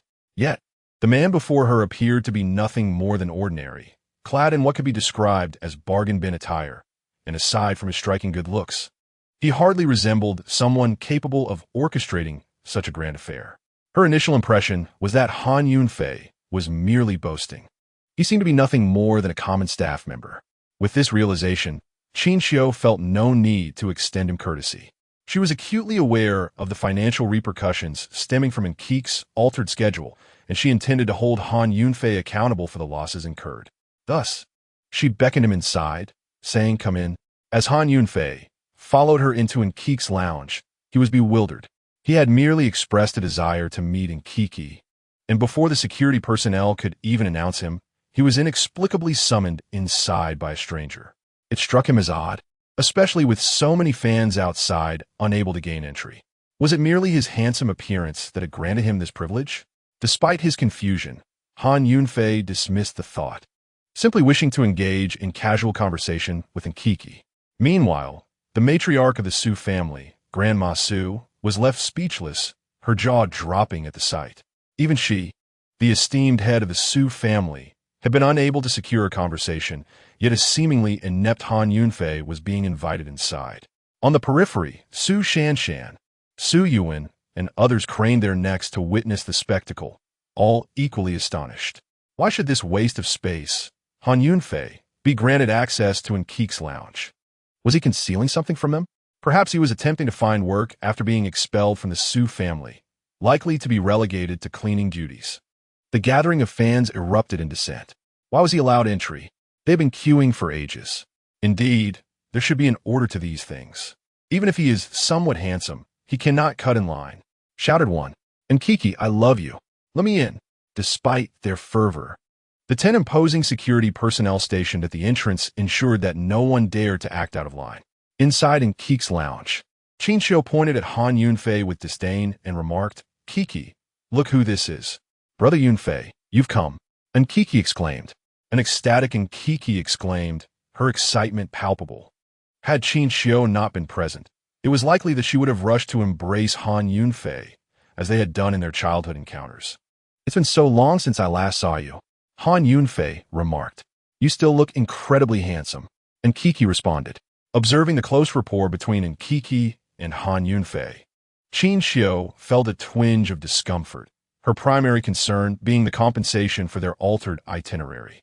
Thus, she interrupted the warm exchange between them, asserting, "Kiki, he has arrived just in time. We must ensure he compensates us for the losses incurred due to the change in plans. But he is my brother Yunfei. How could I possibly ask him for money?" And Kiki was aware that the financial repercussions of the itinerary alteration were significant. Yet her bond with Han Yunfei precluded her from seeking reimbursement. It dawned on Han Yunfei that Qin Xiu's true intention for summoning him was financial. For him, addressing monetary matters was a trivial affair. With a smile, he casually inquired, "How much do you wish me to compensate?" Viewing in Kiki as his own sister, Han Yunfei was more than willing to be generous. Although Qin Xiu indeed saw compensation, she was taken aback by Han Yunfei's nonchalant acquiescence. For the amount she desired was far from insignificant. "I'm not jesting. The sum I require is considerable. Do not mock me with your flippancy. If you cannot afford it, I will have no choice but to take legal action, which would certainly place you in an awkward position," Qin Xiu retorted. Feeling that Han Yunfei was jesting about the financial obligation. "Pray tell, how much exactly should I compensate?" Han Yunfei replied, unfazed by the prospect of any monetary amount. 2 million, Qin Xiu declared loudly. Taken aback, Han Yunfei found himself at a loss for words. To him, the matter of 2 million was trivial, and it should not have interrupted his conversation with Nkiki. "What's the matter? Can you not afford it?" Qin Xiu, noticing his silence, assumed he truly could not produce the funds. Without hesitation, Han Yunfei grabbed a piece of paper and a pen from the table, scribbling a promissory note for 5 million, which he handed over to Qin Xiu. "Here is 5 million. You may withdraw it from Hongda Bank at your convenience," he stated, having left his cash and checks behind. Han Yunfei casually wrote a note, confident that presenting it at Hongda Bank, his own establishment, would allow for its redemption. Qin Xiu looked at the note in his hand, scoffing before seizing it and tearing it into two. "Are you trying to fool a 3-year-old? You think a simple piece of paper can represent 5 million? She was skeptical of Han Yunfei's claims. Han Yunfei, bewildered, mused on the complexities of a woman's thoughts. He had offered compensation, yet she had dismissed it so easily. And Kiki, unable to bear the embarrassment any longer, thought it utterly shameful. Given Han Yunfei's immense wealth, how could he possibly be unable to settle a mere 2 million? Furthermore, handwritten notes like the one he provided were rare. Most would be fortunate to receive such a document. And Ku was left with no choice but to stop Qin Xiu, saying, "Sister Qiu, this month I will double your salary. Please refrain from involving yourself in matters concerning my brother Yunfei, all right?" Upon hearing that Ku was increasing her pay, Qin Xiu ceased her objections, for she was primarily concerned about how the recent losses would affect her bonuses. Once Ku noticed that Qin Xiu had finally quieted down, she resumed her conversation with Han Yunfei. "Brother Yunfei, why haven't you brought your wife to show me?" Ku inquired. The purpose of Nku's visit was to catch a glimpse of Su Ruoxue's beauty. "You will see her shortly. She is the star of tonight's promotional event. After your performance, she will make her entrance," Han Yunfei replied. Among the 100 celebrities present today, Nku was indeed the pinnacle of stardom, and thus she was scheduled to be the grand finale, while Su Ruoxue would make her spectacular appearance at the height of Nku's performance. Nku, who was accustomed to being the center of attention, felt a slight discontent at being a mere supporting character this time, which only heightened her curiosity regarding the stunning allure of Su Ruoxue. Meanwhile, as Han Yunfei and Nku discussed Su Ruoxue, she was preparing to leave her dressing room. Su Ruoxue felt a surge of anxiety while waiting in her dressing room. One reason was the impending performance alongside so many top-tier celebrities, which made her quite nervous. Another reason was her uncertainty about the impact her appearance would have on the Su family's fashion brand. If it bore little fruit, she would be forced to divorce Han Yunfei. After living together for so long, the thought of separation left her feeling hollow. In the solitude of her dressing room, devoid of Han Yunfei's presence, she realized that even if he were there, she could not confide her worries to him, a man of unwavering resolve. Her mother was pressuring her to divorce and remarry Zhao Jiahao, making it impossible to share her thoughts with her. She wished to spare her father from worry as well, so she resolved not to speak with him either. After some contemplation, she decided to seek out Lin Xiaoming, knowing that intimate secrets were best shared with a close confidant. Thus, Su Ruoxue left her outfit samples in the dressing room and ventured to the audience to find Lin Xiaoming. Lin Xiaoming was live-streaming the event to her fans from the audience when she noticed Su Ruoxue approaching with a troubled expression. As Su Ruoxue's closest friend, she immediately sensed that something was amiss. Lin Xiaoming paused her live stream, for the bond of friendship took precedence. "Ruoxue, what troubles you?" Lin Xiaoming asked. "I'm feeling a bit anxious and wanted to talk to you," Su Ruoxue replied. "Are you worried about your upcoming appearance on stage?" Lin Xiaoming quickly guessed the source of her concern, a testament to their deep connection forged over the years. "Yes, they're all top-tier stars. And I'm just an ordinary person. I fear I might embarrass myself standing beside them," Su Ruoxue admitted. "How could that be? You are indeed the most beautiful woman in Yundong City, and I believe your beauty and grace could rival the finest in the nation. Compared to you, those stars are akin to ugly ducklings beside a swan," Lin Xiaoming consoled. Although her words were intended to comfort Su Ruoxue, they were heartfelt, for in her eyes, no one could surpass Su Ruoxue's beauty. "Xiaoming, are you trying to comfort me or mock me?" Su Ruoxue felt that Lin Xiaoming's praise was overly exaggerated. "What I speak is the truth. Had I possessed your looks, I would have long since become a prominent broadcaster," Lin Xiaoming replied.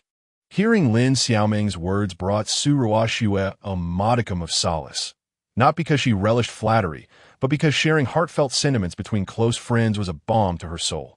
"What other worries do you harbor? Speak freely. I am here for you." Lin Xiaoming, sensing the effectiveness of her words, sought to capitalize on the moment. Chapter 40. An unexpected reappearance. Even though I did not embarrass myself during my appearance today, I remain uncertain whether it will benefit the Su family's clothing brand. Su Ruoxue continued. "You are concerned that Han Yunfei may lose the bet and be compelled to divorce you, aren't you?" Lin Xiaoming astutely disinvoices, striking at the heart of the matter. I don't know." Su Ruoxue's heart was laid bare by Lin Xiaoming's insight, yet she felt hesitant to admit it. After all, her marriage to Han Yunfei had been a mere facade to appease her family, and she had often vented her frustrations about his ineffectiveness to Lin Xiaoming. To acknowledge that she had fallen for Han Yunfei would be tantamount to slapping her own face. Though Su Ruoxue refrained from confessing, Lin Xiaoming had already perceived the truth of her feelings. Lin Xiaoming was astonished. Could one truly fall in love with someone they initially disliked? Did the phenomenon of love blossoming over time truly exist? Yet what baffled Lin Xiaoming was how someone as ineffectual as Han Yunfei could engender such affection in Su Ruoxue. Consequently, Lin Xiaoming could not help but exclaim, "If Han Yunfei is indeed a failure, then let him go. There are countless good men out there. At worst, I can arrange a blind date for you during my live stream. Please do not jest. I cannot explain it, but the mere thought of possibly divorcing Han Yunfei leaves me feeling hollow," Su Ruoxue confessed. "Oh dear, it seems you have genuinely fallen for Han Yunfei," Lin Xiaoming remarked. Outsiders possess clarity, while those embroiled in their own emotions often remain oblivious. Su Ruoxue was unaware of her evolving feelings toward Han Yunfei, but Lin Xiaoming saw it clearly. "Really? That cannot be. Why do I not feel it?" Su Ruoxue questioned. "How could you not? If you and Han Yunfei were to divorce, how do you intend to proceed?" Lin Xiaoming inquired. "If I were to divorce Han Yunfei, we can no longer live together. I suppose I would have to move out. I fear he would be left homeless if he had to leave," Su Ruoxue explained. Upon hearing this, Lin Xiaoming was convinced of the truth. "Will you return to live with the Su family, then?" she asked. "I would rather not return to the Su household. If I did, my mother would surely pressure me into marrying Zhao Jiahao," Su Ruoxue replied. "Then come live with me.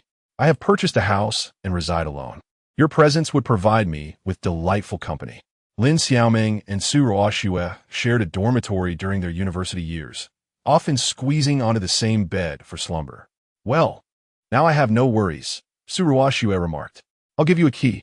I have to work tomorrow. If you need to move, you can come over first since you and Han Yunfei were here yesterday and are familiar with the place." After saying this, Lin Xiaoming handed a key to Su Ruoxue. "All right."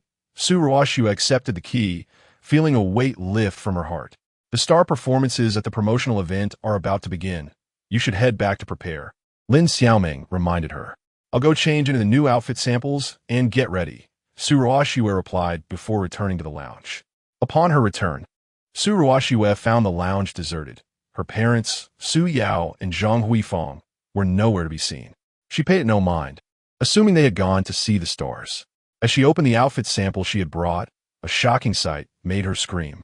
Two security personnel stationed outside the lounge reacted swiftly, rushing in at the sound of her distress, having previously detected someone lurking with malicious intent. What happened? One of the security guards inquired. Before Su Ruoxue could respond, Han Yunfei happened to return to the door, having heard her scream, and rushed in. Ruoxue, are you all right? He asked. Just then, Su Laotai and the Su Shanshan family, along with Su Ruoxue's parents, returned as well.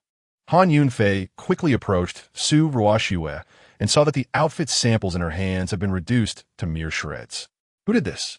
He demanded. The perfectly intact garments had been deliberately torn apart. I don't know. I just came back and found it like this, Su Ruoxue replied. Has anyone suspicious come in? Han Yunfei asked the security personnel. The outfit samples had been found before Su Ruoxue left, indicating they had been destroyed after her departure. No one else has entered. We were stationed outside the door the entire time.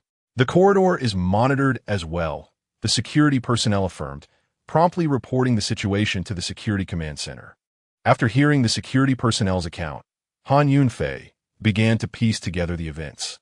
Su Laotai and the Su Shanshan family had exited first, followed by Han Yunfei, and then Su Ruoxue, leaving only Su Ruoxue's parents, Su Yao and Zhang Huifeng, in the lounge. Han Yunfei was certain that Su Yao would not engage in such destructive behavior.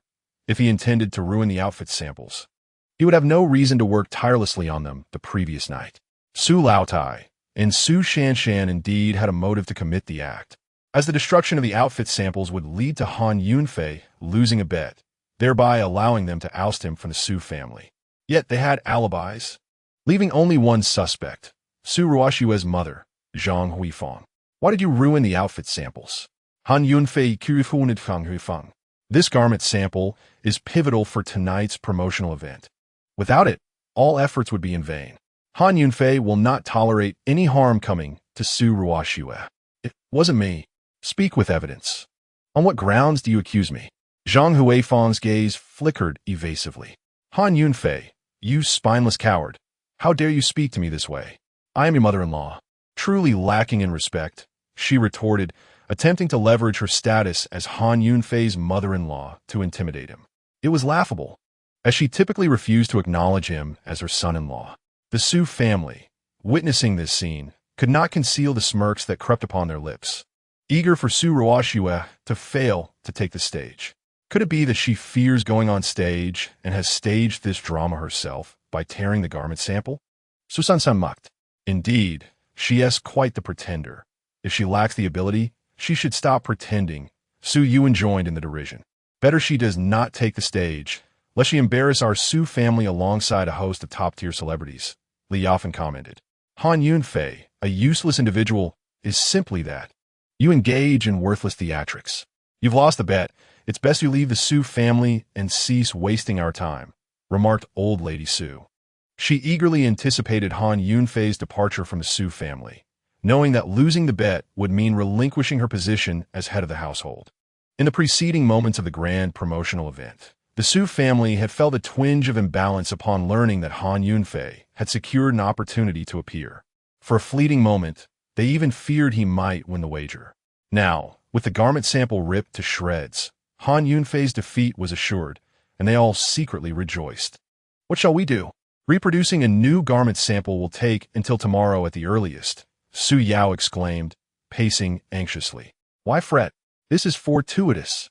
We can rid ourselves of this useless Han Yunfei, and Ruoxue can remarry young Master Zhao, who will undoubtedly assist our Su family through this crisis.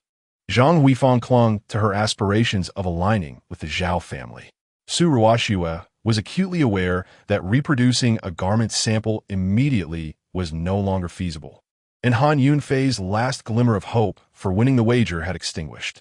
If Zhang Huifeng had indeed destroyed the sample, there was little Su Ruoxue could do, as Zhang Huifeng was her mother. The thought of being compelled to divorce Han Yunfei cast a shadow over Su Ruoxue's expression, and she murmured, Yunfei, is there truly no way out? Seeing Su Ruoxue's distress weighed heavily on Han Yunfei's heart. After contemplating, he conceived a solution to the impasse. Do not despair. We still have another garment sample, Han Yunfei suggested. That's right. I worked through the night to create 2 samples, Su Yao exclaimed, realization dawning upon him. Indeed, Su Ruoxue finally recalled, her eyes momentarily sparkling with hope before dimming again. But the other sample was sent to Xiaoming. No matter, we can retrieve it. Han Yunfei assured her. I fear it may be too late. The Dongqing Stadium is so far from Xiaoming's home, and the roads are congested beyond belief. Driving there is impossible. Su Ruoxue articulated the dilemma. I have a solution. I can fly there by helicopter. Han Yunfei remarked that no matter how congested the roads may be, such issues are merely terrestrial. Flying an aircraft eliminates the concern of traffic altogether. Upon uttering these words, a profound silence enveloped the room, leaving everyone in a state of astonishment. This was soon followed by uproarious laughter. No one could possibly believe Han Yunfei's claims. Setting aside the question of whether this ineffectual man even possessed a helicopter, the very notion that he could pilot an aircraft was beyond credence. Ha, Han Yunfei, have you become so addicted to theatrics that you imagine yourself flying a helicopter? You're a mere waste. You might as well play with paper airplanes. Su Yuan seized the opportunity to mock him. What a monumental joke. Han Yunfei, I never anticipated your audacity would rival that of Fortress. Don't you fear the ridicule? You dare to utter such nonsense, Su Shanshan jeered. How could someone so shameless belong to the Su family? I feel embarrassed for you. Thankfully, you'll be leaving the Su family today. Truly disgraceful, sneered old lady Su. As the foremost warrior of Longsha Nation, Han Yunfei had fought countless battles in the northern territories.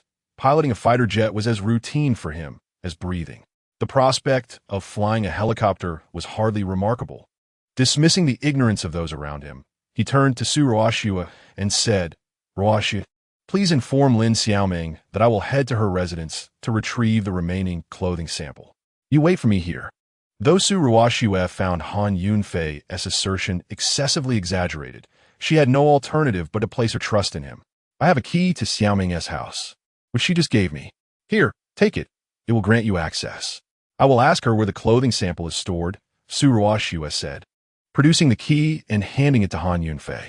Having been close friends with Lin Xiaoming for many years, and as Su Ruoxue's husband, Han Yunfei's visit to Lin Xiaoming's home would not be an issue. He had visited her residence just the day prior and was well acquainted with the address. Initially, he had contemplated breaking in and apologizing later, but now, with the key in hand, he deemed such violence unnecessary. Trust me, I will return with the clothing sample. Han Yunfei declared confidently as he accepted the key from Su Ruoxue, as she watched him depart the lounge. Su Ruoxue felt an overwhelming sense of admiration for this formidable man. Upon exiting the lounge, Han Yunfei encountered Butler Zhang, accompanied by 10 security personnel, rushing towards him. Master, what is the situation? Butler Zhang inquired anxiously. The clothing samples have been destroyed, Han Yunfei replied. Could this be the same group that previously infiltrated and caused havoc? Butler Zhang speculated. It is possible, Han Yunfei responded, suspecting that the individual responsible for the destruction was Zhang Huifang. The connection between her and the infiltrators required further investigation. Without the clothing samples, we cannot proceed with the promotional event. Should we consider postponing it? Butler Zhang asked. There is no need to delay. The bow is already drawn and must be released. We shall proceed as scheduled. We still have one clothing sample. I will retrieve it now, Han Yunfei asserted. Is there still time? The roads have become utterly congested, rendering movement nearly impossible, and the entire transport system in Yundong City has come to a standstill. Should I postpone the opening for a while? Just wait for your return, Mr. Zhang. The steward expressed his concern that Han Yunfei might not make it back in time. No need for that. The promotional event will commence as planned. I assure you I will return on time, Han Yunfei replied confidently. Then I will arrange for a convoy to clear your path. The convoy can also provide you with bodyguards. I have a feeling that the group who infiltrated yesterday will eventually make a move against you, Mr. Zhang remarked. Driving is certainly out of the question. I have decided to take a helicopter instead. Liu Changsheng, the general manager of Tongfei Group, mentioned that there is a dedicated helicopter for me on the roof of Tongfei building. Please contact him and have him send someone to the stadium. Clear an area in front of the stadium for the landing, Han Yunfei outlined his plan. Although Han Yunfei was aware that the infiltrators posed a threat, as the esteemed war god of Longxia, he believed he did not require protection. All right, I will handle it immediately, Mr. Zhang said, filled with admiration for Han Yunfei's ability and courage, firmly believing in him. As Han Yunfei stepped out of the stadium, the promotional event officially commenced within. Hundreds of laser lights danced upon the stage, while fireworks erupted on either side, igniting a chorus of screams from the audience of 100,000. 100 top-tier stars took to the stage, performing songs and dances, each showcasing their signature pieces, seizing this rare opportunity to win over fans. The crowd erupted in a cacophony of cheers, causing the very ground of the stadium to tremble. At this moment, Han Yunfei had lost interest in the entertainment. He hastened towards the square in front of the stadium, where he awaited the arrival of the helicopter. However, he soon sensed an ominous atmosphere. Having faced countless battles, Han Yunfei possessed a keen awareness of danger, and he distinctly perceived that this threat was directed at him. As he reached the square, over 50 figures emerged slowly from the shadows nearby.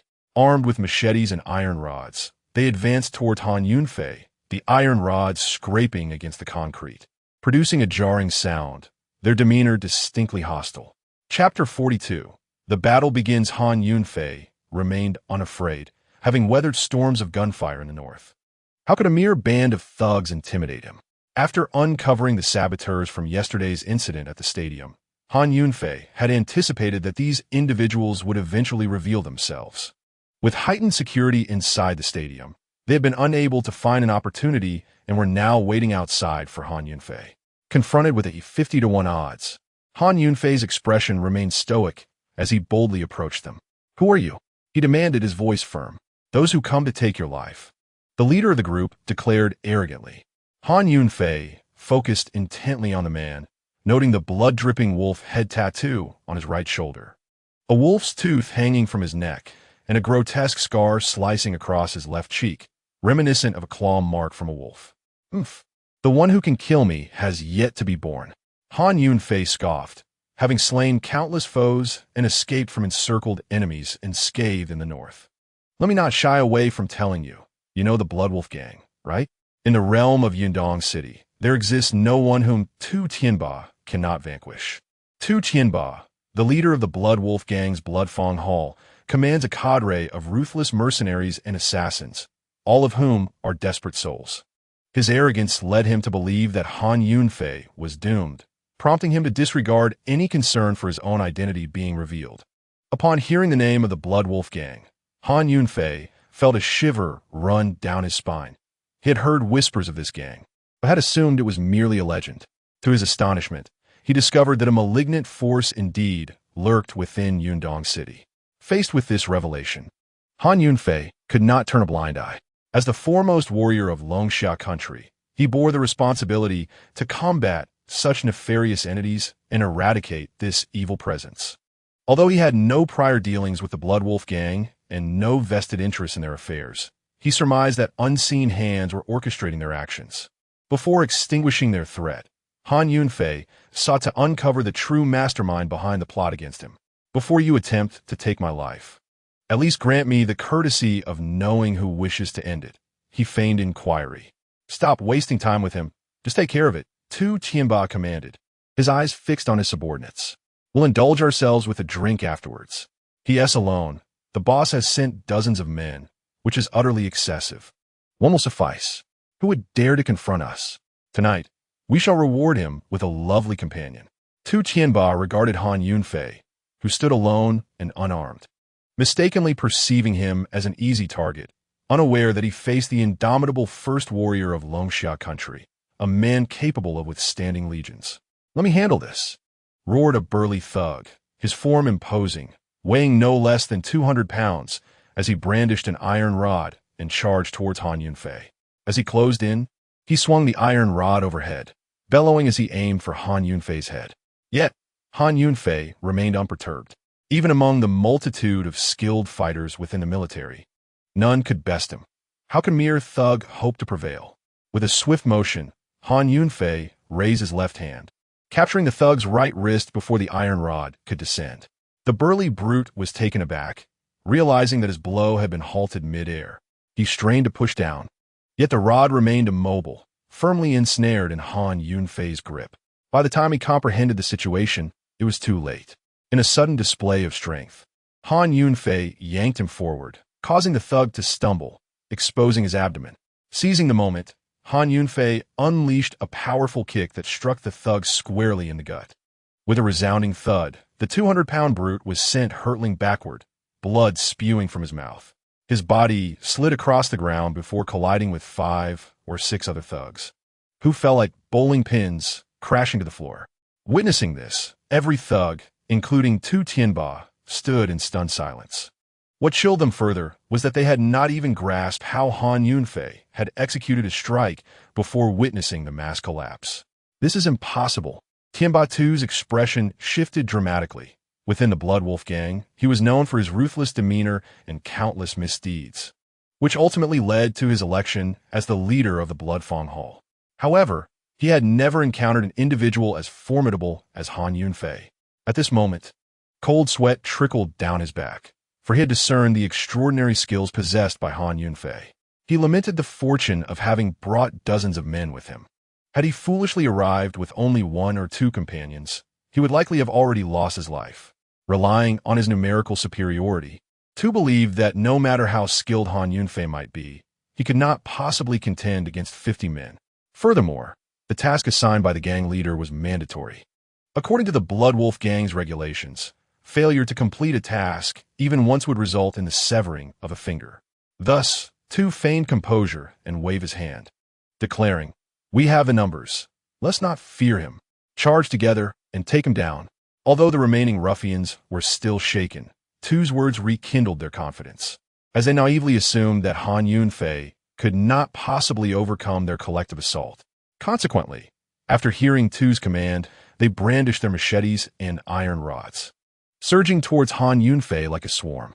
Unbeknownst to them, this very action would become their nightmare. After issuing his command, Tu cunningly retreated to the rear, positioning himself to observe the conflict, truly taking credit for the victory while sending others to their demise. As the thugs initiated their attack, Han Yunfei had already taken the offensive, launching himself towards them.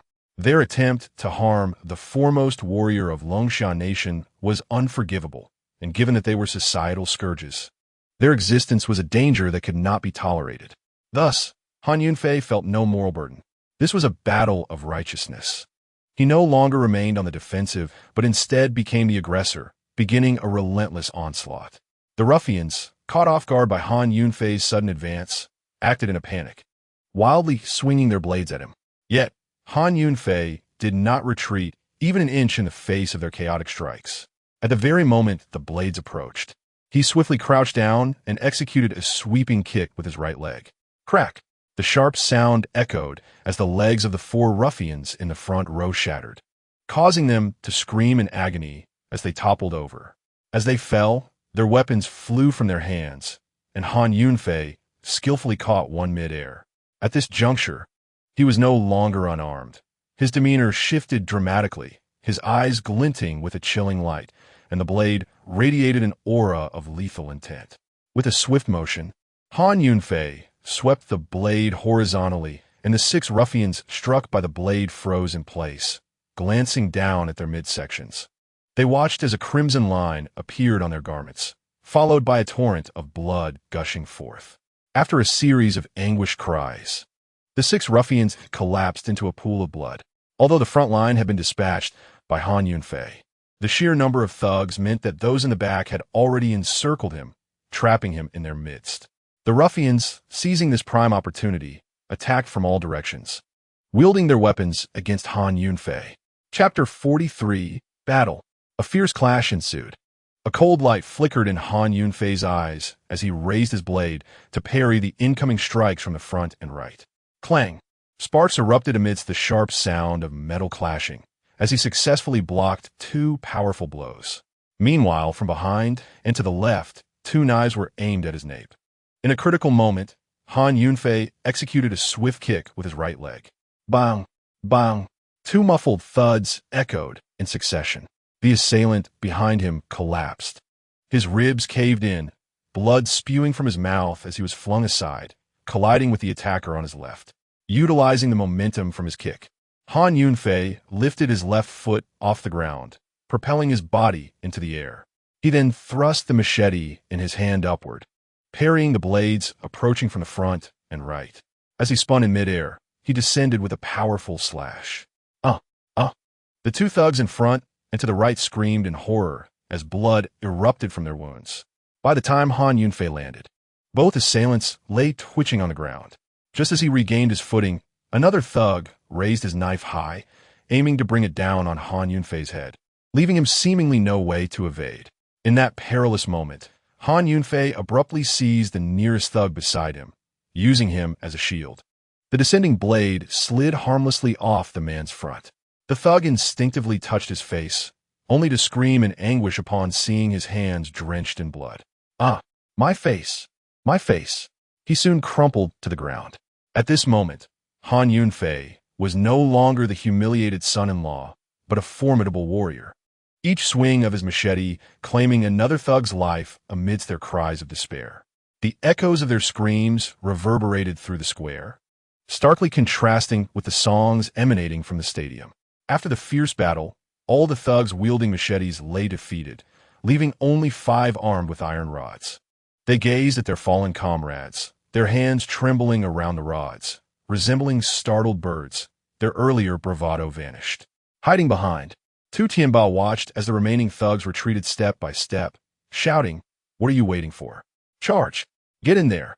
The 5 thugs exchanged glances and suddenly, as if in unison, they turned and fled, preferring to face the consequences of self-mutilation over rushing to their deaths. It was unexpected that these desperate men also had a fear of death. Han Yunfei, observing the fleeing thugs, had no intention of letting them escape. Mercy towards enemies is cruelty towards oneself. He deftly kicked up a fallen machete with his toes, sending it hurtling forward. Whoosh! Thud! The last fleeing thug felt his knee buckle, looking down to find a knife protruding from the front of his thigh. He screamed as he collapsed, the hilt still quivering. The 4 thugs in front, hearing the agonizing cry behind them, did not dare to look back and instead ran even faster, discarding their iron rods in terror. The fastest thug reached 2 Tianba, who was splattered with blood, his vision blurred with fear. Han Yunfei coldly observed the disarrayed rabble, and with 2 more kicks, he sent forth 2 knives, each striking true, piercing through 2 individuals. The fastest thug fell onto 2 Tianba, covering him in blood. In a panic, 2 Tianba hastily pushed the body off him. As 2 Tianba wiped the blood from his eyes, he found Han Yunfei standing before him. "Who sent you?" Han Yunfei inquired coldly. Had he not intended to interrogate 2 Tianba, he would have already taken his life. "It was our leader who sent me. This is not my concern. I bear no grudge against you, and I did not strike first. Please, let me go," 2 Tianba retorted cunningly. With all his subordinates vanquished, 2 Tianba had come to recognize Han Yunfei's formidable prowess and dared not act arrogantly. He shifted the blame onto the leader of the Blood Wolf gang, hoping for mercy from Han Yunfei. "Who is your leader? Why does he wish to kill me?" Han Yunfei, unfamiliar with the leader of the Blood Wolf gang, found it implausible that there was a motive for such an attack. "Our leader is called Crazy Wolf. I do not know his reasons for wanting you dead. How about this? I can call him for you." 2 Tianba feigned innocence while pretending to assist Han Yunfei in contacting the gang leader. As he spoke, he discreetly reached into his pocket, pretending to retrieve his phone. However, in the next moment, he pulled out not a phone, but a gun. With swift precision, 2 Tianba aimed the firearm at Han Yunfei's head and pulled the trigger. At such a close range, he believed Han Yunfei's demise was inevitable. Yet, Han Yunfei, renowned as the greatest warrior of Longxia, possessed extraordinary abilities beyond the ordinary. He had already anticipated 2 Tianba's treachery. In the blink of an eye, Han Yunfei struck, severing 2 Tianba's entire right arm. His speed was akin to lightning, Before the intent to shoot could register in Tu Tianba's mind, his arm had been disarmed.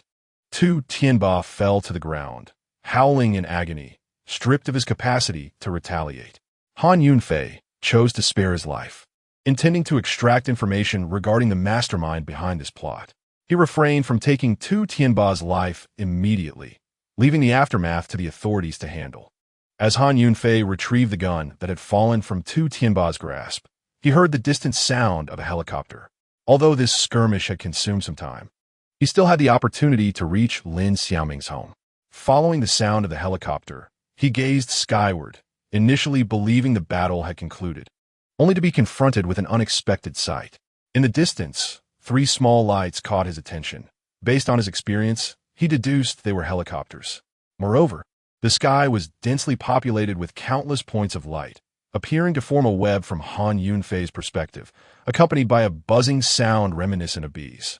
What kind of aircraft is this? Han Yunfei pondered, but before he could contemplate further, the lights surged towards him, resembling a swarm of locusts descending upon him. As they drew closer, he discerned that each light was, in fact, a drone. It became evident that this was a second wave of assault directed at Han Yunfei. Soon, the drones approached rapidly. Whoosh! The fastest drone reached Han Yunfei, its body bristling with long, sharp spikes, launching a suicidal attack against him. The glimmer of cold light on the spines caused Han Yunfei's pupils to constrict sharply. Having fought countless battles, he encountered such an unexpected mode of attack for the very first time. Reacting swiftly, he sidestepped half a step as the drone's spike tore through his clothing. Boom! The drone crashed into the ground, its body shattering into fragments, while its spike embedded deep into the concrete.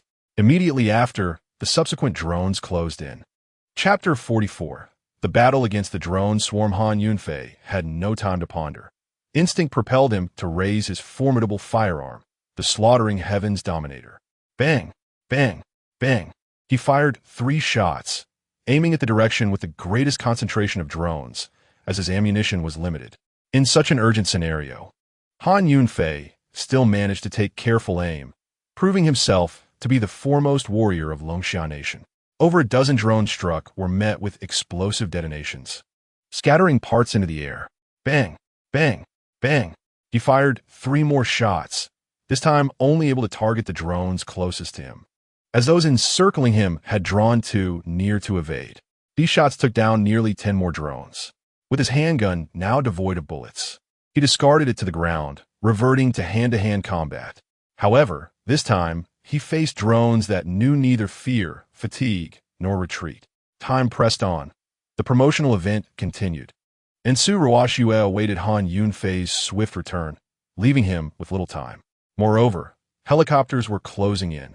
If he did not devise a solution to eliminate these drones, the consequences would be dire when the helicopters arrived and faced an attack.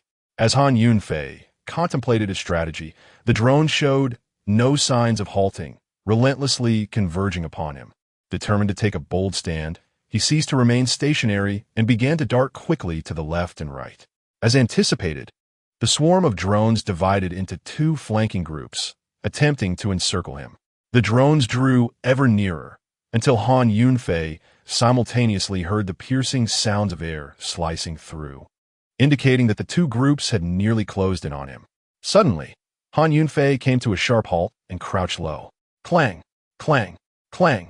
The 2 groups of drones, unable to alter their course in time, collided directly. Nearly 1/3 of the drones fell, trailing black smoke, marking the success of Han Yunfei's baiting strategy. The remaining drones began to shift formations, resuming their pursuit of him. Han Yunfei sprang up and raced toward a nearby tree, and just as he was about to collide with it, he executed a sudden roll and took cover behind the trunk. The swarm of drones, unable to halt their momentum, crashed into the tree trunk, resulting in another significant loss of drones. At this moment, the helicopter hovered above the square, preparing to land, and the urgency intensified. The last batch of drones adjusted their formation once more. Han Yunfei had only one final opportunity. Seizing the moment, he scanned his surroundings and dashed towards the fountain at the center of the square. The drone swarm, having finished their formation adjustments, surged forward ominously towards Han Yunfei. Upon arriving at the fountain, Han Yunfei stood there motionless, exuding an unwavering presence akin to a mountain that remains steadfast in the face of an oncoming storm. "Come on," he shouted, his spirit ignited by the fervor to fight for his loved ones. As the nearest drone neared, threatening to collide with his face, Han Yunfei bent down, seized the fountain's water pipe, and yanked it forcefully. With a resounding boom, a high-pressure jet of water surged skyward. Han Yunfei directed the torrent towards the swarm of drones, and those struck by the deluge plummeted to the ground, trailing plumes of black smoke.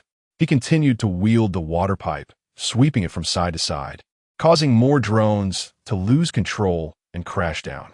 Soon, all the drones had been dispatched. Han Yunfei discarded the water pipe and wiped the moisture from his face. At that moment, a helicopter descended onto the square. As Han Yunfei turned his gaze toward the helicopter, he caught a fleeting glimmer of cold light extinguishing from a distant high-rise window, a detail that did not escape his keen observation. His battlefield instincts told him that the cold light resembled a reflection from a lens, suggesting that someone had been watching him through binoculars while the drones attacked. This was precisely why he had stood still upon reaching the fountain, to prevent his adversary from predicting his defensive maneuvers in advance. It became evident that the individual controlling the drones was within that building. However, time was of the essence, and he could not afford to pursue them. His immediate priority was to retrieve the clothing samples from Lin Xiaoming's residence. Having already discovered the connection to the Blood Wolf gang, he was determined to confront their leader, the Mad Wolf, to uncover the true mastermind behind these events. Yet, one perplexing thought lingered in Han Yunfei's mind. Given the grandeur of the press conference and the presence of numerous enforcement personnel nearby, the magnitude of the recent attack should have prompted an immediate response from the authorities. Furthermore, the square in front of the stadium ought to have been teeming with people.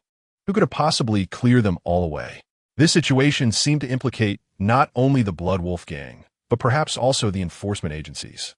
With no time to verify these suspicions, Han Yunfei sprinted against the wind toward the helicopter. Halfway there, he picked up a damaged drone, marveling at the innovative offensive potential it represented. A seasoned warrior, he astutely recognized that if these drones were modified for combat, they could become an unexpected weapon of victory on the battlefield. Thus, he resolved to take one back with him for Ma Huayun, the tech-savvy CEO of Xingchen Technology, to examine. Perhaps they could develop a formidable tool for national defense. Upon reaching the helicopter, the pilot leaned out, shouting over the roar of the engine, "President, please board. Where shall we fly? You can step aside. I will pilot it," Han Yunfei replied. He was well-versed in flying both fighter jets and helicopters, and knowing the location of Lin Xiaoming's home made it more convenient for him to take control himself, avoiding unnecessary delays in relaying messages to the pilot. The pilot stood momentarily stunned. He had never encountered a president who could fly a helicopter. Perhaps Han Yunfei was merely putting on airs, or perhaps he was courting disaster. The driver had no choice but to heed Han Yunfei's instructions. As he descended from the aircraft, if Han Yunfei were merely posturing, he would soon find himself face to face with reality. With practiced ease, Han Yunfei leapt into the helicopter, donned his headset, and swiftly adjusted the controls. While the driver remained momentarily stunned on the ground, Han Yunfei had already ascended into the sky. Before long, he piloted the helicopter to the residential complex of Lin Xiaoming. The security guard, dozing off in his booth, was suddenly jolted awake by a thunderous roar. Rubbing his eyes and peering outside, he was utterly astonished. A helicopter? How could this be? Believing he was still trapped in a dream, he hastily returned to his desk to continue his slumber. Han Yunfei disembarked from the helicopter, and the guard, now fast asleep, did not hinder his entry. Upon entering Lin Xiaoming's residence, Han Yunfei checked his phone and found a message from Su Ruoxue, informing him that Lin Xiaoming had placed the clothing samples on the table in the living room. With the samples in hand, he began his journey back to the Yundong City Sports Stadium. Chapter 45. I said I would return at this moment, within the Yundong City Sports Stadium. The performance was nearing its conclusion, and Su Ruoxue awaited Han Yunfei in the lounge. Observing his absence, Su Shanshan mocked, "Sister, don't wait foolishly. Han Yunfei, that good-for-nothing, won't return." It's time to give up. This coward has toyed with us, concocted an excuse, and vanished. He certainly does not embody the spirit of a man. Su Yuan added, Ruoxue, Han Yunfei has already lost the wager. This turtle has no courage to face us. From this day forth, he is no longer associated with our Su family, and he must not set foot in our home again, declared Elder Su. She was convinced that Han Yunfei had fled, thus losing the bet and warranting his expulsion. The press conference has not yet concluded. Han Yunfei will return. He is not yet lost, Su Ruoxue retorted. Stop deluding yourself. That timid coward lacks the courage to confront defeat. He would never dare to return, Li Yafan interjected. Ruoxue, heed your mother's advice. Since Han Yunfei has lost, you must divorce him and promptly agree to marry young Master Zhao, Zhang Huifang insisted, eager to pressure Su Ruoxue into a new engagement. Mother, I am not yet divorced from Han Yunfei. I am still his wife. How can you speak like that? Su Ruoxue replied. Are you still in denial? Your divorce is already a foregone conclusion. I am merely considering your future, Zhang Huifang proclaimed, audaciously cloaking her self-interest as concern for Su Ruoxue. I have already prepared my makeup. I believe in Han Yunfei. I will wait a little longer. Su Ruoxue recalled Han Yunfei's promise to return. Quickly remove your makeup. Don't embarrass yourself here, Elder Su admonished. Surely, you cannot still be fantasizing that Han Yunfei will prevail? It seems you are desperate to assume the position of head of the Su family. Lost in your delusions, Su Shanshan disparaged Su Ruoxue. Su Ruoxue's intentions had been merely to assist the Su family. Yet her good intentions were met with scorn and accusations.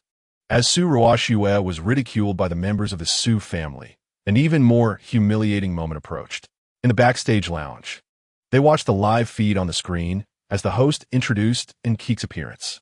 Nkeek's performance marked the climax of the event, signifying that the promotional event was nearing its conclusion. It's time to give up. The promotional event is about to end, Zhang Huifang remarked. Who can't boast? Now, look at you, getting slapped in the face. Su Shanshan mocked. Ruoxue, you truly lack discernment for choosing a good-for-nothing as your husband. Stop struggling. It's all over now. The matriarch of the Su family added fuel to the fire. Su Yao lowered his head in shame upon witnessing the scene. Seeing her father's embarrassed demeanor, Su Ruoxue could no longer hold back her tears, which streamed down her face. She loathed Han Yunfei for deceiving her with grand promises, leaving her in utter disgrace and causing her father's humiliation. She also despised herself for believing his empty words. Otherwise, she wouldn't have found herself in such a predicament. And her faith in him was utterly shattered. On the live screen, Nkeki had taken the stage and began to sing, with the music booming and the audience's cheers resonating in waves. The jubilant applause starkly contrasted with Su Ruoxue's sobs. At that moment, despair enveloped her, and she felt utterly defeated. Tearfully, she rushed towards the door of the lounge, eager to escape this den of gossip. Just as she burst through the door, she collided with someone entering at that very moment, tumbling into his embrace.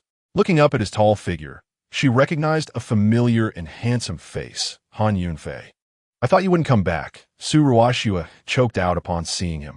How could I not return? I promised I would, and despite some delays on the road. I would never break my word, Han Yunfei replied. He briefly mentioned his perilous experience, reluctant to share it in order to spare Su Ruoxue further worry. Observing the tear stains on her face, he realized she had endured considerable distress before his arrival. He quickly handed her the clothing samples, saying, I returned late, and I'm sorry for the trouble you faced. For some reason, Su Ruoxue felt that Han Yunfei appeared more imposing at that moment, exuding a sense of resolute masculinity. No longer the spineless man she once knew. She understood that for him to fulfill his promise under such harsh circumstances and retrieve the clothing samples was no small feat. There must have been significant reasons for his slight delay. She was certainly not one to mind. Her heart swelled with joy.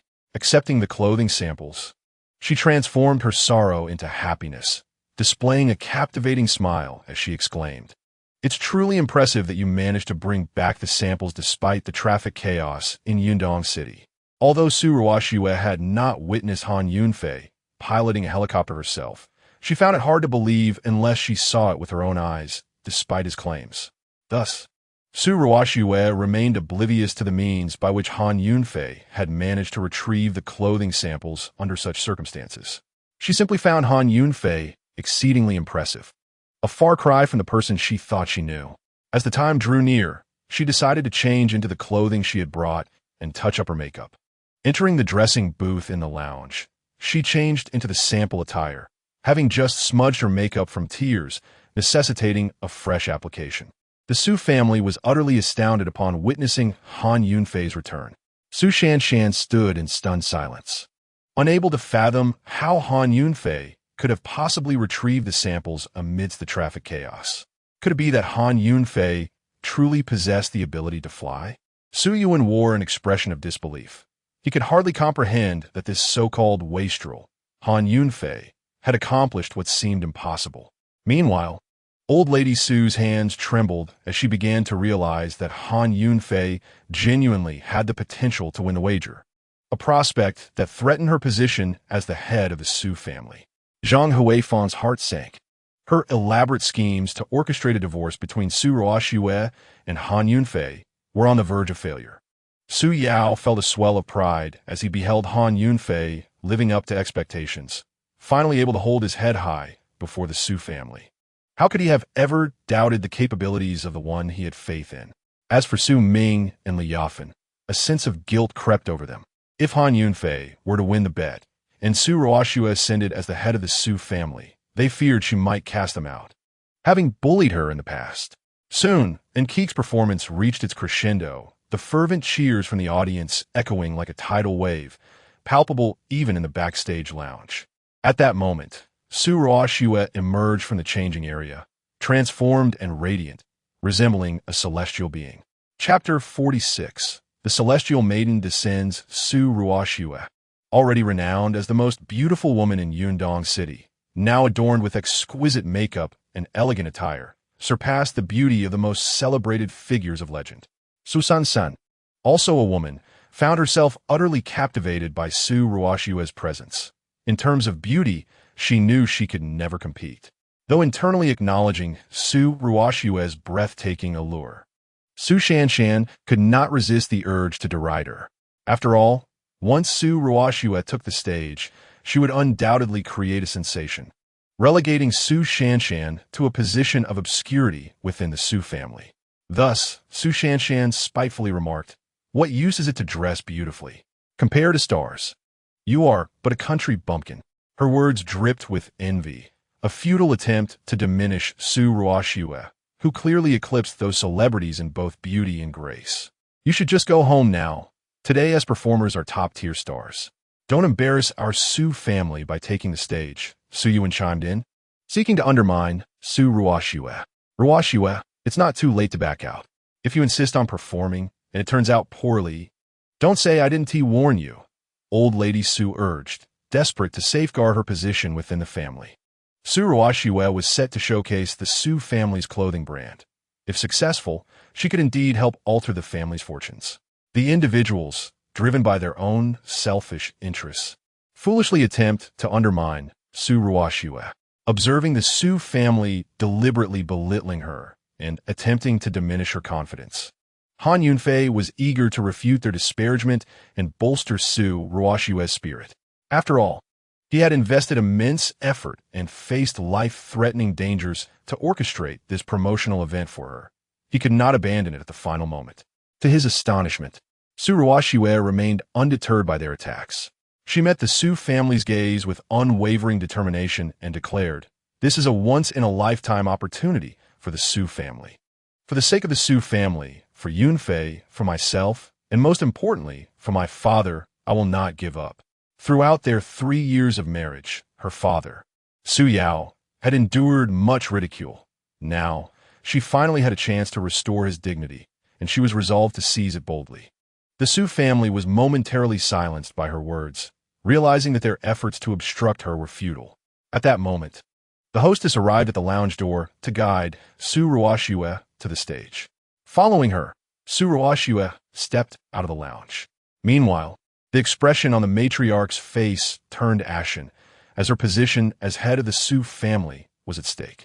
Within the Yundongcheng Sports Arena, Keek's performance reached a fever pitch, igniting the atmosphere. The audience erupted in a tsunami of cheers, waving their glow sticks and screaming to the point of vocal strain. While immersed in the spectacular performance, the attendees were also curious about the identity of the mastermind behind this promotional event, who could summon the top 100 stars from the entertainment industry. As Nkiki concluded her act, the audience's curiosity peaked. At that juncture, the host appeared on stage. Ladies and gentlemen, the performances for tonight have concluded, and we have now arrived at the segment you all eagerly anticipated. Surely, you are all wondering who orchestrated this grand event, the host announced. The audience ignited with excitement, responding with shouts and whispers among themselves. Who indeed possessed such power to organize an unprecedented performance? Moreover, the tickets were complimentary. Typically, attending a concert for a single star would cost upwards of 1,000 yuan. Yet today featured a full array of the top 100 stars. Who could it be? Let's express our gratitude to her for this magnificent feast. The host deliberately paused for 3 seconds, wearing a mysterious smile, before proclaiming, "Please welcome Miss Su Ruoxue of the Su family from Yundongcheng." As the host's words echoed, a profound silence enveloped the arena, with all eyes fixed on the center of the stage. Spectators in the distant stands rose to their feet, straining on their toes. Suddenly, beams of light converged at the center of the stage, and the background music began to play melodiously, elevating the audience's anticipation. Su Ruoxue emerged gracefully, clad in a shimmering silver short gown that glimmered like rippling water under the spotlight.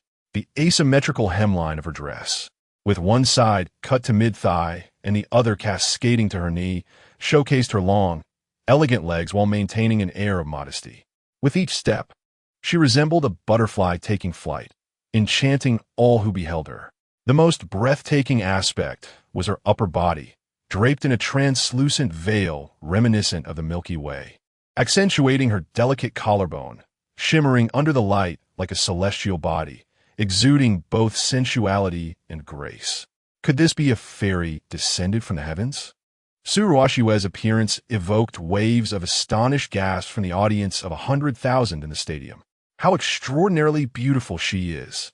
Male spectators stood with mouths agape, their eyes transfixed on the stage, oblivious to the glow stick that slipped from their hands and fell to the ground. Oh my! She is so stunning that she seems to radiate light. Even the female audience members were left awestruck by Su Ruoxue's beauty. Could this be the pinnacle of human attractiveness? It was only after a flurry of admiration that the reporters in attendance remembered to capture the moment with their cameras. All television media broadcasted the event live, sharing Su Ruoxue's mesmerizing moment nationwide. Editors from major fashion magazines immediately began writing articles to secure headlines. Standing center stage, illuminated by the spotlight, she resembled a celestial nymph. Lin Xiaoming and her classmates gazed at Su Ruoxue, tears of excitement welling in their eyes. "Isn't she my dear friend, stunning and beautiful?" Lin Xiaoming incessantly boasted to her fans in the live stream. At that moment, Nkiki had yet to fully leave the stage. After her performance, she deliberately slowed her pace, eager to witness the beauty of Han Yunfei's wife for herself. To her surprise, Su Ruoxue's allure made this top celebrity feel inadequate. The 99 stars who had performed earlier, upon seeing Su Ruoxue on the live screen backstage, were all captivated by her beauty and grace. Had they stood on stage alongside her, they would have paled in comparison. Han Yunfei, observing the audience's reaction on the live screen, wore a delighted smile, realizing that the response far exceeded his expectations. All the efforts had been worthwhile. "Hello, everyone. I am Miss Ruoxue. Thank you all for being here. I am thrilled to share this unforgettable moment with you," she said confidently, her lips curving into a smile as she addressed the audience. From her initial nervousness upon stepping onto the stage to the tension as she approached the center, she now radiated calmness upon witnessing the audience's affection, growing increasingly self-assured. The live media coverage, along with audience members uploading videos online, created a tremendous sensation across the nation.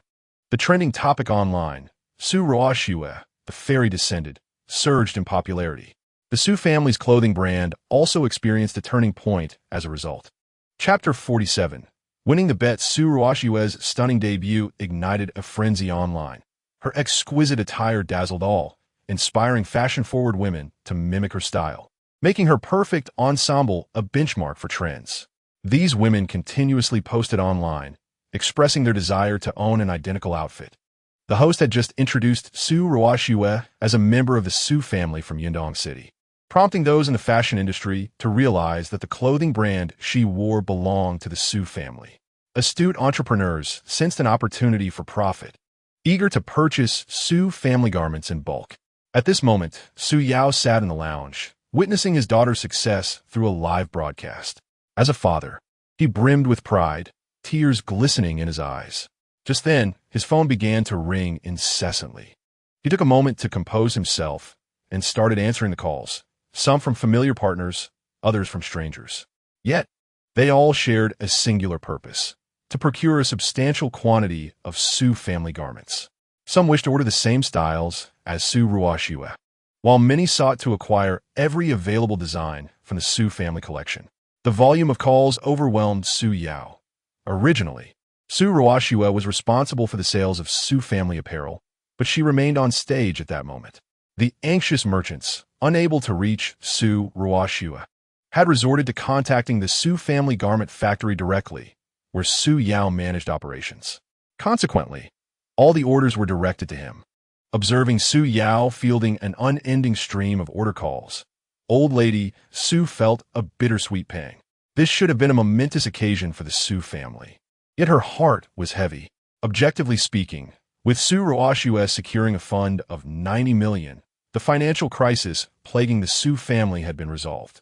Orders for Su family garments were overflowing, and the brand had gained national acclaim. However, old lady Su had lost her wager against Han Yunfei. Now that the situation had solidified, she trembled, nearly losing her footing. She regretted ever challenging Han Yunfei to that bet. Had she known she would lose her position as head of the Su family, she would never have expelled him from their ranks. Another shocking realization struck her. Prior to Su Ruoshue's appearance, the host had introduced the event as a promotional conference organized by Su Ruoshue. Did she truly possess such formidable capabilities?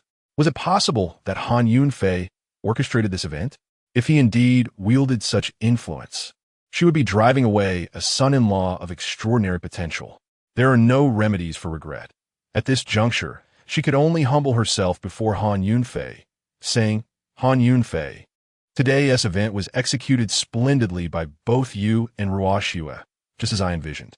My wager with you was merely a means to inspire you. My previous challenges were for your benefit. I hope you do not take offense." Old lady Su shamelessly recast her prior difficulties with Han Yunfei as encouragement, exhibiting remarkable audacity. Moreover, the success of today's promotional conference was a testament to Han Yunfei's unwavering efforts, yet she attempted to claim it as her own achievement. As if she were appeasing a child, Han Yunfei, who had endured much within the Su family, remained indifferent. A true man possesses the ability to endure and rise above, caring little for such trifles. However, everything Han Yunfei had done was for Su Ruoshue. Should he show mercy and forgive old lady Su? He knew that in a matter of days, she would once again seek to undermine Su Ruoshue. A leopard cannot change its spots. Old lady Su's current display was merely a facade. Han Yunfei remained unfooled by her pretense. Accept your defeat. I require no further explanations from you. You need only fulfill your promise. Tomorrow, I shall return to the Su family with Ruoshue to transfer the position of family head, he declared coldly. At present, Su Ruoshue remains on stage, yet to return, while the matter of the Su family's leadership transition must await her return to the Su household tomorrow for a proper handover. Witnessing Han Yunfei's unwavering determination, old lady Su felt a sense of futility and slumped in her chair. Zhang Huifeng, Su Ruoshue's mother, had long belittled and disparaged Han Yunfei, pressuring him to divorce Su Ruoshue. However, with Su Ruoshue's newfound wealth and power as head of the Su family, the dynamics have shifted dramatically. Most significantly, Han Yunfei's capabilities appeared to be unfathomable. If he truly had invited 100 top-tier celebrities to this promotional event, he would be an exemplary son-in-law. incomparable to Zhao Jiahao by a magnitude of 10,000. Like a weather vane, Zhang Huifang immediately shifted her allegiance back to Han Yunfei, her demeanor transforming in an instant as she ingratiated herself with him. Han Yunfei, I have always believed in you. My previous insistence on your divorce from Ruoxue was merely a test of your sincerity towards her. Now, I can finally entrust her to you. Han Yunfei remained skeptical of Zhang Huifang's insincere words, vividly recalling how she had come with Zhao Jiahao to compel their divorce. Such actions were not easily forgivable. Moreover, he had already deduced that Zhang Huifang was behind the sabotage of the costume samples, which nearly derailed his meticulously planned grand promotional event. You know exactly what you've done. Tomorrow, when Ruoxue and I return to the Su family, we will settle this, Han Yunfei stated coldly. Feeling a surge of guilt, Zhang Huifang's palms grew clammy with sweat. She was both fearful and regretful, unwilling to face Han Yunfei any longer. Before Su Ruoxue could return, she hastily pulled Su Yao away, eager to leave. Over the past 3 years, Su Ming and Li Yafan had belittled Han Yunfei to gain a sense of superiority, and now, seeing the turn of fortune in Han Yunfei and Su Yao's favor, they were consumed with jealousy. They had no intention of offering congratulations. Hastily dragging Su Shanshan and Su Yuan away. Su Shanshan had overshadowed Su Ruoxue for 3 years, only to find herself utterly defeated in just 3 days. Indeed, a phoenix remains a phoenix, while a crow remains a crow. She could not compare to Su Ruoxue, and her fiancé, Feng Hongda, paled in comparison to Han Yunfei. In Han Yunfei's presence, she felt utterly humiliated and had no choice but to follow her parents home prematurely. Su Yuan had anticipated that Han Yunfei would surely lose the wager today, allowing him to humiliate Han Yunfei and drive him from the Su family, thus venting his frustration. To his astonishment, it was they who faced utter defeat, realizing that they were the true jesters in this scenario. Su Shanshan and Su Yuan assisted the frail old lady, Su, as they departed together from the Yundong City Sports Arena. At that moment, Su Yuan's phone chimed, and upon checking, he saw a message from his friend, Xiao Ma. Yuan, come out and have some fun. Read the message. Not going, I'm not in the mood. Su Yuan replied, feeling disheartened by his failure to expel Han Yunfei from the Su family. Not in the mood. You must still come out for a drink. There are girls. Xiao monantai semit igir, torstai entis sununtai yuven. All right, I'll go, Su Yuan thought, believing that a bout of intoxication might alleviate his sorrows. As a young man of privilege, he felt that the prospect of revelry with women was irresistible. Thus he mindlessly agreed. Little did Su Yuan realize, this decision would lead him into peril. Chapter 48. I Desire a Kiss Within the Confines of the Yundongsheng Stadium. The promotional event concluded splendidly, marking a resounding success. Upon returning to the lounge, Su Ruoxue discovered that her family had departed, leaving only Han Yunfei, who remained steadfastly by her side, awaiting her return. Han Yunfei, a quintessentially stoic man, lacked the skill for sweet nothings. His presence alone served as his most profound declaration of affection. Su Ruoxue was acutely aware of her family's disposition. They would never linger to offer their congratulations. Thus, seeing that they had all vacated, she felt no compulsion to inquire further. The sight of Han Yunfei waiting for her filled her with contentment. Without him, her moment of dazzling brilliance would not have been possible. She approached him, took his hand, and tenderly stated, "Shall we go home?" The significance of that simple phrase held immense weight for Han Yunfei, akin to conquering the world. Caught off guard by Su Ruoxue's unexpected gesture, a wave of warmth surged through him from her delicate touch, leaving even the fearless Han Yunfei momentarily flustered, unsure of how to respond. Noticing his stunned expression, Su Ruoxue inquired, "Aren't you coming? What do you wish to do?" "I desire a token of gratitude." Han Yunfei replied awkwardly, concealing his embarrassment, for he truly felt indebted to her for the day's event. "What sort of gratitude do you seek?" Su Ruoxue used. Recognizing that Han Yunfei had indeed been a tremendous support over the past few days, making his desire for thanks quite reasonable. Having been married for 3 years, their relationship had only ventured as far as holding hands. Despite his stoic demeanor, Han Yunfei yearned for a deeper connection with Su Ruoxue. Sensing the moment was ripe, he seized the opportunity and uttered a phrase that took her entirely by surprise. "I think I want a kiss."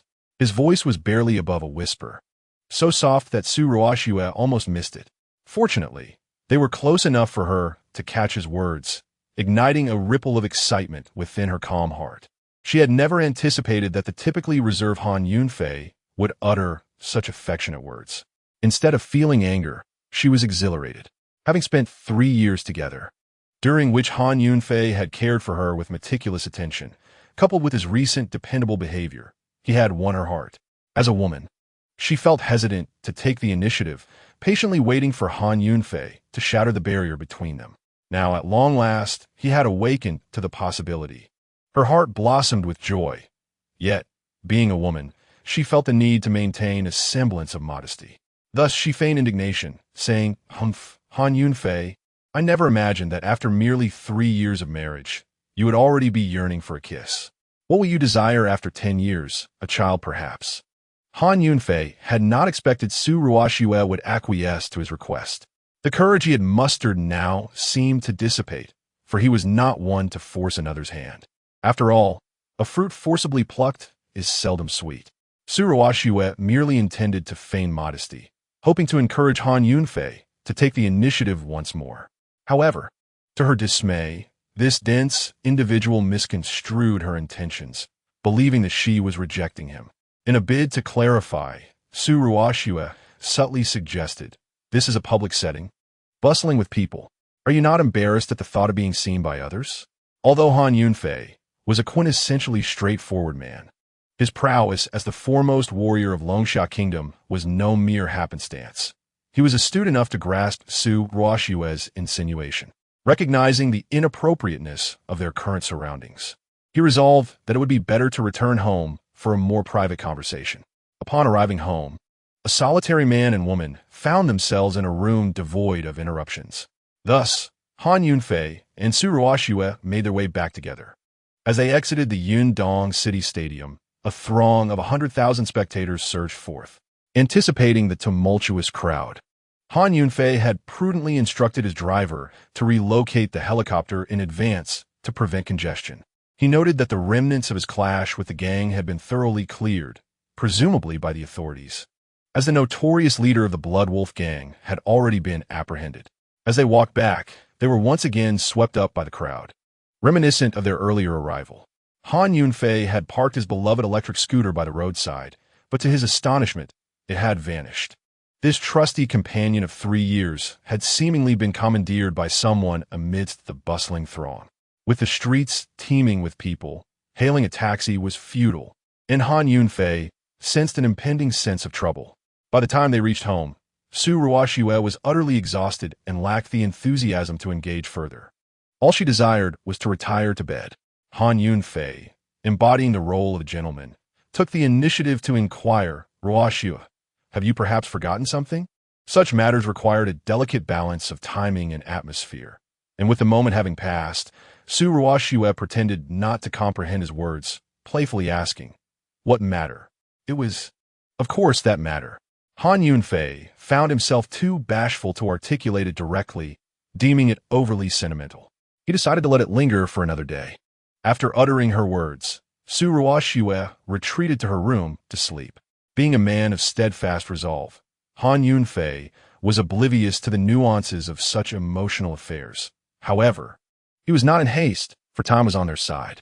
Having toiled throughout the day, they were scheduled to return to the Su family the following day to discuss the transition of the family leadership.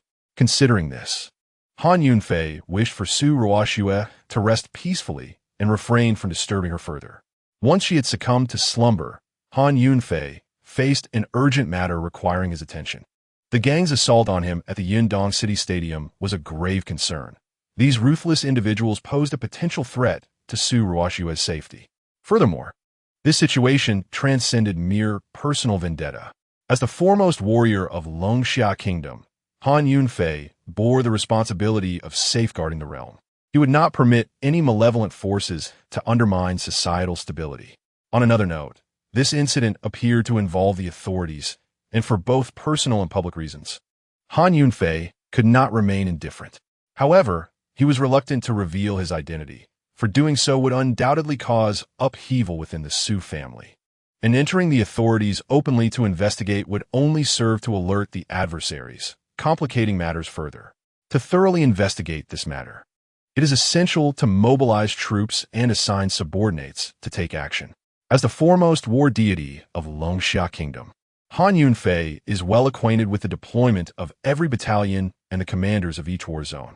In Yundong City, where he resides, his direct subordinate, Senior General Luo Xiao, leads the station forces. During Han Yunfei's 3 years of marriage, the borders and every war zone have enjoyed peace and stability.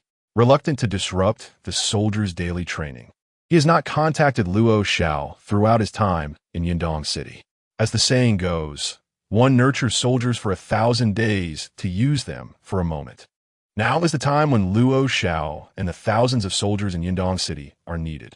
Taking advantage of the fact that Su Ruoxue had already fallen asleep, Han Yunfei retrieved his phone and dialed Luo Xiao's number. Chapter 49. Covert Investigation in the Command Center of the Yundong City War Zone. Luo Xiao's personal phone began to ring. When he saw an unfamiliar number, he answered impatiently, for the safety of an entire district rested upon his shoulders, leaving him no time for idle chatter with a possible misdial. "Hello, who is this?" Luo Xiao asked with annoyance. "Han Yunfei," came the reply. Upon hearing the name Han Yunfei, Luo Xiao instantly straightened his posture, his body instinctively adopting the most solemn stance. "Han War Deity, your subordinate is here," Luo Xiao responded with utmost respect. Though Luo Xiao held the esteemed title of Senior General, commanding 100,000 soldiers, he felt like a timid kitten before a mighty tiger, for Han Yunfei was regarded as a godlike figure within military. Luo Xiao recognized that since Han Yunfei had repelled the invasion from the Wolf Nation in the northern borders, he had seldom engaged in military affairs. With the seas being stable, there was no need for Han Yunfei to personally intervene in minor matters. Why use a sledgehammer to crack a nut? Thus, when Han Yunfei reached out to Luo Xiao, he understood that something significant must have transpired. With a sense of urgency, he inquired, "Han War Deity, is there an urgent military matter? There is a hidden gang organization, the Blood Wolf Gang, lurking within your jurisdiction. Are you aware of it?" Han Yunfei Kirifun Stan Li, for he was always strict in military matters, especially those concerning the safety of the nation and its people, which could never be taken lightly. "A gang?" Luo Xiao exclaimed in shock. The Blood Wolf Gang engaged in covert, nefarious activities, making it exceedingly difficult for Luo Xiao to detect them openly. He could only respond with embarrassment. "I am unaware of this Blood Wolf Gang. Where are they? I will lead the soldiers to eradicate them immediately. That is precisely why I sought you out. You have 1 day to thoroughly investigate the Blood Wolf Gang, and there must be no errors," Han Yunfei commanded.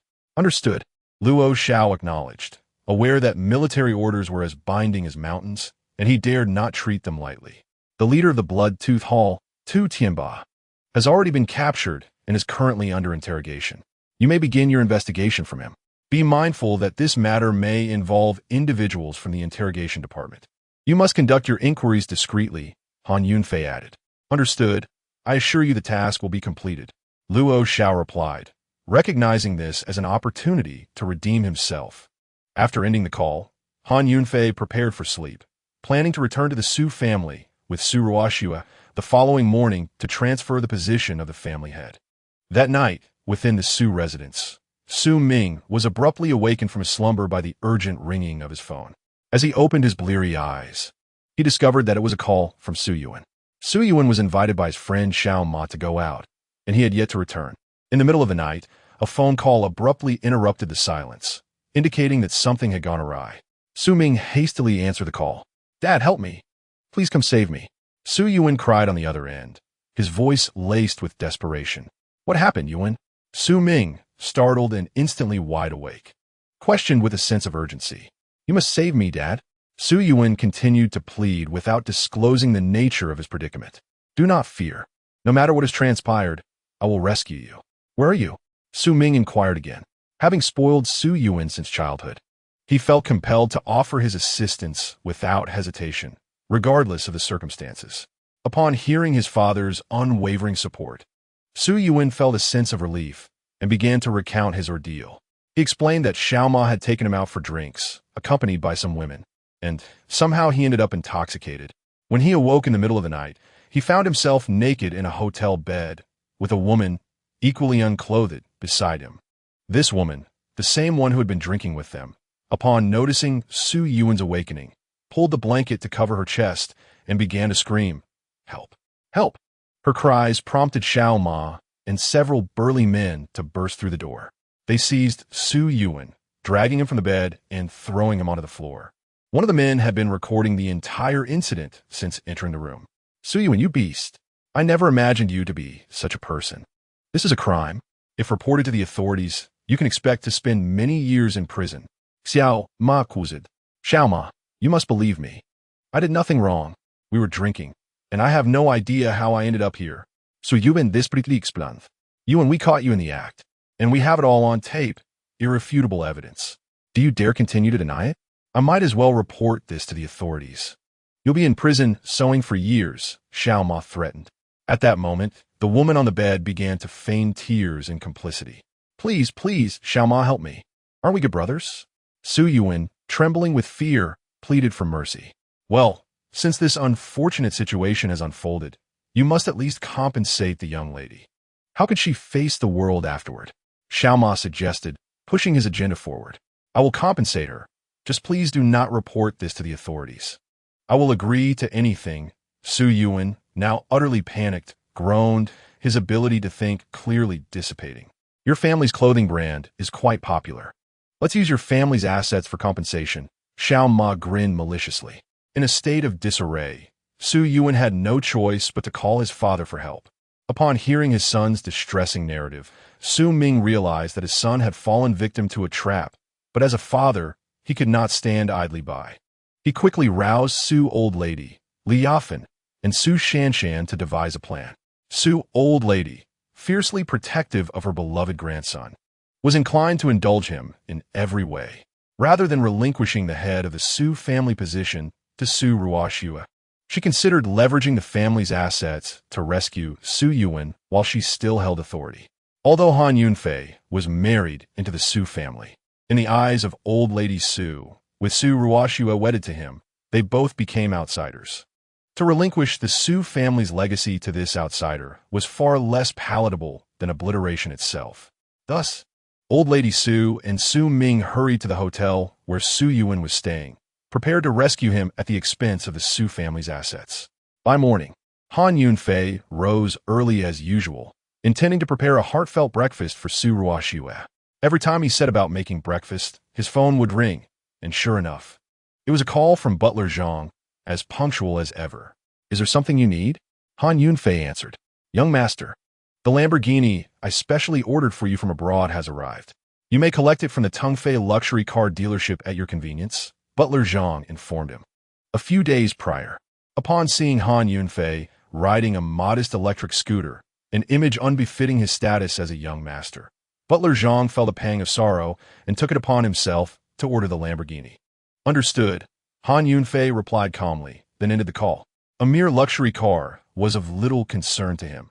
However, with Su Ruoxue's Audi in disrepair and his electric scooter missing, he found himself in need of a vehicle. Thus, he resolved to gift the Lamborghini to Su Ruoxue. After preparing breakfast, Su Ruoxue had already risen. Once they finished their meal, Han Yunfei stated, "Since I have won the wager with my grandmother, as per our agreement, you are now the head of the Su family. We shall return to the Su residence today for the handover." Chapter 50. Su Ruoxue questions Han Yunfei's identity. Su Ruoxue had never anticipated that what she initially thought to be a jest would actually come to fruition. She had no desire to assume the role of head of the Su family. Yet, knowing the nature of her family, if she were to decline this opportunity, Old Lady Su and Su Shanshan would undoubtedly trample over her, and her father, Su Yao, would suffer as a consequence. Therefore, for her father's sake, Su Ruoxue felt compelled to accept the position, intending to subsequently transfer the leadership to him. Su Yao had diligently served the Su family, and given Old Lady Su's advanced age and her obvious bias towards Su Yuan, It was only fitting that Su Yao assumed the mantle of leadership. With this in mind, Su Ruoxue acquiesced. Very well, I will accompany you back to the Su residence. However, my car is broken down, and your scooter is missing. You wouldn't expect me to walk back with you again, would you? The memory of their long walk back from the sports arena the previous night sent a shiver down her spine. Your car has been in repair for days without resolution. Let's simply acquire a new one. I mentioned I would gift you a new vehicle.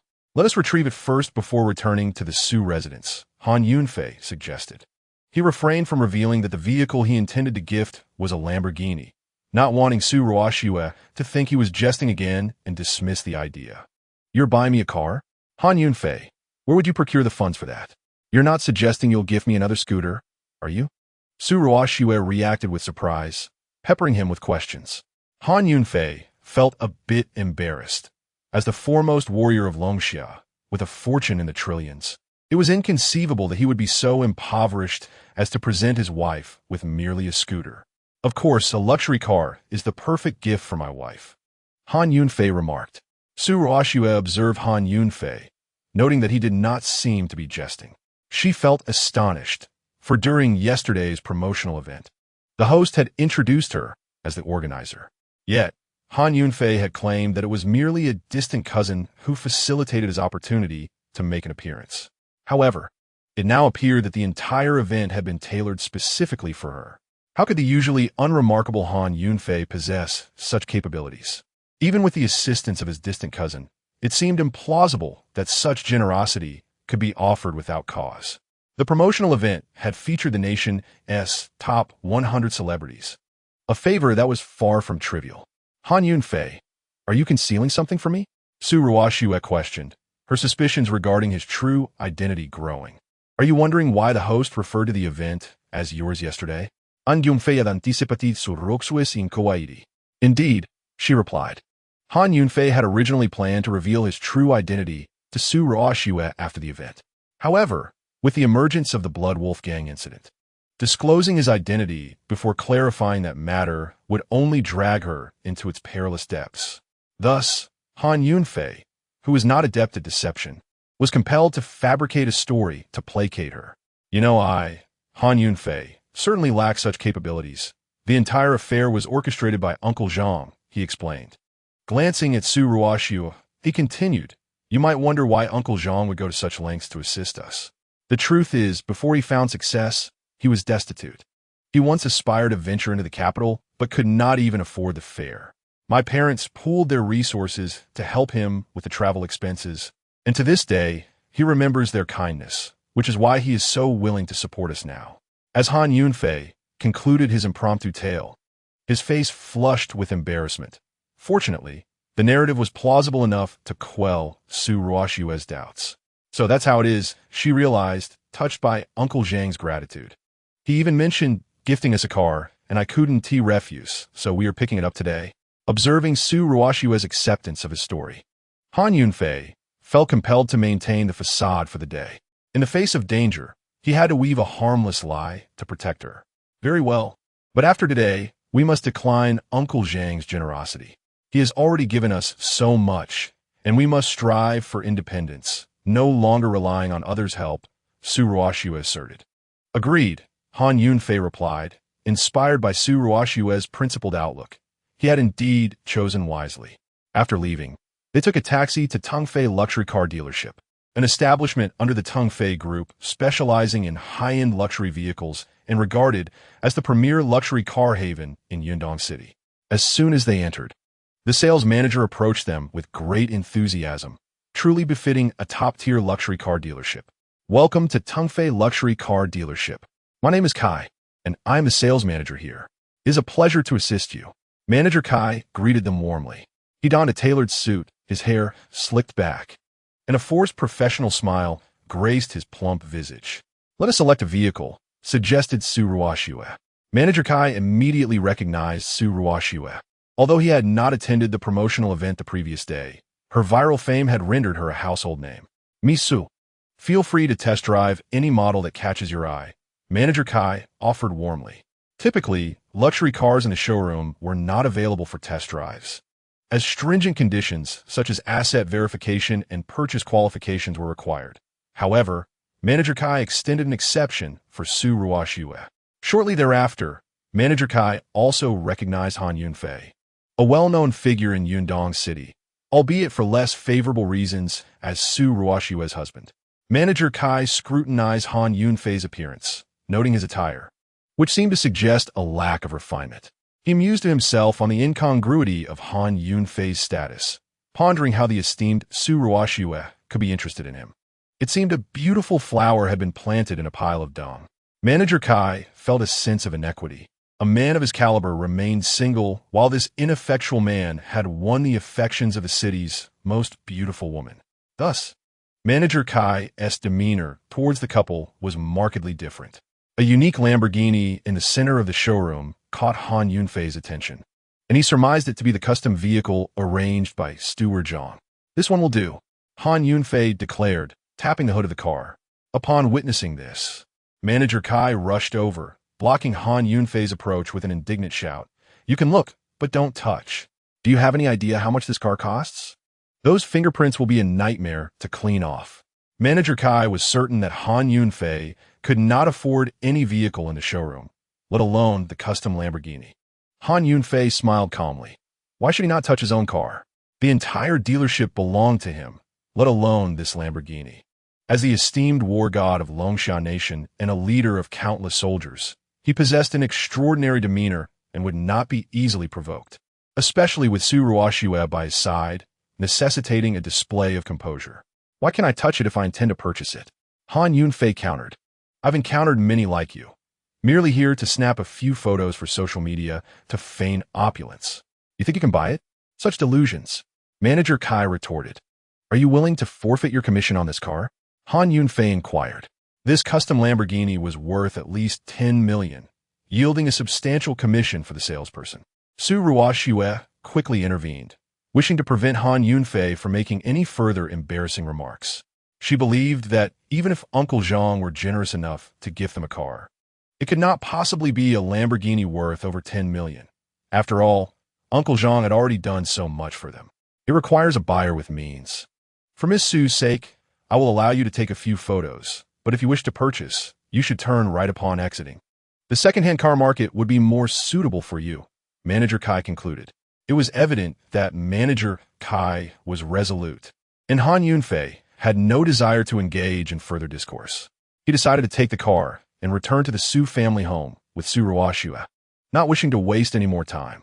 "Look at the name on the hood," Han Yunfei stated directly. "If you want me to see it, I will, but then I would lose face," Manager Kai replied. Manager Kai was unwilling to be commanded by a feeble individual. Observing the situation, Manager Zhou approached, recognizing an opportunity. Having frequently had his orders usurped by Manager Kai, leaning closer to the hood of the Lamborghini, Zhou was astounded by the inscription that lay before him. Han Yunfei. What? Manager Kai could hardly believe it and moved in for confirmation. Upon seeing it, he was rendered speechless. This customized Lamborghini bore the name of the very ineffectual Han Yunfei. The vehicle was indeed his, as the owner's name was emblazoned on the hood. "Mr. Han, I apologize for my earlier misjudgment of your capabilities. Allow me to assist you with the delivery paperwork." Manager Kai hastily amended his tone.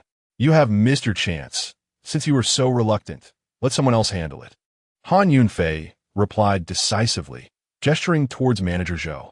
Manager Kai, realizing that the substantial commission he had nearly grasped was now slipping away, struck his thigh in frustration, regretting his earlier actions. Su Ruoxue stood in astonishment, her mouth agape in disbelief. "Is this the car Uncle Zhang intended to gift you, Han Yunfei?" she queried, still in a state of shock. "Indeed, it is now yours," Han Yunfei smiled, affirming his promise of a luxury vehicle to her. After securing the car, Han Yunfei and Su Ruoxue began their journey back to the Su family residence.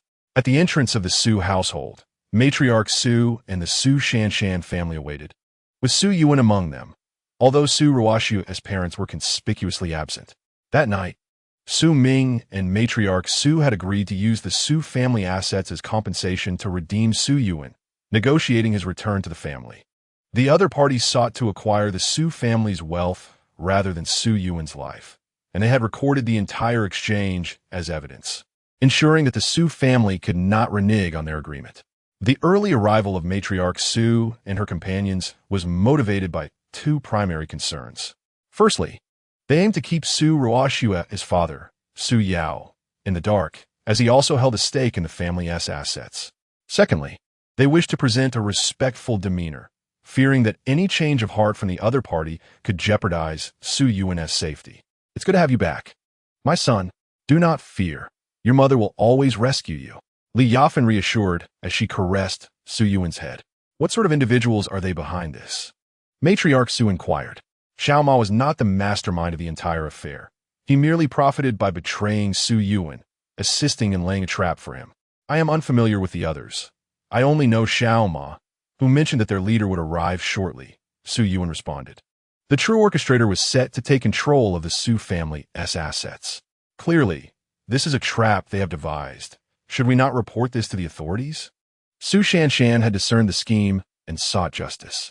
Absolutely not. What if the authorities side with them? That would place your brother in grave danger. Madame Su opposed Su Jinjin's actions. The consequences may not necessarily fall on the other party, and our Su family lacks the strength to contend with them. For the sake of your brother, we cannot take this risk, Su Ming stated. But he is your brother. You have only this one sibling. How can you engage in such perilous actions? If anything were to happen to him, I would not wish to live. Li Yafan vehemently opposed any actions by Su Jinjin that would disadvantage Su Yuan. The Su family, in their effort to protect Su Yuan, appeared like a flock of sheep ready for slaughter, willingly relinquishing their family's assets. At that moment, Su Ruoxue, driving a newly acquired Lamborghini, with Han Yunfei in the passenger seat, swiftly returned to the entrance of the Su family home. Why are all the Su family members gathered at the entrance? Han Yunfei remarked, sensing that something must have occurred. Could it be that they are awaiting our return to hand over the position of head of the Su family? Su Ruoxue speculated. I doubt it, Han Yunfei countered, based on his understanding of the Su family, who would certainly not willingly relinquish their authority or warmly welcome them back. As they conversed, the car arrived at the entrance. Just as Su Ruoxue parked and had not yet exited, the Su family members surrounded them. I told you they were here to welcome us, Su Ruoxue commented, misled by their gathering. Upon stepping out of the car, both Han Yunfei and Su Ruoxue were met with astonished gazes from the Su family. What are you doing here? Madame Su, upon seeing the Lamborghini, initially thought it was the vehicle of those coming to take over the Su family's enterprises, only to discover it was Han Yunfei and Su Ruoxue. Han Yunfei, are you not riding your little electric scooter anymore? Did you rent a Lamborghini to show off? Su Jinjin remarked. Having seen Han Yunfei on his scooter for the past 3 years, and noting that Su Ruoxue only owned an Audi, she presumed the Lamborghini was rented by them. This Lamborghini is mine. Han Yunfei gifted it to me, Su Ruoxue clarified, wishing to dispel any misconceptions among the Su family. Upon hearing this, the Su family members were visibly stunned. This Lamborghini was a custom version worth no less than 10 million. It was indeed a gift from Han Yunfei. However, they quickly reconsidered. If Han Yunfei possessed such wealth, why would he be subservient as a son-in-law to the Su family? It seemed implausible. Just because you say it's yours, does that make it true? Who can't boast? Su Jinjin scoffed, unable to tolerate any suggestion that Su Ruoxue was superior to her, and suspecting any advantage to be false. Just because you deny it, does that make it untrue? This is a custom Lamborghini, with my name engraved on the hood, Han Yunfei asserted. Initially reluctant to explain to this group of frogs at the bottom of the well, but he could not allow Su Jinjin to demean Su Ruoxue. Su Yuan remained skeptical of Han Yunfei's claims. Although he recognized the vehicle as a custom Lamborghini, he would never believe it was custom-made by Han Yunfei. Without further ado, he leaned over the hood to investigate. But in the next moment, the truth he uncovered left him questioning his own perception. Chapter 52. The Turmoil of the Su Family. The hood of the Lamborghini bore the golden inscription of Han Yunfei's name. Han Yunfei. Su Yuan pronounced the name slowly, utterly astonished. Han Yunfei, who exactly are you? Lady Su, astonished, began to interrogate Han Yunfei. From the promotional event yesterday, it appeared that Han Yunfei had organized it specifically for Su Ruoxue, and now he had gifted her a customized Lamborghini, which inevitably led Lady Su to question the true identity of this seemingly useless son-in-law. I am simply Ruoxue's husband, an ordinary man. Han Yunfei was reluctant to disclose his identity as the foremost warrior of Longshan Nation to Lady Su. Where did you acquire the funds for such a luxury vehicle? Moreover, it seems that yesterday's promotional event was also orchestrated by you. Are you concealing something from us? Lady Su continued her inquiries, dissatisfied with Han Yunfei's responses. Su Ruoxue, observing her grandmother's relentless interrogation, interjected, "It was merely assistance from a distant cousin of Han Yunfei. It has nothing to do with you, and he has nothing to hide." Only then did Lady Su and the Su family members come to a realization. They had initially suspected that Han Yunfei was deliberately concealing some extraordinary capability, but it now appeared that he had simply received help from a relative. Indeed, a worthless person remains worthless, merely fortunate to have a wealthy relative. Lady Su continued to look down upon Han Yunfei. Han Yunfei, stop flaunting your success before us. Can a temporary benefactor support you forever? Su San remarked. My affairs do not require your concern. Let us discuss the fulfillment of the bet, Han Yunfei replied. He merely wished to keep his identity hidden, yet he found himself the target of the Su family's ridicule. Han Yunfei was not inclined to engage in further trivialities with them, directly broaching the subject of the wager. Han Yunfei, how can you speak so presumptuously? I'm still the head of the Su family. Lady Su was unwilling to relinquish her position as the family matriarch, and the very mention of the wager infuriated her. Then let us adhere to the terms of the wager and transfer the headship of the Su family to Ruoxue, Han Yunfei stated coldly, believing that he could not afford to be lenient with the Su family. Lady Su, fully aware that she had lost the wager, found herself at a loss for words. Yet she was also entangled in the necessity to utilize the Su family's assets to aid Su Yuan, leaving her in a dilemma. Under Han Yunfei's pressure, she hesitated, her gaze darting about. The terms of the wager are clear. What are we waiting for?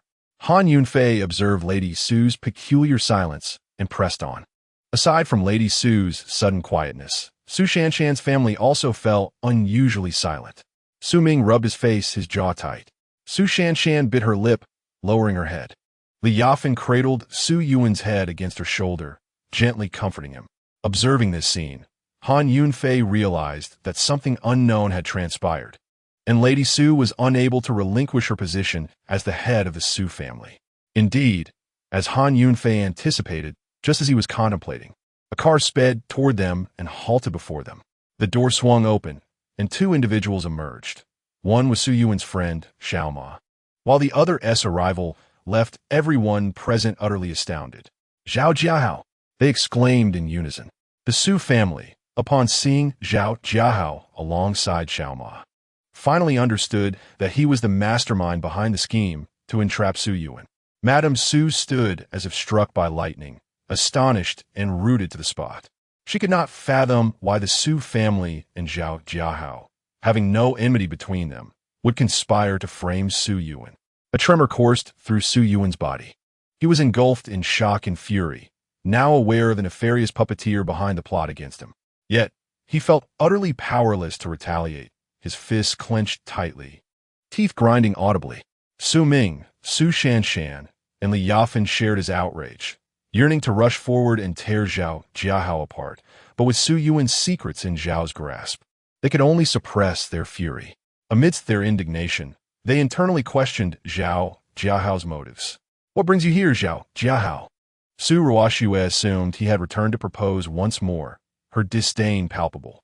I have come to take control of your Su family. Madame Su and I have reached an agreement to transfer all of the Su family's assets into my name.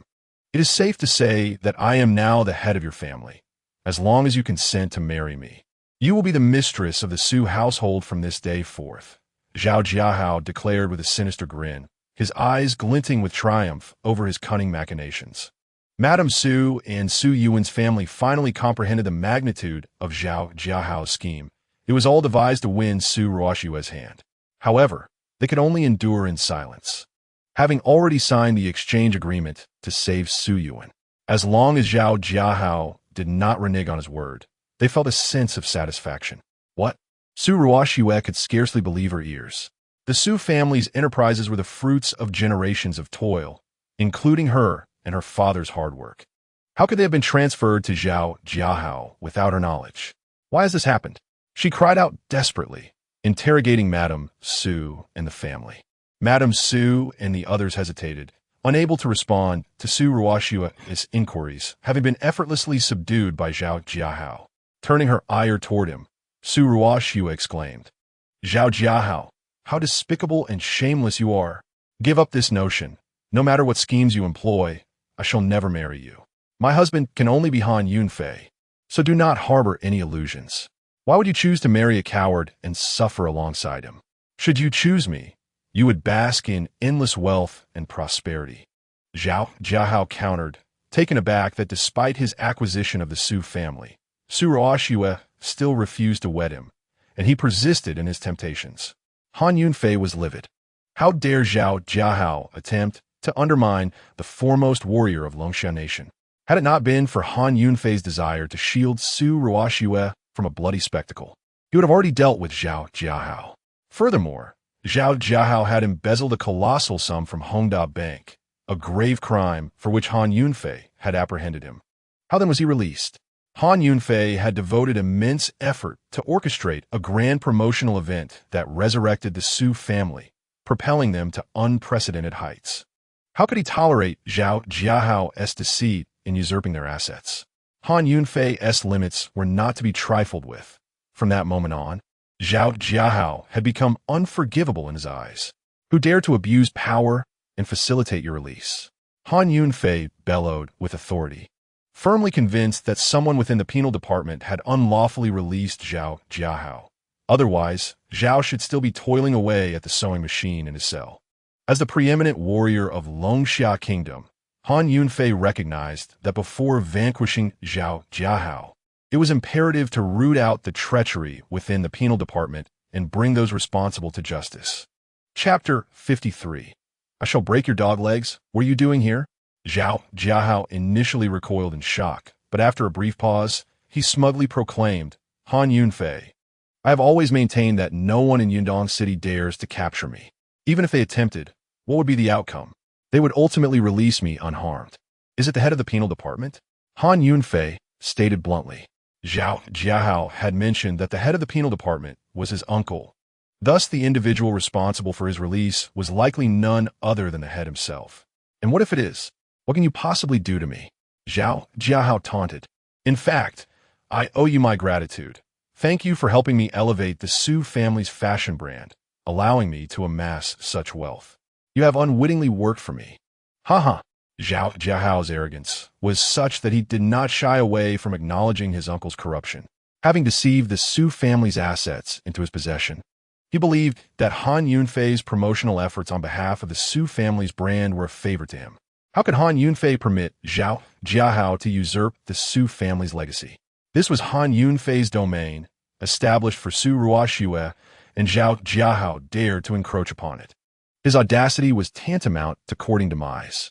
I shall grant you 3 seconds to return the Su family's assets. Otherwise, I will shatter your limbs. Han Yunfei's voice resonated like thunder, causing the very air to tremble. The Su family members were taken aback. They had never anticipated that this so-called coward, Han Yunfei, could exhibit such formidable presence. Old Madame Su was so frightened that her legs turned to jelly, nearly collapsing to the ground. Su Ming swiftly supported her, his complexion paling significantly. Su Shanshan, Su Yuan, and Li Yafan stood frozen, their necks recoiling as they dared not look up. Su Ruoxue had never witnessed Han Yunfei in such a commanding light. He was no mere domestic servant, but rather a god of war, exuding an aura of dominance. Su Ruoxue's parents, having heard the commotion indoors, hurried out in panic to ascertain the situation. Zhao Jiahao, drenched in cold sweat, was paralyzed by fear. He had already experienced Han Yunfei's overwhelming presence. Facing Han Yunfei's warning, he found himself unable to flee, his legs seemingly rendered immobile by sheer terror. Though Zhao Jiahao longed to escape, he was not willing to lose face in front of Su Ruoxue and the entire Su family. He surmised that, with so many witnesses present, Han Yunfei would not dare to act against him and continue to provoke him recklessly. Han Yunfei, what can you do to me? Last time, you were merely fortunate, and our conflict is far from over, Zhao Jiahao boasted, carelessly fanning the flames of animosity. From Zhao Jiahao's words, Han Yunfei gleaned several critical insights. Firstly, the head of the penal department was indeed his uncle, providing him with illicit support. Secondly, Zhao Jiahao had schemed to ensnare Su Yuan in order to seize the Su family's assets for himself. Furthermore, the attack during the promotional event might be linked to Zhao Jiahao.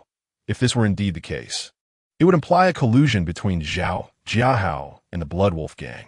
Any one of these revelations would be sufficient to condemn Zhao Jiahao to a multitude of dire fates.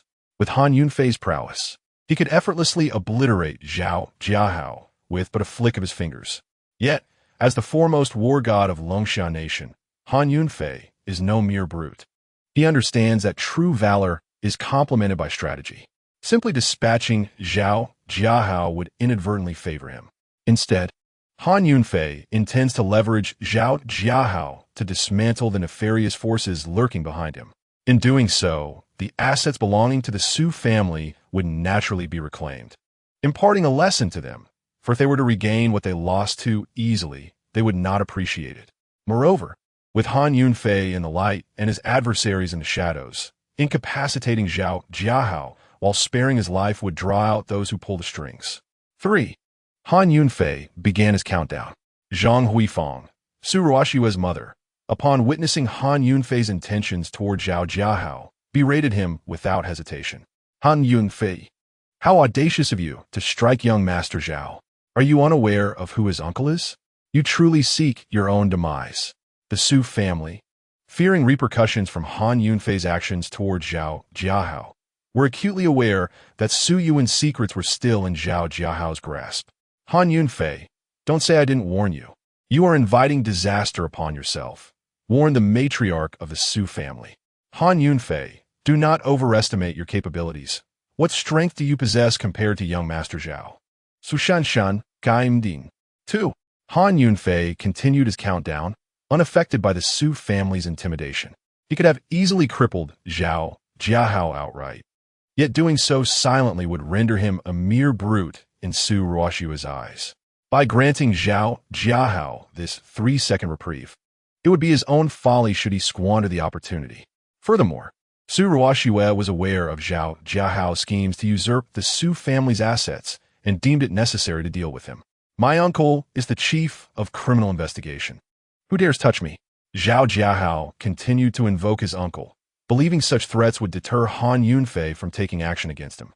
1. The countdown reached its conclusion.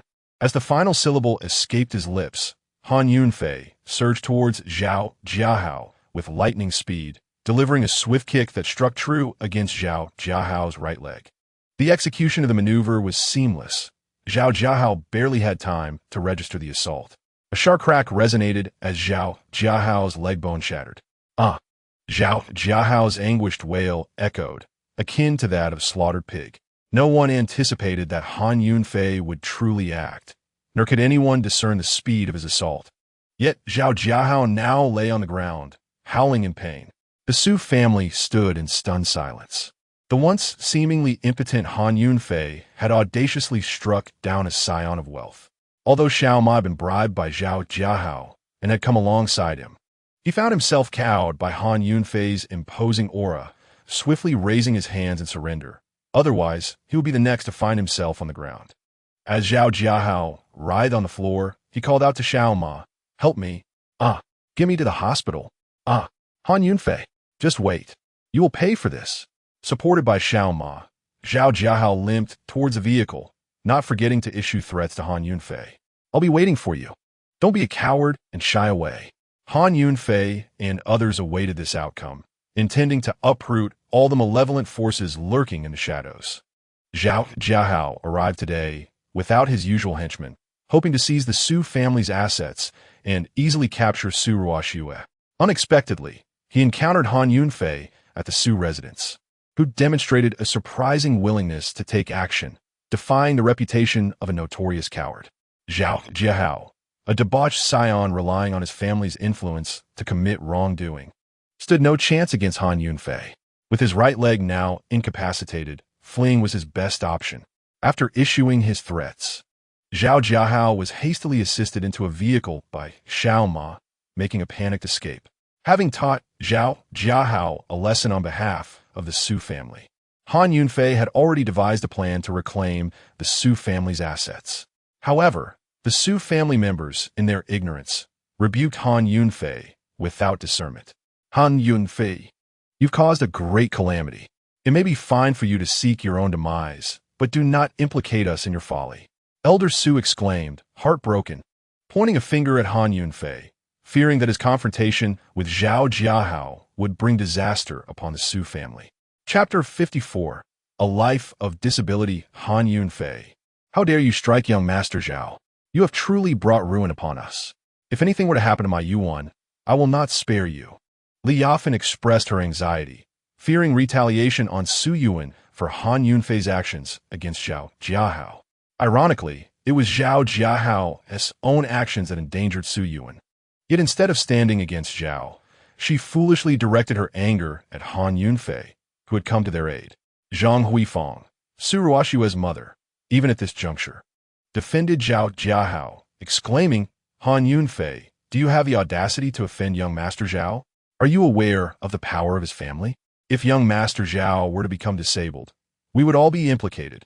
Han Yunfei, however, remained indifferent to Zhao Jiahao's potential fate. Had he not moderated his strength, Zhao Jiahao would have already met his end. Zhao Jiahao deserved nothing less than death. Han Yunfei merely spared his life to draw out the sinister forces behind him. Witnessing this turmoil, Su Yuan was filled with dread. He had initially believed that leveraging the Su family's assets could absolve him of his crimes and spare him from imprisonment. But now the situation had spiraled out of control. Grandmother, what shall we do? I do not wish to go to jail. I have not yet savored enough of life. There is no wine to drink and no girls to pursue in prison. How can I endure? Su Yuan lamented, his voice hoarse with despair. Elder Su could not bear to hear her beloved grandson's plight, feeling both sorrowful and helpless. Yet in her frustration, she lashed out at Han Yunfei, saying, Han Yunfei, you worthless wretch, you have brought calamity upon our Su family. A dog would be a better companion than you. I no longer wish to see you. Leave at once. Su Ruoxue was infuriated. Amidst the crowd, only Han Yunfei had dared to stand up for the Su family, yet they repaid his bravery with ingratitude. Zhao Jiahao is the true instigator of this entire affair. How can you misplace your blame and wrongfully accuse Han Yunfei? She defended him passionately. Su Ruoxue understood all too well that without Han Yunfei's assistance, the Su family would not have risen from their dire predicament to their current heights. Moreover, today's events were entirely the result of Zhao Jiahao's own misdeeds. Su Ruoxue, how dare you defy the elders of the family for the sake of an outsider? You are truly a traitor. Su Shanshan, unyielding in her nature, indiscriminately blamed Su Ruoxue without considering the circumstances. Such a Su family, we need not return to. Whatever happens to them, let them not seek our assistance. Having said this, Su Ruoxue seized Han Yunfei's hand and departed. She had initially hoped to inherit the position of the Su family head today, intending to pass it on to her father, who, with his diligent and humble character, would surely lead the family to prosperity. However, her aspirations were shattered by Su Yuan, a true waste. Not wishing to linger in the Su family any longer, Su Ruoxue left with Han Yunfei to spare him from the unjust ire of her relatives. Just leave. Even if we are cornered, we will never seek your aid. Only the worthless would do so. Su Shanshan and Su Yuan, feeling insufficiently vindicated, continued to mock Han Yunfei and Su Ruoxue as they walked away. As Su Ruoxue drove her Lamborghini on the way back, she occasionally cast glances at Han Yunfei in the passenger seat. She felt that the Su family had treated him excessively harshly. He had stood up for them, yet was met with animosity, which was utterly unwarranted. Moreover, the very Lamborghini she was driving was a gift from Han Yunfei, and she felt a deep sense of indebtedness. She pondered how best to express her apologies to him. It dawned on Su Ruoxue that her misunderstandings regarding Han Yunfei were numerous. Over the past 3 years, it had been he who silently supported her, even taking on household chores such as laundry and cooking, while she had never lifted a finger. Let's go grocery shopping together and prepare a meal. I will assist you, Suruashua proposed. This was her way of expressing her sense of obligation, for directly apologizing seemed too formal. All right, Han Yunfei replied, taken aback. This was the first time Suruashua had actively suggested they cook together. The simplicity of such moments brought him joy, and he nodded in agreement. Meanwhile, Xiaoma had taken Zhao Jiahao to the hospital. Lying on the hospital bed, Zhao Jiahao cried out in agony. It hurts so much. Han Yunfei, I will kill you. I swear I will kill you. You worthless fool. After examining Zhao Jiahao's injuries, the attending physician broke into a cold sweat. He had never encountered such severe injuries in his career. Zhao Jiahao's right leg was almost entirely shattered, and given the gravity of the situation, the physician was too intimidated to perform surgery and could only provide emergency care. What are you still doing? Hurry up and fix me. Zhao Jiahao howled in pain, dissatisfied with the physician's apparent hesitation. Young Master Zhao, your injuries are far too serious, the physician stammered. The Zhao family wielded tremendous power in Yundong City, and the physician was acutely aware that Zhao Jiahao was not someone to be trifled with. Hence he refrained from disclosing the full extent of his injuries. What do you mean far too serious? Speak up. Zhao Jiahao cursed. You must prepare yourself. There's a possibility you may be permanently disabled. My skills are insufficient, and I will need to call in our chief physician, but he has just left for the day, the attending physician said, trembling with fear of offending the Zhao family. Zhao Jiahao howled in agony once more, hearing the on-duty doctor declare that he would be permanently disabled. In a fit of hysteria, he seized the water cup from the bedside and hurled it fiercely at the doctor. A dull thud echoed as the cup struck the doctor's forehead and then shattered on the floor, scattering glass shards everywhere. The doctor staggered back, clutching his head, blood streaming down his face. Useless. A bunch of useless fools. Hurry and summon the chief physician back to the hospital. Zhao Jiahao directed his ire at the doctor. Very well, young Master Zhao. I shall fetch the chief physician immediately. The doctor, suppressing the pain, forced a smile, knowing that offending the Zhao family could cost him his job. After speaking, he hurried out of the ward but was called back halfway by Zhao Jiahao. Are you blind? Can't you see I'm in pain? Can't you at least help alleviate it first? Zhao Jiahao berated the doctor once more. Understood, young Master Zhao. I will have a nurse administer anesthesia for you right away. The doctor, flustered by Zhao Jiahao's hostility, left in a hurry. Shortly thereafter, a delicate nurse wheeled in a treatment cart. The name tag on her chest read, Intern Nurse Shen Shiyu. Having just graduated from university and finally entered the hospital as an intern, she recognized that her future employment hinged upon the goodwill of her senior colleagues. Observing that the others were reluctant to assist, she steeled herself and agreed to provide anesthesia to Zhao Jiahao. With a face full of anxiety, Shen Shiyu approached Zhao Jiahao cautiously. Hello, the doctor sent me to administer your anesthesia, she said timidly, unable to meet his gaze. Upon seeing the nurse's exquisite features, porcelain-like skin, and a figure that, despite the loose-fitting uniform, still hinted at alluring curves, Zhao Jiahao's previously contorted expression softened into a lewd smile. Oh, a newcomer? Are you capable of giving injections? Zhao Jiahao leered at Shen Shiyu, feeling a strange alleviation of his leg pain. Please lie still and do not move.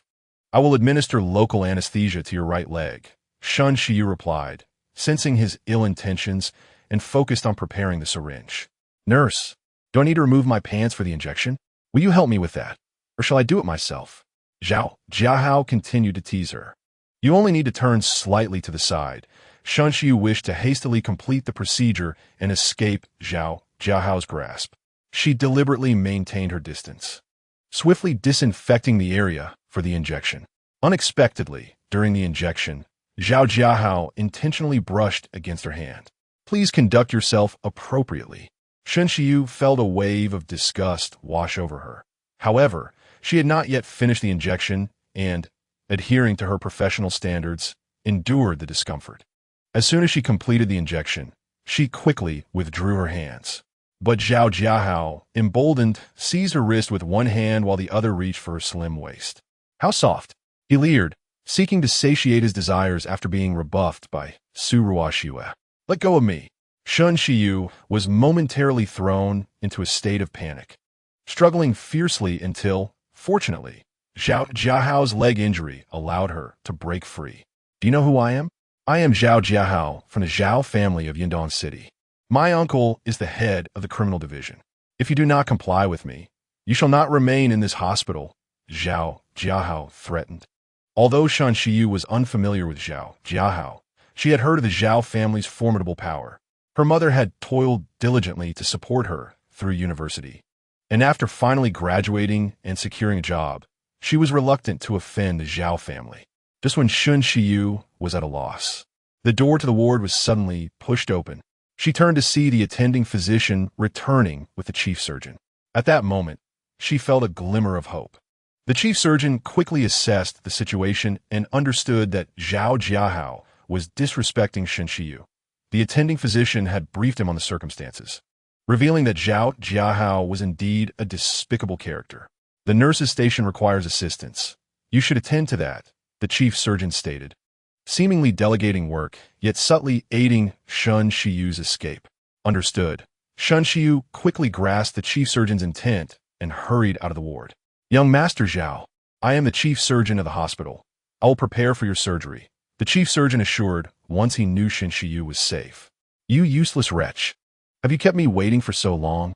Hurry up, Zhao Jiahao cursed, frustrated that the chief surgeon had thwarted his plans. He was unwilling to accept that he could not win the affections of Su Ruoxue, the most beautiful woman in Yundong City, and now he could not even secure a mere nurse. With his leg injury severe, he could only momentarily let Shun Shiyu go, knowing that as long as the hospital existed, she would not be able to escape. As the chief surgeon left the ward, the sound of hurried high heels echoed in the corridor. Jiahao, my precious son, a voice called from outside the ward, followed by a well-dressed matron bursting into the room. It was none other than Zhao Jiahao's mother, Chun Minhong. Who has done this to you? How dare anyone from the Su family lay a hand on you? They truly seek death. Chun Minhong seethed as she surveyed Zhao Jiahao's injuries, her eyes filled with fury towards the assailant. It was that useless son-in-law of the Su family, who, taking advantage of my momentary distraction, used a steel pipe to break my leg. The doctor said I will be crippled for life. Zhao Jiahao exaggeratedly reported to Chun Minhong. Is it that pathetic son-in-law Han Yunfei again? Chun Minhong exclaimed, her anger palpable. Yes, it's him. Mother, you must avenge me. This Han Yunfei must die to quench my hatred. Zhao Jiahao declared vehemently. This Han Yunfei has already captured you, and now has done this to you. I will not let him go. Rest assured, I will ensure he never sees the light of day again. Chun Minhong resolved, determined to eliminate Han Yunfei. Thus, she dialed a mysterious number. Within the grand hall of the Blood Wolf Gang headquarters, the gang leader, Crazy Wolf, convened a meeting with the leaders of various factions. Last night, the leader of the Bloodtooth Hall, Tu Tianba, and his men had launched an attack on Han Yunfei, but suffered a devastating counterattack, resulting in the annihilation of dozens of his subordinates, with Tu Tianba having his entire arm severed before being captured by the authorities. The Blood Wolf Gang suffered significant losses, with each hall master exchanging glances, afraid to breathe. The Mad Wolf kicked over the coffee table, shattering the teaware across the floor. What happened? Tu Tianba, usually quite capable, had been bested by a useless individual, resulting in the loss of several of my brothers. The Mad Wolf roared, veins bulging on his forehead. Calm yourself, leader. Could it be that the intelligence was flawed? Perhaps the other party had additional support. Otherwise, how could a mere freeloading waste manage to slay so many of our brothers? Indeed, and two, being armed, should have been untouchable under normal circumstances. It is possible he let his guard down, leading to this unfortunate incident, several hall masters bravely suggested. Regardless, this Han Yunfei must not be spared. If word of this were spread, how could the Blood Wolf Gang maintain its reputation? The Mad Wolf was resolute in seeking revenge to restore the gang's honor. Just then, Chun Minhong called the Mad Wolf. Mel Wolf, I have heard that the Blood Wolf Gang is known for its decisiveness and tenacity. Yet the reality seems to tell a different story, Chen Minhong provocatively remarked. What do you mean? The Mad Wolf inquired. Han Yunfei, a mere useless son-in-law, managed to escape last night, and today he even crippled my son's leg. If the head of the penal department learns that his nephew has been incapacitated, he will be furious. Chen Minhong's words were half a reproach for the Mad Wolf's incompetence and half a veiled threat involving the head of the penal department. Who exactly is Han Yunfei? Last night, my men were annihilated by him. Logically, a timid son-in-law should not possess such prowess. The Mad Wolf began to doubt Han Yunfei's true identity. He is merely a waste. Your concern is uncharacteristic, Mad Wolf. Are you afraid? Chen Minhong pressed on, unaware that Han Yunfei was the foremost war god of Longxia. She aimed to prevent the Mad Wolf from retreating. You know the reputation of the Blood Wolf Gang. How could I fear a coward? Han Yunfei has slain many of my brothers. I will not let him go. Rest assured, I will send someone to deal with him immediately. The Mad Wolf, spurred by Chen Minhong's provocations, resolved to send assassins after Han Yunfei. Very well. I await your good news, Chen Minhong concluded before hanging up. Danger was closing in on Han Yunfei. Chapter 56. Attack in the garage after Han Yunfei and Su Ruoxue finished their grocery shopping. As Su Ruoxue drove into the underground garage, Han Yunfei sensed an unusual aura. Be cautious. Something feels off here. Han Yunfei vonet. Proving himself worthy of being the foremost war god of Longxia, immediately detecting the presence of danger. You've never been to an underground garage before, so why the fuss? Su Ruoxue thought Han Yunfei was being overly dramatic. Han Yunfei frowned. For 3 years he had ridden a small electric scooter, never needing to enter the underground garage. Are there usually this many cars here? He asked cautiously, noticing an abnormal number of identical vehicles, which struck him as highly suspicious. Uncertain, I hadn't paid much attention. Perhaps that's the case. Su Ruoxue felt that Han Yunfei was overreacting and replied casually. It's quite dangerous here. We should leave first. Han Yunfei wished for Su Ruoxue to drive the car out, as he vaguely sensed an ambush lurking in the underground garage. If Xiao Jiahao and the Blood Wolf Gang sought revenge, the garage would indeed serve as an optimal location. Han Yunfei remained unperturbed. However, he did not wish for Su Ruoxue to witness a gruesome scene. What act are you putting on now? Su Ruoxue thought Han Yunfei was merely performing once more. Ignoring his warning, she parked the car, opened the door, and exited. With no alternative, Han Yunfei followed suit, holding the groceries he had just purchased. Remaining vigilant beside Su Ruoxue, hoping that his apprehensions were unwarranted. Yet, in the next moment, his intuition was validated. A deafening roar of an engine erupted behind them, accompanied by the ear-piercing screech of tires against the ground. Han Yunfei and Su Ruoxue turned abruptly to see a car hurtling towards them at breakneck speed, threatening to collide. Ah! Su Ruoxue screamed in terror. Watch out! Han Yunfei shouted instinctively, discarding the groceries from his grasp and swiftly wrapping his arms around Su Ruoxue's waist, spinning her aside to evade the impending danger. In the midst of the chaos, Su Ruoxue clung tightly to Han Yunfei, experiencing for the first time the warmth of his embrace, both robust and tender. The vehicle whizzed past them, crushing the discarded groceries into a mess on the ground. Ruoxue, are you all right? Han Yunfei asked with concern, observing Su Ruoxue still in a state of disarray. I'm fine. Su Ruoxue finally realized she was still tightly holding on to Han Yunfei. Her cheeks, previously pale from shock, now flushed with color as she hastily released her grip. What has happened? She inquired. Before Han Yunfei could respond, the entire underground garage was suddenly illuminated blindingly. The headlights of dozens of parked cars flickered to life, their engines roaring in a cacophony that encircled them. Subsequently, these vehicles began to converge towards Han Yunfei and Su Ruoxue. At this juncture, Su Ruoxue was rendered speechless, paralyzed in fear, forgetting to scream. She never imagined she would meet her end in such an inexplicable manner. Why? There were still many things she yearned to accomplish in this lifetime. Although she had been married to Han Yunfei for 3 years, she had never worn a wedding gown, leaving her life a tapestry of regrets. Moreover, she still owed Han Yunfei a kiss. Had she known, she would have given it to him directly, rather than departing this world with her first kiss unfulfilled. Han Yunfei was already on high alert, having suspected the vehicles were problematic, and his fears were confirmed. The cars drew ever closer, with the foremost 8 vehicles approaching Han Yunfei and Su Ruoxue from 8 different directions.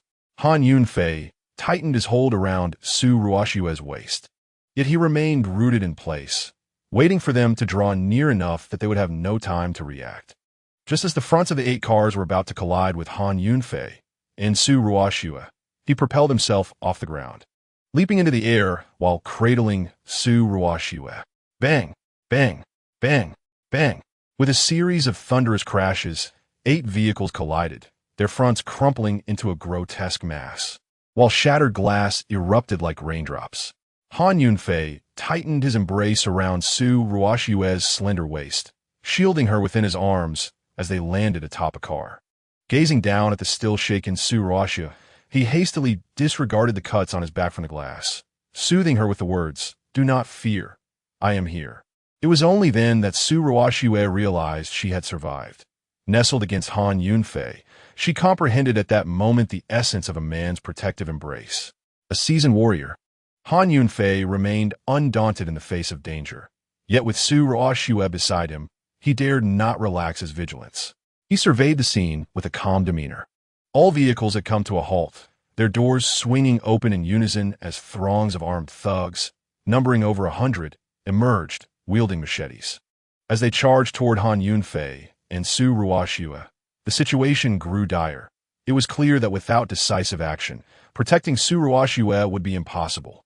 Fury ignited within Han Yunfei at the audacity of those who would dare attack the foremost warrior of Longshan Nation and his esteemed wife. He would show no mercy. Su Ruoxue, being a delicate woman, would surely be traumatized by the gruesome spectacle, even if he managed to save her. Thus, he locked eyes with her and instructed, "Look into my eyes, listen closely, trust me. From this moment on, shut your eyes. Do not open them for anything, no matter what you hear." Though aware of Han Yunfei's military background, Su Ruoxue could not dismiss the peril posed by the armed mob. Yet, with no other option, she complied with his directive. Once he had ensured Su Ruoxue was safe, Han Yunfei felt a surge of resolve. He leapt from a car's roof just as the nearest thug lunged at him. Han Yunfei deftly sidestepped the initial strike, seizing the assailant's weapon and delivering a swift kick that sent the thug sprawling. The agonized scream of the fallen thug echoed, toppling others in his wake. Su Ruoxue shuddered at the horrific sound, her mind clinging to Han Yunfei's words, unwilling to open her eyes. In that moment, armed with a blade, Han Yunfei became a force of nature. He charged into the fray, parrying and striking with lethal precision, blood splattering as cries of anguish filled the air. Terrified amidst the cacophony, Su Ruoxue kept her eyes shut, unaware of the chaos unfolding around her, praying fervently for Han Yunfei's safety. As the thugs in front were vanquished, a new wave attacked from either side. With a powerful kick, Han Yunfei sent 2 assailants crashing into a vehicle, shattering its windows. He maneuvered through the throng, each strike finding its mark, crimson spray erupting with every blow. The stench of blood grew overwhelming, and even if Su Ruoxue dared to open her eyes, she could not muster the courage. In a flash, 3 knives descended upon Han Yunfei, yet he advanced rather than retreating, slashing horizontally with his own weapon. The cries of those losing limbs filled the air as they fell to their knees in torment. As a ruffian lurking behind Han Yunfei intended to launch a surprise attack, he aimed a knife at the back of Han Yunfei's head. However, Han Yunfei had already perceived everything. He merely tilted his head slightly to evade the assault. Without needing to glance back, he retaliated by thrusting his blade into the assailant's abdomen. The attacker gasped, his eyes widening in disbelief as he watched his blood spill forth. Han Yunfei cast a cold gaze around the remaining thugs, who began to tremble in fear. It dawned on them that it was not Han Yunfei they were hunting, rather, they were the ones being mercilessly slaughtered. The remaining ruffians, sensing the tide had turned, dared not approach Han Yunfei. Instead, they spotted Su Ruoxue isolated atop a vehicle. They made their way toward her, hoping to seize her to coerce Han Yunfei. At this moment, although Su Ruoxue had her eyes closed, she could sense the chaos of battle drawing near. Soon, she felt someone attempting to ascend to the car's roof. Uncertain of the unfolding events, she chose to trust Han Yunfei and remained still, eyes shut tight. Upon noticing the thugs redirecting their attention towards Su Ruoxue, Han Yunfei's eyes glinted with icy determination. Seeking death, he bellowed, hurling his machete, which struck one of the thugs who had just climbed onto the roof. In an instant, Han Yunfei darted forward, seizing the head of another thug attempting to climb, and forcefully smashed it into the shattered glass of the window. The thug, now covered in blood and unrecognizable, lay defeated. Stepping atop the fallen ruffian, Han Yunfei leaped onto the roof. "Is that you, Han Yunfei?" Su Ruoxue felt someone land beside her. If it were one of the thugs, it would spell disaster. "It's me, don't be afraid," Han Yunfei reassured her. The thug struck by his flying knife lay motionless on the rooftop. Displeased by the obstruction, Han Yunfei withdrew his blade from the thug's body and kicked it aside. Now armed again, Han Yunfei stood above, ready to strike down on the climbing ruffians. Ah! The thugs close to the rooftop had their arms severed, collapsing in anguish. Witnessing the carnage, the other thugs hesitated to approach. This was no mere useless son-in-law. He was indeed a god of war, let alone 100 of us. Even 1,000 soldiers would be no match for him. We must not perish in vain. The thugs trembled in fear, their legs shaking uncontrollably. A few cowardly ones began to retreat step by step, and soon the rest followed suit, fleeing in terror. The Blood Wolf gang, notorious for their heinous deeds, deserved no mercy, and Han Yunfei had no intention of letting them escape. Luring the snakes from their lair was precisely his strategy. He leaped down from the vehicle's roof and pursued them, intent on leaving no survivors. After vanquishing the thugs, Han Yunfei returned to Su Ruoxue's side. "Ruoxue, you are safe now," he assured her, though he did not want her to be frightened. "But you must keep your eyes closed for a moment longer," he cautioned, as the sight of over 100 fallen thugs sprawled across the ground was too horrifying for her to witness. Before Han Yunfei could finish his words, he found himself taken aback by Su Ruoxue's next action.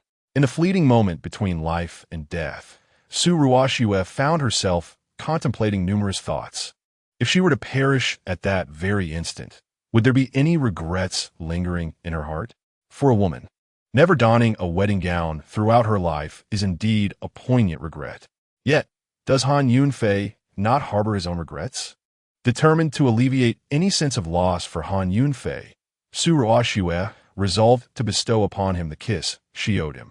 Keeping her eyes closed to evade embarrassment, she attuned her ears to his voice, gauging his position, and on tiptoe, she leaned in to kiss him.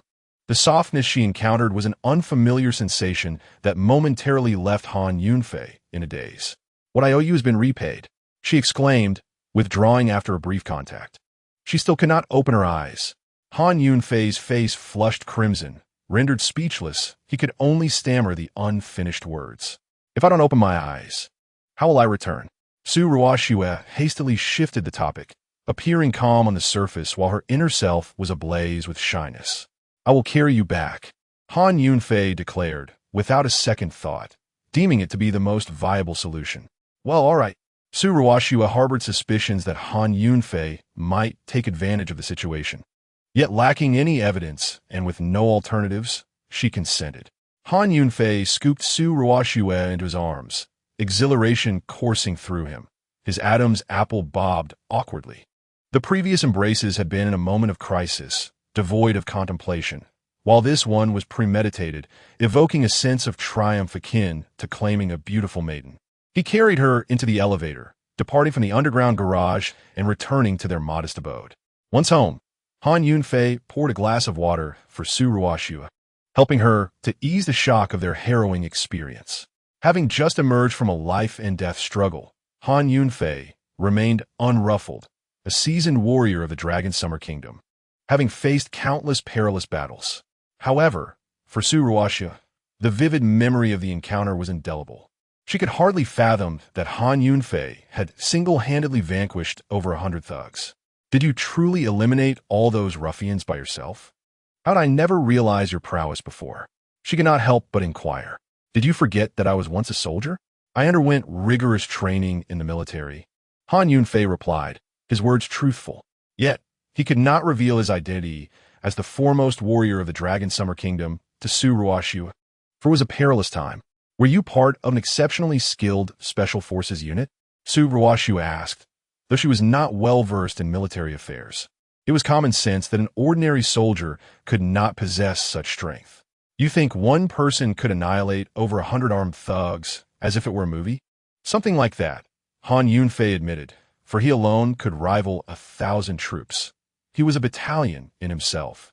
After reassuring Su Ruoxiu, he turned his attention to the pressing matter at hand, swiftly eradicating the Blood Wolf Gang and other criminal factions to ensure Su Ruoxiu's safety and restore tranquility to society. Last night, he had instructed his subordinate, General Luo Xiao, to conduct a thorough investigation into the Blood Wolf Gang's connections to organized crime within a day. Although the deadline Han Yunfei had set had not yet arrived, the gravity of the situation, compounded by the recent attack that threatened Su Ruoxiu's safety, compelled him to seek information ahead of time. Han Yunfei returned to his room, closed the door, and took out his phone, preparing to call Luo Xiao. Just then, his phone rang. It was indeed Luo Xiao calling. Presumably, he had unearthed some critical information, so Han Yunfei promptly answered the call. Hello, Han Yunfei, known as the God of War, spoke with an air of authority. The matter concerning the Blood Wolf Gang has been clarified, and you are in peril. Luo Xiao exclaimed anxiously. What danger could I possibly face? Han Yunfei scoffed, having weathered countless storms in his life. I have gathered intelligence indicating that they are planning to launch an attack against you, likely lying in wait at your residence. Luo Xiao conveyed his concern, fearing for Han Yunfei's safety. The threat has already been neutralized. I have eradicated the Blood Wolf Gang as assault. Han Yunfei replied with calm assurance, as he had just dealt with the attack in the underground parking lot. What? The Blood Wolf Gang has already struck? Luo Xiao responded in astonishment. Indeed, just moments ago, they ambushed me in the underground parking lot with over 100 men. Han Yunfei said nonchalantly. God of War, were you injured? My intelligence was regrettably delayed. Please punish me. Luo Xiao expressed his self-reproach, fearing that the foremost warrior of Longxia Kingdom might have been harmed due to his negligence. I am unscathed. Let us discuss the results of your investigation instead. Han Yunfei reassured him, recognizing that Luo Xiao had done remarkably well to uncover the Blood Wolf Gang's details in such a short time. Chapter 58. The Top Brother Very Well. The investigation reveals that the leader of the Blood Wolf Gang is named Mad Wolf, commanding nearly 2,000 underlings, engaging in heinous criminal activities without remorse, Luo Xiao reported. Have you identified their primary locations of operation? Han Yunfei inquired. The Blood Wolf Gang has two main gathering spots, the Decadent Nightclub, which serves as their headquarters, and the Jin Hui Huang Hotel, which masquerades as a hotel while actually being a hub for the gang's financial dealings, Luo Xiao responded. And we're the Zhao family in Yundong City. Han Yunfei continued his line of questioning. The Zhao family is secretly colluding with the Blood Wolf Gang, wielding influence in both the underworld and legitimate society. Their current status has been achieved through nefarious means. Chen Minhong of the Zhao family is siblings with Chun Ming, the head of the criminal department, and both the Zhao family and the Blood Wolf Gang's illicit actions have received tacit approval from Chun Ming, Luo Xiao elaborated. Just as I suspected, the Zhao family, Chun Ming, and the Blood Wolf Gang must be completely eradicated without mercy. Han Yunfei seethed with indignation upon learning of their atrocious deeds. God of War, I implore you to issue the command. I shall lead our troops into the city to dismantle the Blood Wolf Gang and the Zhao family, capturing Chun Ming, Luo Xiao passionately requested. Sharing Han Yunfei's disdain for evil, do not act recklessly. If you lead thousands of soldiers into the city, not only could you alert our enemies, but would also incite unrest among the ordinary populace. Han Yunfei countered Luo Xiao's impetuous proposal. You are right, God of War. I have not considered the implications thoroughly. Your prudence is commendable. I and the countless soldiers stand ready to follow your orders unflinching in our resolve. After 3 years of meticulous preparation, Luo Xiao finally awaited an opportunity to achieve great success.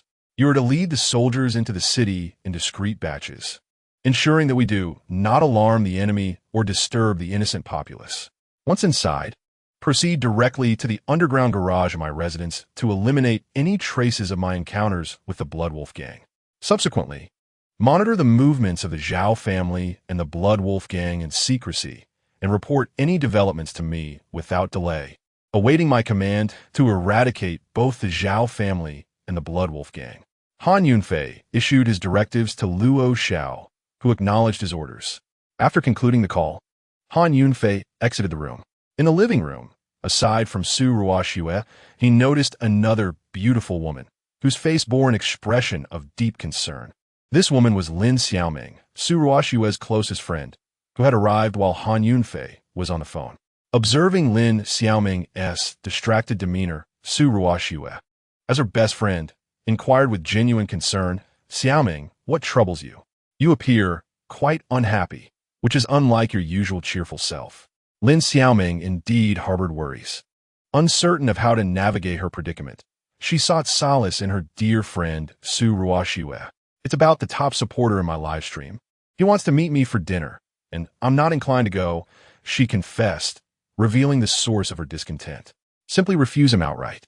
He might be nothing more than a lecherous man with ill intentions," Su Ruoxue advised.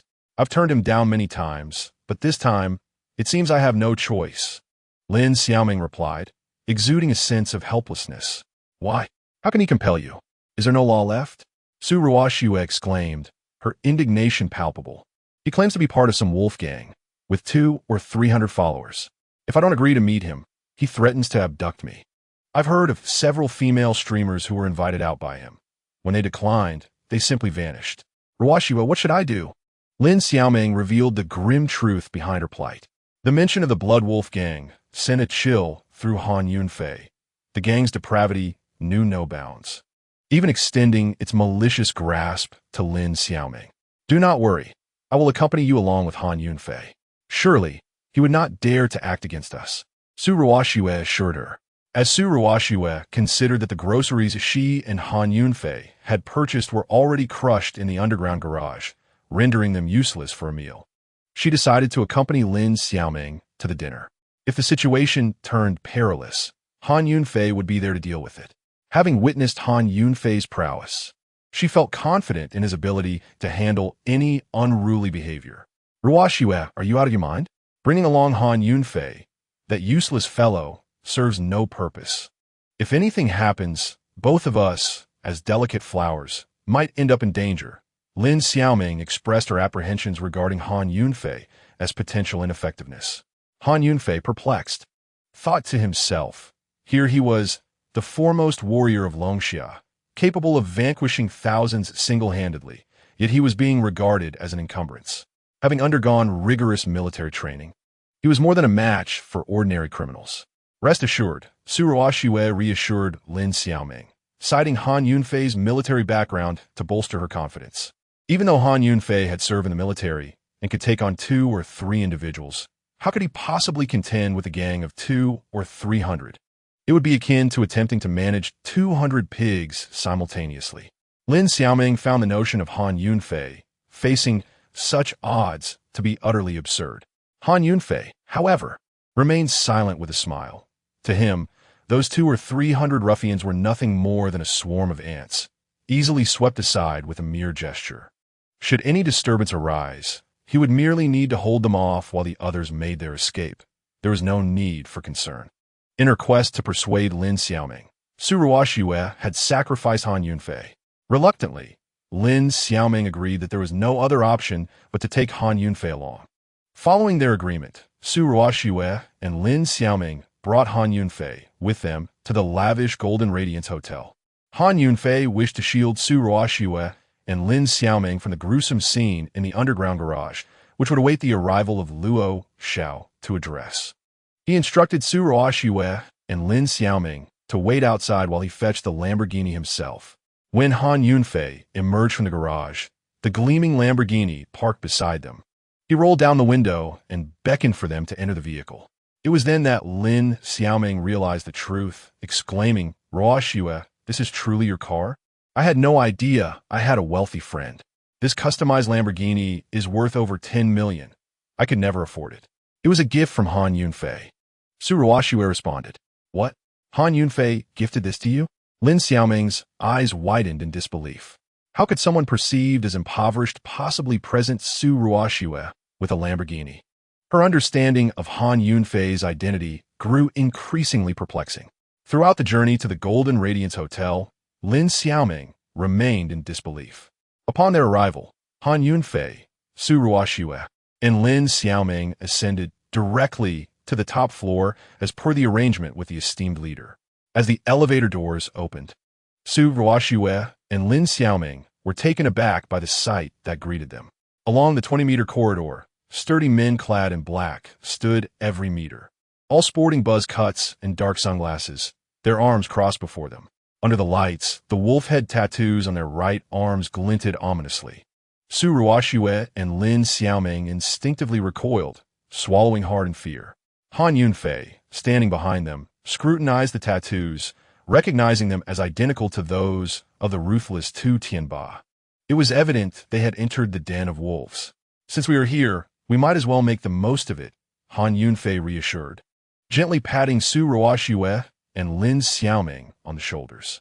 "Let us meet this esteemed leader." As subordinate approached, guiding Han Yunfei, Su Ruoxue, and Lin Xiaoming into a private room. As the door swung open, they were enveloped by the extravagant scent of cigars and fine liquor. The Golden Radiance Hotel served as the hub for the Blood Wolf Gang's Greedy Wolf Hall, conducting illicit economic activities to fund the gang's endeavors, thus exuding opulence. Out of fear, Su Ruoxue hid behind Han Yunfei. Upon entering, they spotted a man at the head of the round table, adorned with gold-rimmed glasses, casually toying with a jade ring. "Brother Hu, the guests have arrived," announced the subordinate with a deep bow to the man.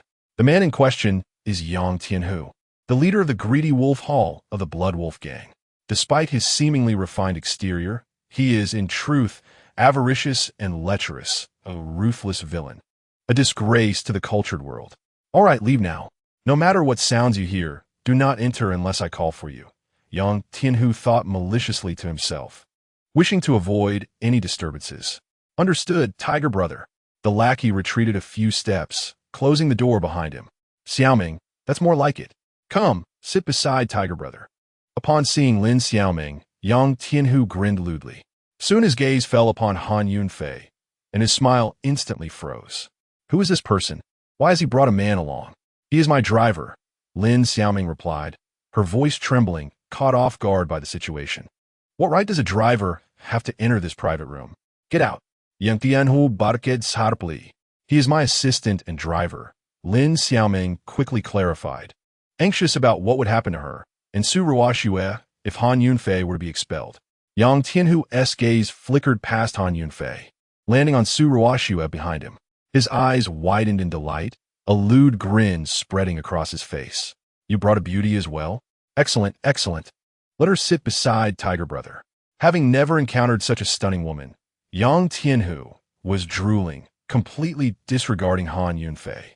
Lin Xiaoming, sensing the shift in atmosphere, felt a chill in her heart. They had walked into the lion's den. With no other option, she reluctantly sat beside Yang Tianhu, while Su Ruoxue chose to sit next to Lin Xiaoming instead of complying with Yang Tianhu's request.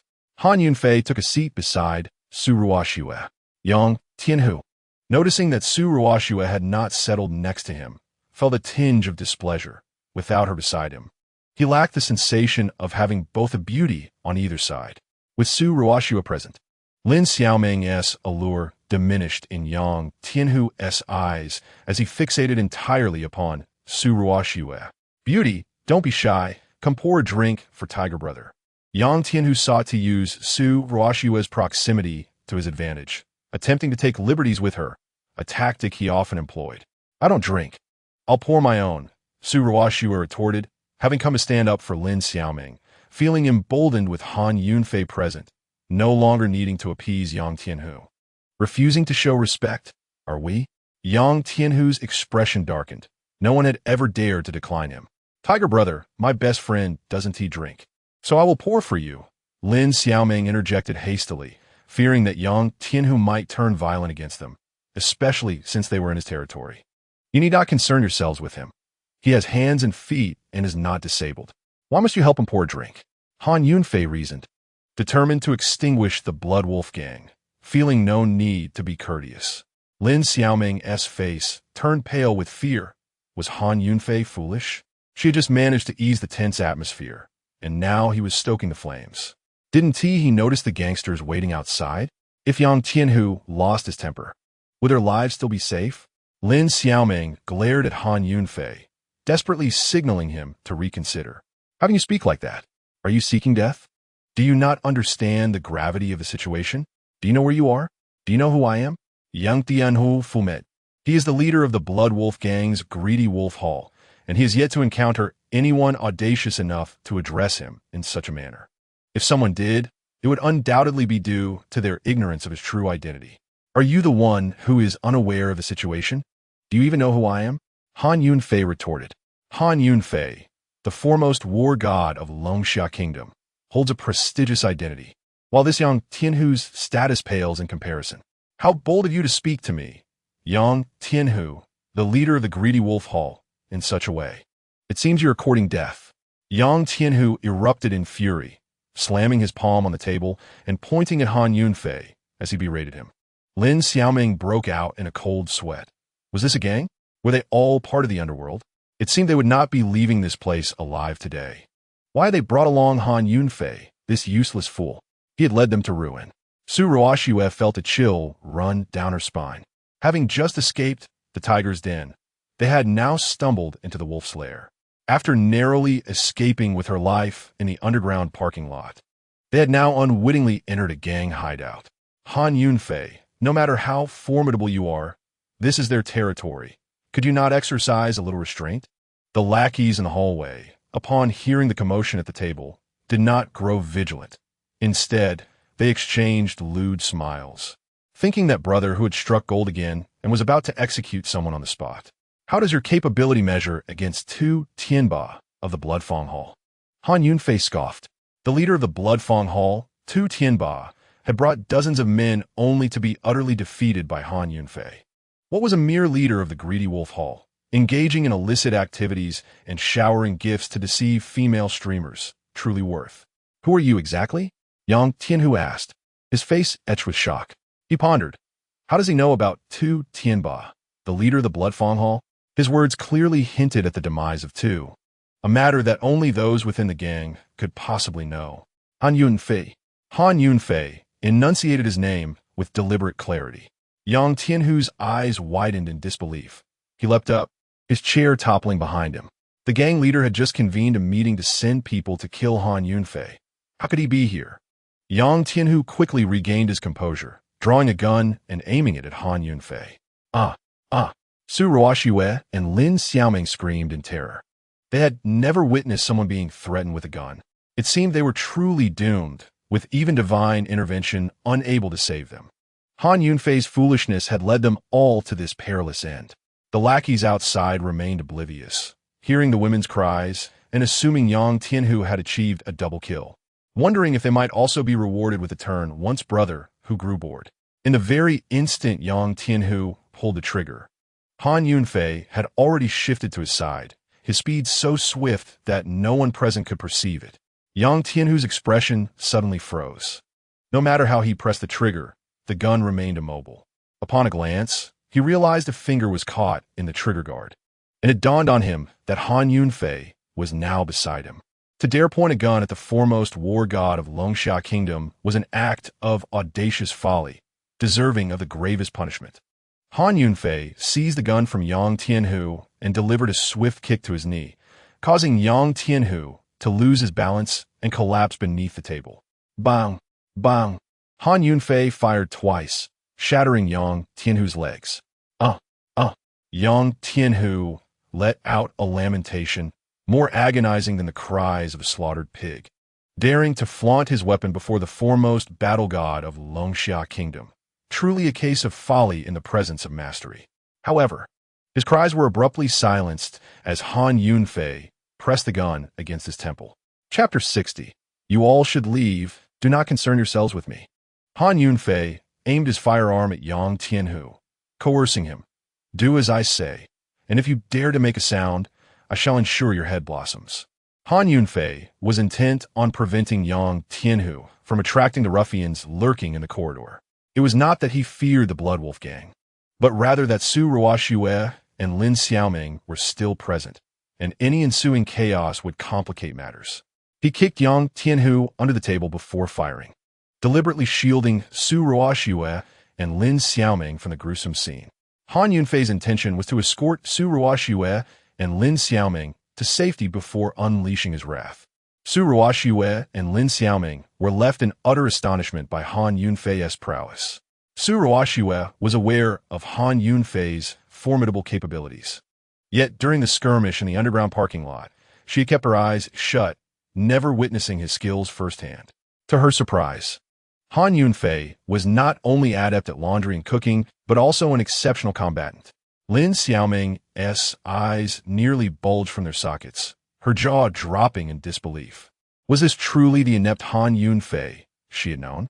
The seamless execution of his movements, flashing in, seizing the gun, and counterattacking, was the hallmark of a true warrior. The underlings in the corridor, upon hearing the gunfire, swarmed to the door of the private room. Had Brotherhood truly engaged in a gunfight? How had it escalated to real gunfire? Was it merely a case of a negligent discharge? Yet, Yang Tianhu had instructed them to refrain from entering, regardless of the sounds they heard, and thus they complied. They feared that should they recklessly burst in, they might be confronted with a sight too horrific to bear, jeopardizing their own lives in the process.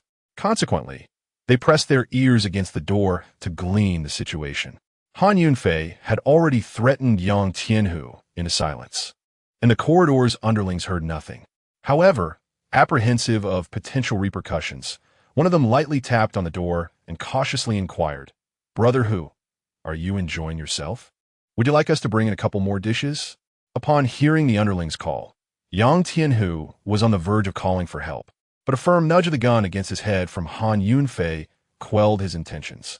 Han Yunfei was indeed willing to pull the trigger, and Yang Tianhu was not foolish enough to gamble with his own life.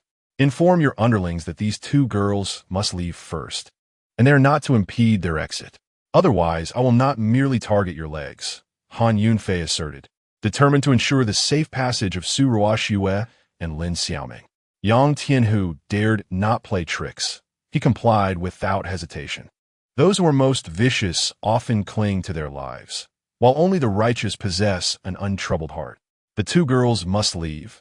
Let them pass without obstruction, Yang Tianhu urged, suppressing the pain in his legs as he shouted to the underlings outside. Upon hearing this, the underlings were utterly disheartened. Brotherhood had shown a lack of camaraderie this time. After indulging himself, he would not even allow his brothers a taste of the action. Yet, they dared not voice their disappointment. Who would defy the orders of their leader? Ruoxue, you, and Lin Xiaoming should return first. Once you reach a safe location, send me a message, Han Yunfei instructed Su Ruoxue and Lin Xiaoming. But what about you? Su Ruoxue expressed her concern for Han Yunfei. Indeed, come with us. Lin Xiaoming was paralyzed with fear, yearning to escape this den of wolves, yet reluctant to abandon Han Yunfei, who had risked everything to save them. Do not concern yourselves with me. I have my own means, he insisted. Once you are safe, I shall proceed without restraint. If Han Yunfei wishes to leave, not even a god or a Buddha could impede him. Very well, we shall reach a secure location and immediately inform you. You must also make haste, Su Ruoxue replied. Having witnessed Han Yunfei's prowess, she understood that his decision to remain was deliberate, and that her and Lin Xiaoming's insistence on staying would only heighten his peril. With that, Su Ruoxue grasped Lin Xiaoming's hand and gently pushed open the door of their private room, just wide enough for them to slip through. Their hands were chillingly cold, trembling with trepidation. Once outside, they promptly closed the door, ensuring that the minions of Yang Tianhu could not glimpse the unfolding events within. As Su Ruoxue and Lin Xiaoming emerged, the lackeys of Yang Tianhu fixated their eyes upon them, their gazes tracking their every movement with predatory intensity. Such striking women, far surpassing the previous lot. What a pity to let them go. When did Tiger Brother become so indulgent? Yet, the minions could only stifle their impulses, helplessly watching as Su Ruoxue and Lin Xiaoming departed. Once they were gone, confusion reigned among Yang Tianhu's subordinates, exchanging glances of uncertainty. What shall we do now? Can we enter? Not yet, I presume. Tiger Brother has yet to speak, and there rests still a young man inside. Could it be that Tiger Brother has grown lenient even towards men? When did his temperament shift? Does that not place us in danger as well? Enough of your nonsense. Do you possess the looks to even consider that? While Yang Tianhu's minions speculated wildly outside, Han Yunfei awaited word from Su Ruoxue and Lin Xiaoming within the private room. After a brief interval, his phone vibrated sharply, revealing a message from Su Ruoxue stating that she and Lin Xiaoming had safely exited the Golden Radiance Hotel. At that moment, Han Yunfei felt a weight lifted from his shoulders. He turned his gaze towards the writhing Yang Tianhu and coldly remarked, "Do you wish to survive? Do not blame me for not granting you a chance. The dozens outside are no match for me. You have 1 minute to summon aid. The number is at your discretion." Yang Tianhu, despite his agony, revealed a sinister smile. Han Yunfei, you are exceedingly arrogant. Do you not realize that the Golden Radiance Hotel is the second largest stronghold of our Blood Wolf gang? I have 5 floors of underground chambers, housing over 500 elite members. Prepare to meet your demise. With that, Yang Tianhu retrieved a blood-stained phone from his trousers and dialed his subordinates within the Golden Radiance Hotel. Seizing the opportunity, Han Yunfei sent a message to Luo Xiao. Hurry to the Golden Radiance Hotel. I have drawn out all members of the Blood Wolf gang. There should be over 500. We must annihilate them in one swift blow. Following Han Yunfei's prior directives, Luo Xiao personally led a team of 20 elite operatives to the underground garage of Han Yunfei's residence to eliminate any traces of the impending battle. In order to prevent disruption to the lives of ordinary citizens, the valiant soldiers continued to enter the city in an orderly and phased manner. Luo Xiao and his 20 elite warriors painstakingly cleared the remnants of battle, as they were confronted with over 100 corpses of Blood Wolf gang thugs, the majority of which were dismembered. Despite their extensive combat experience, the sight before them was still harrowing. They could not help but marvel at Han Yunfei's invincibility. What sort of brutal conflict had transpired here? The war god single-handedly vanquished more than 100 thugs from the Blood Wolf gang, showcasing unparalleled valor. As Luo Xiao was lost in contemplation, his phone vibrated, likely bearing urgent news from Han Yunfei. Upon opening the message, he exclaimed, "This is bad." Chapter 61. Am I to avoid his brilliance? I will take on 500. The advantage lies with me after reading Han Yunfei's message. Luo Xiao immediately issued a command to his 20 elite subordinates. This is a matter of utmost urgency. The war god is currently engaged in a fierce battle against over 500 thugs at the Golden Splendor Hotel. We must hasten to his aid. Luo Xiao's sense of urgency stemmed not from a lack of faith in Han Yunfei's prowess, but rather from the fact that his main forces had yet to enter the city, leaving them under strength. The Golden Splendor Hotel served as the Blood Wolf gang's second largest stronghold, and should anything happen to Han Yunfei, he would bear the responsibility. Thus, he could only swiftly lead his 20 elite warriors to provide support. Meanwhile, at the Golden Splendor Hotel, Yang Tianhu had just finished a phone call with his subordinates, explaining his predicament and instructing those hiding in the basement to rush to the top floor to rescue him. To incite his underlings, Yang Tianhu boasted that he would reward anyone who could bring him a finger from Han Yunfei with a beautiful female streamer. A hand would earn 100,000, and a leg 1 million. Should someone procure Han Yunfei's head, they would be promoted to vice leader. Before long, under Yang Tianhu's provocation, the entire building resounded with the hurried footsteps of men, accompanied by cries of battle as dark figures surged up the elevators and stairs. Hearing the tumultuous sounds, Yang Tianhu began to feel a sense of triumph. Han Yunfei, if you dare to act against me, just wait, bang. Before Yang Tianhu could finish his sentence, Han Yunfei shot him in the head. Wait? For what? You have lost your value. Han Yunfei spared his life merely to draw out all the thugs from the Blood Wolf gang. Once his mission was accomplished, There was no need to waste air on him any longer. The thugs in the corridor had sensed that something was amiss in the private room. Two men together in one space, with gunfire echoing, could hardly be a mere game, coupled with the incessant sounds of battle drawing closer from downstairs. The thugs in the corridor could no longer abide by Yang Tianhu's orders to remain outside. If they wanted to rise through the ranks, they needed to be adaptable. Hesitating to storm into the room now would leave them accountable for any ensuing troubles. As the thugs prepared to open the door to the private room, Han Yunfei, hearing the chaos grow nearer, since the moment had arrived, the hunt was upon him. He leaped up and delivered a powerful kick to the door. Boom! The door of the private room collapsed outward with a resounding crash. A group of thugs, crammed outside the door and eager to enter, were crushed into a bloody pulp by the fallen door. Those further away from the private room finally caught sight of Yang Tianhu lying in a pool of blood. His brain matter splattered across the floor. The thugs in the corridor, upon witnessing the death of their leader, were rendered leaderless, paralyzed with terror at the sight of Yang Tianhu's gruesome fate, and dared not advance against Han Yunfei. However, whether or not to act was not theirs to decide. The Bloodwolf gang, merciless and steeped in wrongdoing, would have surely dealt a fatal blow to Lin Xiaoming had it not been for Han Yunfei's timely intervention. The decision of forgiveness lay with the King of Hell, but Han Yunfei was determined to escort them to their grim fate. As the thugs in the corridor stood in shock, Han Yunfei seized the initiative. He charged into their midst, fists clenched. Bang, bang, bang. He unleashed a flurry of punches, striking several thugs, who then crashed violently against the corridor walls, sliding down in a trail of crimson.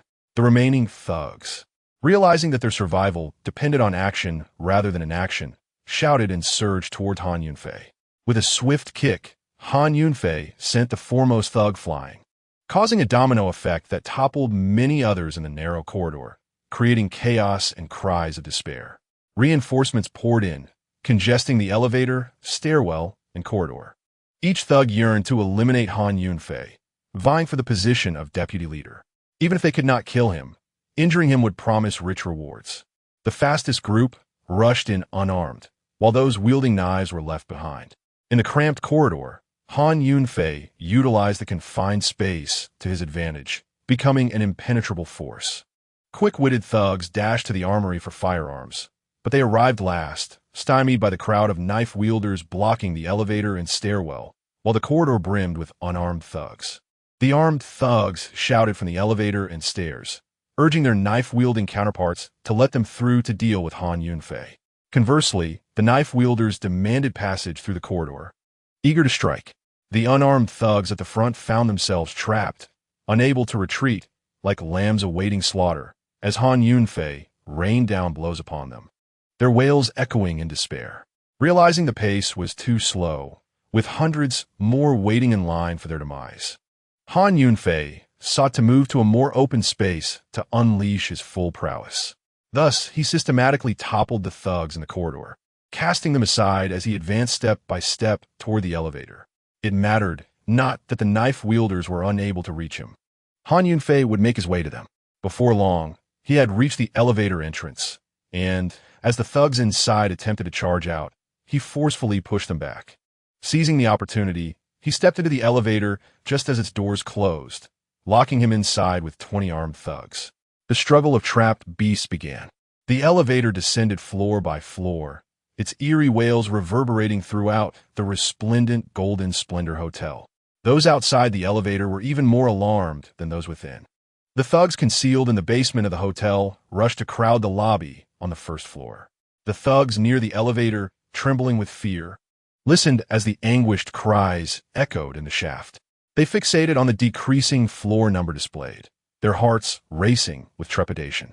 Ding! When the elevator reached the first floor, a chime signaled its arrival, prompting all the thugs to raise their firearms, aiming at the elevator doors. The tension in the air was palpable as they awaited the emergence of Han Yunfei, ready to turn him into a sieve with their bullets. With a whoosh, the elevator doors slid open, spilling forth a pool of blood, revealing 20 thugs sprawled inside, their bodies drenched in crimson. Yet, Han Yunfei was nowhere to be seen, sending chills down the spines of all present. Unbeknownst to them, Han Yunfei had disembarked on the second floor and leapt from a window, now standing before the entrance of the Golden Splendor Hotel, coldly observing the scene unfolding in the lobby. Alone, he had turned the tide against the hundreds of blood wolf gangsters within, forming a counter-encirclement. At that moment, Luo Xiao arrived with 20 elite soldiers. Generalan, I apologize for my tardiness. Please allow me to accept your reprimand, Luo Xiao declared. Not late at all. Your timing is impeccable, Han Yunfei replied. In truth, even without Luo Xiao's assistance, Han Yunfei could have annihilated the Blood Wolf gang by himself. All Luo Xiao needed to do was to clean up the battlefield afterward. General Han, my men have yet to arrive. I have only brought 20 elite warriors, and it seems the adversary is well armed. Should we not retreat from their firepower? Luo Xiao expressed his concern for Han Yunfei's safety, mindful that bullets do not discriminate. Waiting for reinforcements to encircle the Blood Wolf gang was indeed a prudent strategy. Retreat from their firepower? Han Yunfei scoffed, continuing, I can take on 500. The advantage is mine. The Blood Wolf gang has been lured out of the Golden Splendor Hotel, and this presents an unparalleled opportunity. Let's strike. Chapter 62. Annihilation Understood. Luo Xiao, captivated by Han Yunfei's heroic spirit, realized that the war god truly lived up to his name, with feats he could scarcely fathom. Han Yunfei seized a submachine gun from Luo Xiao and, leading him and the 20 elite soldiers, opened fire on the Blood Wolf thugs inside the hotel. Rat-tat-tat. The Blood Wolf gang members, tightly clustered, fell one after another under the barrage of gunfire from Han Yunfei and his team. Initially bewildered, they mistook the gunfire for fireworks, only to watch their comrades drop like flies into pools of blood. A few quick-witted individuals noticed Han Yunfei and his men firing from outside the hotel. Who are these people? It seems they're shooting at us. What is happening? Weren't we supposed to ambush Han Yunfei? Why are we the ones being ambushed? I thought he was alone. How does he have allies? The Blood Wolf thugs were momentarily disoriented, plunging into chaos. Luo Xiao and the 20 elite warriors obediently followed Han Yunfei's orders, secretly infiltrating the city. All clad in civilian attire, unbeknownst to the ruffians of the Blood Wolf gang who mistook them for mere civilians. Counterattack! Counterattack! Quickly! They are at the hotel entrance. A few astute thugs began to grasp the situation amidst the chaos and attempted to orchestrate a response, directing their comrades to open fire on Han Yunfei and his team. In an instant, gunfire erupted, bullets flew wildly, and the Golden Splendor Hotel transformed into a battlefield engulfed in flames of conflict. The 20 elite warriors led by Luo Xiao, each meticulously trained and selected, swiftly took cover the moment the Blood Wolf gang returned fire. They quickly maneuvered to the side to continue their assault. A multitude of Blood Wolf thugs fell, while Han Yunfei, Luo Xiao, and his 20 elite remained unscathed. As they shot, Han Yunfei, Luo Xiao, and their skilled warriors pressed into the lobby of the Golden Splendor Hotel. With the rapid crackle of gunfire, more and more thugs from the Blood Wolf gang succumbed. They fought with the efficiency of autumn winds sweeping away fallen leaves, leaving the thugs utterly defenseless. Before long, the thugs within the Golden Splendor Hotel were completely eradicated. The remnants of the Blood Wolf gang had been annihilated, and the task of tidying up the aftermath was entrusted to Luo Xiao. Han Yunfei intended to check on Su Ruoxue and Lin Xiaoming. After all, Su Ruoxue and Lin Xiaoming were two delicate women, unaccustomed to such violence, and it was natural for them to be frightened. Yes, Luo Xiao acknowledged the command. Han Yunfei retrieved his phone and dialed Su Ruoxue's number. Have you managed to escape? Are you all right? Before Han Yunfei could finish, Su Ruoxue's concerned voice came through the line. I wrapped up here. I'm fine. Where are you now? Han Yunfei inquired. I'm at Xiaoming's house. After we fled, we realized we couldn't return home. That group in the underground garage already knows our address. So, Xiaoming and I took the Lamborghini to her place. You should come here too, Su Ruoxue explained. All right, I'll head over immediately. Han Yunfei replied before ending the call and hailing a cab to Lin Xiaoming's residence. Upon entering Lin Xiaoming's home, Han Yunfei was met with a look of admiration in her eyes. Han Yunfei, how did you manage to escape? Lin Xiaoming was astonished that he had evaded the clutches of Yang Tianhu. I fought my way out, Han Yunfei replied nonchalantly. You did it all by yourself? While Lin Xiaoming was grateful for his rescue, she found it hard to believe that he had managed to escape single-handedly. Not alone. A former comrade of mine happened to be nearby. I sent them a message, and they came to my aid, Han Yunfei clarified. Indeed, he had contacted Luo Xiao for reinforcement, but even without them, he could have carved a path through the chaos alone. Your comrades must be incredibly skilled, Lin Xiaoming remarked, her tone slightly skeptical. They're the elite among the elite, truly remarkable fighters, Han Yunfei responded. I knew it. Lin Xiaoming suddenly raised her voice, eagerly awaiting Han Yunfei's answer to confirm her suspicions. Han Yunfei, who was rather inept, had merely been saved by his formidable allies. With a look of exasperation, he understood what Lin Xiaoming was implying and chose not to elaborate further, knowing that any explanation might be perceived as a cover-up. His only concern was ensuring the safety of Su Ruoxue and Lin Xiaoming. Observing Han Yunfei's silence, Lin Xiaoming felt a sense of triumph, convinced she had struck a chord. To express our gratitude for saving both me and Ruoxue, we have decided to cook for you, Lin Xiaoming continued. But aren't you both incapable of cooking? Han Yunfei expressed his apprehension about the potential culinary disaster. You needn't worry about that. Just wait for the feast, Lin Xiaoming asserted confidently. Very well, Han Yunfei sighed, resigned to becoming a test subject in this endeavor. Also, you and Ruoxue should stay at my place tonight. Given the danger at your home, it's unwise to return. I have ample room, but just so you know, Ruoxue will be sleeping with me, so don't get any funny ideas, Lin Xiaoming added. Han Yunfei was indifferent to the danger. Should the Blood Wolf gang dare to approach, he would confront them without hesitation. However, it was preferable to stay at Lin Xiaoming's place tonight, as he wished to spare Su Ruoxue from witnessing another bloody scene. All right, which room is mine? Han Yunfei inquired. Earlier, in the underground garage of his home, their vehicle had collided with another, shattering glass flying everywhere. To shield Su Ruoxue, Han Yunfei had sustained scratches on his back, and now he wished to inspect his injuries.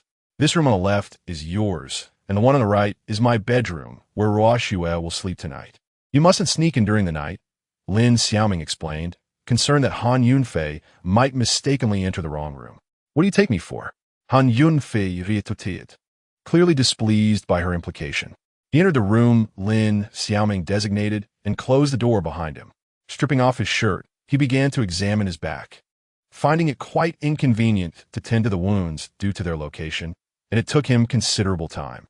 Meanwhile, Su Ruoxue and Lin Xiaoming had prepared the meal, but as they noticed Han Yunfei had not yet emerged, they began to ponder.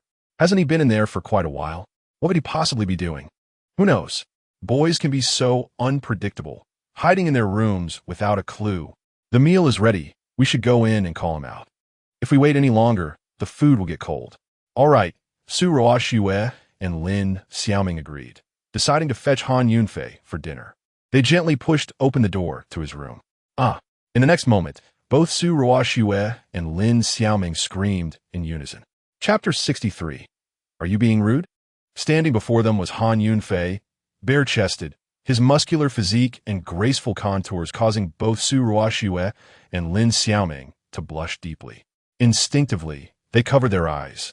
Su Ruoxue felt the urge to look, yet was too embarrassed to do so. Despite being married to Han Yunfei for 3 years, they had never crossed such boundaries. Lin Xiaoming, on the other hand, wrestled with her curiosity, knowing well that Han Yunfei was the husband of her dearest friend, maintaining a clear line of distinction. Han Yunfei, what kind of mischief are you up to? Why are you not wearing any clothes? What do you intend to do? Su Ruoxue and Lin Xiaoming reprimanded Han Yunfei. Han Yunfei, taken aback, thought to himself, was this not the room assigned to him? Was it wrong for him to remove his shirt while in his own quarters? What kind of absurdity was this? After scolding him, Su Ruoxue and Lin Xiaoming suddenly realized that they had intruded into Han Yunfei's domain. In an effort to alleviate the tension, Su Ruoxue addressed Han Yunfei. Dinner is ready. We came in to call you for a meal. Stop dawdling. The food is getting cold. Lin Xiaoming chimed in. All right, I'll just wipe myself down and come out, Han Yunfei replied, feeling embarrassed.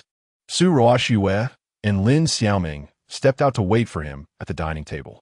Shortly after, Han Yunfei emerged and, upon seeing the dishes laid out before him, was left utterly astonished. The tomato scrambled eggs were made with boiled eggs instead, and the tomatoes were left whole, not even sliced. What a spectacle! Han Yunfei refrained from commenting and obediently sat down to eat, recognizing that it was Su Ruoxue and Lin Xiaoming's first attempt at cooking to treat him. As he surveyed the unappetizing dishes, he prepared himself mentally before taking his first bite. How does it taste? Is it all right? Su Ruoxue and Lin Xiaoming gazed at him with eager eyes. It's acceptable, Han Yunfei responded. After tasting it, he detected an unusual sourness. Had they mistaken vinegar for oil? Not wanting to dampen their spirits, he merely affirmed that it was fine. Although he had expected the flavor of their cooking, it surpassed his expectations by far. Meanwhile, at the Blood Wolf Gang's headquarters, the leader, Mad Wolf, sat restlessly on a leather sofa, his fingers rhythmically tapping the armrest, the ashtray overflowing with cigarette butts. Unable to remain seated, he rose and began pacing. Why is there still no news? Over 100 men sent to eliminate a useless fool, and it's taking this long? Mel Wolf Fum. His men have been dispatched to the underground garage to ambush Han Yunfei, only to be utterly annihilated. Thus, he awaited news in vain. Just then his phone rang, and upon seeing it was Chun Minhong calling, he surmised she was inquiring about the success of the assassination. Reluctantly, he answered. Madam Chun, he greeted respectfully. How goes the task, gang leader? Chun Minhong questioned, her patience wearing thin, sensing that Mad Wolf had once again failed. There is still no news. Please bear with me a little longer, he replied truthfully. Your Blood Wolf gang is indeed living off a false reputation. If Chief Xing knew of your incompetence, your gang would no longer have a reason to exist. Chun Minhong was uninterested in Mad Wolf's excuses. She solely desired the demise of Han Yunfei, resorting to invoking Chief Xing to pressure him. Madam Chun, please remain calm. I will send someone to investigate immediately, Mad Wolf assured. Very well, but I must remind you, my patience is limited, Chun Minhong declared, unwilling to wait another moment, as Han Yunfei had crippled her son. All right, Mad Wolf began, but before he could finish, Chun Minhong hung up. What are you still standing there for? Hasten to send someone to investigate the matter. The Wild Wolf, putting away his phone, directed his ire towards his subordinate. Boss, I shall attend to it immediately, replied a nearby lackey. Before his words could dissipate, the main door was flung open with great force, and another subordinate stumbled in, collapsing to his knees. Boss, there's been a calamity. What calamity?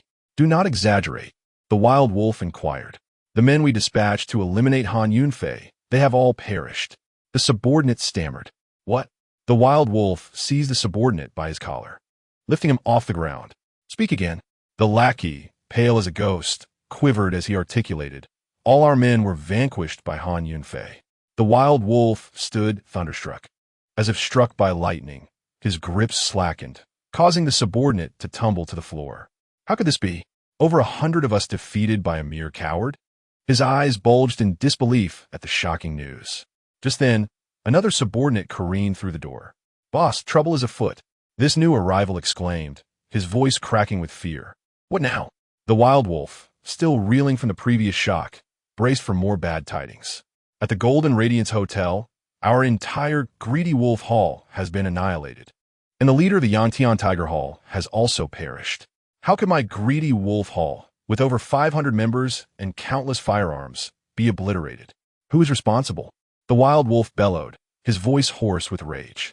Han Yunfei. The subordinate uttered the 3 words the Wild Wolf could scarcely believe. Once again, this Han Yunfei, the Blood Wolf Gang, shall not rest until he is torn asunder. The Wild Wolf vowed vengeance, realizing that in merely 2 days, his gang had suffered nearly half of its forces.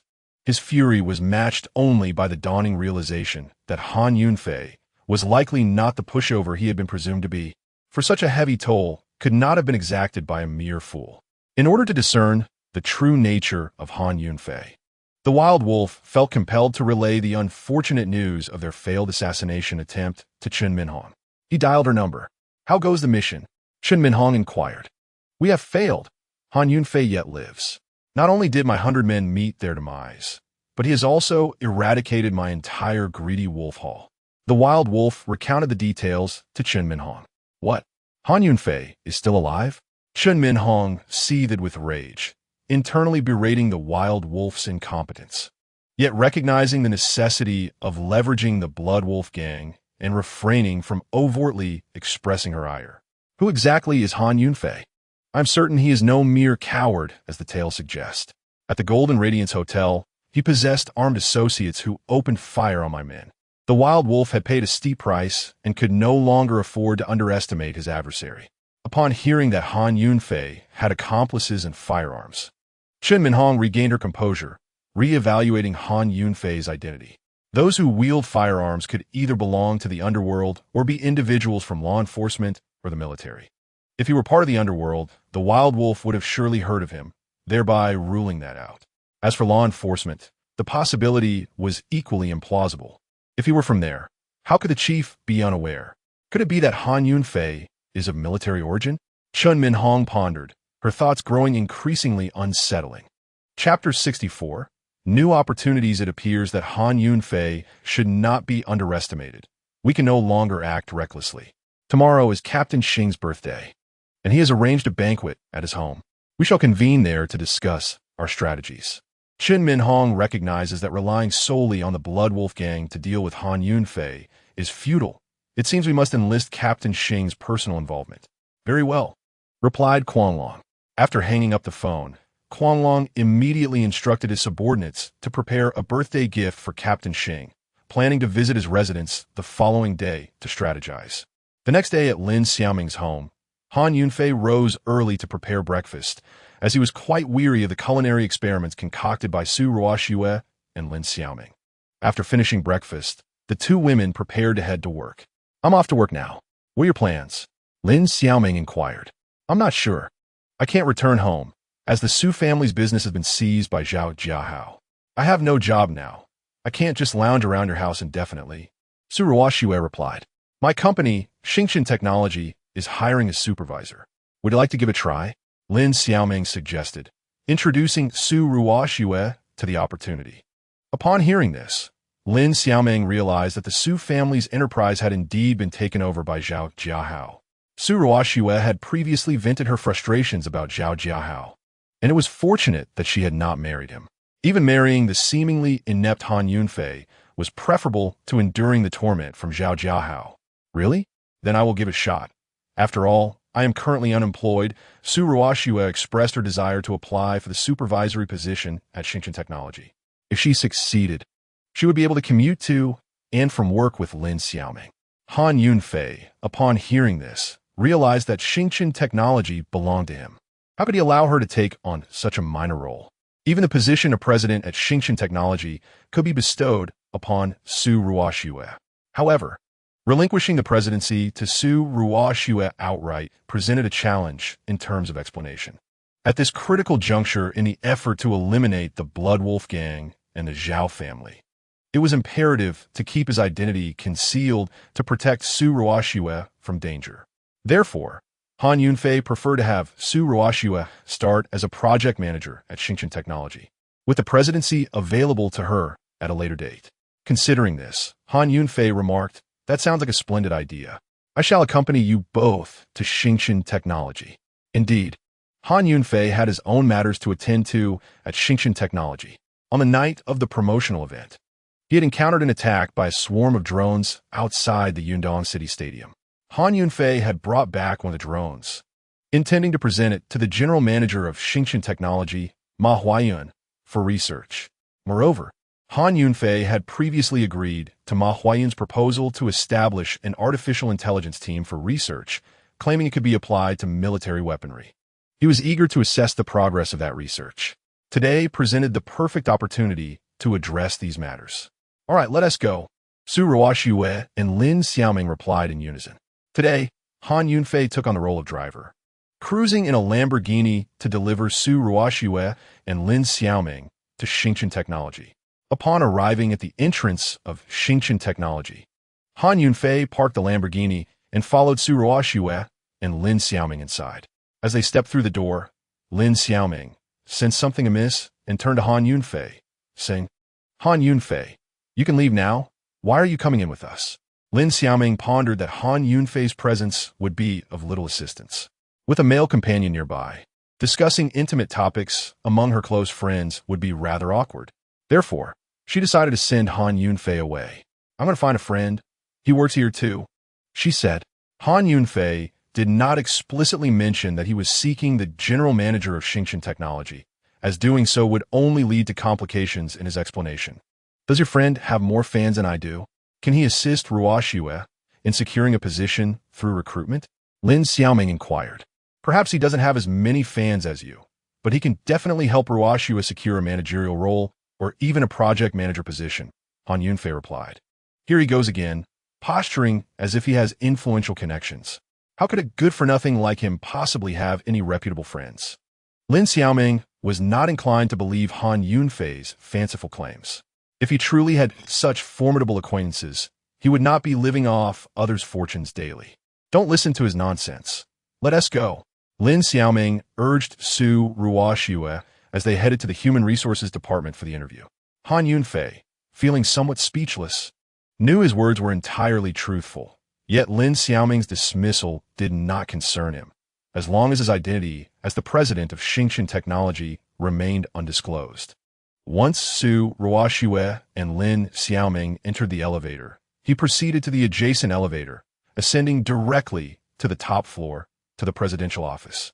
Inside the office of the president of Xingchen Technology, Han Yunfei settled into his chair as the general manager, Ma Huayun, hurried in upon receiving news of his arrival. "President, what brings you here? Are you here to check on the progress of my artificial intelligence project?" Ma Huayun inquired. Since taking over as president, Han Yunfei had indeed not visited Xingchen Technology, which surprised Ma Huayun.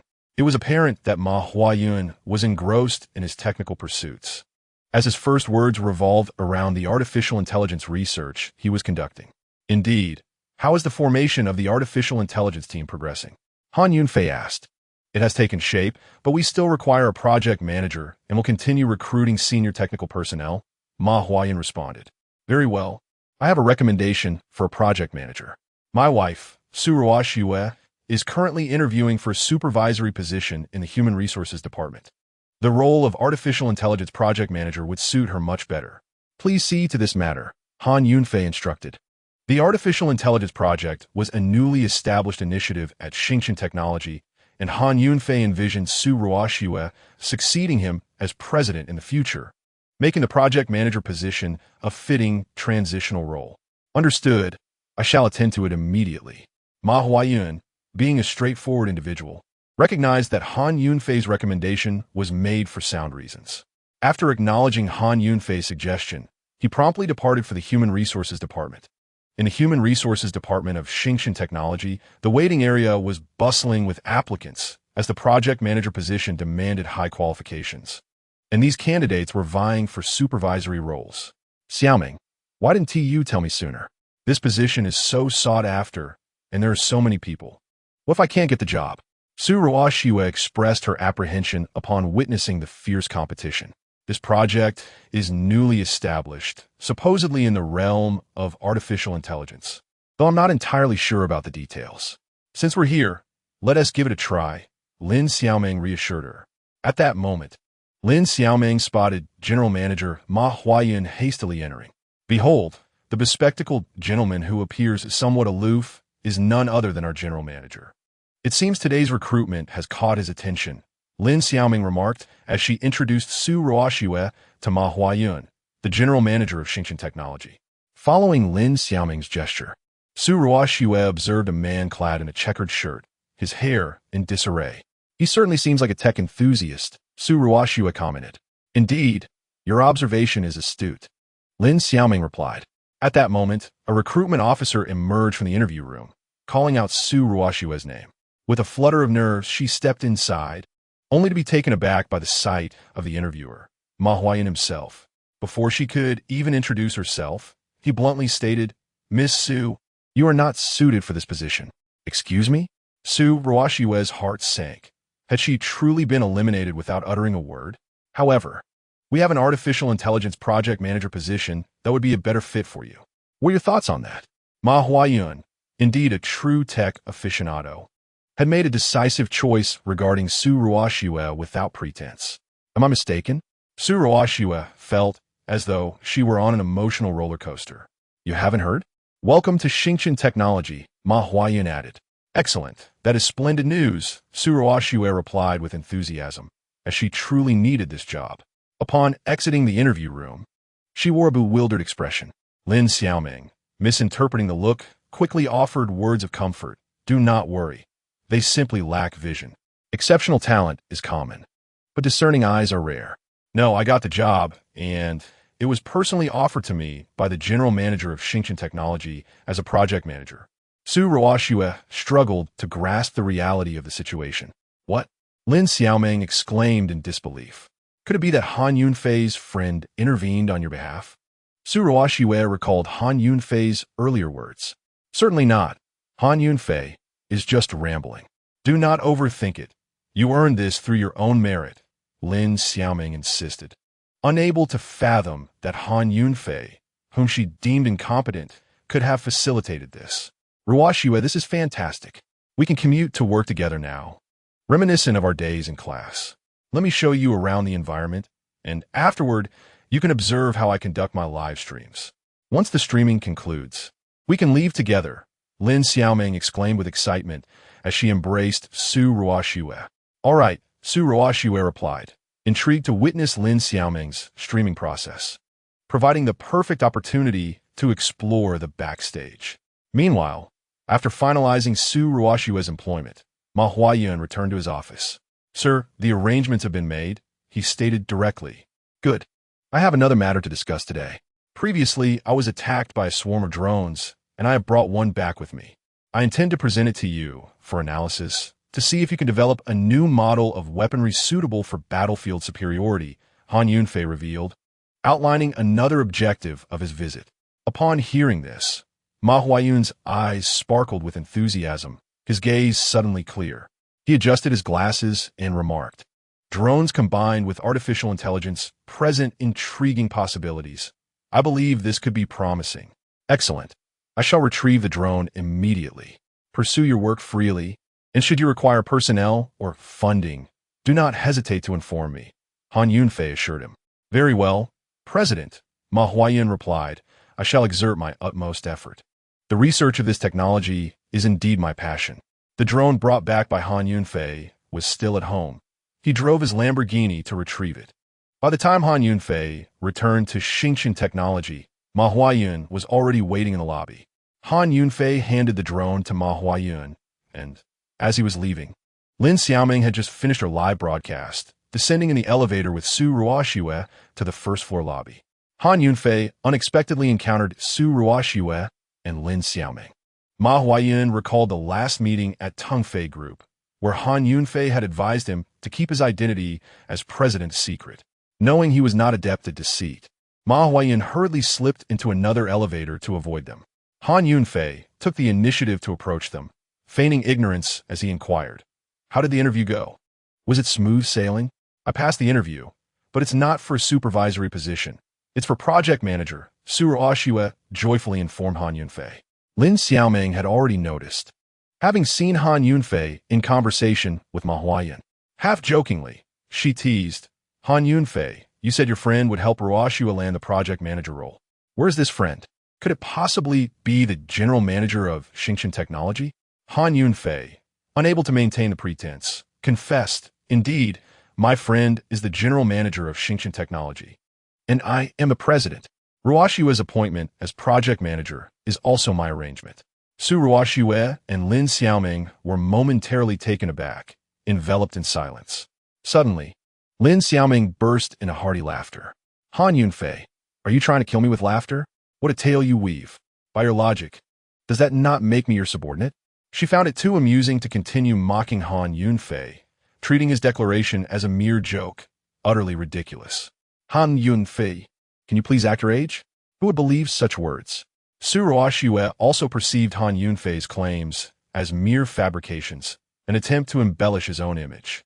Han Yunfei was at a loss, bemused by their disbelief.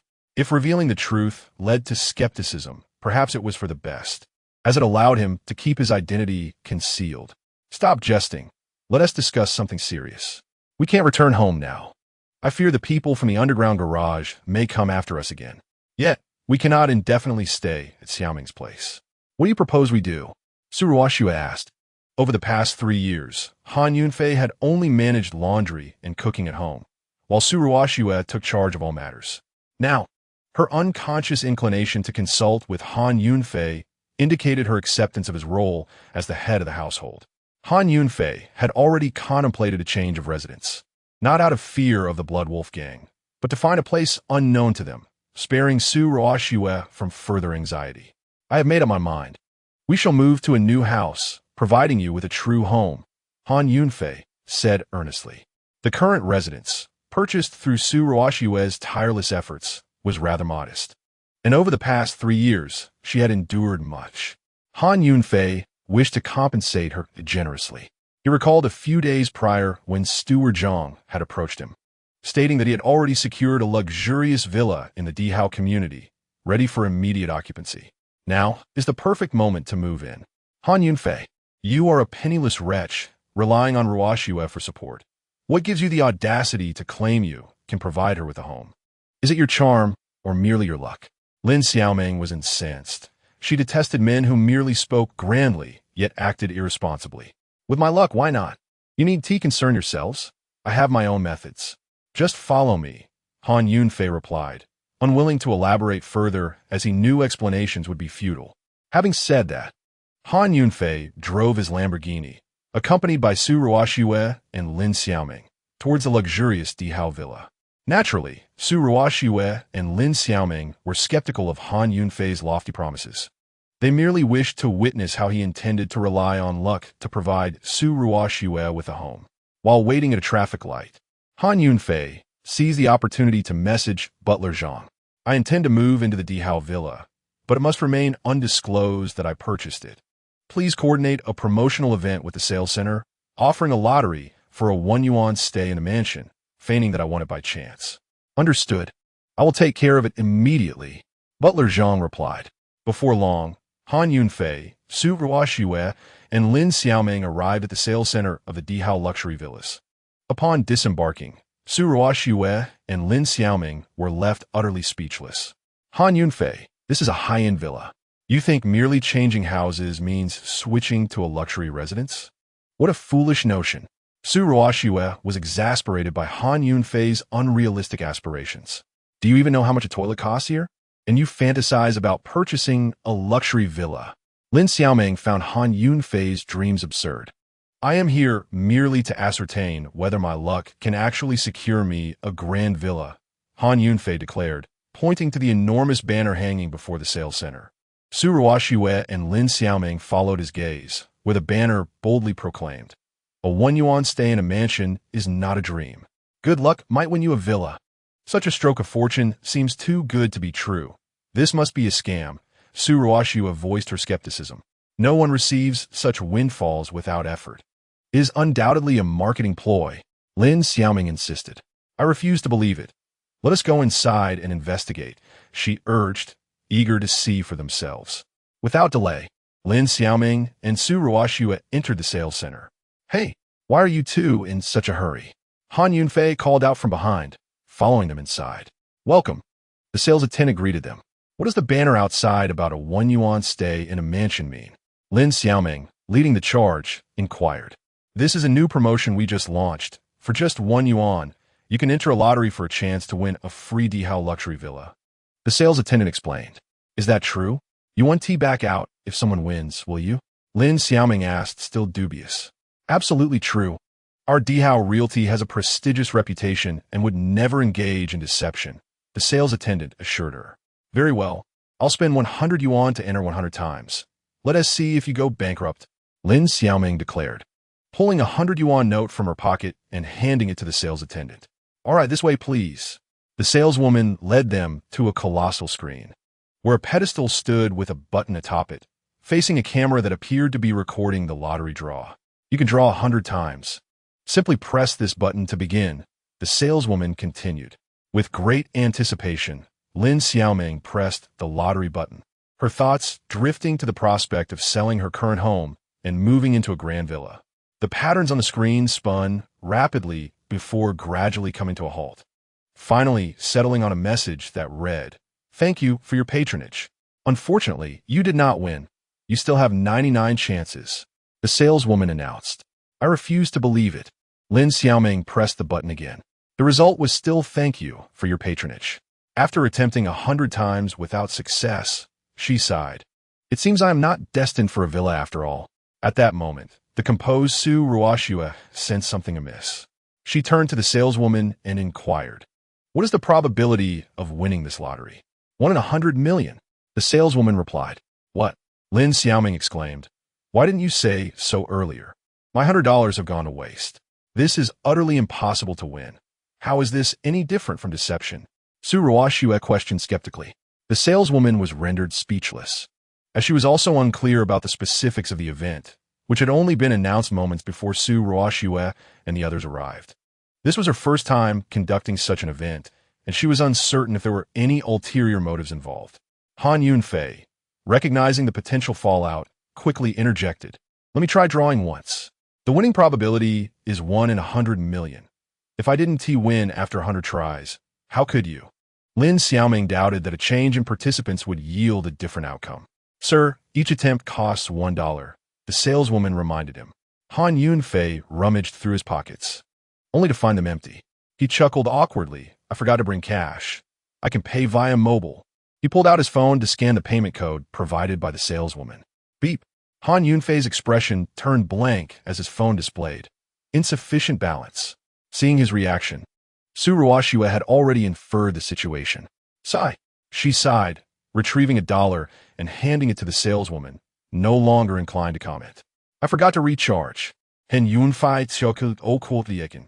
His monthly allowance, provided by Su Ruoxue, had been depleted after purchasing Bird's Nest for Grandma Su, leaving him penniless.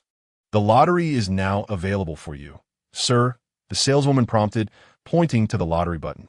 Han Yunfei stepped forward and pressed the button. The lottery program recognized him through the camera and automatically adjusted the winning probability to 100%. The patterns on the screen spun rapidly before gradually coming to a halt, finally displaying the message, "Congratulations, you have won." Boom, boom. The confetti cannons on either side of the screen erupted, showering the area with golden streamers.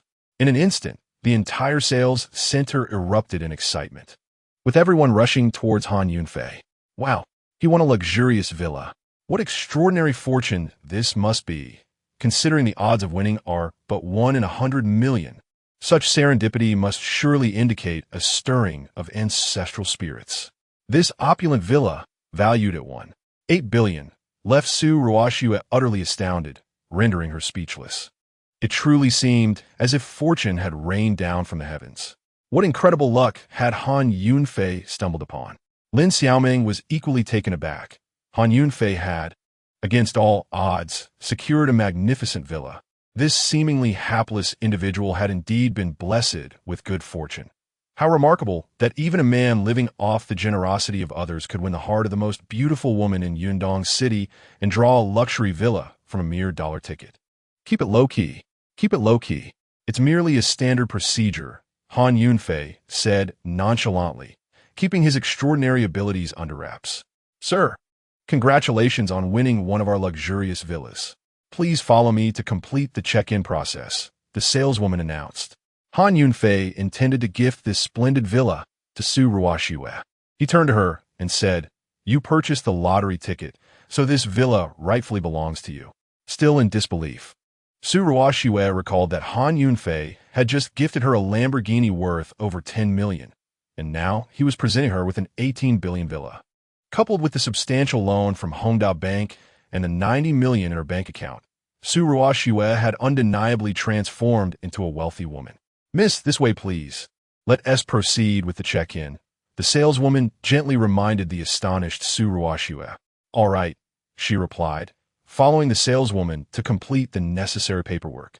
Subsequently, Su Ruoxue received the keys and, along with Han Yunfei and Lin Xiaoming, entered the villa. The lavish decor left them both speechless, and the fully furnished interior allowed for immediate occupancy. Su Ruoxue and Lin Xiaoming began to ponder why everything seemed to unfold precisely as Han Yunfei had foretold. Was it merely luck, or was there a more deliberate orchestration behind these events? Chapter 67. Captain Luo, unable to contain her curiosity, Su Ruoxue inquired, Han Yunfei, how did you know I would secure the position of project manager at Xingchen Technology? And how did you predict we would reside in a villa, which has now come to fruition? Please, enlighten us. Are you employing some covert methods? Before Han Yunfei could respond, Lin Xiaoming interjected with urgency. Aware that they were doubting his true identity, Han Yunfei realized that offering a vague explanation would only deepen their suspicions. Thus, he decided to unveil the truth. Indeed, you are correct. I had already purchased this villa. The lottery was merely a fade. I would have one regardless of the ticket I drew. I knew it was futile to ask. This villa, valued at 1.8 billion. Han Yunfei, do you believe your family runs a bank? Lin Xiaoming could no longer tolerate Han Yunfei's outlandish claims. Su Ruoxue also felt that Han Yunfei was merely putting on a show. After all, how could a man who couldn't even produce the dollar for the lottery possibly afford a villa worth 1.8 billion? Yet, irrespective of her doubts, the matter of their new residence had been resolved, tempering her anger. Han Yunfei had indeed anticipated her reaction. Revealing the truth would likely lead to disbelief. Even when they eventually learned of his true identity, they could not hold it against him, as he had spoken no falsehoods. Having secured a new residence, Lin Xiaoming declared her intention to return home without needing an escort. With a hint of exasperation towards Han Yunfei, she dismissed him, feeling that his handsome appearance was of little consequence, as he merely excelled in idle chatter. Once Lin Xiaoming departed, Han Yunfei had pressing matters to attend to. He decided to explore his new home, while subtly evading Su Ruoxue's gaze. Finding a secluded corner, Han Yunfei placed a call to Luo Xiao. Han Zhanshun, exclaimed Luo Xiao upon recognizing the caller. What transpired at the Golden Brilliant Hotel yesterday? Did it incite panic among the local residents? Han Yunfei inquired about the aftermath of the confrontation with the Bloodwolf gang. I promptly cleared the battleground post-conflict, ensuring minimal impact on the nearby residents. The sound of gunfire were mistaken for firecrackers, Luo Xiao reported. Excellent. Where are your men stationed now? Han Yunfei pressed on. As per your instructions, they have all disguised themselves and entered the city in small groups, Luo Xiao responded. Ensure scouts remain vigilant regarding the movements of the Bloodwolf gang and the Zhao family. Report any unusual activities immediately, Han Yunfei commanded, as they approached the final showdown. He aimed to seize the opportunity to eradicate both the Bloodwolf gang and the Zhao family in one decisive strike. Understood, Luo Xiao acknowledged. Han Zhanshun, I have one more concern, Luo Xiao continued. What is it? Han Yunfei asked. I fear the Bloodwolf gang may attempt another assault on you. Should I dispatch 1,000 elite guards for your and your family's protection? Luo Xiao's apprehension was well-founded. After all, Han Yunfei had severely wounded the Bloodwolf gang and incapacitated Zhao Jiahao, prompting the likelihood of retaliation. Deploying troops for Han Yunfei and Su Ruoxue's protection would ensure their absolute safety. That won't be necessary. I can safeguard my family myself. Moreover, sending so many individuals would draw too much attention and disrupt my life, making us more conspicuous to the Bloodwolf gang. Han Yunfei declined Luo Xiao's offer. He was aware that having personal protection for Su Ruoxue would interfere with her daily life and work, potentially causing her undue alarm. They had just relocated to a new home, and Su Ruoxue had also started a new job, both of which were unknown to the Bloodwolf gang. Very well, Luo Xiao conceded, appreciating Han Yunfei's prudence. Upon concluding the call, Han Yunfei returned to Su Ruoxue, who was also preparing to familiarize herself with their new surroundings. He then entered the kitchen to prepare their first meal in the expansive villa. After a while, as Han Yunfei was halfway through cooking, a series of knocks echoed from the door. Who could it be? He pondered, perplexed, as only Lin Xiaoming was aware of their new residence. Setting aside his spatula and wiping his hands, he approached the door, steeling himself for any potential threat. If it were the Blood Wolf Gang, he would show no mercy. Upon opening the door, he was met by a striking woman, her cold yet alluring features complemented by a chic bob, exuding an air of confidence. Is she from the enforcement agency? Han Yunfei mused, observing her attire. May I assist you? He inquired. Han Yunfei was uncertain whether she was a henchman of the criminal Chun Ming, and immediately heightened her vigilance. I am Captain Luo Xia of the Criminal Investigation Division in Yundong City. You must be Han Yunfei. I would like to inquire about a few matters, she stated while producing her identification and flashing it before Han Yunfei. What do you wish to know, Captain Luo? Han Yunfei inquired. Did you attend the promotional event in Yundong City that evening? Luo Xia questioned. I did attend, accompanying my wife. I am a law-abiding citizen. Is that a crime? Han Yunfei speculated that Luo Xia was likely probing into the assault by the Blood Wolf Gang at the square near the stadium, but chose not to state this explicitly, opting instead to feign ignorance. Not a crime, merely a casual inquiry. Did you notice anything unusual in your underground garage yesterday? Luo Xia continued her questioning. I am unaware. I ride a small electric scooter and seldom enter the underground garage. I happened to go in yesterday, but nothing seemed out of the ordinary at the time.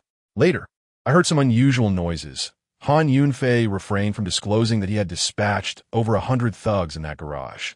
Seeing that Han Yunfei was quite evasive, Luo Xia pressed on. Did you visit the Golden Radiance Hotel yesterday? I did. I went there for dinner with friends, Han Yunfei stated truthfully, as he and Su Ruoxue indeed accompanied Lin Xiaoming for a meal. Thank you for your cooperation.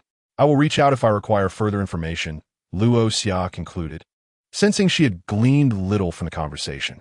In recent days, Luo Xia had discreetly discovered multiple violent incidents occurring in Yundong City, all of which appeared to have been deliberately covered up. Through her investigation of surveillance footage, she noted that Han Yunfei was present at each incident. However, lacking concrete evidence, she sought to engage Han Yunfei in conversation to uncover any inconsistencies, yet his responses were impeccably crafted, yielding no useful information. Captain Luo, please take care on your way out. I shan't see you off. Han Yunfei thought to himself as he perceived that each of her inquiries was related to the Blood Wolf Gang's assault against him, suspecting she must have uncovered something. If she were indeed a righteous captain dedicated to her investigative duties, Han Yunfei would have no qualms in cooperating. However, if she were a minion of Chun Ming, deliberately attempting to extract information, then Han Yunfei and Su Ruoxue's new residence would have been compromised, placing Su Ruoxue in newfound peril. Chapter 68. Conspiracy to ensure Su Ruoxue's safety was unequivocally secured. Han Yunfei sent a message to Luo Xiao. There is a captain named Luo Xia in the Criminal Investigation Division. She approached me for questioning. I am yet to ascertain her loyalty. Arrange for scouts to monitor her as well, and report any peculiar circumstances to me immediately. Understood, Luo Xiao replied.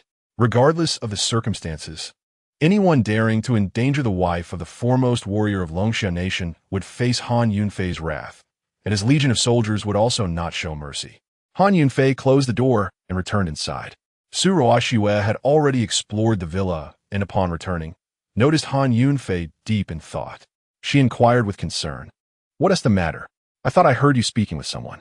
It's nothing. I will prepare dinner for you, Han Yunfei replied, wishing to alleviate her worries, and proceeded to the kitchen. Meanwhile, Han Yunfei commanded Luo Xiao to lead the legion secretly into the city, keeping a watchful eye on the movements of the Blood Wolf Gang and the Zhao family. On the other hand, the Blood Wolf Gang and the Zhao family were also covertly engaged in their own machinations. Today marked the birthday of Chief Executioner Chun Ming, who hosted a banquet at his residence. Among the guests were, of course, Zhao Jiao's parents, Zhao Jinda and Chen Minghong. As Zhao Jiahao was recuperating in the hospital after his surgery, he was unable to attend. For this birthday celebration, Chun Ming graciously declined visits from various dignitaries, seeking instead to facilitate a conspiracy against Han Yunfei in collaboration with the Zhao family and the Blood Wolf Gang. The leader of the Blood Wolf Gang, the Mad Wolf, arrived bearing lavish gifts for the occasion. Recognizing several familiar faces in the gathering, he unabashedly presented his offerings. He unveiled an exquisite gift box and reverently presented it to Chun Ming, flattering him with the words, "I have heard that you have a refined taste for antiques and calligraphy. By chance, I have acquired a landscape painting from the Song dynasty, which I cannot truly appreciate as a simple man. On this special day, please accept it as a token of my regard." Upon discovering that it was a painting, and a renowned piece from the Song dynasty at that, Chun Ming's countenance brightened. After admiring it briefly, he returned it to the box. With a serious demeanor, he stated, "As the chief executioner of the criminal division in Yundong City, it would be inappropriate for me to accept gifts." The Mad Wolf appeared perplexed, questioning whether the gift had not met the chief's expectations. After a moment's reflection, he grasped Chun Ming's intent and continued to smile. "Chief, it is merely a counterfeit. Of little value. Accepting it would not be a transgression." Chun Ming scrutinized it once more and remarked, "Indeed, it is a counterfeit. Then I shall graciously accept it." Although the imitation held little monetary worth, the craftsmanship of the gift box was exquisite and could be appreciated in private, as the Mad Wolf subtly suggested. The landscape painting was indeed a forgery, but the genuine article was cleverly concealed within the layers of the box, procured for 5 million from the black market, and would fetch at least 10 million at an auction. "Very well," Chun Ming responded, having comprehended the Mad Wolf's implication. After presenting the gift, the Mad Wolf seized the opportune moment to discuss more pressing matters. "Han Yunfei has slaughtered nearly 1,000 of my Blood Wolf gang's members and utterly dismantled our Greedy Wolf Hall, which serves as our primary source of income. This man must be eliminated." Chun Ming Hong seized the chance to interject, "Han Yunfei has crippled your nephew. He is my only son, and we seek vengeance."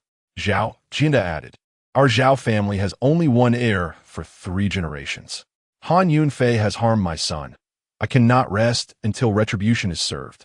The destruction of the Blood Wolf gang represented a direct threat to Chun Ming's financial livelihood, and with Zhao Jiahao being his nephew, the chief executioner felt a burgeoning desire for vengeance against Han Yunfei. Given that Han Yunfei had the capability to annihilate nearly 1,000 members of the Blood Wolf gang, it was evident that he was no ordinary adversary. His audacity to harm Chun Ming's nephew suggested that he was a formidable opponent. Thus, a direct confrontation would be ill-advised. "It is prudent to devise a plan that employs cunning rather than brute force," Chun Ming concluded. "What insight do you propose, Chief?" The Mad Wolf inquired. "I have a stratagem. We will feign reconciliation with Han Yunfei, inviting him to the Zhao residence. We shall orchestrate a banquet akin to the feast at Hongmen, with a Blood Wolf gang lying in wait, encircled by layers of ambush. I shall also summon a cadre of skilled foreign experts to deal with him during the gathering, ensuring he has no means of escape." Chun Ming articulated his plan. "Brilliant. The chief truly possesses extraordinary acumen." The Mad Wolf extolled Chun Ming's ingenuity. "I would like to add that Jiahao was crippled by Han Yunfei due to the seduction of Han Yunfei's wife, Su Ruoxiue. At that moment, we can lure Su Ruoxiue here, not only to indulge Jiahao and compensate him, but also to threaten Han Yunfei if he dares to resist, achieving 2 goals with 1 action." Chun Min Hong is truly malicious, capable of devising such heinous schemes. Clearly, it was Zhao Jiahao who harassed Su Ruoxiue and attempted to deceive the Su family's assets to win her over. Yet Chun Min Hong has twisted the narrative. Mrs. Chun Min Hong has indeed thought this through. As long as we capture Han Yunfei's wife, no matter how capable he is, he will have no choice but to submit. The Wolf of Fury praised Chun Min Hong profusely. "It is settled then. I shall take the lead." Under the flattery of the Wolf of Fury, Chun Ming felt quite pleased with his plan. "Chief Xing, I have a small favor to ask of you," the Wolf of Fury said. "What is it?" Chun Ming inquired. "Han Yunfei injured the leader of my Bloodtooth Hall, Tu Tianba, and was subsequently captured by the authorities. Could you possibly arrange for his release?" The Wolf of Fury sought Chun Ming's assistance in freeing Tu Tianba. "A trivial matter. I shall take care of it." Chun Ming waved his hand, knowing he owed a favor to the Wolf of Fury. "I thank you on behalf of Tu Tianba. Here, let me toast to you." The Wolf of Fury raised his glass. "Come, let us drink together to celebrate our forthcoming success in eliminating Han Yunfei." Chun Ming proposed a toast for everyone to join in. Chen Minhong and Zhao Jinda also raised their glasses, a scheming smile on their faces as they contemplated the downfall of Han Yunfei. After several rounds of drinks, the conspiratorial meeting concluded. Chun Minhong and Zhao Jinda stood up and said, "Jiao Hao is being discharged today. We must visit the hospital. Farewell for now." Chun Minhong and Zhao Jinda departed for the hospital, while the Wolf of Fury returned to the headquarters of the Blood Wolf gang. In the hospital, Zhao Jiahao lay on the bed. After his surgery, he was supposed to remain hospitalized for a while longer. Yet a man of his flamboyant lifestyle could hardly bear to stay in the hospital. Moreover, he harbored a deep-seated grudge against Han Yunfei and yearned to witness firsthand how Han Yunfei would meet his demise, persistently demanding to be discharged. Thus, under his insistence, the hospital had no choice but to allow his early release. Before leaving, he needed to have his dressing changed one last time. Meanwhile, outside Zhao Jiahao's room, Shen Shiyu had been lingering for quite some time, pushing a treatment cart. After Zhao Jiahao's previous harassment, she still felt apprehensive. However, the other nurses were aware of Zhao Jiahao's character and were unwilling to attend to him, leaving Shen Shiyu with no choice but to wait outside. Previously, Zhao Jiahao had threatened her, warning that any offense would result in her losing her job at the hospital. Shen Shiyu's mother was also hospitalized, and losing her position would mean not only the loss of income, but also the inability to care for her mother. After much contemplation, Shen Shiyu reluctantly steeled herself and pushed the treatment cart into Zhao Jiahao's room. Upon seeing Shen Shiyu enter, Zhao Jiahao's interest peaked, and a lecherous grin spread across his face. Chapter 69. Shen Shiyu is harassed. Shen Shiyu entered the room without uttering a word, her gaze fixed on the floor as she silently prayed for a swift completion of Zhao Jiahao's dressing change. Zhao Jiahao fixed his gaze upon Shen Shiyu, awaiting her to finish changing the bandages. He was to be discharged soon, and before that, he was determined to win Shen Shiyu's affection. Otherwise, he would feel deeply unsatisfied. As Shen Shiyu changed the dressings, she noticed that Zhao Jiahao was not engaging in any inappropriate behavior, leading her to believe she had evaded danger. However, just as she prepared to leave after completing the dressing, Zhao Jiahao suddenly seized her hand. "Don't rush off. You don't have a boyfriend, do you? I might as well keep you company for a while. After all, you touched my thigh while changing the bandage, so it's only fair that I touch yours." Zhao Jiahao revealed his predatory nature, his other hand reaching towards Shen Shiyu's fair thigh. Anticipating his advance, Shen Shiyu had remained vigilant during the dressing. As she saw his unwelcome hand approaching, she swiftly recoiled and stumbled backward. Bang! She knocked over the treatment cart, scattering medicine bottles and gauze across the floor. With no time to collect the mess, Shen Shiyu bolted from Zhao Jiahao's hospital room, eager to escape his clutches. Zhao Jiahao, hindered by an injury, could not pursue her immediately. Upon returning to the nurse's station, Shen Shiyu was still shaken. A glance at the clock on the wall revealed it was time to clock out. Her mother, in poor health, was hospitalized on the upper floor, and it was time for her to deliver a meal. Shen Shiyu ascended to the 18th floor, took a moment to compose herself, and entered her mother's room. "Mom, I'm here. Today, I made you yam and pork rib soup. Each day before work." She prepared meals at home to share with her mother in the hospital. "Shiyu, you work so hard, balancing your job and taking care of me," her mother said, her heart aching for her daughter, who, despite their struggles, found sweetness in their bond. Just then, the door to the room was flung open with a loud bang. "So, you ran here. Let us see how you escaped this time," came a voice that filled Shen Shiyu with dread. Turning around, she saw Zhao Jiahao entering, leaning on a crutch. Without hesitation, he locked the door behind him. Startled, Shen Shiyu's mother dropped her spoon, which shattered upon hitting the floor. Shen Shiyu trembled, nearly screaming. "Come, play with me. I assure you I won't treat you poorly," Zhao Jiahao said, advancing towards Shen Shiyu with ill intent. "Let go of me. What are you doing?" Shen Shiyu struggled fiercely. "Who are you? Release my daughter." Shen Shiyu's mother, witnessing the intrusion and the disrespect towards her daughter, demanded as she attempted to pull him away. "Get out of the way, old hag." Zhao Jiahao shoved Shen Shiyu's mother aside. She staggered backward, colliding with the hospital bed, unable to rise. Mom, are you all right? Shen Shiyu cried out. Seeing her mother toppled by Zhao Jiahao, she instinctively struck him across the face in her struggle.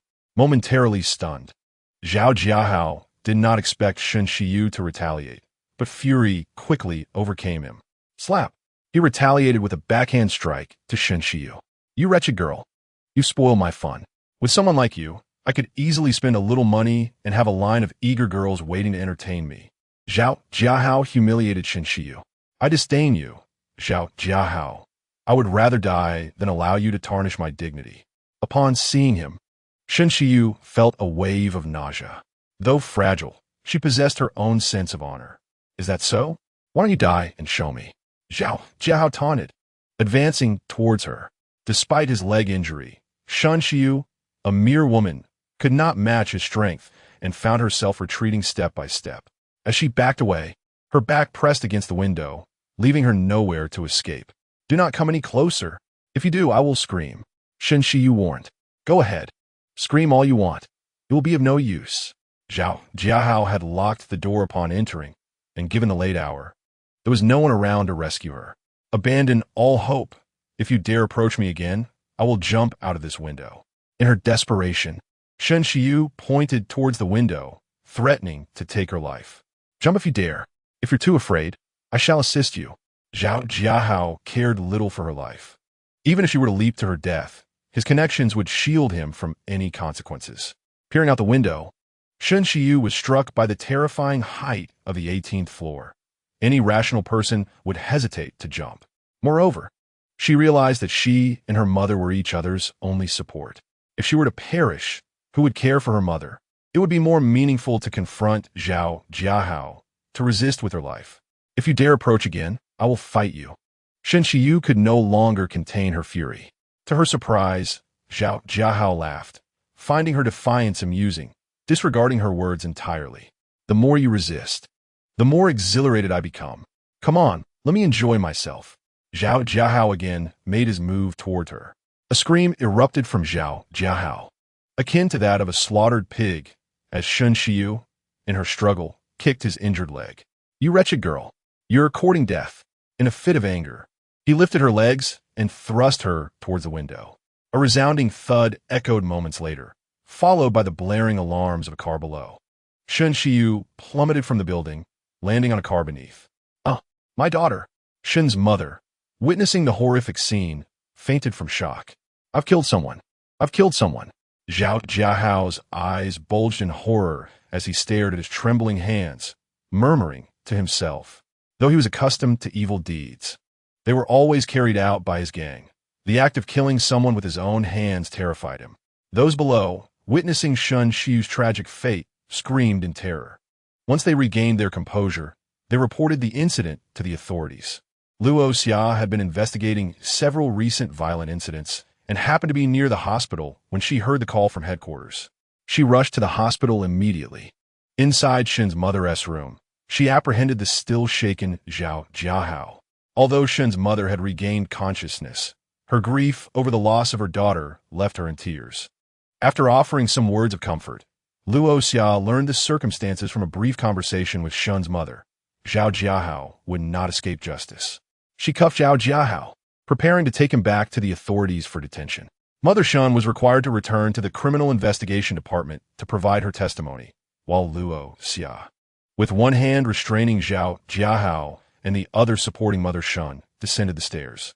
At that moment, Chun Minhong and Zhao Jianda arrived at the hospital's entrance. Prepared to escort Zhao Jiahao home, they fortuitously encountered Luo Xia, escorting Zhao Jiahao in handcuffs. Dad, Mom, please save me. Zhao Jiahao cried out in desperation upon spotting Chun Minhong and Zhao Jianda. Why are you detaining my son? Do you know who we are? Zhao Jianda demanded of Luo Xia. Your son has committed murder and must be apprehended, regardless of your identities. The law treats all individuals equally, Luo Xia retorted passionately. In the midst of the crowd, Chun Minhong and Zhao Jianda dared not obstruct Luo Xia, helplessly watching as Zhao Jiahao was taken away.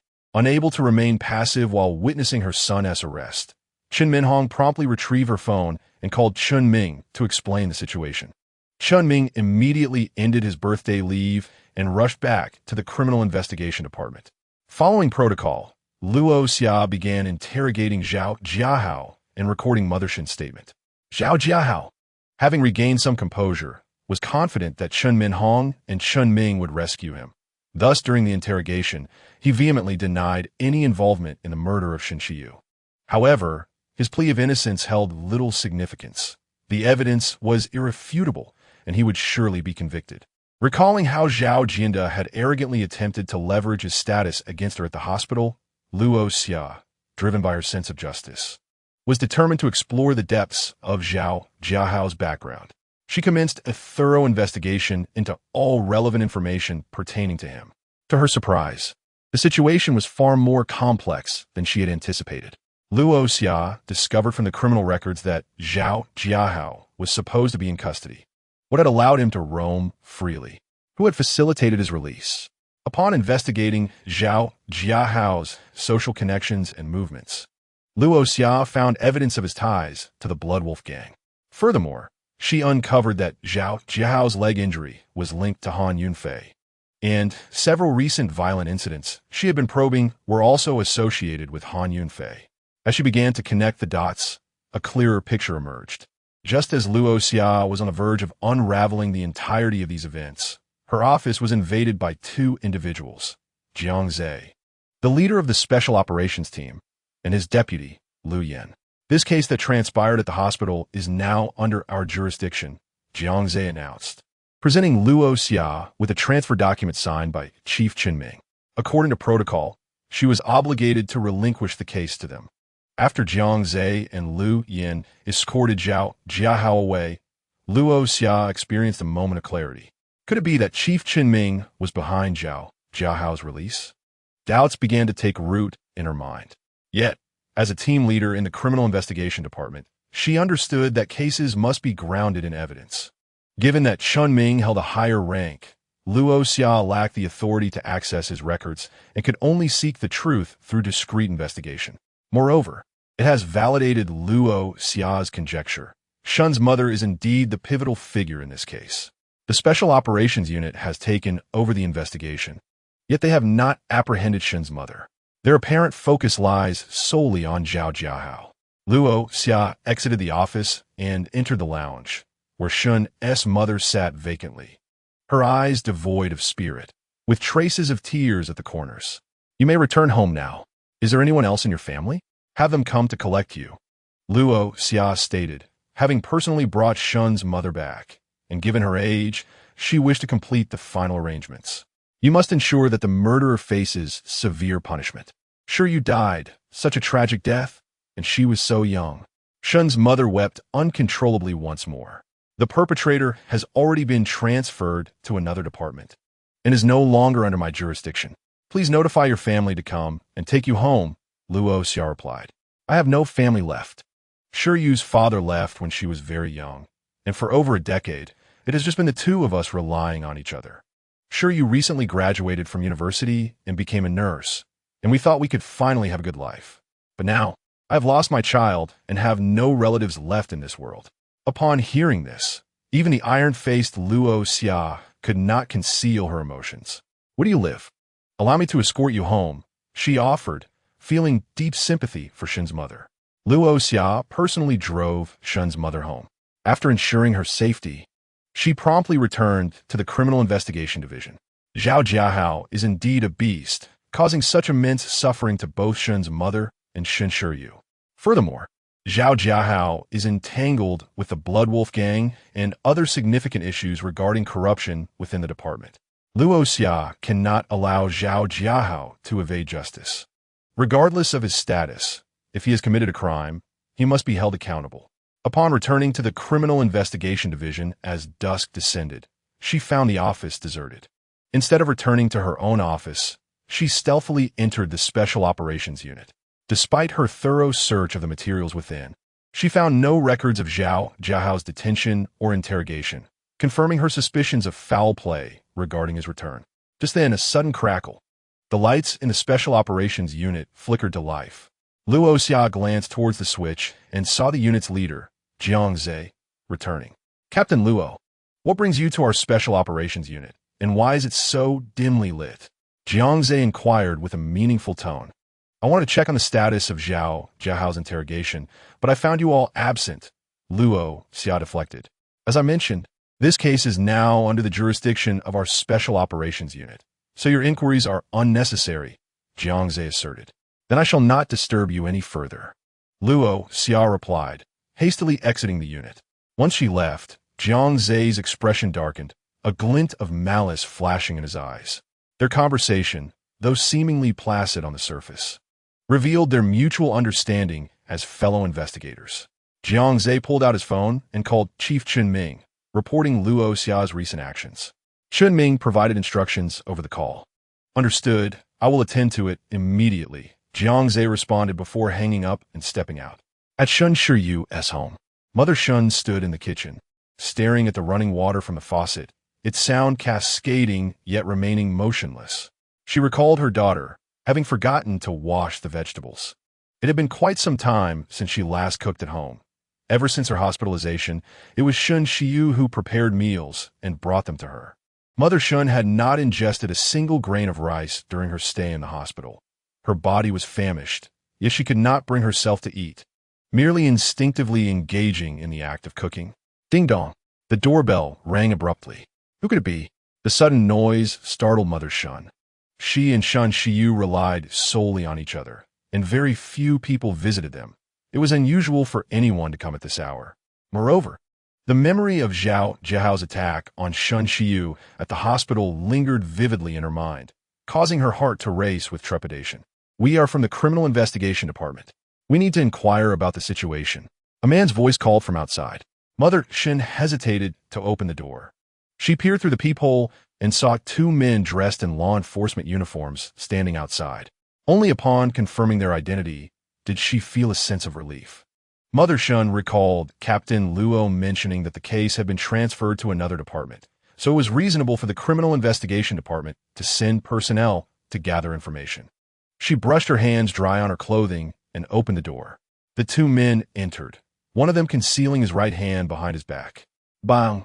A muffled thud resonated, and Mother Shun felt darkness envelop her as she collapsed to the floor, blood pooling beneath her. The man with his hand behind his back had wielded a metal rod, striking her at the back of her head. Chapter 71. Captain Luo falls into the trap. Why did you strike so brutally? What if you kill her? She may still be of use to us. The other man chastised the one with the metal rod. Understood, team leader. The man with the rod replied. Proceed as planned. Yes. The man with the rod dragged Mother Shun from the doorway into the living room, leaving a long trail of blood on the floor. The light in the living room illuminated the faces of the two men, Jiangze and Lu Yin from the Special Operations Unit of the Criminal Investigation Department. Lu Yin picked up the landline phone from the Shun family's living room and dialed a number. Hello, who is this? A female voice inquired on the other end. Jiangze and Lu Yin remained silent. Lu Yin stepped on Mother Shun's head, causing her to regain consciousness in a daze, screaming in terror. Hello, who are you? What is happening? The voice on the phone asked anxiously. Seeing that the moment was ripe, Lu Yin seized Mother Shun's damp hair and slammed her head heavily onto the floor. Mother Shun departed this world, following Shun Shiyu. Lu Yin hung up the phone. Silence enveloped the world, save for the cascading sound of water flowing in the kitchen. Mother Shun had forgotten to turn off the faucet when she went to answer the door, and the water had overflowed from the kitchen into the living room. Meanwhile, Luo Xia continued her investigation into Jiahao and Chun Ming's crimes from her office. Suddenly, her phone rang. She pulled it out to discover an unfamiliar number and, puzzled, answered. Hello, who is this? Luo Xia asked. The caller remained silent, followed by a piercing scream echoing through the line. Luo Xia, anxious, inquired who it was and what was happening, but only heard a muffled thud before the call abruptly ended. She surmised that someone was in peril and calling for aid. Luo Xia attempted to return the call, but no one answered. Reluctantly, she searched for the phone number to ascertain its origin, and upon discovering the address, a cold sweat broke out over her. It was the residence of the Shun family, a place she had just returned from after escorting Shun's mother home, a detail etched vividly in her memory. Luo Xia dashed out of the office. racing towards the Shun household, only to find herself ensnared in a trap. Meanwhile, Luo Xiao, following Han Yunfei's directives, had dispatched scouts to monitor Luo Xia. The scouts reported numerous anomalies, prompting Luo Xiao to urgently contact Han Yunfei. General Han, today Luo Xia apprehended Zhao Jiahao, but Zhao Jiahao was clandestinely released by Chun Ming. Luo Xia has linked the matter to Chun Ming, who is currently orchestrating a plot against her. Luo Xia is in danger, Luo Xiao conveyed over the phone. It appeared that Luo Xia was fiercely loyal and unyieldingly just, a commendable captain indeed. Immediately send me Luo Xia's phone number and the location of the scheme. Han Yunfei ordered, intent on personally rescuing Luo Xia. After terminating the call, he swiftly set off upon receiving the address from Luo Xiao. As he exited the living room, he found Su Ruoxue engrossed in a television program. I have something to attend to, Han Yunfei stated. All right, Su Ruoxue replied, offering no further inquiry. As Han Yunfei left, he hurried towards the Shun residence. En route, anxiety gripped him. He feared he might arrive too late to prevent harm from befalling Luo Xia. Following Luo Zhao's instructions, he sent her a text message in advance. This is a conspiracy. You have taken a bait. Do not go. Do not go. Do not go. On her end, Luo Xia was driving furiously towards the Shun household, convinced that Shun's mother was in imminent danger. She pressed the accelerator so hard that the engine sputtered, oblivious to the unfamiliar text message. Moments later, her phone rang incessantly. It was Han Yunfei, who had anticipated that Luo Xia wouldn't have time to read the message. He called to alert her, but she was too focused on driving to answer the unfamiliar call. Arriving first at the Shun residence, Luo Xia stood at the entrance, where the door was ajar, with water continuously flowing out. Her instincts as an investigator alerted her to something amiss. Rather than recklessly barging in, she gently pushed the door open, positioning herself against the wall to observe. Upon entering, she was engulfed by darkness, and a pungent odor of blood assaulted her senses. Heightening her vigilance, she drew her firearm and cautiously stepped inside. Luo Xia opted not to turn on the lights, although it would have illuminated her surroundings. It would also reveal her position to any potential ambushers. As a captain in the Criminal Investigation Unit, her capabilities were far from ordinary. A novice would have met their end had they foolishly entered and flicked on the lights. Instead, she retrieved a small flashlight from her belt, and at the moment of activating the switch, she hurled the flashlight to the opposite side. The flashlight illuminated as it flew through the air, and the brief delay allowed it to travel a short distance. At that moment, concealed in the shadows, Jiang Zhe and Lu Yin noticed the light. Realizing it was Luo Xia activating the flashlight, and they immediately fired towards the source of illumination. Bang! Bang! Bang! The bullets whizzed past Luo Xia, extinguishing the light of the flashlight. As Luo Xia seized a fleeting moment of illumination, she spotted Mother Shun lying on the ground, as well as the positions of Jiang Zhe and Lu Yin. Bang! Bang! Bang! Luo Xia immediately retaliated by firing her weapon. A bullet struck Lu Yan's thigh, eliciting a cry of anguish. Observing this, Jiang Zhe quickly pulled Lu Yan behind cover. Seizing the opportunity, Luo Xia also sought refuge. The brief flicker of the flashlight had only revealed the enemy's positions to Luo Xia, without disclosing Jiang Zhe and Lu Yan's faces.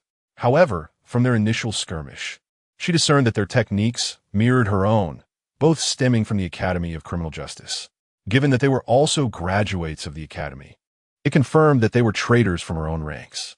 While Luo Xia pondered these revelations, Jiang Zhe devised a new strategy. With Lu Yan's leg injured and mobility compromised, Jiang Zhe instructed him to remain in place to provide suppressive fire while he maneuvered closer to Luo Xia. Bang! Bang! Bang! The gunfire erupted, bullets flying in all directions. Luo Xia had arrived hastily, lacking sufficient ammunition, and soon found herself out of bullets. In contrast, Jiang Zhe and Lu Yin were well prepared and continued their assault. Seizing the moment, Jiang Zhe advanced, utilizing the flashes of gunfire to reach Luo Xia's side, delivering a swift kick. Thud! Luo Xia was caught off guard and toppled to the ground, As she scrambled to her feet, a gun was pressed against her temple. She never anticipated that after apprehending countless criminals, she would meet her end at the hands of her comrades. Closing her eyes, she braced herself for martyrdom, believing her lifetime of combating evil had been worth it. Just as Luo Xia resigned herself to her fate, the living room lights abruptly illuminated, heralding the timely arrival of Han Yunfei. Unarmed, Han Yunfei could only resort to throwing his cell phone at Jiang Zhe in a desperate bid to save Luo Xia. Han Yunfei's phone, swifter than a bullet, struck Jiang Zhe's wrist, shattering the bone and causing the firearm to clatter to the ground. Seizing the opportunity, Han Yunfei dashed to Jiang Zhe's side, his movements a blur. Bang! He caught the fallen gun and without hesitation, fired a shot that obliterated Jiang Zhe's head. Chapter 72. Evidence of criminality. Jiang Zhe's eyes remained wide open even in death, his expression one of sheer astonishment. The once formidable leader of the criminal unit was utterly defenseless before Han Yunfei, the foremost warrior of Longshan Nation. As the lights flickered to life, Luo Xia opened her eyes, her jaw dropping in disbelief at Han Yunfei's remarkable display of skill. How could someone be so extraordinary? How could combat movements be so graceful? How could one be so strikingly handsome? In her heart, Luo Xia repeatedly marveled. Even a woman as tough as she found herself revealing a softer side in the presence of Han Yunfei. Who exactly was this Han Yunfei? She wondered. Meanwhile, Lu Yin, witnessing the turn of events, retreated behind cover, realizing that a direct confrontation was futile and escape impossible due to his injured thigh. Don't shoot. I surrender. I'm coming out now, Lu Yin shouted from his hiding place. Immediately, Lu Yin raised his hands and slowly edged away. Do not kill me. I surrender, he said, moving cautiously, fearing that Han Yunfei might shoot him. Just as Han Yunfei and Luo Xia let their guard down, Lu Yin suddenly drew a gun from his waist. Lu Yin shamelessly fired a shot. Bang! Luo Xia thought she was doomed, but to her surprise, it was Lu Yin who collapsed. She checked her body, finding herself unharmed. What on earth happened? Lu Yin, until his last breath, could not comprehend why he had fired the gun yet met his own demise. Only Han Yunfei understood.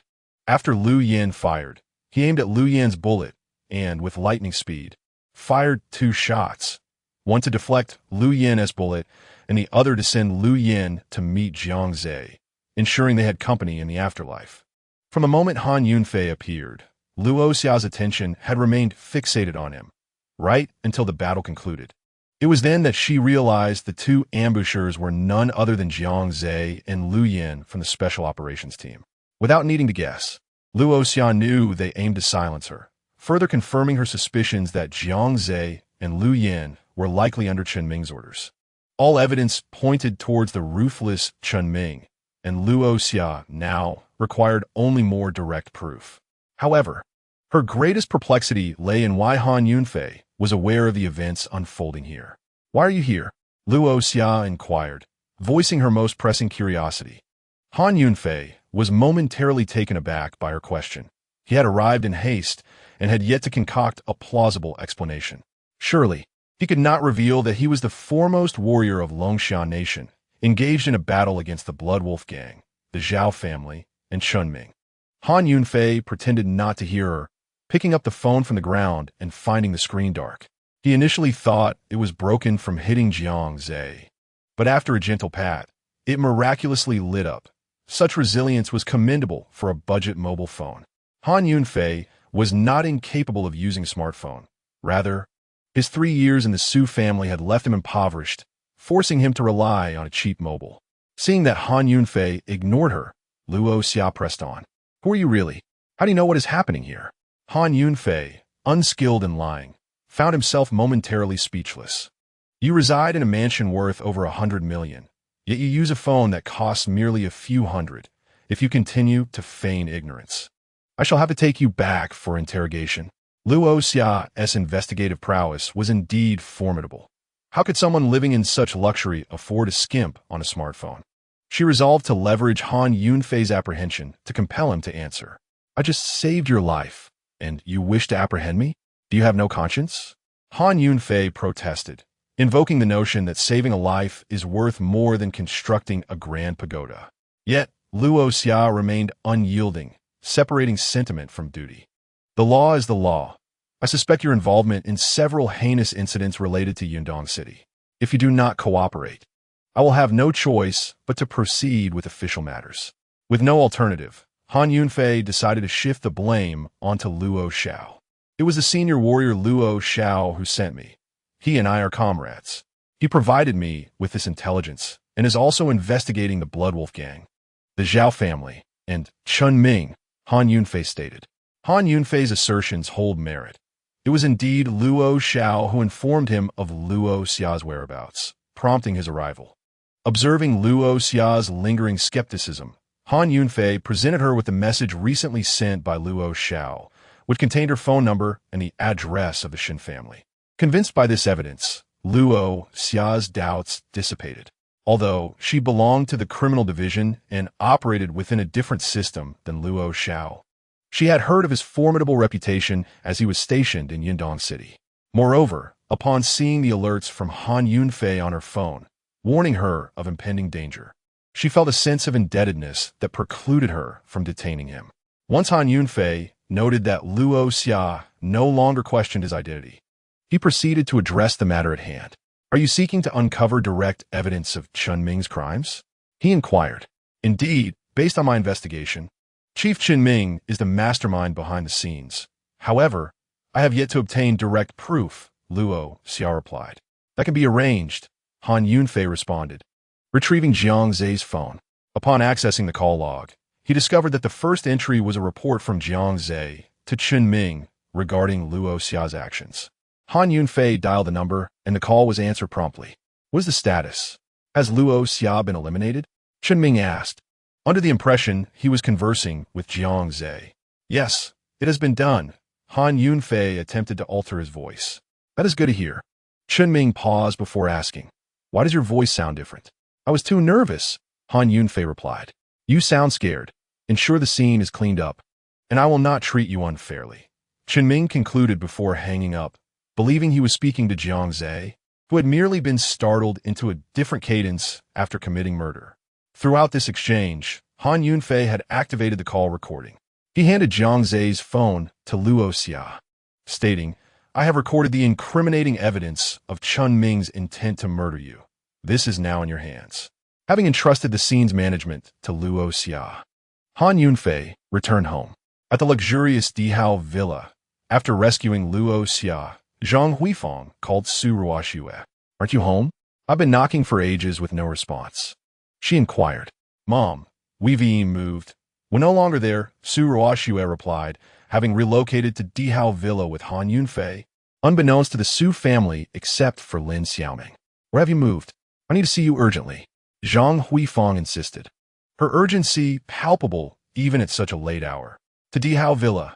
Come over, I am still awake, Su Ruoxue answered, feeling somewhat uneasy alone in the unfamiliar home as she awaited Han Yunfei's return. Not long after, Zhang Huifeng arrived at Dihao villa, her anger boiling over as she contemplated tearing Han Yunfei apart. Chapter 73, The Hongmin Banquet. Upon entering, Zhang Huifeng was astounded by the opulence of Dihao villa. She had never before resided in such a splendid abode. She thought to herself that if she could live in such a grand villa for a time, it would be worth any sacrifice. However, she was oblivious to Han Yunfei and Su Ruoxue's move, believing he had deliberately concealed it from her, which fueled her resentment towards him. Why didn't you inform me about moving into such a splendid villa? I am your mother. Zhang Huifeng lamented to Su Ruoxue and Han Yunfei, expressing her discontent at not being able to relish the luxury of their new abode. We only moved in today and didn't have the chance to tell you, Su Ruoxue replied, surprised that they were now residing in such grandeur. Where did you acquire the funds for this villa? You didn't use a loan from Hongda Bank, did you? I suppose that useless Han Yunfei deceived you into making this purchase. If he had that kind of money, he should be using it to support me rather than indulging himself. Zhang Huifeng continued to harbor unfounded suspicions about Han Yunfei. Mom, you misunderstand Han Yunfei. He won in a lottery and spent only 1 yuan, Su Ruoxue clarified. I knew that good-for-nothing Han Yunfei lacked the capability. It's all mere luck, nothing commendable. Zhang Huifang felt a slight relief upon realizing that the opulent villa was not purchased by Han Yunfei. Zhang Huifang had already begun to scheme about how she could move into this luxurious villa. However, she had other matters to attend to that evening. Setting aside her ambitions for the moment, "I have something urgent to discuss," Zhang Huifang stated. "What urgent matter?" Young Master Zhao approached me, expressing a desire to reconcile with Han Yunfei. Despite being struck by Han Yunfei, he is willing to forgive him. How magnanimous of young Master Zhao. Zhang Huifang explained her purpose. Zhang Huifang had always hoped for Su Ruoxue to remarry Zhao Jiahao, but since Han Yunfei had severely injured him, that prospect seemed impossible. Now that Zhao Jiahao expressed a willingness to forgive Han Yunfei, Zhang Huifang was eager to act as a mediator. Impossible. Zhao Jiahao could not possibly be so magnanimous. I refused to believe it. Su Ruoxue saw through Zhao Jiahao's character and doubted his sincerity. Don't dismiss it so quickly. The Zhao family is hosting a banquet tomorrow and wishes to invite Han Yunfei and you to mend the relationship, Zhang Huifang continued. No need. I have no desire to attend. It is best to avoid associating with people like the Zhao family, Su Ruoxue firmly declined. Not only did Su Ruoxue not wish to reconcile with the Zhao family, but she had never wanted to marry Zhao Jiahao in the first place, opting instead for a sham marriage with Han Yunfei. Young Master Zhao stated that if you both attend the banquet, he will return the Su family's assets.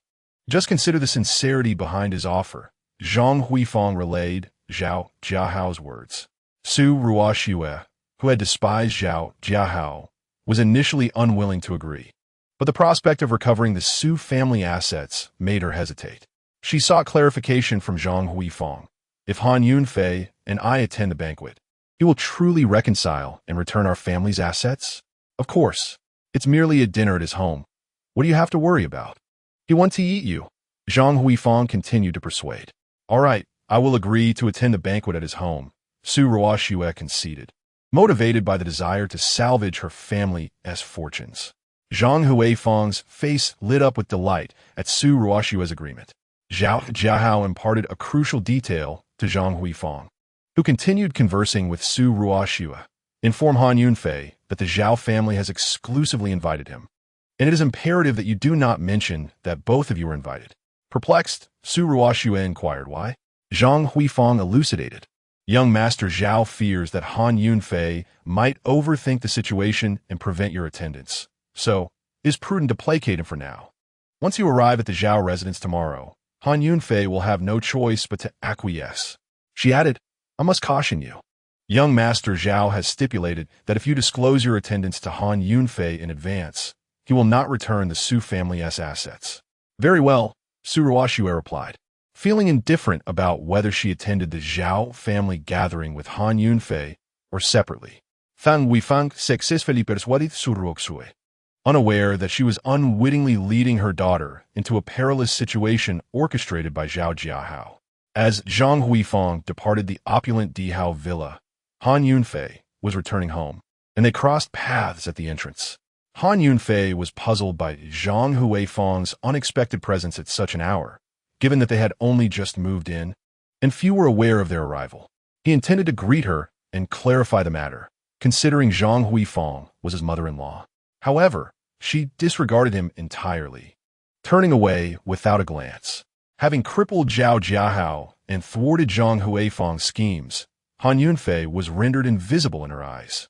Upon returning inside, he inquired about Su Ruoxue's whereabouts and the purpose of Zhang Huifang's visit. Su Ruoxue relayed Zhang Huifang's words to him, and upon hearing them, Han Yunfei furrowed his brow, internally vigilant. Zhao Jiahao could not possibly be so benevolent as to return the Su family's assets. This invitation undoubtedly harbored ulterior motives. The phrase Hongmen banquet involuntarily surfaced in his mind. Han Yunfei surmised that the Zhao family was merely using this banquet as a ruse to lure him into a trap, with the intent of eliminating him during the event.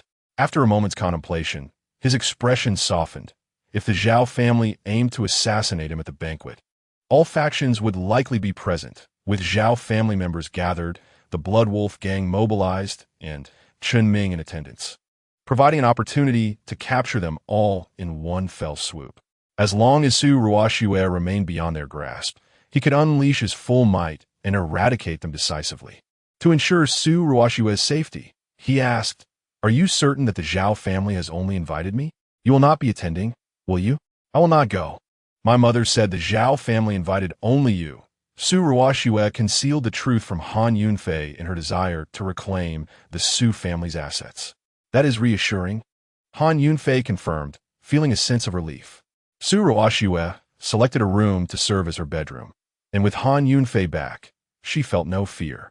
She entered her room to rest, hoping to recover the Su family's assets the following day. Han Yunfei, shortly thereafter, chose a room adjacent to hers as his own. The villa was vast, and he selected a room close to Su Ruoxue's so that he might hear any unusual sounds from her side during the night. Entering his bedroom, Han Yunfei retrieved his phone, preparing to contact Luo Xiao to mobilize troops and strategize for the forthcoming operation to eliminate their adversaries. However, his old mobile phone remained unresponsive, likely having malfunctioned during the tumultuous incident involving Jiang Zhe. Han Yunfei furiously tapped on it, and miraculously, it sprang back to life. Before he could call Luo Xiao, his phone rang, and he instinctively knew it was Luo Xiao, punctual as ever, undoubtedly bearing fresh intelligence.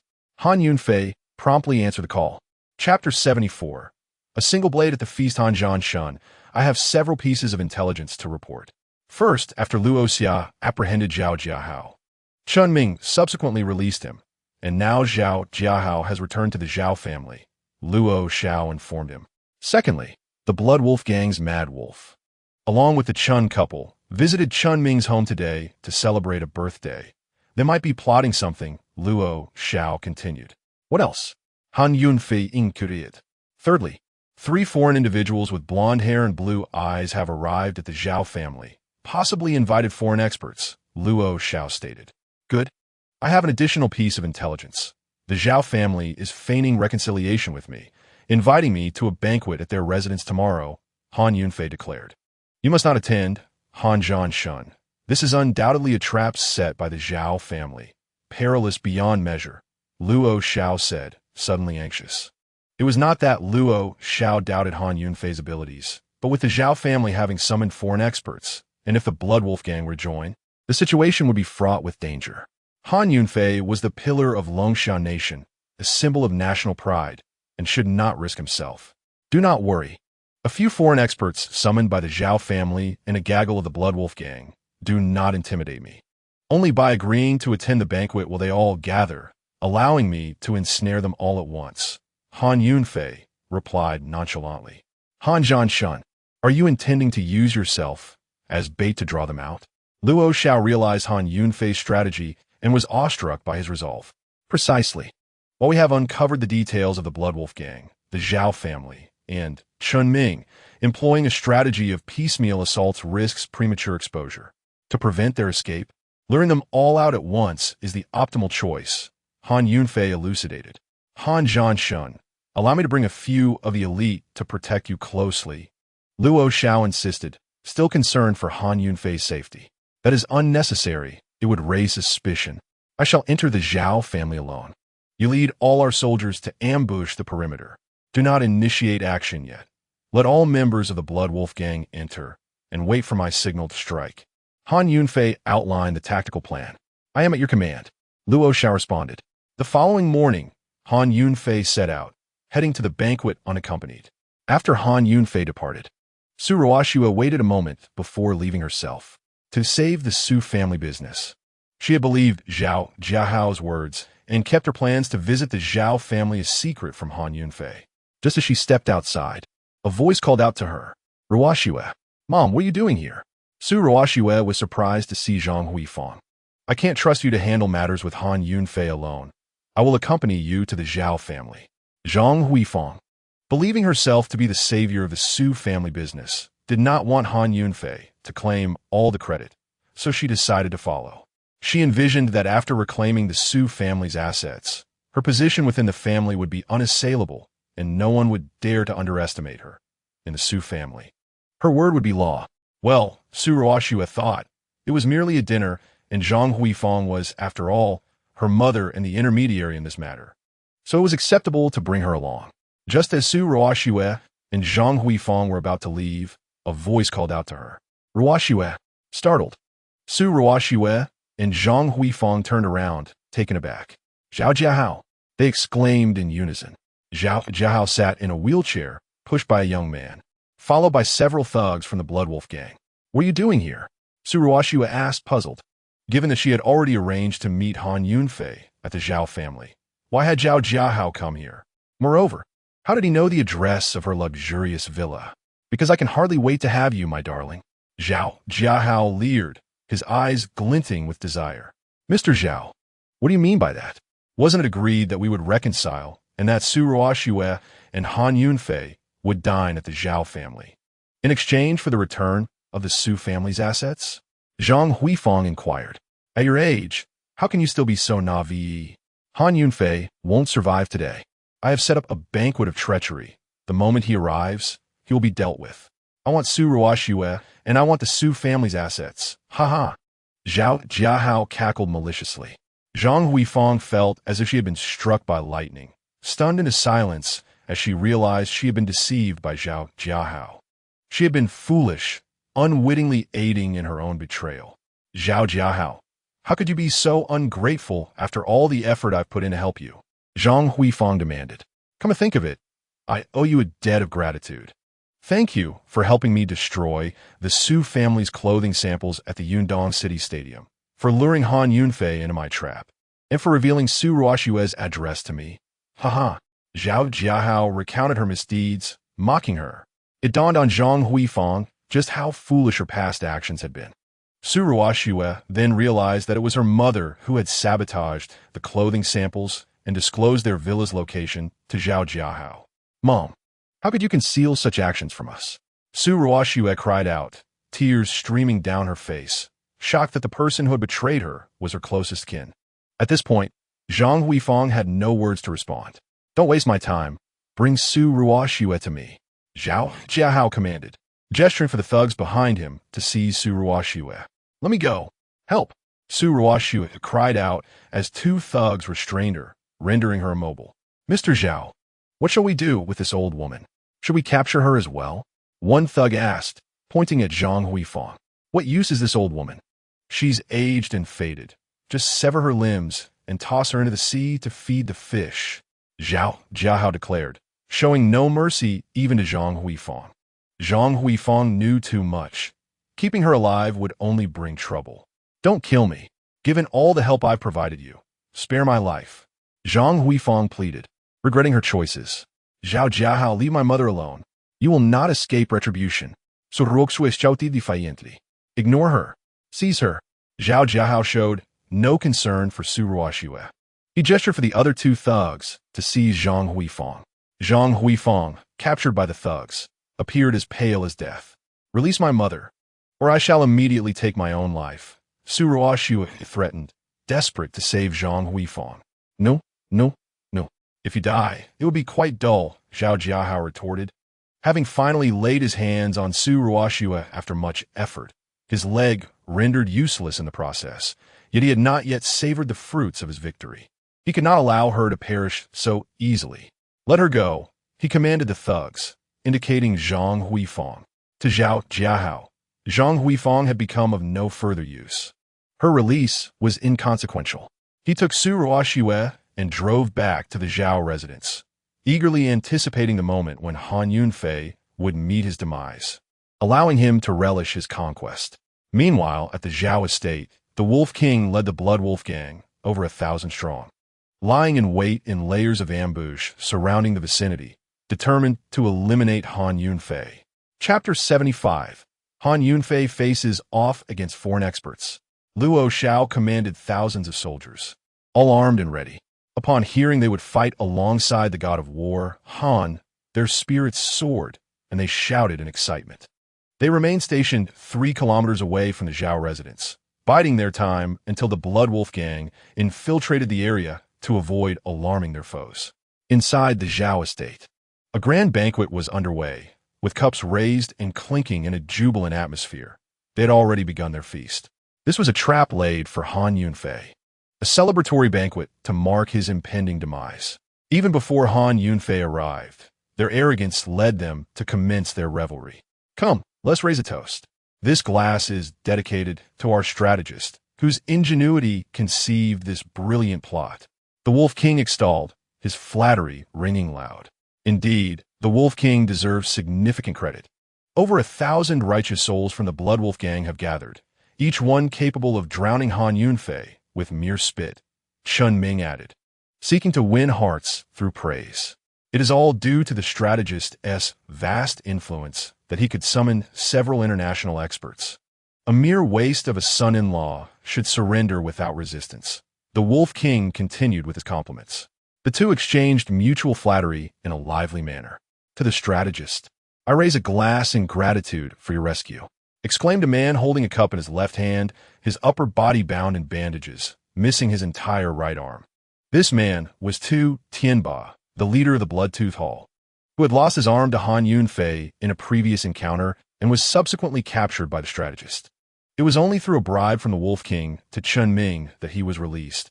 He had come today specifically to witness Han Yunfei's downfall. I thank the strategist and the Wolf King for avenging my son, Jia Hao. I raise a glass to both of you, Zhao Jinda declared, downing his drink. Chun Ming and the Wolf King followed suit, emptying their glasses. Chun Ming surveyed the attendees, noticing the absence of Zhao Jiahao, and inquired of Chun Minhong, "Where's my nephew? He's quite anxious, unable to wait for Su Ruoxue to arrive. He has taken it upon himself to capture her." Chun Minhong replied with a knowing smile, "My nephew is indeed clever. Capturing Su Ruoxue may render it unnecessary to engage in battle, achieving victory without bloodshed." Chun Ming remarked with a smile. Just then, a thug entered to report, "Han Yunfei has arrived." "Good, let him in," Zhao Jiahao commanded. Chun Ming remarked that he had never encountered Han Yunfei and was eager to discern the true nature of this individual who dared to disregard him. The head of the criminal organization, in relation to his nephew. The Wolf King, too, had never met Han Yunfei and was curious to witness firsthand the prowess of a man who had annihilated nearly 1,000 of his subordinates. As Han Yunfei stepped into the grand hall, a distance of 20 meters from the dining table, Chun Ming, the Zhao couple, the Wolf King Tu Tianba, and others suddenly felt a chilling breeze sweep through, causing a shiver down their spines, akin to awaiting execution. Han Yunfei's aura of lethality had already permeated the entire hall. Despite observing Han Yunfei's imposing demeanor, Chun Ming noted his humble attire. Dismissing him as merely an ordinary individual with limited martial skills who had merely slain a few members of the Blood Wolf gang, he reasoned that any sense of menace must be a figment of his imagination. The Wolf King, upon seeing Han Yunfei's shabby appearance, felt reassured, believing that such a person could not possibly possess any formidable background and could be discreetly dealt with today. However, upon catching sight of Han Yunfei, Tu Tianba's face turned ashen, and his legs trembled uncontrollably as memories of the terror he experienced at the Yundong City Stadium resurfaced. Chun Ming, having invested a considerable sum to hire foreign experts, sought to derive maximum value before eliminating Han Yunfei, intending to toy with him to enhance the celebratory atmosphere. "Mr. Han, please have a seat," Chun Ming said with a taunting undertone, although he offered Han Yunfei a place. The latter noticed the absence of a designated seat and utensils for him. "Come, have a bite. Once you're done, it's time to hit the road, ha." Chun Ming mocked. Others joined in with laughter. Those about to depart, "Aren't you enjoying a meal right now? Eat well. This may be your last supper." Han Yunfei retorted coldly. Chun Ming found himself at a loss for words, silenced by Han Yunfei's response. His enthusiasm waned, and he clapped his hands twice, revealing a smug smile. Shortly thereafter, from behind the screen in the hall, 3 broad-shouldered, blonde-haired, blue-eyed men emerged in response to the commotion. They were towering figures, their muscular arms bulging as if ready to burst, clearly indicating extensive training. The Zhao couple, witnessing this, felt emboldened. These were the foreign experts they had hired for 300,000, and indeed, they appeared extraordinary. Judging by their size, the disparity in strength seemed evident. and the outcome appeared predetermined. The Wolf King, having witnessed numerous fights, was intrigued by these foreign experts, having never seen such fresh talent before. He eagerly anticipated the spectacle, hoping that these three could handle Han Yunfei, sparing his Blood Wolf gang from any involvement and minimizing their losses. Observing the trio swaggering towards him, Han Yunfei nearly laughed out loud. Were these not merely three foreign fitness instructors? What kind of experts were they? Were they here to compete in a weightlifting contest? Chunming pointed at Han Yunfei while addressing the foreign experts. The Wolf King and Tu Tianba, unable to comprehend Chunming's words, were at a loss, pondering the implications. However, upon witnessing the trio charge at Han Yunfei, they inferred that Chunming had likely instructed them to engage him. The excitement escalated, and the Wolf King and Tu Tianba were filled with anticipation. The Zhao couple exchanged disdainful glances at their reactions, silently judging them. Truly uneducated. Regretting your choice to embrace a life of crime, are you? The three foreign giants, having received their payment, wasted no time and charged at Han Yunfei with fists raised. The fastest among them closed in on Han Yunfei. Facing an opponent of such meager skill, Han Yunfei did not flinch. He simply lifted his foot and delivered a kick to the adversary's abdomen. A cry of agony escaped the skilled fighter as he was sent flying backward, spewing blood in midair. With a thunderous crash, his massive frame smashed onto the dining table, shattering it into pieces, scattering food and broth everywhere. Chunming, the Zhao couple, the Wolf King, and Tu Tianba were all rendered speechless with fear. The remaining two experts, rushing forward, were taken aback to see their comrade propelled backward, unable to comprehend Han Yunfei's swift movements. Before they could react, they found themselves face to face with Han Yunfei, who, unfazed, struck them with punches to their faces. The sound of impact was deafening, their heads bursting like overripe watermelons, blood spraying in all directions. Initially, they had merely intended to put on a show, planning to feign defeat and return home to count their earnings. They never anticipated meeting such a grim fate in a foreign land. Those who dared to wreak havoc in the eastern Dragon Xia country would find the nation's foremost warrior unwilling to tolerate it. The onlookers were left in stunned silence, their spirits shattered. The three hired combatants, for whom Chunming had paid 3 million, had crumbled within mere seconds. Chapter 76. A series of twists after the silence. Chun Minhong regained her composure, feeling a dampness on her face. Upon touching it, she cried out, "Blood!" She had never encountered such a scene before. The Zhao family's dirty work had always been handled by the Blood Wolf gang, and the sight of blood from several foreign experts left her in shock. The Wolf King and Tu Tianba sensed the dire turn of events. Where were the formidable foreign experts they had anticipated? Their prowess was no more than that of a fitness trainer, far inferior to the thugs under their command. Chunming was aghast. He had not expected the elite fighters he had hired for such a hefty sum to be so easily vanquished. Was it that his hired hands were inept? Or was Han Yunfei simply too formidable? Panic began to set in. In his frenzy, Chunming suddenly recalled that Zhao Jiahao had gone to capture Su Ruoxue. If he secured her, he could threaten Han Yunfei. Where was Jiahao? Has he returned? Chunming shouted. Chun Minhong and Zhao Jinda swiftly understood his implication and took out their phones to call Zhao Jiahao. Just then, Zhao Jiahao was wheeled in through the door, accompanied by Su Ruoxue. The individual pushing the wheelchair wore a hat with the brim drawn low, seemingly also guarding Su Ruoxue. Upon seeing Zhao Jiahao had successfully brought back Su Ruoxue, Chun Minhong felt a flicker of hope rekindle. However, Zhao Jinda's attention was captivated by Su Ruoxue. This was his first time seeing the renowned beauty of Yindong City, and she truly was stunning. Were it not for Chun Minhong and Chunming's presence, he too would have desired a moment of indulgence after Zhao Jiahao's triumph. With the sight of Zhao Jiahao returning with Su Ruoxue, Chunming felt a wave of relief wash over him. He shook off the remnants of food and blood splattered across his clothing and declared, "Han Yunfei, do you see? We have captured your wife. Should you dare to act recklessly again, her life will be forfeit." Han Yunfei was consumed by rage.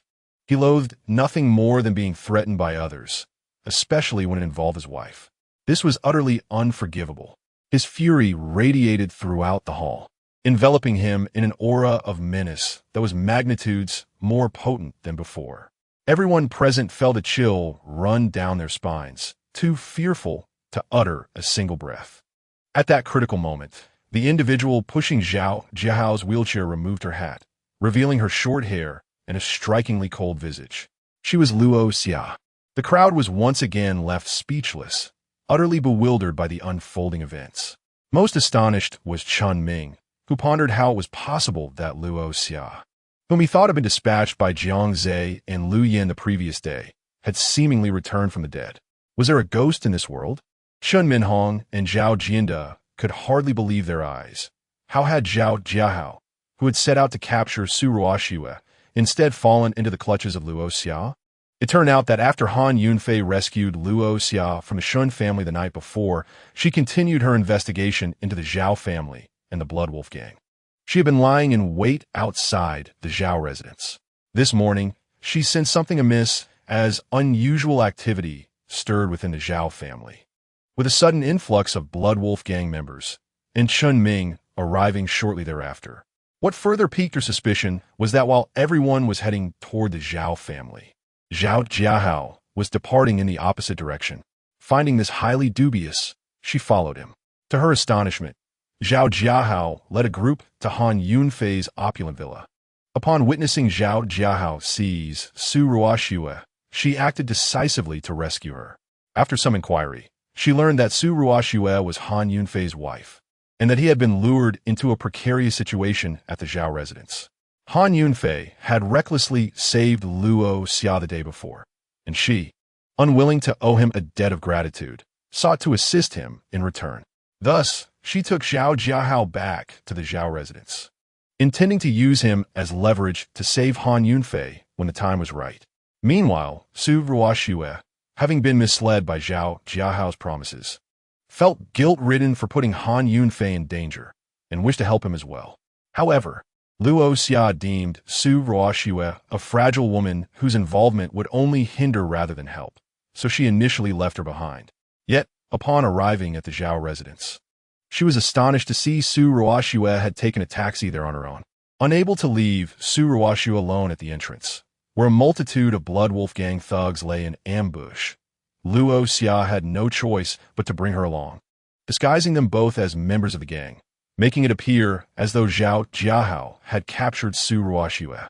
Returning to the present scene, Chun Ming was perplexed. How was Luo Xia still alive? Who was the person that had called him the previous day, claiming to have eliminated her? What brings you here? He inquired, voicing his deepest confusion. Chun Ming, did you think I perished at the Shen family? Luo Xia retorted bluntly. Luo Xia, you are most impertinent. I am the chief of criminal affairs, and you dare to address me by name. Chun Ming's attempt to assert his authority was met with Luo Xia's sharp criticism, as he sought to divert the conversation to his position. You are unworthy of being the chief of Yindong City. You engage in corruption, commit heinous acts, abuse your power to release Zhao Jiahao, and collude with the Blood Wolf gang. Your sins are unforgivable. Luo Xia remained unfazed by Chun Ming's intimidation and pointed out his transgressions. Do not slander me. I uphold the law and maintain integrity. Do you possess any evidence for your accusations? Chun Ming continued to argue defensively. Evidence? Luo Xia scoffed, retrieving Jiang Zhe's phone. Last night, Han Yunfei had recorded a conversation with Chun Ming, wherein Chun Ming had instructed Jiang Zhe and Lu Yin to eliminate Luo Xia. She proceeded to play the audio recording. Chun Ming was rendered speechless, his anger boiling over. He contemplated silencing Luo Xia, aware that her knowledge was too extensive to allow her to live. At present, the only force he could still leverage was the Blood Wolf gang. With over 1,000 of their members surrounding the Zhao family estate, he believed there was still a chance for a resurgence. Thus, Chun Ming turned to the leader of the Crazy Wolf gang and commanded, "Kill Han Yunfei and Luo Xia. You shall take over Luo Xia's position as captain." The Crazy Wolf held a deep-seated grudge against Han Yunfei, having lost many of his subordinates to him, and relished the thought of avenging them. Moreover, by eliminating Luo Xia, he would ascend to the captaincy, enabling him to navigate both the underworld and the legitimate realm. It was an enticing prospect.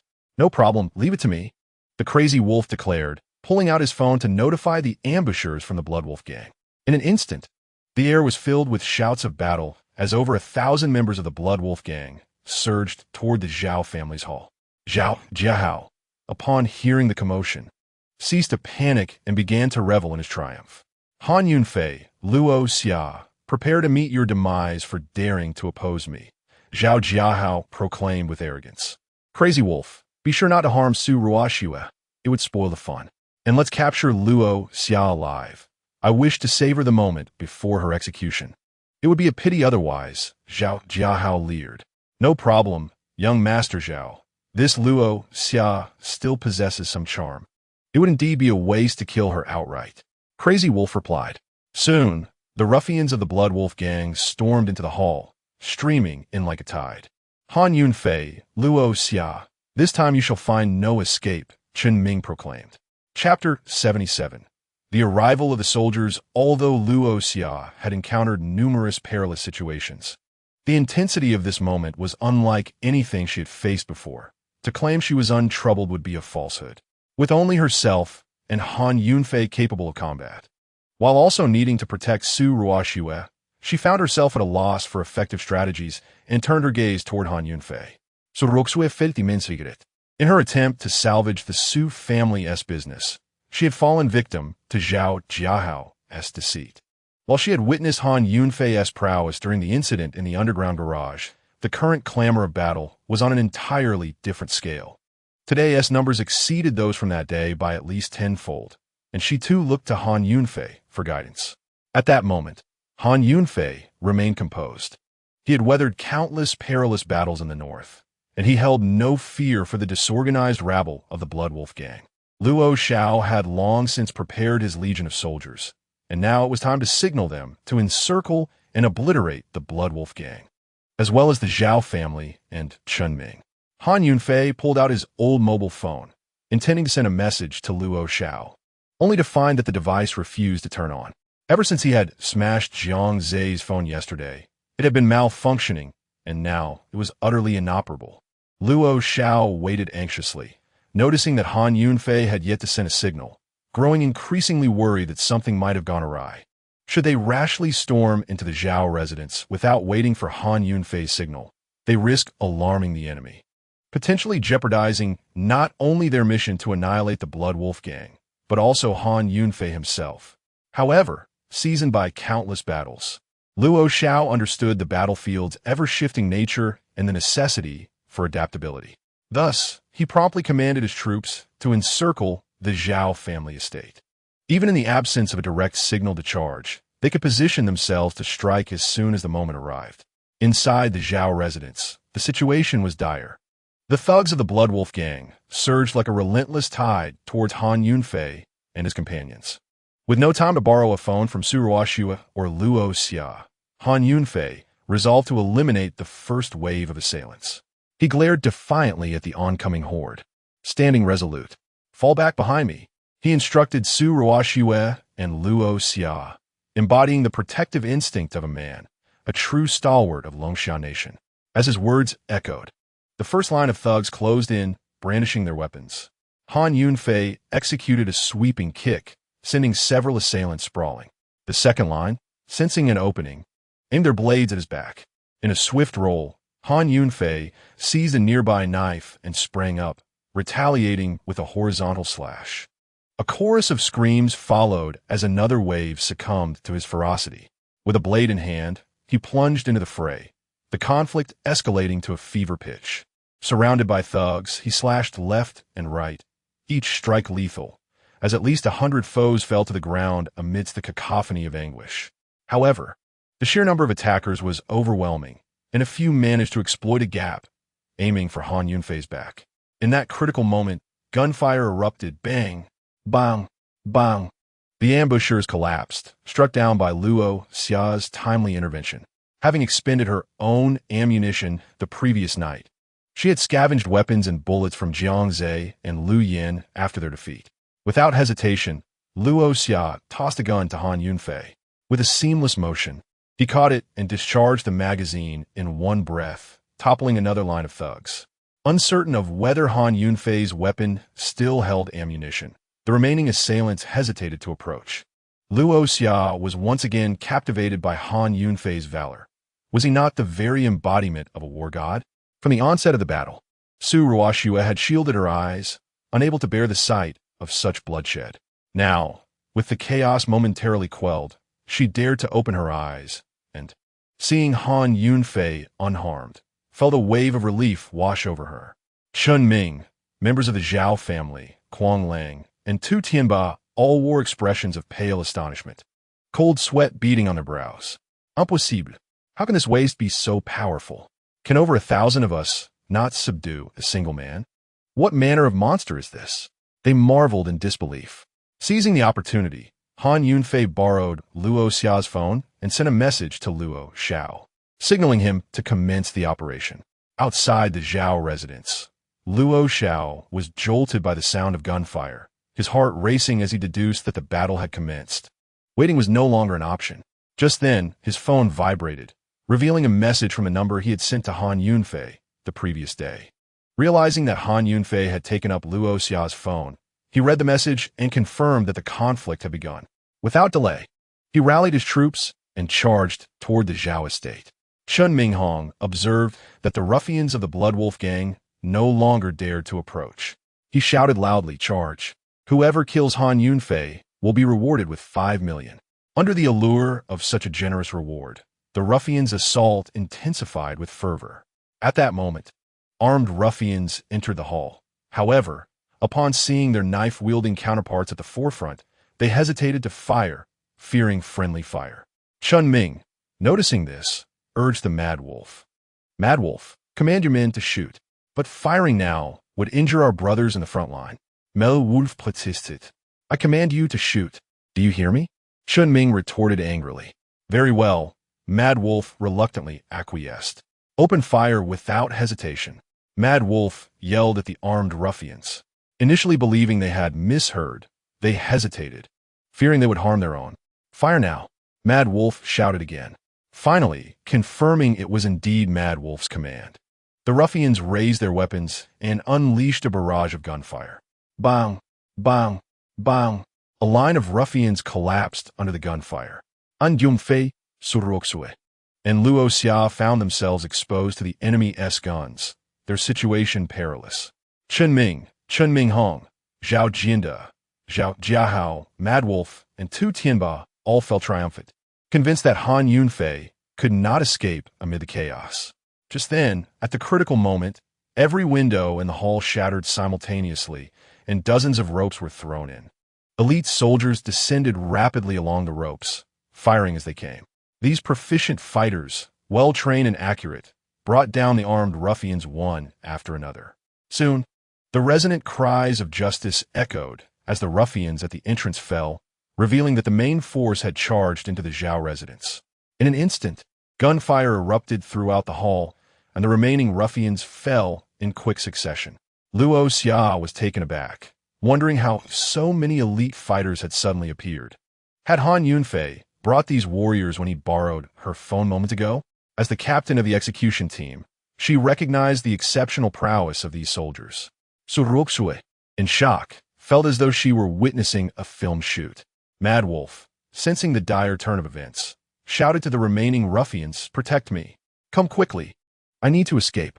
In the ensuing panic, Tu Tianba fled in terror, despite being the hall master of the Blood Wolf gang. He had never encountered such a formidable scene. Mad Wolf and Tu Tianba, unfamiliar with the layout of the Zhao residence, fled aimlessly, only to run into the soldiers' gunfire, becoming mere targets. Zhao Jiahao, confined to a wheelchair, could not escape quickly.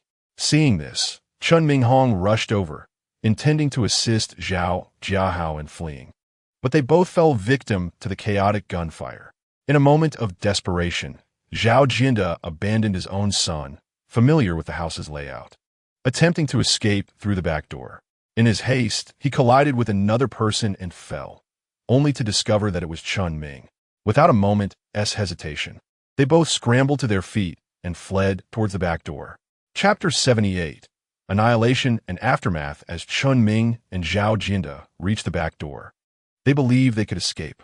However, upon bursting through the door, they were dumbfounded to find themselves surrounded by an innumerable host of Luo Zhao soldiers, leaving no avenue of escape, not even for a mosquito. The soldiers received a merciless order, and a barrage of gunfire turned Chen Ming and Zhao Jinda into mere pulp. Thus, the Blood Wolf Gang, the Zhao family, and Chen Ming were completely annihilated. Luo Xiao, having assessed the situation, promptly reported to Han Yunfei, "War God Han, the battle has concluded, all enemies have been eradicated, and our side has suffered no casualties. Well done. This incident has significant implications. Immediately report to the Dragon Lord, and also commend the soldiers for their valor." Han Yunfei instructed. "Understood," Luo Xiao replied. Additionally, the law enforcer Luo Xia executed her duties with impartiality, displaying courage and fearlessness. Although the enforcement department and we belong to different systems, I propose in the report that Luo Xia be promoted to the position of chief enforcer, Han Yunfei continued. With Chen Ming eliminated, the position of chief enforcer is now vacant, and Luo Xia is undoubtedly the best candidate. Understood, Luo Xia responded. Once the battlefield is cleared, return the soldiers to their defensive zone, Han Yunfei commanded. Understood, Luo Xiao acknowledged. After Han Yunfei had made the arrangements, he left the scene to Luo Xiao and prepared to return home with Su Ruoxue. Luo Xia immediately recognized Luo Xiao, but was astonished by the respect he showed Han Yunfei, despite being a high-ranking warrior. Han Yunfei, who exactly are you? Luo Xia could not help but inquire. I am but a humble individual. I thank you for saving my wife. By the way, if you become chief enforcer, remember to return the assets of our Su family that Zhao Jiahao has usurped during the thorough investigation of the Zhao family. Han Yunfei naturally wished to conceal his identity. Luo Xia remained skeptical of Han Yunfei's words, but she assured him that should she oversee the liquidation of the Zhao family's assets, she would do so without bias. Though you have also saved me, if I become chief enforcer, the liquidation of the Zhao family will be conducted with strict adherence to protocol, Luo Xia stated. Han Yunfei understood Luo Xia's unwavering integrity, but was taken aback by her lack of sentimentality. However, it mattered little. Regardless of the outcome, Han Yunfei would reclaim the Su family's assets. The following day, Luo Xia returned to the enforcement department. The department issued a commendation decree, recognizing Luo Xia for her bravery and adherence to the law in the investigation of Chen Ming, the Zhao family, and the Blood Wolf Gang. Furthermore, the department dispatched an appointment letter directly to Luo Xia's office. Upon opening it, she was astonished to find it stated her promotion to chief enforcer. Luo Xia was not surprised by her elevation, but rather by how Han Yunfei had foreseen her advancement. Nevertheless, when handling the liquidation of the Zhao family's assets, she would remain resolute in her impartiality. Soon, all the Zhao family's properties were confiscated and slated for auction. The announcement of the auction caused an immediate sensation. Following the promotional event hosted by Han Yunfei, the Su family's clothing line had gained significant notoriety, making it a coveted asset for every investor. Within the Su family, upon receiving news of the auction, a meeting was convened. What suggestions do we have? Let us participate in the bidding, Su Shanshan proposed. We, the Su family, possess nothing now. How can we afford to bid? Su Ming deemed Su Shanshan's suggestion overly naive. Elder Su, we can appeal to Su Ruoxue, as she has the funds from the loan of 90 million from Hongda Bank, Elder Su suggested. Grandmother, let's not discuss whether Su Ruoxue's 90 million is sufficient. As I previously mentioned to Yuan, only a fool would seek assistance from her and Han Yunfei. If we were to beg them, wouldn't that render us foolish as well? Su Shanshan is too proud to solicit Su Ruoxue. Did not Su Ruoxue mention that Han Yunfei has a wealthy relative who even helped them acquire luxury cars? Perhaps Han Yunfei could appeal to his relative for assistance, suggested Old Lady Su. Han Yunfei has been driven away by us. Would he still be willing to help? Furthermore, if we were to plead with him, what would become of our dignity? Replied Su Yuvin. What is dignity worth? Let us collectively implore Su Ruoxue and Han Yunfei. Old Lady Su truly disregards her own pride. Leading the Su family, she inquired about Han Yunfei and Su Ruoxue's luxurious villa and made their way to the opulent residence. The Su family was astounded by the villa's grandeur. They had expelled Han Yunfei and Su Ruoxue from the Su household. Yet here they were residing in a magnificent mansion. What a slap in the face. Old Lady Su knocked on Han Yunfei and Su Ruoxue's door. "What brings you here?" "Su Ruoxue inquired. You must have heard that the Su family's assets are to be auctioned.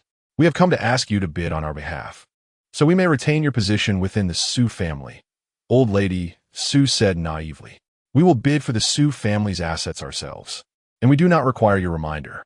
Moreover, even if we reclaim the Su family's assets, they rightfully belong to us, not to you," Han Yunfei asserted. "Han Yunfei, do not overstep your bounds. The Su family has supported you for 3 years without merit," Su Yuan scolded. "Have you forgotten? If not for Han Yunfei, the Su family would have long been bankrupt. Moreover, it is Su Yuan's reckless behavior that has led to our downfall," Su Ruoxue retorted before shutting the door. Choosing to disregard the Su family, the Su family, denied entry, wore expressions of dismay. "Han Yunfei and Su Ruoxue are truly ungrateful. Let us depart," Old Lady Su fumed. Although Su Ruoxue had closed the door on the Su family, she still yearned to salvage the Su family's assets. "Let's participate in the auction as well. My father and I have invested our efforts into the Su family's business, and I do not wish to lose it," Su Ruoxue contemplated with Han Yunfei. "Very well. We shall bid as well," Han Yunfei agreed, as he had already intended to assist Su Ruoxue in reclaiming the Su family's assets, regardless of her urging. "I have 90 million at my disposal. I wonder if that will suffice," Su Ruoxue expressed her concerns. The Su family's clothing brand is currently thriving, and numerous individuals are vying for it. The bidding will undoubtedly be fierce. "With my support, you need not worry about the financial aspect," Han Yunfei reassured her. As the esteemed heir of the Han family in the capital, with assets in the billions, a mere auction of the Su family's business would be a trivial matter. "You cannot even produce a single yuan. Do not boast. Just accompany me and ensure that no mishaps occur," Su Ruoxue said. Realizing she could not rely on Han Yunfei and must depend on herself, Han Yunfei was left speechless. Indeed, he was penniless, having even borrowed a small amount for the villa lottery from Su Ruoxue. Nevertheless, it mattered little. He would accompany her to reclaim the Su family's assets. On the day of the auction, Han Yunfei and Su Ruoxue arrive at the entrance of the auction house. "Oh, isn't that the useless son-in-law of the Su family?" A provocative voice emerged from behind Han Yunfei. Chapter 79, The Auction. Turning around, Han Yunfei beheld a long Rolls-Royce Phantom, ostentatiously parked in front of the auction house. The gleaming golden letters on the car read Zhou Group. The one who ridiculed Han Yunfei was none other than Zhou Linchuan, the president of Zhou Group.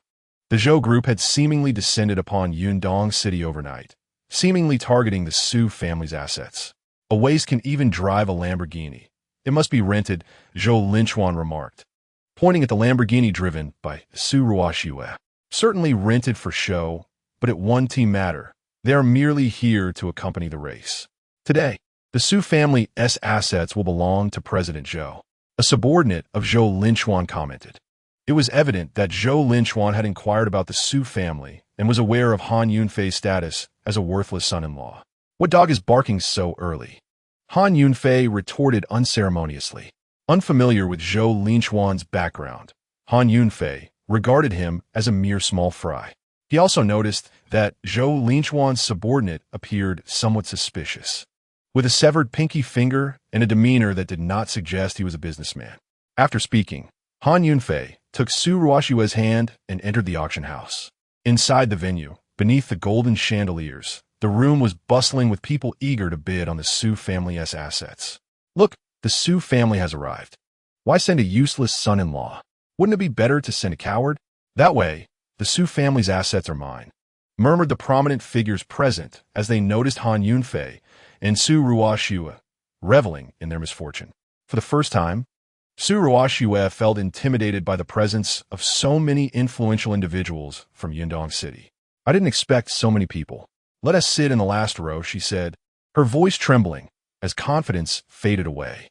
"All right, it's fine," Han Yunfei reassured her, believing that it mattered not where they sat. The auction depended on strength. not on front row seating. At that moment, outside the auction house, the matriarch of the Su family, accompanied by all the family members, arrived. You cannot enter. The admission control officer halted the Su family members. Why are we not allowed in? Today's auction is for our Su family's assets. The matriarch demanded angrily. You do not have an invitation code. Entry is prohibited, the officer responded. Were the requirements to obtain an invitation code? Susansan inquired, passive. Assets must reach 90 million. That is today's starting bid, the officer explained. Upon hearing this, the Su family members were rendered speechless. The Su family was already at a dead end, with no means to muster 90 million. Su Ruoxiue and that waste, Han Yunfei, have no chance either. With a starting bid of 90 million, they are bound to lose. If we cannot obtain it, neither can they.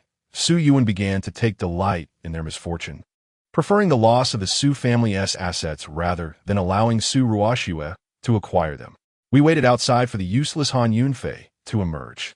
Eager to witness their folly, Su Shanshan remarked. Inside the venue, the auction commenced in earnest. The starting bid for the Su family enterprise was set at 90 million, with increments no less than 1 million. As the auctioneer's words echoed, a stir swept through the audience. 91 million. Su Ruoxiue gritted her teeth and raised her paddle first, fearing that if she hesitated, the opportunity would vanish. 92 million. 95 million. 100 million. With each bid, participants quickly followed suit, the atmosphere growing increasingly tense. Han Yunfei remained composed. No matter how high the bids rose, he viewed it as mere child's play, waiting for the decisive moment to avoid unnecessary chatter. As the bids climbed higher, Su Ruoxiue's heart sank. Her card held only 90 million, far from sufficient. Seeing Han Yunfei's nonchalant demeanor ignited her ire, and she snapped. I knew you were unreliable. Bringing you along was merely for amusement. Han Yunfei wore a look of exasperation. He awaited the final opportunity, knowing that bidding at this moment was futile. After calming her anger, Su Ruoxiue recalled that they possessed a Lamborghini worth over 10 million and a luxurious villa valued at 18 billion. Determined to salvage the Su family enterprise, she cast aside her reservations. This was her father's hard work, and even if it meant selling their home or car, she would reclaim the family's legacy. 280 million. Su Ruoxiue wagered everything in a final effort, deliberately inflating the bid, hoping to intimidate the esteemed attendees. The crowd erupted in commotion, turning to the last row. It was none other than Su Ruoxiue and her useless husband, audaciously calling out such a high price. 500 million. The audience gasped in astonishment, redirecting their attention to the front row, where the bid was announced by Zhou Linchuan of the Zhou Group. Hearing this, Su Ruoxiue's hope extinguished. No matter how much she sacrificed, she could never muster such a sum. Soon, others followed suit. 600 million. 850 million. 1 billion. Su Ruoxiue's mind buzzed. She could no longer comprehend the escalating figures, tears welling in her eyes. The bid reached 1 billion, and no one dared to raise their paddle again. The remaining participants either lacked the funds or deemed the Su family enterprise unworthy of such a price. Zhou Linchuan wore a smug expression. It was he who had called out the billion. 1 billion going once, the auctioneer declared. Let us leave, Su Ruoxiue said tearfully. It was over, and no miracle awaited them. 1 billion going twice. The auctioneer raised the gavel. Wait, I said I would protect the Su family. Han Yunfei grasped Su Ruoxiue's arm as she attempted to depart. Slowly, he raised his paddle and said coolly, 100 billion. At his words, the room erupted in shock. Everyone stood, gazing toward the last row, wondering who possessed such audacity. Han Yunfei, what madness is this? I brought you for companionship, not to create chaos. Su Ruoxiue was taken aback, quickly pulling Han Yunfei back. 100 billion. Is there anyone else? The auctioneer's eyes sparkled. The higher the final price, the greater her commission would be. 120 billion. Zhou Linchuan, with no other option, could only resolutely raise his bidding paddle. The man accompanying him quickly advised, President Zhou, I fear we cannot amass such a sum in a moment. Silence. Zhou Linchuan retorted angrily. I do not care. Today, I must acquire the Su family assets. 120 billion. The auctioneer reiterated, her excitement palpable as she realized the bidding for the Su family's estate had escalated to such heights. Zhou Linchuan began to exhibit an expression of determination, believing no one would dare to raise the bid further. However, following a moment of silence, a voice resonated throughout the entire hall. 500 billion. Han Yunfei nonchalantly raised his paddle. His voice, though not loud, was powerful and resonated like thunder, penetrating the entire venue. Instantly, everyone in the room was left speechless, enveloped in silence. This was soon followed by a tremendous uproar. 500 billion? Who can match that? We are utterly doomed. Has he lost his mind? Does he even comprehend the sum he just called? Can he afford such an amount? If he cannot pay, he will face penalties. Zhou Linchuan's face turned ashen. No matter how reckless he was, he could never keep pace with that figure. Regaining his composure, Zhou Linchuan thought, that useless son-in-law, Han Yunfei, cannot possibly possess such wealth. He is bound to retract his bid. Su Ruoxue's countenance turned ashen. She felt that Han Yunfei had landed them in dire trouble and exclaimed, Han Yunfei, do you realize the severity of acquiring an item and failing to pay? We do not have enough funds to cover the penalties. 500 billion is a small price that can be managed, Han Yunfei reassured her. How will you pay? You can't even produce a single yuan. Su Ruoxue could not fathom that Han Yunfei could muster 500 billion. With no alternatives, Han Yunfei, in an effort to placate Su Ruoxue, mentioned, my distant relative has wealth. We can borrow from him and repay once we earn money. He had Zhang Butler Fane being his distant relative. Su Ruoxue felt that they had already owed Zhang too much from the last promotional event and did not wish to trouble him further. However, given the current predicament, Han Yunfei had already raised his bid, leaving no room for retreat. Very well, Su Ruoxue reluctantly acquiesced. At that moment, the auctioneer, seeing no further bids, raised her gavel once more. 500 billion, going once. 500 billion, going twice. 500 billion, going thrice. With 3 resounding strikes of the gavel, Han Yunfei secured the Su family assets at the staggering price of 500 billion. The auctioneer approached Han Yunfei, holding a tray containing the transaction confirmation. Mr. Han, please settle the payment, she announced. All eyes in the room were fixed on Han Yunfei. If he could not fulfill the payment, he would face substantial fines, and the Su family assets would be put up for auction again. The notion that the Su family's inept son-in-law could possess such wealth seemed absurd. To indulge in a fleeting moment of triumph would lead to a lifetime of regret. Those who had previously been so brash were now poised to witness his humiliation. Su Ruoxue, losing her confidence, could not help but inquire of Han Yunfei, do you truly think Uncle Zhang would lend us such a sum? Do not worry. Lend me your phone, Han Yunfei replied. Han Yunfei's senior phone had malfunctioned, forcing him to borrow Su Ruoxue's smartphone. He dialed Butler Zhang. It's me. Transfer 500 billion to Ruoxue's card within a minute. Han Yunfei stutted nonchalantly. Understood. I shall attend to it immediately.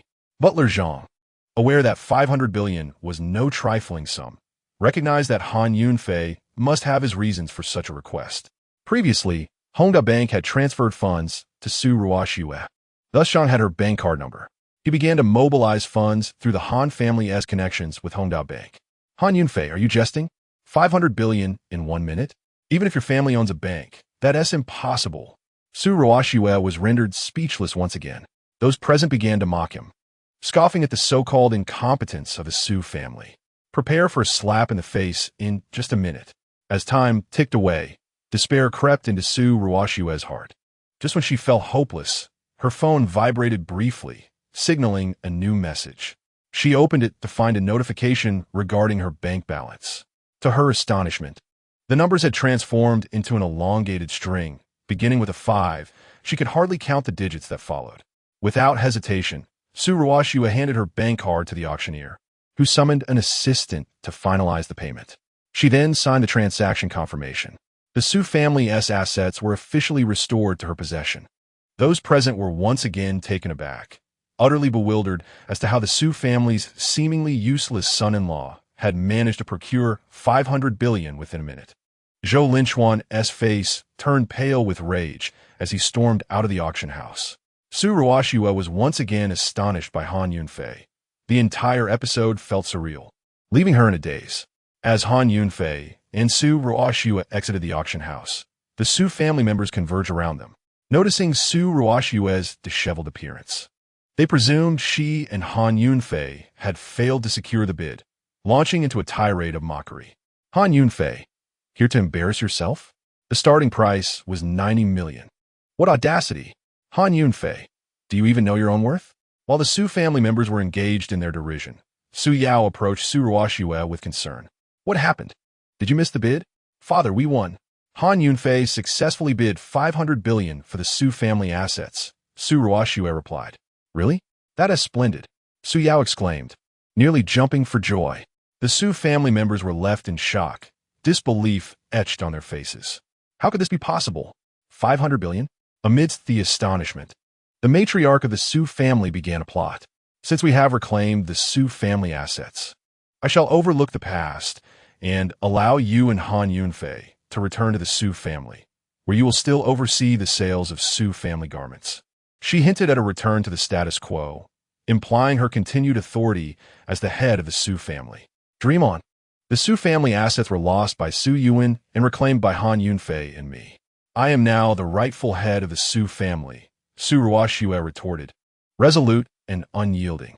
With the Su family assets now belonging to her, she was indeed the true matriarch of the Su family. The Su family found themselves at a loss for words, having driven away Su Ruoxue and Han Yunfei in the past. Had it not been for Han Yunfei, the Su family's assets would not have been regained. Su Ruoxue turned to Su Yao and said, Father, I entrust the Su family to you. From today onward, you shall be the head of the Su family, as I have embarked on a new career. Su Ruoxue had always aspired for Su Yao to assume leadership of the family, considering that the Su family's endeavors were his labor of love. Moreover, she recognized the immense potential of Xingqian technology and looked forward to working alongside Lin Xiaoming, thus leading her to make this decision. Su Yao felt a deep sense of satisfaction. Su Ruoxue had reclaimed the family's assets and elevated him to the position of family head, allowing him to hold his head high within the Su household. He also understood that Su Ruoxue had her own aspirations, and he supported her desire to change jobs, knowing she could return to the family whenever she chose. After arranging matters, Su Ruoxue took Han Yunfei with her. Her spirits lifted as she planned to buy him a new mobile phone. However, Zhou Linquan, having failed to seize the Su family's assets, was not one to concede defeat easily. Soon enough, Su Yao sensed something amiss and found himself compelled to seek Su Ruoxue's assistance once more. Chapter 81. A calculated move. Su Ruoxue's phone rang. Upon seeing it was Su Yao calling, she promptly answered. Father, what has happened? She inquired. Ever since the promotional event, our Su family clothing line has surged in popularity, leading to a continuous influx of orders. However, we have exhausted our supply of fabric and have been unable to procure more, Su Yao explained. Do not worry, I will think of a solution, Su Ruoxue replied, knowing well that her father must have exhausted all options before reaching out to her. After hanging up, a concerned Han Yunfei noticed her troubled demeanor and inquired about the situation. Su Ruoxue shared the details with him. Upon hearing this, Han Yunfei suspected that the situation was far from simple. The Su family's clothing brand was currently in high demand, and there should be no shortage of suppliers eager to collaborate. Moreover, the previous partners had been long-standing allies. It was implausible that they could not acquire fabric. Undoubtedly, someone was sabotaging the process. Han Yunfei chose not to voice his suspicions, wishing not to worry Su Ruoxue, and instead reassured her, Rest assured, I will handle this matter. You have no experience in business. How could you understand? Just don't complicate things. Su Ruoxue thought little of Han Yunfei's words, believing he lacked insight into the family's affairs. Han Yunfei, being a man of action, refrained from elaborating further and retreated to his room to call Butler Zhang. Young master, what can I do for you? Butler Zhang asked. The Su family factory has been intentionally cut off from fabric supplies. Investigate the matter, Han Yunfei instructed. Understood. I will take care of it immediately, Butler Zhang replied. After hanging up, Butler Zhang leveraged Han family's business connections, and soon enough, the truth came to light. He called Han Yunfei to report his findings. "Young master, I have uncovered the situation." "What is it?" Han Yunfei inquired.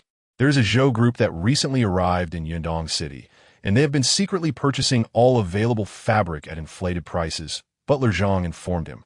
"Zhou Linchuan!" Han Yunfei exclaimed involuntarily. It was he who was behind this.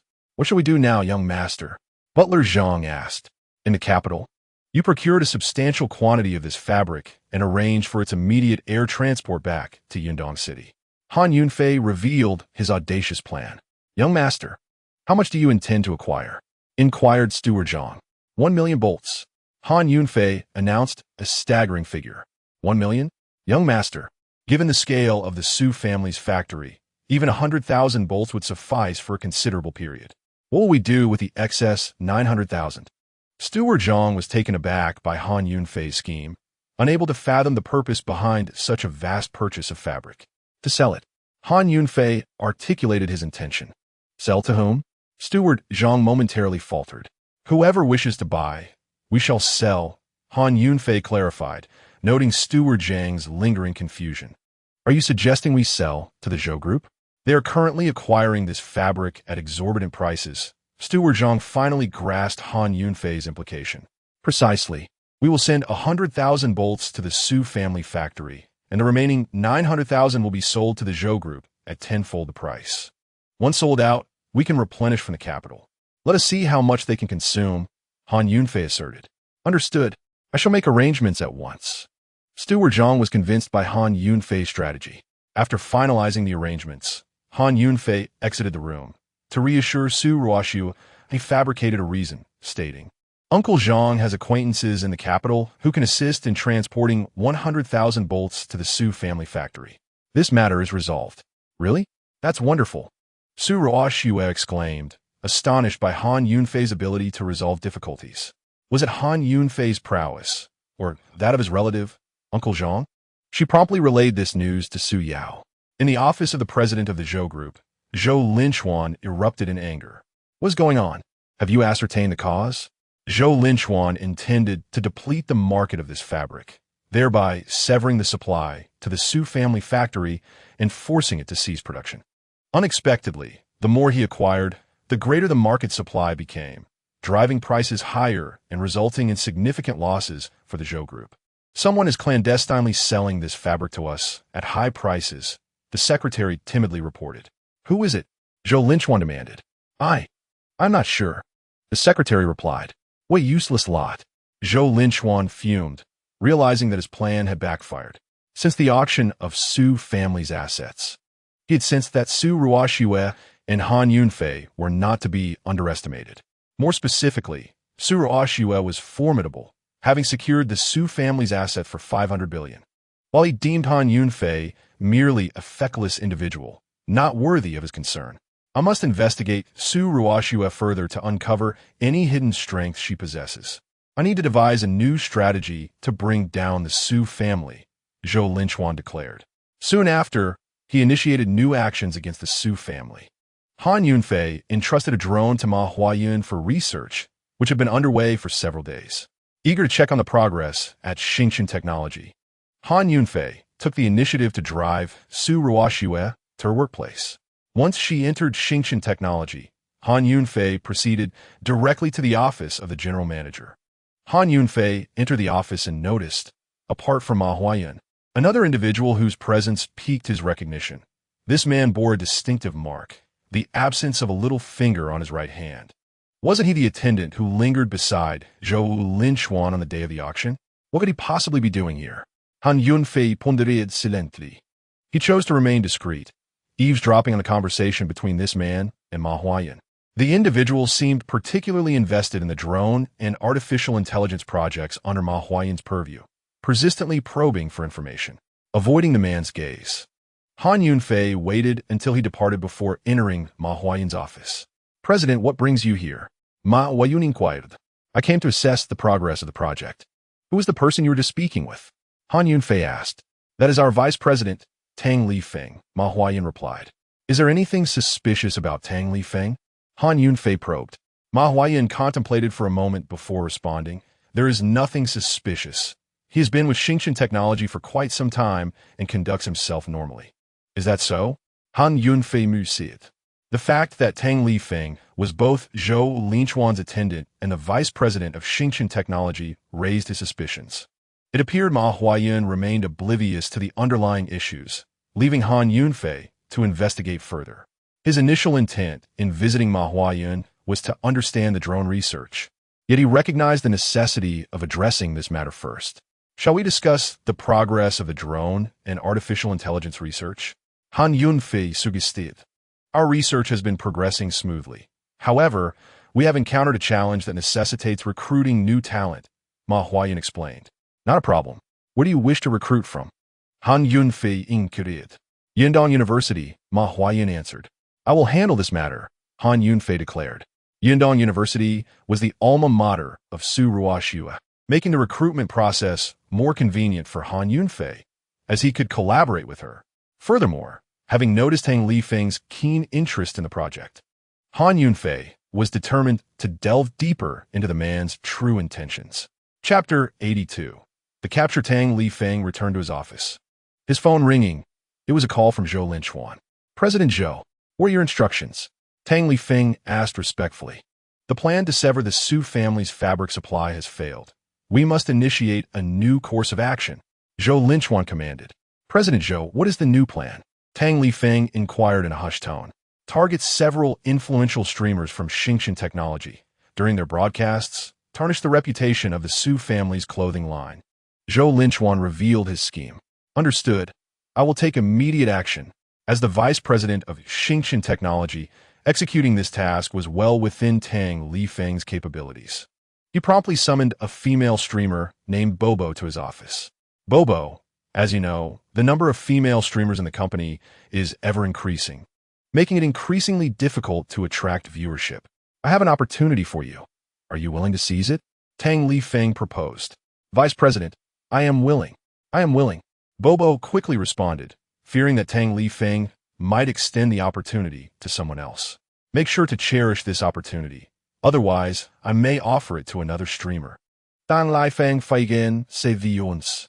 The vice general manager. I shall certainly seize the opportunity. What is it that you wish for me to do? Bobo inquired. Following the resounding reputation of the Su family's clothing brand, instances of counterfeit and inferior product have emerged, and I hope you can expose this during your live broadcast. Tang Lifeng concocted a pretext to slander the Su family clothing. Vice General Manager, no problem, this is quite simple, Bobo replied. Here are several substandard pieces of Su family clothing. Showcase them to your audience during the live stream. Furthermore, seek out additional streamers to amplify the impact, Tang Lifeng instructed. Understood, Vice General Manager. I shall await your good news, Bobo declared, taking the counterfeit garments and departing from Tang Lifeng's office. In a conference room at Xingchen Technology, Bobo gathered several female streamers to discuss the defamation of the Su family brand. Among them was Lin Xiaoming. However, Bobo was oblivious to the fact that Lin Xiaoming was the closest confidant of Su Ruoxue. As soon as Bobo articulated her plan, Lin Xiaoming immediately stood to oppose it. Moreover, Lin Xiaoming promptly notified Su Ruoxue, who was now the project manager at Xingchen Technology, and she rushed over without delay. Realizing the situation had turned dire, Bobo had no choice but to summon Tang Lifeng. Upon seeing Tang Lifeng enter, Su Ruoxue felt a sense of familiarity. He bore a striking resemblance to a childhood friend's father, yet she refrained from voicing this thought. Su Ruoxue could not tolerate anyone disparaging the Su family brand. Despite no longer being employed there, the family's enterprise was her father's labor of love. The confrontation between Su Ruoxue and Tang Lifeng escalated, becoming increasingly tumultuous, until someone reported the incident to General Manager Ma Huayun's office. At that moment, Han Yunfei was discussing talent recruitment with Ma Huayun. Just as Han Yunfei intended to investigate Tang Lifeng, he inadvertently revealed his own flaws. You gather a team and immediately dismiss Tang Lifeng. Ensure my wife takes over the position of Vice General Manager at Xingchen Technology, Han Yunfei declared with authority. Han Yunfei was determined to have Su Ruoxue succeed him as president, Dismissing Tang Lifeng was an opportune moment for Su Ruoxue to advance. And as Tang Lifeng dared to bully the president's wife, Han Yunfei was resolute in avenging her. I shall attend to it at once. Ma Huayun responded, leaving the office. Although Ma Huayun was a tech enthusiast, to act disrespectfully towards the president's wife was to overstep boundaries, a matter of social awareness he certainly grasped. After Ma Huayun exited the office, Han Yunfei quickly contacted Luo Xiao, requesting him to arrive at Xingchen Technology. The drone and artificial intelligence project established by Han Yunfei aimed to develop advanced weaponry for battlefield application. Tang Lifeng's inquiries into this project undoubtedly harbored ulterior motives. Ma Huayun, accompanied by personnel from the HR department and security, arrived at the conference room. Upon seeing this, Tang Lifeng assumed they were there to dismiss Su Ruoxue and Lin Xiaoming, which only emboldened his arrogance. Do you see? Dare to oppose me? You should consider my status. Do you think my position as vice general manager is merely for show? Tang Lifeng boistet arrogant. However, Su Ruoxue and Lin Xiaoming were unfazed by Tang Lifeng's bluster. Regardless of his title, deliberately slandering the Su family brand was unequivocally wrong.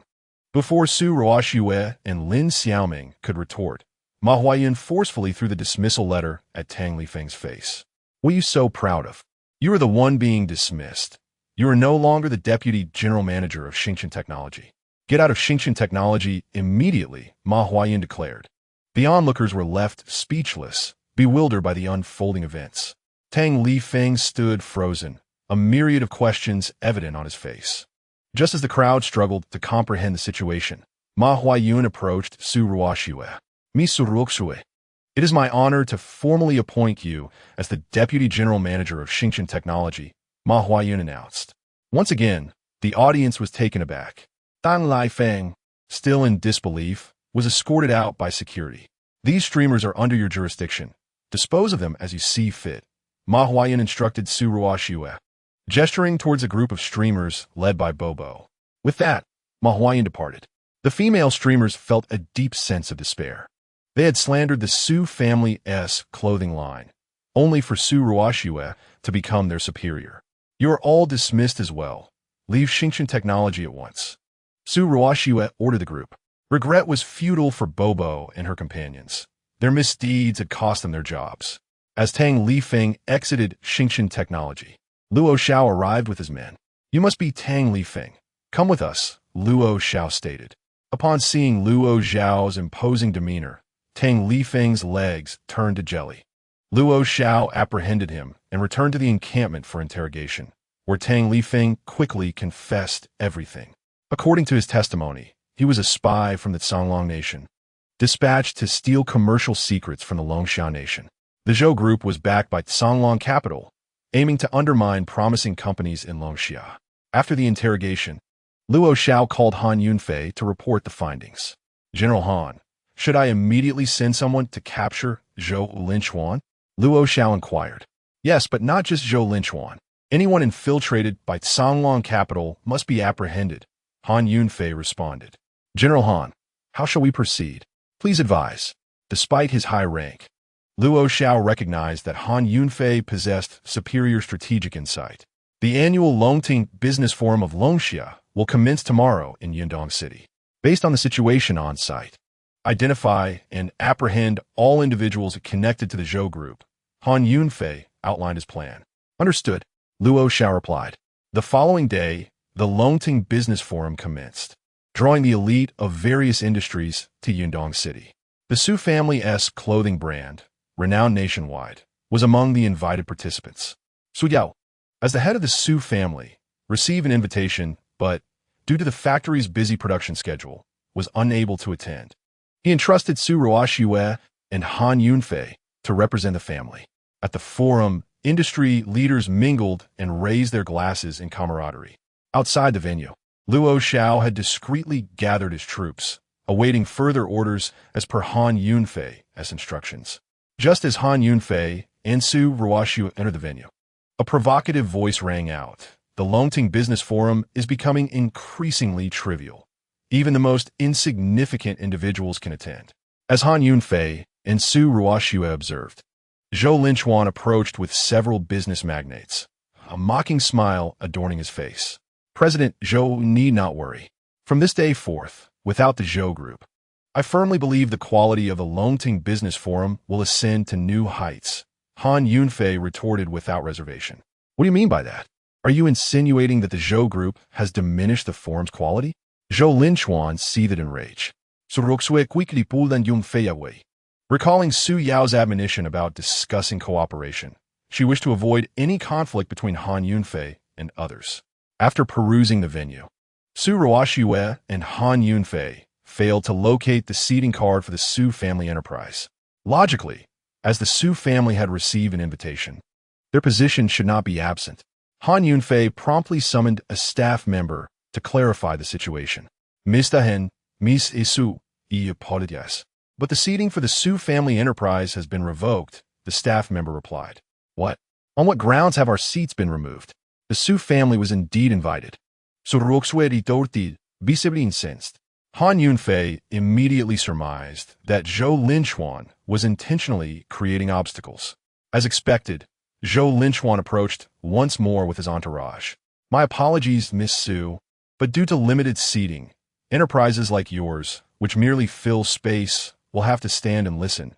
Zhou Linchuan feigned regret, spreading his hands. Laughter erupted around them.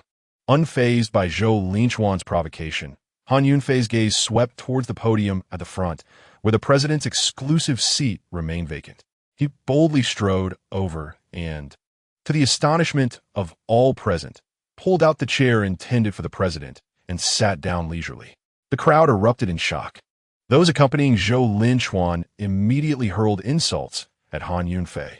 Has the useless son-in-law of the Su family lost his mind? That is the president's seat. What a shameless act. Completely oblivious to his own status. Security, get him out of here. Zhou Linchuan could no longer contain himself. Pointing at Han Yunfei in fury, Han Yunfei, as a mere parasite, what right do you have to occupy this position? If I lack the qualifications to sit here, then no one does, Han Yunfei replied nonchalantly. His words sent another wave of astonishment through the audience. Unable to bear it any longer, Su Ruoxue interjected. Han Yunfei, what are you doing? You're bringing shame upon the Su family. You should come down immediately. Han Yunfei, you truly are oblivious to your own limitations. Just wait until the president arrives. I shall see how you extricate yourself from this predicament, Zhou Linchuan sneered. And what if the president does arrive? He will still have to bow to me. Han Yunfei replied coldly. Such audacity. From this day forth, the Zhou Group will wholly suppress the Su family. Zhou Linchuan declared. My Kong family will also fully suppress the Su family. Echoed another. My Yang family will join in the effort to suppress the Su family. Another chimed in. My Ma family will also unite to suppress the Su family. Several others surrounding Zhou Linchuan affirmed. Faced with the concerted efforts of so many prominent families, Han Yunfei not only remained composed, but also smiled. Finally, the true faces are revealed, he thought to himself, as Su Ruoxue faced the relentless pursuit of several prominent families. Despair enveloped her. She believed the Su family was doomed once again, and this time, it was at the hands of her own actions and those of Han Yunfei. Just then, the grand entrance swung open, and an immediate silence fell over the gathering. A formidable elder strode in, none other than Wu Jingde, the president of the business community in Longxia Kingdom, a legendary figure with an indispensable standing in the realm of commerce. Zhou Linchuan and the families allied with him began to swell with pride. Han Yunfei, you are finished. Chairman Wu detests anyone who dares to encroach upon his territory. The Su family is utterly doomed. Han Yunfei, let us see how audacious you remain now. Zhou Linchuan eagerly awaited the public humiliation of Han Yunfei, anticipating the downfall of the Su family. However, as Wu Jingde's gaze swept across the room, it landed on Han Yunfei, seated at the head of the table, causing his pupils to constrict in shock. In the next heartbeat, to the astonishment of all present, this titan of the business world, whose mere stamp of his foot could send tremors throughout Longxia, approached Han Yunfei with brisk steps and bowed deeply. Mr. Han, I was unaware of your presence. I should have arrived sooner to greet you at the door. A profound silence enveloped the room. Zhou Linquan's triumphant expression froze, while the allied families appeared as if struck by lightning, their mouths agape in disbelief. Why would Chairman Wu extend such respect to a perceived weakling? Was I still dreaming, having wandered into the wrong scene? Or had Chairman Wu been misled by his failing eyesight? As the crowd remained in stunned silence, Han Yunfei slowly rose and, with utmost courtesy, replied, "Elder Wu, please take your seat. I have no intention of usurping your rightful place, merely wishing to teach a lesson to a few individuals who are unaware of their own limitations. Mr. Han, among all present, only you possess the merit to occupy this position," Wu Jingde declared. In terms of strength, the Han family was an unassailable force in Longxia. Furthermore, during the Wu family's time of peril, it was the Han family's generosity that salvaged their fortunes. Without such intervention, Wu Jingde would not stand where he is today. "Elder Wu, this is your rightful place. Please be seated," Han Yunfei insisted, as he had pressing matters to attend to. He then contacted Luo Xiao outside the venue. The target has been locked in, Zhou Linquan and the allied families. Suddenly, the grand entrance burst open once more, and Luo Xiao, accompanied by a contingent of soldiers, surged into the room. The attendees were left in utter shock, confused by the unfolding events. In an instant, Luo Xiao's forces surrounded Zhou Linquan and his allied families. Realizing the gravity of the situation, Zhou Linquan, pale and trembling, collapsed to the ground. The allied families were equally struck with terror. "Arrest them," Luo Xiao commanded his troops. The onlookers, save for Han Yunfei, who was privy to the truth, were left bewildered as they witnessed the apprehension of Zhou Linquan and his coalition. Luo Xiao escorted Zhou Linquan and the others back to their base for interrogation. During the process, Zhou Linquan confessed that he had received support from the Songlong Kingdom, with the intent to undermine the commercial economy of Longxia. Luo Xiao promptly relayed the results of the interrogation to Han Yunfei, who felt a chill run down his spine upon hearing the news. Chapter 84. The Light Quantum Laboratory 3 years prior. Han Yunfei led his troops to repel the forces of the Songlong Kingdom in the northern borders, resulting in 3 years of peace between the two nations. However, the Songlong Kingdom now seeks to undermine the economic lifeblood of Longxia, a move that cannot be without cause. Han Yunfei surmises that a great conflict is imminent. The research project on drones and artificial intelligence, initiated by Han Yunfei, has become urgent, and overcoming the existing challenges is imperative. At a clandestine location in Yundong City, Qin Mu, the chief of intelligence from Songlong Kingdom, paces back and forth in contemplation. The capture of Zhou Linquan and Tang Lifeng has left him deeply troubled. Prior to Tang Lifeng's apprehension, he had gleaned information from Ma Huayun regarding Xingqian Technology's secret development of new weaponry. Furthermore, he learned that the project is currently facing obstacles and is in need of new talent to resolve them. Qin Mu reports this intelligence back to Songlong Kingdom, which instructs him to ensure that this project does not succeed. After much deliberation, Qin Mu devises a plan for talent acquisition through nefarious means. Minvile Han Yunfei, eager to recruit talent from Yundong University and expedite the research progress, makes a significant donation of 10 libraries in the name of Xingqian Technology. Su Ruoxue, an alumna of Yundong University and the vice president of Xingqian Technology, is perfectly positioned to spearhead the recruitment efforts, with Han Yunfei providing discreet support. The university, taken aback by such a monumental donation coinciding with its 50th anniversary, decides to host a celebration and a ceremony for the library donation. Lin Xiaoming, a fellow alumna and friend of Su Ruoxue, is naturally invited to the festivities. The night before the celebration, Lin Xiaoming calls Su Ruoxue. "What is the matter?" Su Ruoxue inquires. At tomorrow's celebration, everyone else is bringing their families. Married ones are bringing their husbands, and those not married are bringing their boyfriends. What should I do? Lin Xiaoming expresses her dilemma. "Well, you should hurry and find yourself a boyfriend." Su Ruoxue thesis. "Where am I supposed to find one on such short notice?" "You're married. It's easy for you to joke." Lin Xiaoming responds. "What about Han Yunfei? He is always embarrassing me. I'm still contemplating whether to bring him along." Su Ruoxue remarks. If you decide not to take Han Yunfei, lend him to me for tomorrow. I could use him as a last-minute stand-in, Lin Xiaoming jests. Fine, if you want to take him, go ahead. Su Ruoxue laughs, aware that Lin Xiaoming is merely joking. Han Yunfei, overhearing their conversation, is left speechless, feeling like a pawn being pushed around. Lin Xiaoming has no real intention of borrowing Han Yunfei for the celebration. She merely wanted to vent her frustrations. Su Ruoxue, understanding the humor, knows that when the time calls for it, Han Yunfei is quite dependable.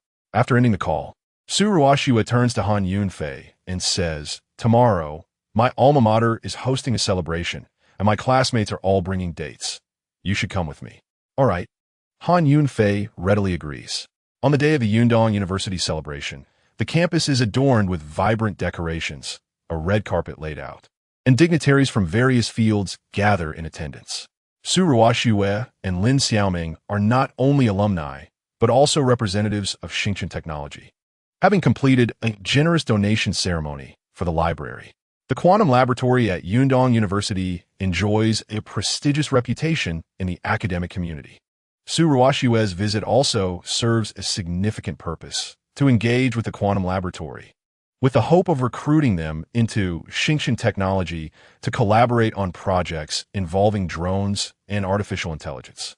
Han Yunfei, acting on behalf of Xingchen Technology, generously donated 10 libraries. And naturally, the university was more than willing to facilitate connections between Su Ruoxue and the team from the quantum laboratory. In a reception hall of the quantum laboratory at Yundong University, a tall and fair-skinned woman, adorned with golden-rimmed glasses, approached them. Upon seeing Su Ruoxue and Han Yunfei, she greeted, "Miss Su, Mr. Han, it is a pleasure to meet you. I am Yinyu, the head of the quantum laboratory." Having heard much about Su Ruoxue, renowned as the most beautiful woman in Yundong City, Yinyu was not disappointed upon meeting her. As for Han Yunfei, known by many in Yundong City as a good-for-nothing, Yinyu had a vague understanding of him. Although Han Yunfei was dressed modestly, he did not leave as poor an impression on Yinyu as the rumor suggested. "Hello." Su Ruoxue and Han Yunfei nodded in acknowledgement. Before Han Yunfei could speak, Su Ruoxue and Yinyu began discussing matters of importance. At that moment, a man hurried over and inquired, "Mr. Han, I am Ma Dongyuan, the deputy team leader of the quantum laboratory. May I ask where you are currently employed?" This man, a senior of Su Ruoxue, had once pursued her during their school days, but was turned down. Seeing that Su Ruoxue had married a seemingly incompetent husband, he sought to regain a sense of superiority. "I am currently unemployed." Su Ruoxue found it difficult to articulate. "Could it be that you are a stay-at-home husband? Our school has an opening for a security position. I wonder if Mr. Han might be interested." Ma Dongyuan taunted. "That won't be necessary. I am the president of Xingchen Technology, the president of Tongfei Group, and the president of Hongda Bank. The economic weight of half of Yundong City rests upon my shoulders. Perhaps you should apply for the security position instead," Han Yunfei retorted. Han Yunfei recognized Ma Dongyuan's intent to provoke him and was not inclined to tolerate it. Even if he revealed his true identity, Su Ruoxue might not believe him. First, he needed to assert dominance over Ma Dongyuan. Is that so? Ma Dongyuan felt embarrassed. Although he found Han Yunfei's claim hard to believe, he had no grounds to refute it. Initially intending to mock Han Yunfei, he inadvertently found himself in an awkward position. "Let us return to the matter at hand," Su Ruoxue interjected, sensing that Han Yunfei was veering off topic. "I am here on behalf of Xingchen Technology to invite the quantum laboratory to join us. I believe this presents a wonderful opportunity for our quantum laboratory, and we will be pleased to accept." Yinyu, having researched Xingchen Technology and recognizing its robust capabilities, readily agreed. "That is splendid. We warmly welcome your partnership. You may report to Xingchen Technology at your convenience. I shall not intrude further on your research. We will take our leave now," Su Ruoxue concluded. Su Ruoxue completed her tasks and departed the quantum laboratory with Han Yunfei. "Is this truly the decision, Captain? Should we not reconsider and explore other enterprises?" Ma Dongyuan expressed his reluctance for Yinyu to integrate the quantum laboratory into Xingchen Technology. If Han Yunfei were indeed the president of Xingchen Technology, Then Ma Donyuan would become an employee under him, a notion that filled him with disdain. Xingqian technology is the optimal choice. Let us finalize this decision, Yin Yu asserted. Just as Han Yunfei and Su Ruoxue reached the school's entrance, 3 suspicious vehicles approached. Chapter 85. Kidnapping. The trio of dubious cars halted beneath the quantum laboratory. A man named Zhang Yu emerged from the first vehicle and made his way towards the laboratory. He claimed to represent a technology firm from the Songlong nation, offering exceptionally generous terms in hopes of persuading Yin Yu to lead the laboratory to join their ranks. Captain, please acquiesce to their offer. Their conditions far surpass those of Xingqian technology, Ma Donyuan insisted, opposing the integration with Xingqian. Yin Yu had already promised Su Ruoxue, yet she found herself in a state of indecision. If Miss Yin finds it challenging, we can arrange a visit to our company first, and you may deliberate further, Zhang Yu proposed, sensing her hesitation and altering his approach. The distance from Songlong to Longxia is considerable. A round trip would consume significant time, Yin Yu remarked. We have a dedicated helicopter prepared for your convenience, ensuring minimal disruption to your research time, Zhang Yu countered. Captain, let us at least take a look. There is no harm in doing so, Ma Donyuan urged fervently. Very well, Yin Yu conceded reluctantly. She led the entire quantum laboratory team into the 3 vehicles prepared by Zhang Yu, departing from Yundong University. Han Yunfei, having previously engaged in battle with the Songlong nation and recently apprehending its spies, was well acquainted with their tactics. Upon spotting the 3 vehicles' arrival, he sensed something amiss and instructed Su Ruoxue to return home. Han Yunfei hailed a taxi. Driver, follow those 3 vehicles, he commanded, as he trailed the suspicious cars. They gradually ventured away from the city into increasingly desolate surroundings. Where are you taking us? Yin Yu's suspicions grew, prompting her to inquire. We're heading to the airport. Do not fret. We shall arrive shortly, Zhang Yu replied. This area does not appear to be near an airport. Kindly return us, Yin Yu insisted, her unease escalating. Return? To where? Zhang Yu's demeanor shifted abruptly, his eyes widening with fury. Yin Yu sensed impending danger, though she was yet unaware of Zhang Yu's true intentions. Brother Zhang, we are being followed, reported one of the henchmen, having spotted Han Yunfei. Speed up and lose him, Zhang Yu ordered. The driver obeyed, flooring the accelerator, causing the vehicle to bounce violently over the rough suburban roads. Mom, I want to go home, Ma Donyuan cried in distress. Shout again, and I shall sever your tongue, Zhang Yu threatened, brandishing a knife at Ma Donyuan. Meanwhile, Han Yunfei sensed increasing unease from the taxi driver.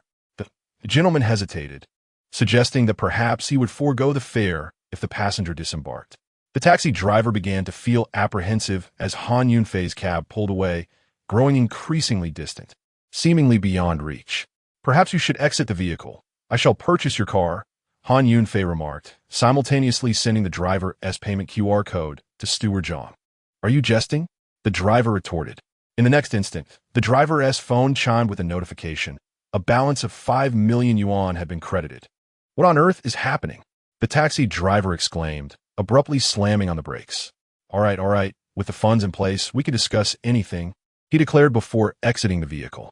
Han Yunfei then took the driver's seat and resumed his pursuit. With a firm press of the accelerator, Han Yunfei pushed the vehicle to its limits, nearly lifting off the ground. Oncoming dump trucks approached in quick succession, and Han Yunfei skillfully maneuvered between them, narrowly avoiding disaster. Fortunately, his exceptional driving skills allowed him to quickly catch up to Zhang Yu's vehicle. What now? He has caught up again, Zhang Yu's henchmen observed from the window as they drove parallel to Han Yunfei. Ram him, Zhang Yu commanded. One of his subordinates jerked the steering wheel, directing their vehicle towards Han Yunfei's.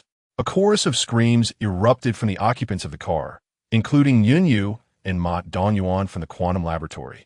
Han Yunfei's vehicle was jolted violently, but he regained control and closed the gap once more. 2 of Zhang Yu's cars positioned themselves on either side of Han Yunfei, preparing to crush him inward. In a swift maneuver, Han Yunfei slammed on the brakes and evaded them. Brother Zhang, we're almost there, one of Zhang Yu's men shouted. Zhang Yu glanced out the window, spotting a large military helicopter not far off. Han Yunfei accelerated once more, chasing after them. Had it not been for the presence of the quantum laboratory personnel in Zhang Yu's vehicle, he would have collided with them.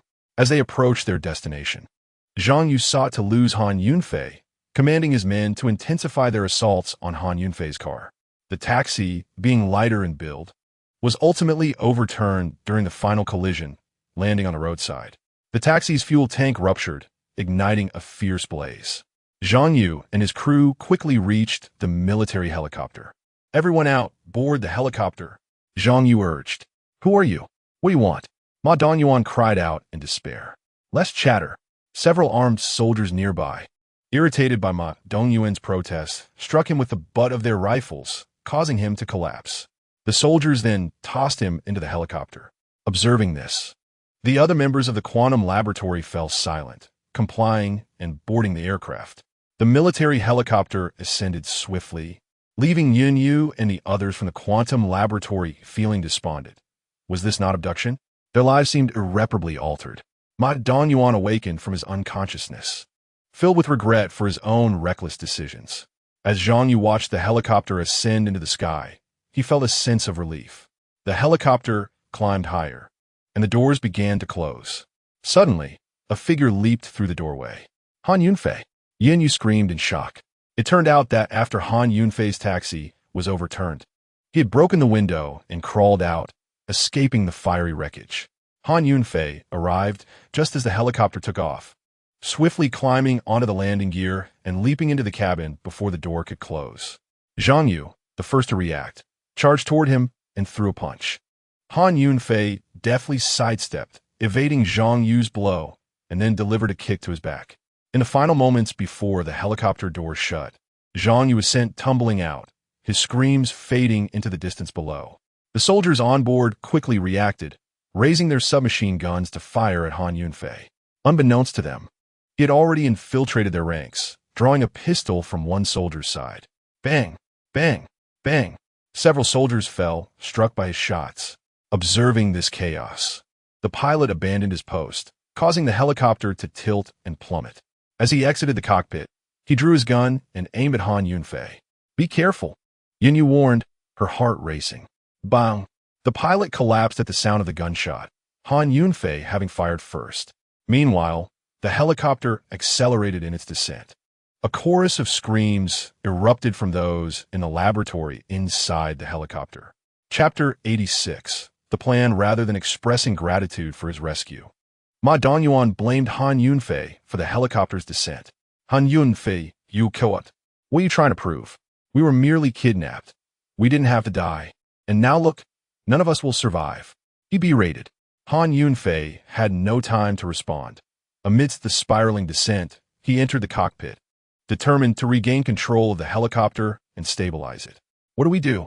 I don't want to die," Ma Donyuan screamed, frantically rummaging beneath his seat for a parachute, which he foolishly strapped on. In a panic, he managed to force open the door and jumped out without any training, naively seeking escape, sealing his own fate. Yun Yu and the others were not as foolish as Ma Donyuan, but they felt equally helpless. Who among them could pilot a helicopter? They could only wait in silence for death to arrive. As the helicopter neared the ground, despair enveloped them, yet, astonishingly, it stabilized. What was happening? Was there truly a miracle? As they regained their senses, they beheld Han Yunfei piloting the helicopter in the cockpit, leaving them all speechless. Han Yunfei was flying the helicopter? He could pilot it? This coward of the Su family was their savior? What on earth was going on? The faces of the onlookers were filled with bewilderment. Han Yunfei skillfully guided the helicopter back to the location from which it had taken off. The large military helicopter from the Wolf Country was an unusual sight within the borders of Longxia, likely indicative of a covert invasion.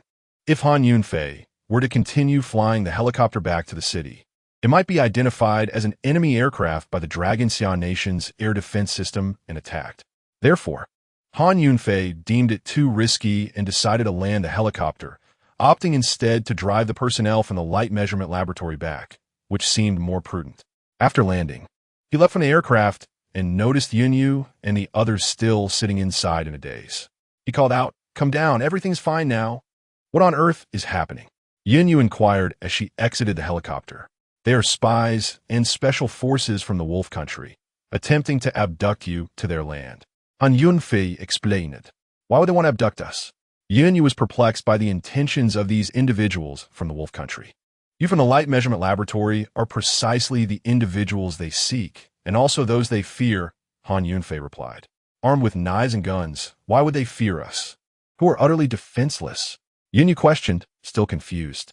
I suspect it relates to your research. Their recent operation has failed, and they will undoubtedly pursue further actions. We must expedite the deployment of our Dragon Xia soldiers to ensure your protection, Han Yunfei stated. Deploy soldiers for our protection? Surely that is unnecessary. Yun Yu was yet to grasp the gravity of the situation. Yun Yu's reaction was understandable. Ordinary individuals living in a time of peace, under the vigilant guard of fearless warriors like Han Yunfei, often remain oblivious to the perils of war. After contemplation, Han Yunfei decided that it would be more prudent to arrange for covert protection. Dispatching a contingent of soldiers for close protection might disrupt their lives and research. So he refrained from pressing Yun Yu further. How do you know they intend to abduct us? And how did you end up here? Also, how are you so formidable? You single-handedly vanquished the spies and special forces from the Wolf Country, and you can fly a helicopter? Yun Yu bombarded him with questions, her inquisitive nature as a researcher shining through. However, the last inquiry was less a question and more an expression of admiration. I discovered these vehicles suspiciously parked at the entrance of Yundong University and followed them here. I have served in the military, so dealing with a few spies and special forces from the Wolf Country is not particularly daunting. Han Yunfei patiently reassured her. What shall we do now? Yun Yu asked, no longer suspicious of Han Yunfei. Everyone, get in the car. I will escort you back, Han Yunfei instructed. Han Yunfei, Yun Yi, and the other members of the Light Measurement Laboratory once again boarded the 3 vehicles that had been commandeered by Zhang Yu, returning to the city. Along the way, they encountered the taxi that Han Yunfei had purchased for 5 million, the flames still smoldering. Truly, 5 million was quite resilient against fire.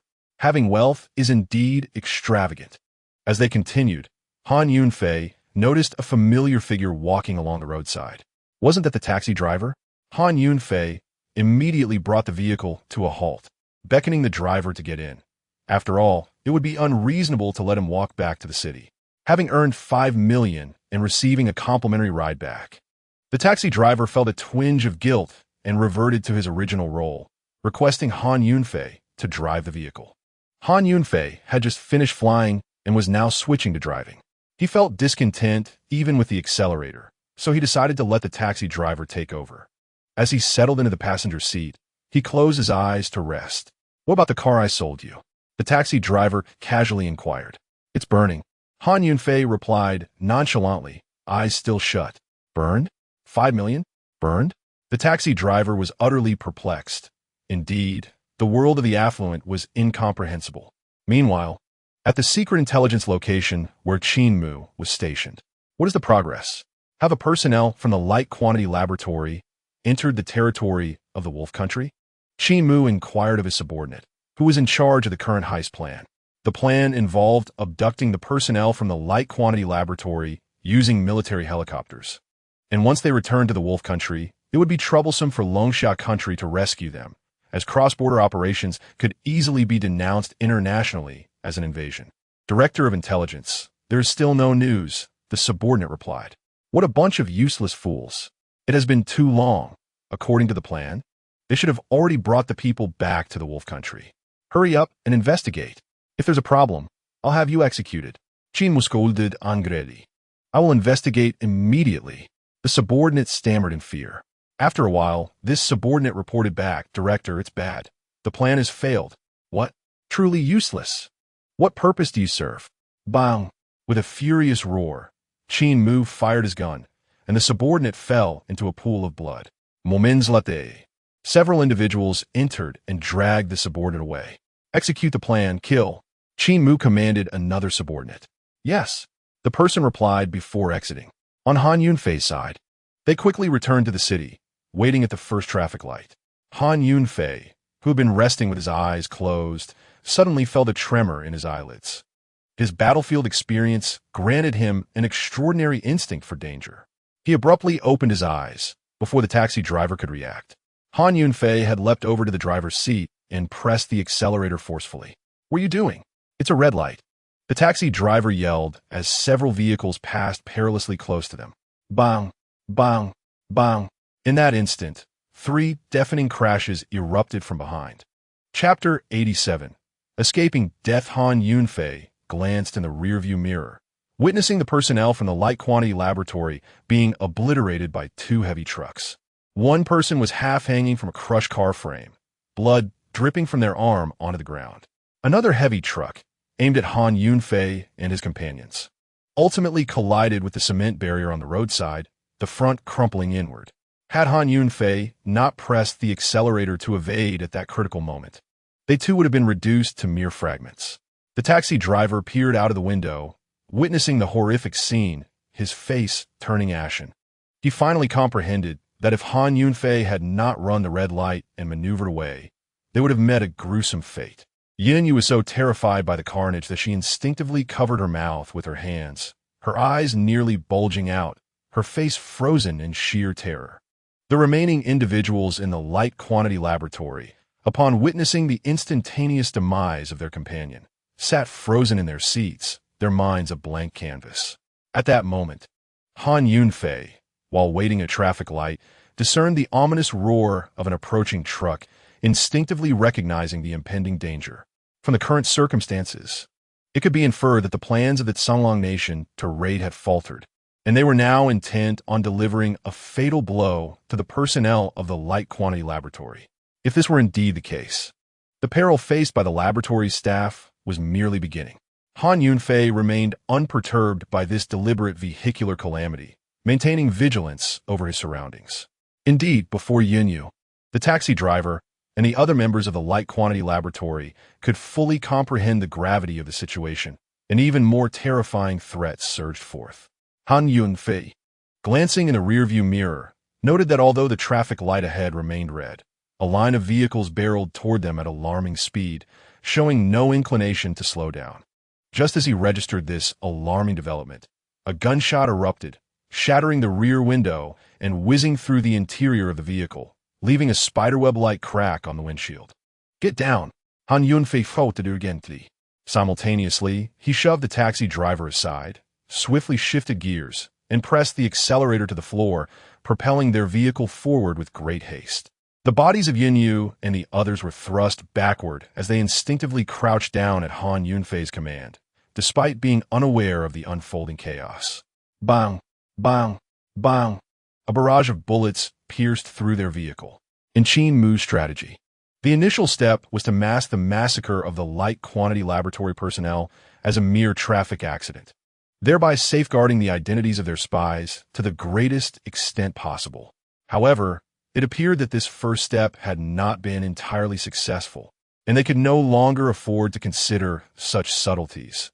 Eliminating the personnel of the light quantity laboratory took precedence over revealing their identities, prompting them to brazenly open fire in broad daylight.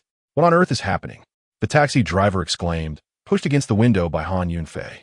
"Stay down." Han Yunfei had no time to offer explanations. His full attention was devoted to driving and evading the pursuing vehicles. Any moment of hesitation could result in being riddled with bullets. "Hold on tight." Han Yunfei urgently maneuvered the steering wheel, veering into a narrow alleyway. The pursuing vehicles were caught off guard, with the lead car barreling past the intersection. The second vehicle, though barely keeping pace, collided with a massive boulder by the roadside, its front end billowing smoke. From the third to the 10th vehicles, the second car obstructed the way, causing a brief delay. Seizing this opportunity, Han Yunfei devised a counter-strategy. "You drive. No matter what happens behind us, do not stop," he instructed, handing control of the vehicle back to the taxi driver. "Understood." The taxi driver, bewildered by the unfolding events, could only comply with Han Yunfei's directive. Han Yunfei then climbed out of the window, carefully navigating the precarious situation. "Be careful," Yunyu cautioned, alarmed as Han Yunfei nearly stumbled over a tree branch outside the vehicle. He adeptly ascended to the higher branches, using the foliage for concealment, patiently awaiting the approach of the pursuing convoy. 1-2, there came the ninth vehicle. Han Yunfei confirmed the final vehicle and then leapt from the tree, landing atop it with a resounding thud. The occupants within the vehicle were startled by the noise and looked up, witnessing a dent in the roof clearly marked by a pair of footprints. Just as their expressions shifted to confusion, another mighty crash echoed from above, deepening the indentation into a fist-sized imprint. Thud, thud, thud. Following this, the roof was subjected to a series of relentless blows, culminating in Han Yunfei punching through the metal. He plunged into the vehicle through the gaping hole. The occupants reacted swiftly. They were elite soldiers from the Canglang Nation, meticulously selected and dispatched to assist Qin Mu in espionage and assassination tasks within Longxia. In the confined space, aware that using firearms could endanger their own, they promptly drew their daggers and lunged at Han Yunfei. Unfazed, Han Yunfei's muscle memory sprang to life at the glint of the blades. A warrior, born for combat. These individuals, intent on exterminating Longxia's technological talent, were beyond redemption. Kill, kill, kill. The first dagger aimed for Han Yunfei's throat, but he narrowly evaded it by tilting his head back, the blade grazing his skin. While dodging, he seized his opportunity, gripping the assailant's neck and thrusting him towards the window. Thud! The soldier's head shattered the glass, leaving him dangling outside. Han Yunfei deftly caught the falling dagger in his right hand and swiftly slashed back. Ack! Ack! Two cries of agony erupted as two soldiers clutched their throats, blood gushing between their fingers. Then, another dagger lunged at Han Yunfei, who countered with the blade he had just acquired. Clang! The two daggers clashed, sparks flying in the air. Before the adversary could fully comprehend, Han Yunfei had plunged the dagger into his heart. Now, only the driver remained among the soldiers in the vehicle, visibly shaken, unable to comprehend how their elite selection could be so easily dismantled. The driver drew his gun, aiming to shoot Han Yunfei, but before he could pull the trigger, a dagger thrown by Han Yunfei pierced his neck, causing him to collapse onto the steering wheel. Han Yunfei swiftly took the driver's seat, pushing the soldier out and commandeering the vehicle. Thus, the enemies in the first vehicle were neutralized. After the skirmish, the soldiers in pursuit were closing in on Yun Yu and her companions. In a moment of urgency, Han Yunfei pressed the accelerator to the floor, charging forward and colliding sideways, akin to bumper cars in a park, overturning two enemy vehicles. At that moment, the remaining 6 soldiers in the cars ahead realized they were the prey in a predator's game, their true target trailing behind them. Consequently, the soldiers climbed out of their windows, hanging precariously as they aimed their weapons at Han Yunfei. Bang! Bang! Bang! Bullets flew in all directions. Chapter 88. A desperate struggle with one hand on the wheel. Han Yunfei grasped a gun with the other, shattering the windshield and firing towards the front. Bang! Bang! Bang! Han Yunfei aimed at the tires of the 2 vehicles ahead, unleashing a barrage of gunfire. As the rear tires of both vehicles exploded, their bodies flipped and tumbled into the deep ditch by the roadside. With his submachine gun now devoid of ammunition, Han Yunfei realized it was time to take a decisive action. He pressed the accelerator to the floor and, using the spent weapon to prop against the gas pedal, leaped onto the roof of the vehicle, which now sped forward uncontrollably. Standing atop the car, he faced the wind, his coat billowing dramatically. As Han Yunfei drew closer to the leading vehicle, the impending collision loomed. Suddenly, he surged forward, launching himself from the front of his car. With a resounding thud, he landed perfectly on the roof of the vehicle ahead. Not pausing for a moment, he accelerated further and leapt once more towards the front of that car. At this precise moment, the unmanned vehicle he had commandeered collided with the one in front. The impact was deafening, and flames erupted as the 2 vehicles collided. In midair, Han Yunfei traced an arc, landing deftly on the roof of the next car ahead. With a series of agile jumps, he reached the very front vehicle. Behind him, 2 cars followed closely, while he stood atop the foremost vehicle. Inside, the special forces were still firing at Yin Yu's car. In a moment of urgency, Han Yunfei smashed the front windshield with a powerful punch and swiftly pulled the driver out. Deprived of a driver, the vehicle careened sideways, scraping against the road and igniting a shower of sparks. The two following cars, unable to evade, collided with a resounding crash. The tremendous force crumpled the vehicles into mere husks, glass shattering into countless fragments, while thick smoke, infused with the scent of gasoline, billowed skyward, igniting into a raging inferno.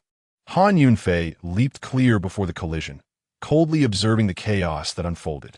The special forces of the Zhonglong nation experienced firsthand the fatal consequences of being crushed by vehicles. Having neutralized the operatives sent by Qin Mu, Han Yunfei looked up to see that Yun Yu and her companions had long vanished from sight. The taxi driver, indeed reliable, continued on undeterred by the tumult behind. Han Yunfei surmised they were likely returning to the Guangli laboratory at Yundong University. Thus, he hailed another taxi, setting off once more towards Yundong University. En route, he contacted Luo Xiao, emphasizing the need for personnel protection to ensure the safety of those at the Guangli laboratory. Han Zhanshan, what are your instructions? Luo Xiao inquired upon answering the call. The matter unfolds in two parts. Firstly, there are spies and special forces from the Zhonglong nation infiltrating our Longxia nation, aiming to assassinate personnel at the Guangli laboratory. You are to lead an elite team swiftly to Yundong University to safeguard the individuals at the laboratory. In the second part, a team of special forces from the Zhonglong kingdom was annihilated by me. Please send someone to clean up the scene. Located on a small road near the suburbs to the north of the city, Han Yunfei instructed Luo Xiao. Understood, Luo Xiao replied. By the time Han Yunfei arrived at Yundong University, Luo Xiao had already been there. Indeed, an elite force is remarkable. Following Han Yunfei's orders, Luo Xiao dispatched a squadron of military helicopters to Yundong University, ensuring a swift arrival. Observers at the university's anniversary celebration were astonished by the swarm of military helicopters overhead, speculating that one of their distinguished alumni had achieved something extraordinary. Upon landing at Yundong University, Luo Xiao led his troops directly to the quantum laboratory. Yin Yu and her colleagues were still in a state of shock when they were confronted by another group of armed soldiers, leaving them pale with fear. Who are you? What brings you here? Yin Yu inquired, still rattled from the recent life-and-death incident. Fear not, young lady. We are warriors from the Longxia kingdom, here to protect you. Luo Xiao reassured her. Upon hearing that they were from Longxia, Yin Yu's anxiety began to dissipate. Who sent you? Was it Han Yunfei? She asked, adjusting her gold-rimmed glasses. Her curiosity piqued by her scientific mindset. Yin Yu recalled that Han Yunfei had mentioned deploying troops for their protection, and the rapid arrival of these soldiers only confirmed her suspicions. They had barely returned to the quantum laboratory when these soldiers appeared. Who else could it be but Han Yunfei? However, as she pondered this, she recalled the rumors labeling Han Yunfei as a coward. How could he command such troops? Moreover, Luo Xiao's military attire and rank suggested he was a high-ranking general. How could Han Yunfei possibly outrank someone of such stature? With a rigorous scientific spirit, Yin Yu sought clarification from Luo Xiao. It was Brother Han who provided us with the intelligence that prompted our swift arrival, Luo Xiao explained. Noticing Yun Yu's informal reference to the war god, he realized she was unaware of Han Yunfei's true identity, and he could not recklessly reveal it. Just then, Han Yunfei entered the quantum laboratory. As Han Yunfei intended to caution Luo Xiao against disclosing his identity, Luo Xiao spoke first, and Han Yunfei thought to himself, "This is a disaster." Brother Han, Luo Xiao said, demonstrating quick thinking and maintaining Han Yunfei's anonymity. Thankfully, it was a false alarm. What is the current situation? Han Yunfei inquired. I have brought 100 elite soldiers and have implemented stringent protection measures for the personnel at the quantum laboratory, Luo Xiao responded. We are left with less than a third of our original team. Yin Yu began, but her voice faltered, tears welling up and dampening her gold-rimmed glasses.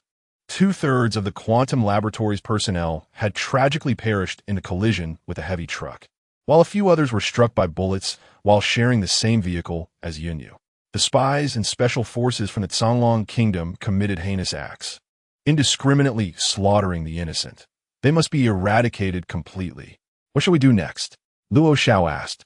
First, the quantum laboratory must relocate, and we need to ensure concentrated and stringent protection for its personnel, came the decisive reply. Secondly, we shall unearth all spies and special operatives hidden within the Dragon Summer Kingdom and eliminate them in one fell swoop. Han Yunfei articulated his plan.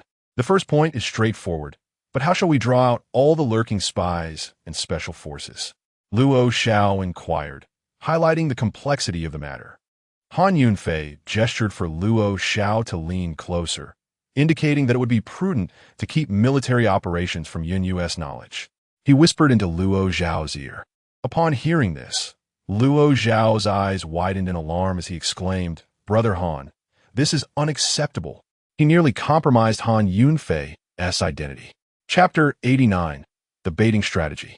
I believe it is feasible, Han Yunfei replied nonchalantly. Brother Han, I still maintain that this is unwise. How can we risk your safety? Luo Xiao insisted.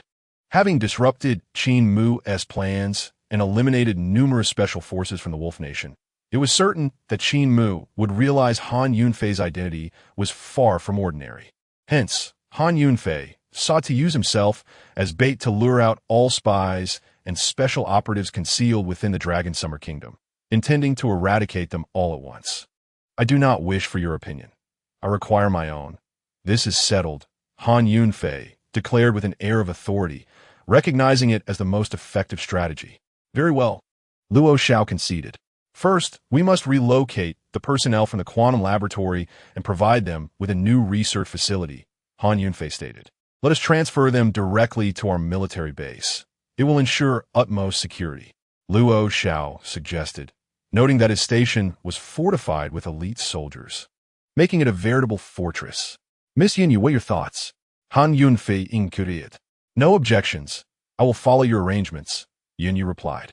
Having witnessed the tragic demise of her colleagues, she understood the gravity of Han Yunfei's warnings.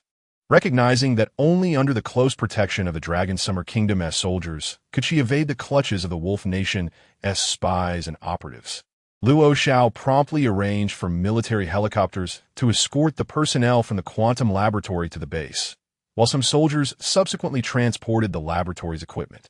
Han Yunfei and Luo Xiao continued to deliberate on the intricacies of the baiting strategy. You will release information suggesting that the personnel of the quantum laboratory were possibly attacked, and for their safety, they have relocated to a secret location.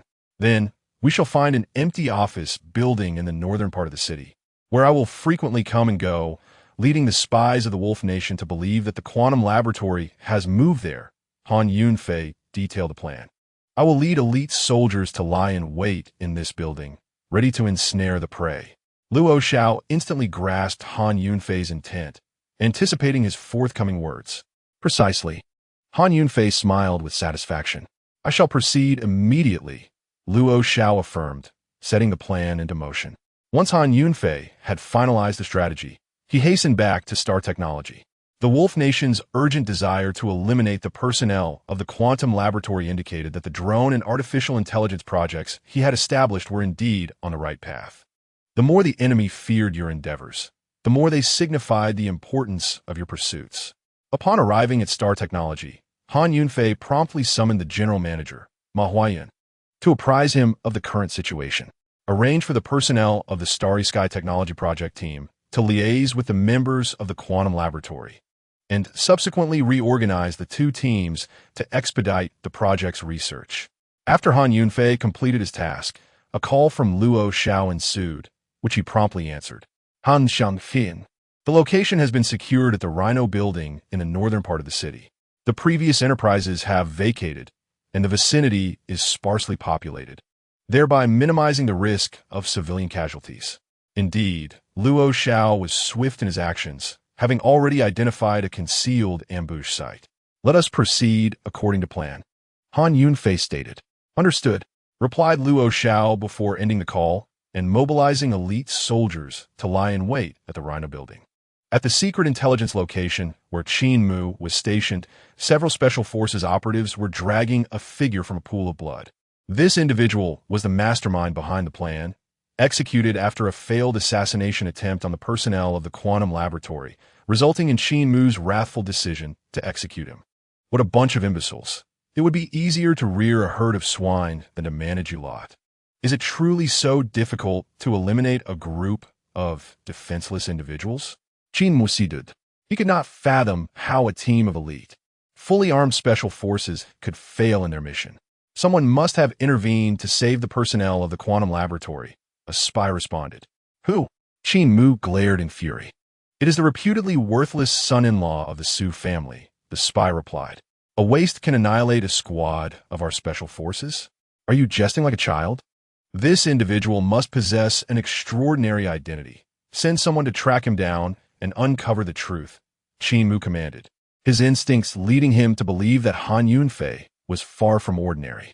Additionally, there are reports indicating that the personnel of the quantum laboratory have relocated to a secret location. Ascertain this as well. This time, I shall take matters into my own hands. Not a single one of the quantum laboratory personnel shall be spared. Qin Mu added. Understood. The spy replied promptly. In the ensuing days, Han Yunfei made frequent public appearances, and upon sensing that he was being followed, he deliberately led his pursuers to the Rhino building in the northern part of the city.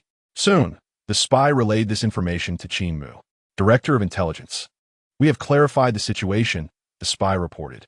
Speak quickly, Qin Mu urged, growing increasingly anxious due to the pressure from the Intelligence Bureau of the Songlong Nation for not eliminating all personnel from the quantum laboratory. The personnel have secretly relocated to the Rhino building in the northern part of the city, and Han Yunfei has been frequently entering and exiting the building over the past few days. There can be no doubt, the spy asserted confidently. Qin Mu turned to a wall where a map of Yundong City was displayed.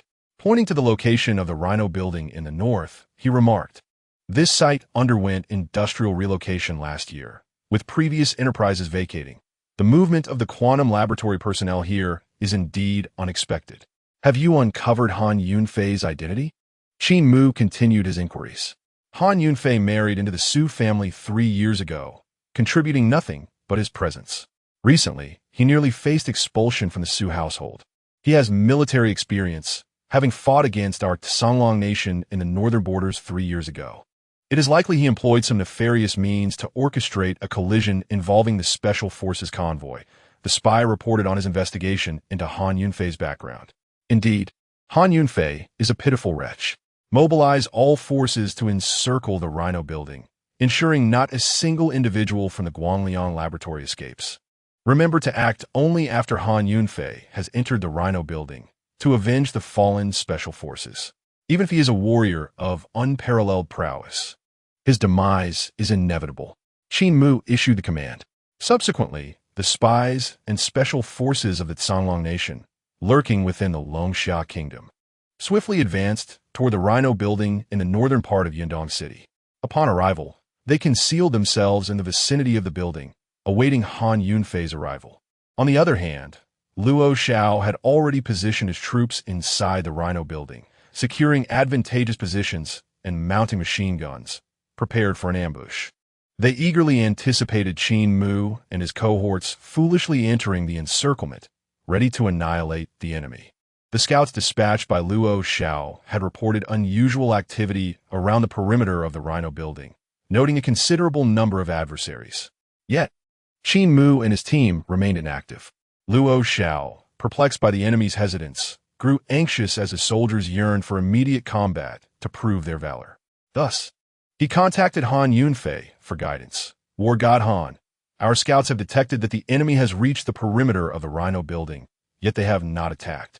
Should we take the initiative and strike them down completely? Chapter 90.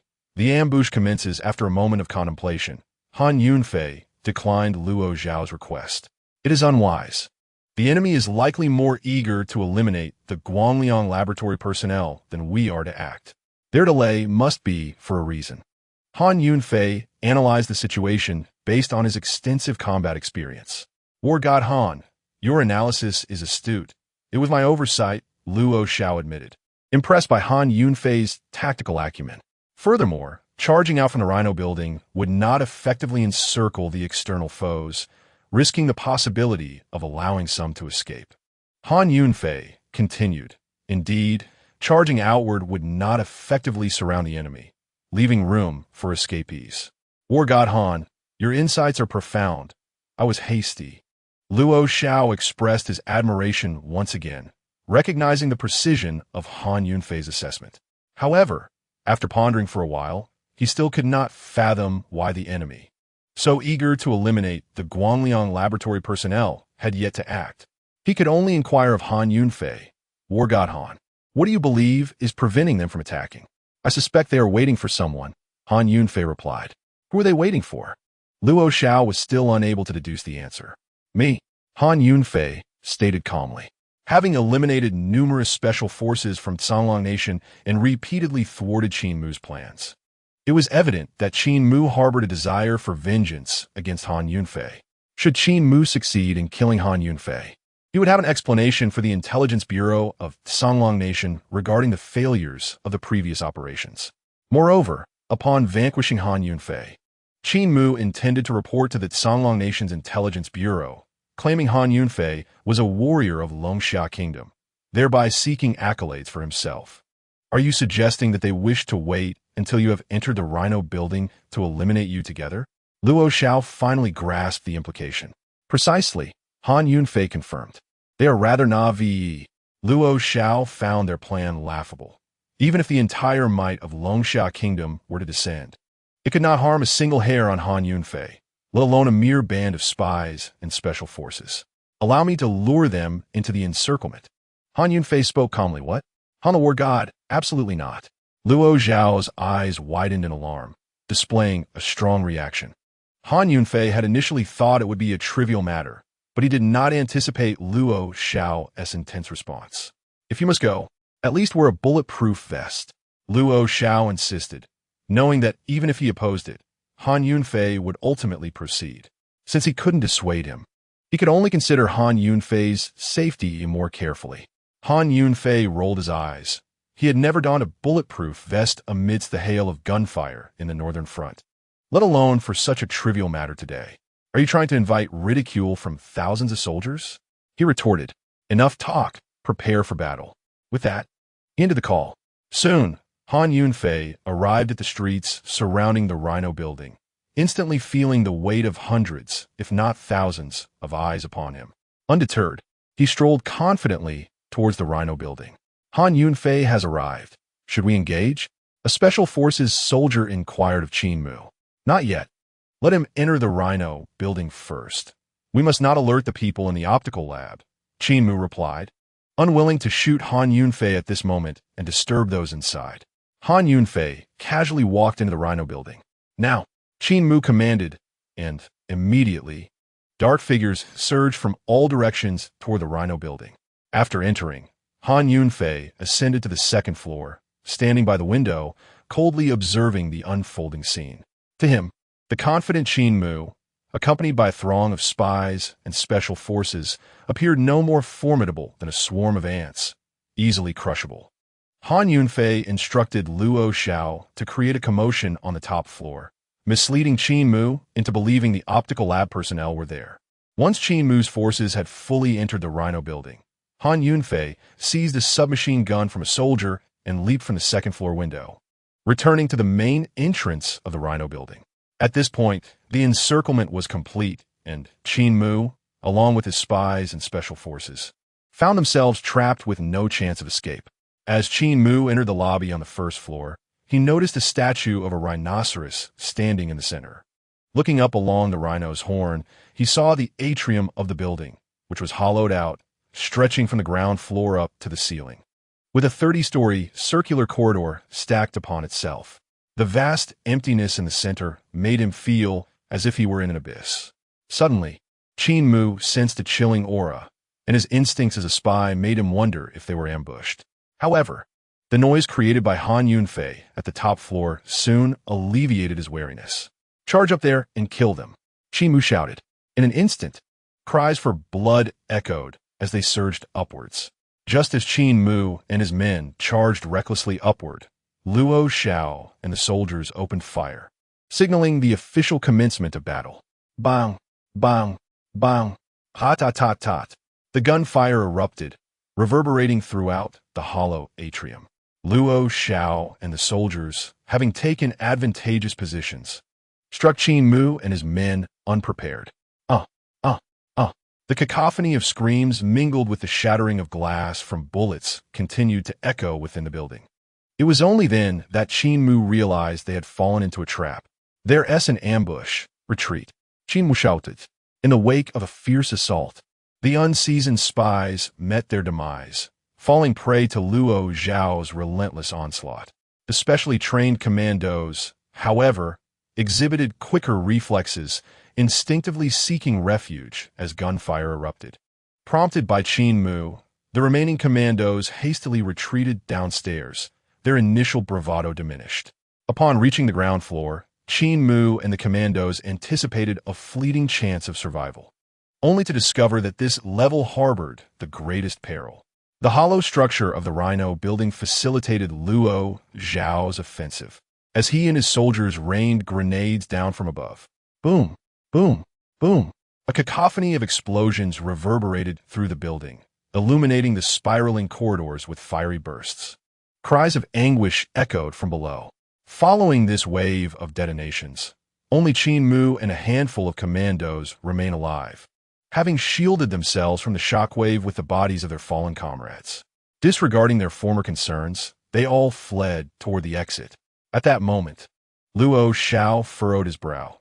He had previously arranged for his men to install a massive bomb within the Rhino statue, which inexplicably had not detonated during the recent grenade assault. As Qin Mu and the commandos rushed toward the exit, they were blissfully unaware that the most formidable adversary, Han Yunfei, awaited them at the entrance. Upon witnessing the throng of escaping individuals, Han Yunfei saw his opportunity to revel in the chaos. Gripping his submachine gun with the stock resting against his shoulder as he unleashed a barrage of gunfire. Hot, hot, hot. Bullets rained down upon the fleeing commandos, who were mercilessly struck down, leaving the remaining soldiers and Qin Mu to scurry back into the Rhino building for cover. From their vantage point above, Luo Xiao and his soldiers observed Han Yunfei's valiant display. Cheering, "War God Han, you've dispatched all the enemies.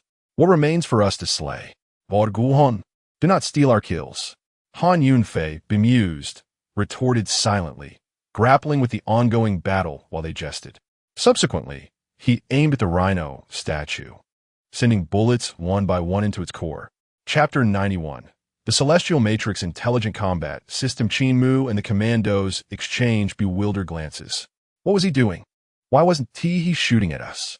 Instead, he was targeting the Rhino statue. Regardless, they felt relief as long as he wasn't aiming at them.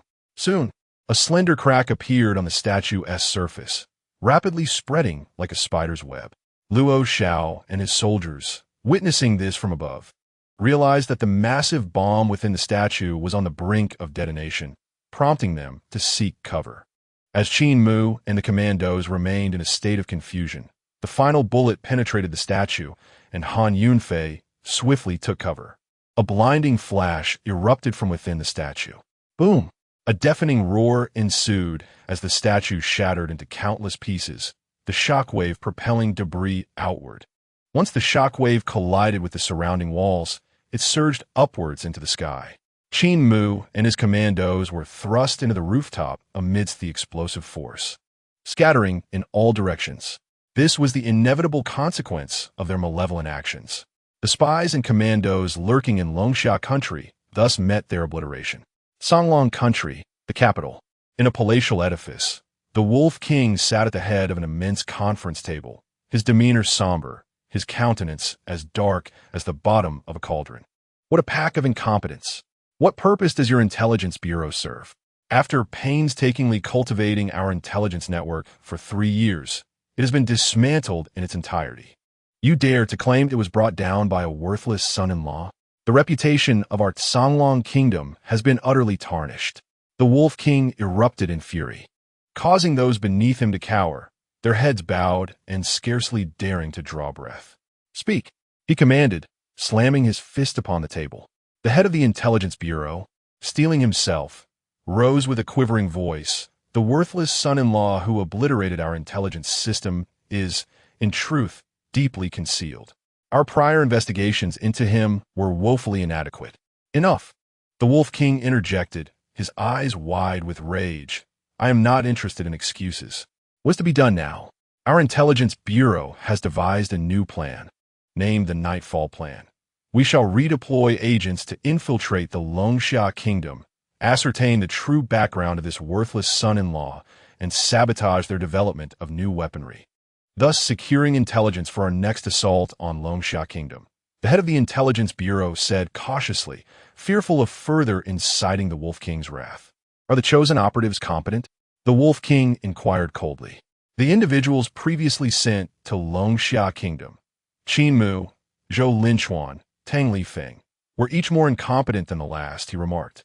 Needing reassurance. Absolutely formidable. This individual possesses martial prowess that ranks among the finest in our Songlong Kingdom. A true master, replied the head of the Intelligence Bureau. Is she reliable? The Wolf King pressed, still unconvinced. In intelligence work, loyalty is paramount. If she were to be swayed by the enemy, the consequences would be dire. Absolutely reliable. Her father was captured and executed by the Longsha Kingdom during this incident, which means she has a vendetta against them, the head of the Intelligence Bureau explained. Very well, proceed as planned. Should we fail again, heads will roll. With that, the Wolf King departed, leaving the remaining members of the Intelligence Bureau trembling in place. As for Han Yunfei, ever since he restructured the drone and artificial intelligence project teams at Xingchen Technology alongside the Guangliang Laboratory, the research progress on new weaponry had accelerated dramatically, yielding rapid results. One day, Han Yunfei once again escorted Su Ruoxue to her workplace at Xingchen Technology before discreetly making his way to the office of General Manager Ma Huayun. President, you've arrived. Good news. Wonderful news. Ma Huayun exclaimed with palpable excitement upon seeing Han Yunfei. What good news? Han Yunfei inquired. Guess came a sweet, melodious voice. Upon hearing that dulcet tone, Han Yunfei thought, Oh, you clever Ma Huayun, I did not expect this from you, a tech enthusiast.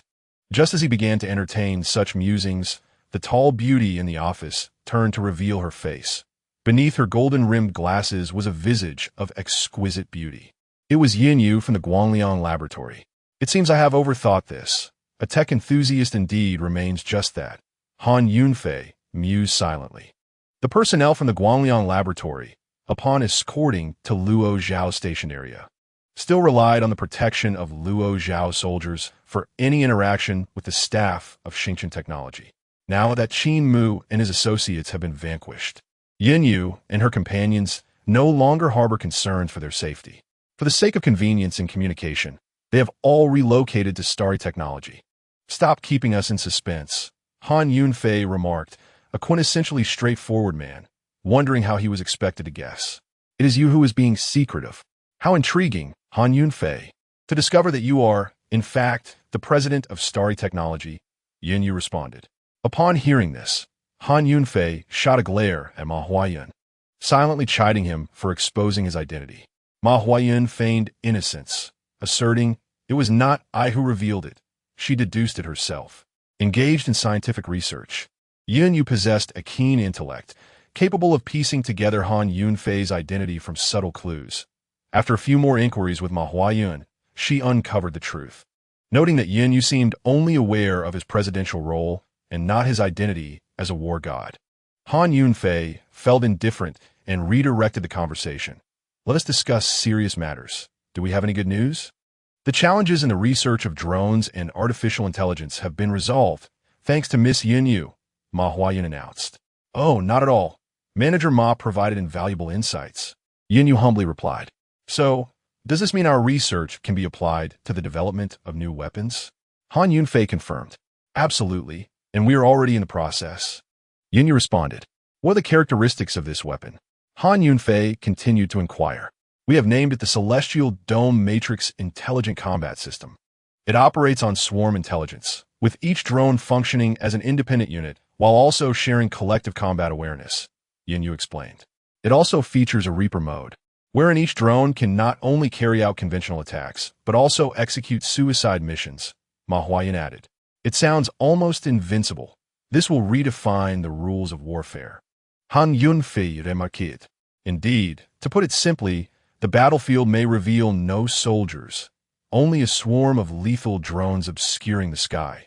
Yin Yu continued. Excellent. With the Celestial Dome Matrix Intelligent Combat System, we can significantly minimize the casualties of our troops. Continue your research and expedite mass production, Han Yunfei commanded. He had surmised from recent actions of the Canlong Kingdom that an invasion of Longxia Kingdom was imminent, and this weapon system would be the key to victory. Understood. Both Yin Yu and Ma Huayan replied. Chapter 92. The Beauty Scheme. After assigning work, Han Yunfei chose to remain at Starry Technology until Su Ruoxue finished her shift. Once she completed her duties, Han Yunfei feigned that he had come specifically to pick her up. We won't be heading home just yet, Su Ruoxue stated. Then where are we going? Han Yunfei inquired. To the airport to pick someone up. I have a childhood friend. We grew up together and share a close bond. She emigrated with her family abroad, but is returning today to spend time with me, Su Ruoxue explained. Very well. I shall escort you, Han Yunfei replied, refraining from further questions and assuming the role of a dedicated driver. On the way to the airport, Su Ruoxue recounted amusing anecdotes from her past with her friend. She mentioned that her friend's father had lost a pinky finger. This detail caused Han Yunfei to furrow his brows, for the spy he had captured, Tang Lifeng, had indeed lost a little finger on his right hand. Could there be some connection between them? However, he quickly shook his head with a smile, dismissing the notion as mere coincidence, hoping it was just his overactive imagination. Upon arriving at the airport, Su Ruoxue stood at the exit, craning her neck, her eyes intently fixed on every passenger emerging. Over here. Suddenly, Su Ruoxue excitedly waved her arms and called out. Following her gaze, Han Yunfei saw a tall woman stepping out. Her features were exquisitely chiseled, her figure voluptuous with defined muscle lines, and she walked lightly, nearly soundlessly. Ruoxue. It's been so long. The woman named approached Su Ruoxue, and the two embraced tightly. Who is this? After their embrace, pointed at Han Yunfei, seemingly eager to be acquainted with him. This is my husband, Han Yunfei, whom I've mentioned to you, Su Ruoxue introduced. And this is my childhood friend, She continued, introducing Han Yunfei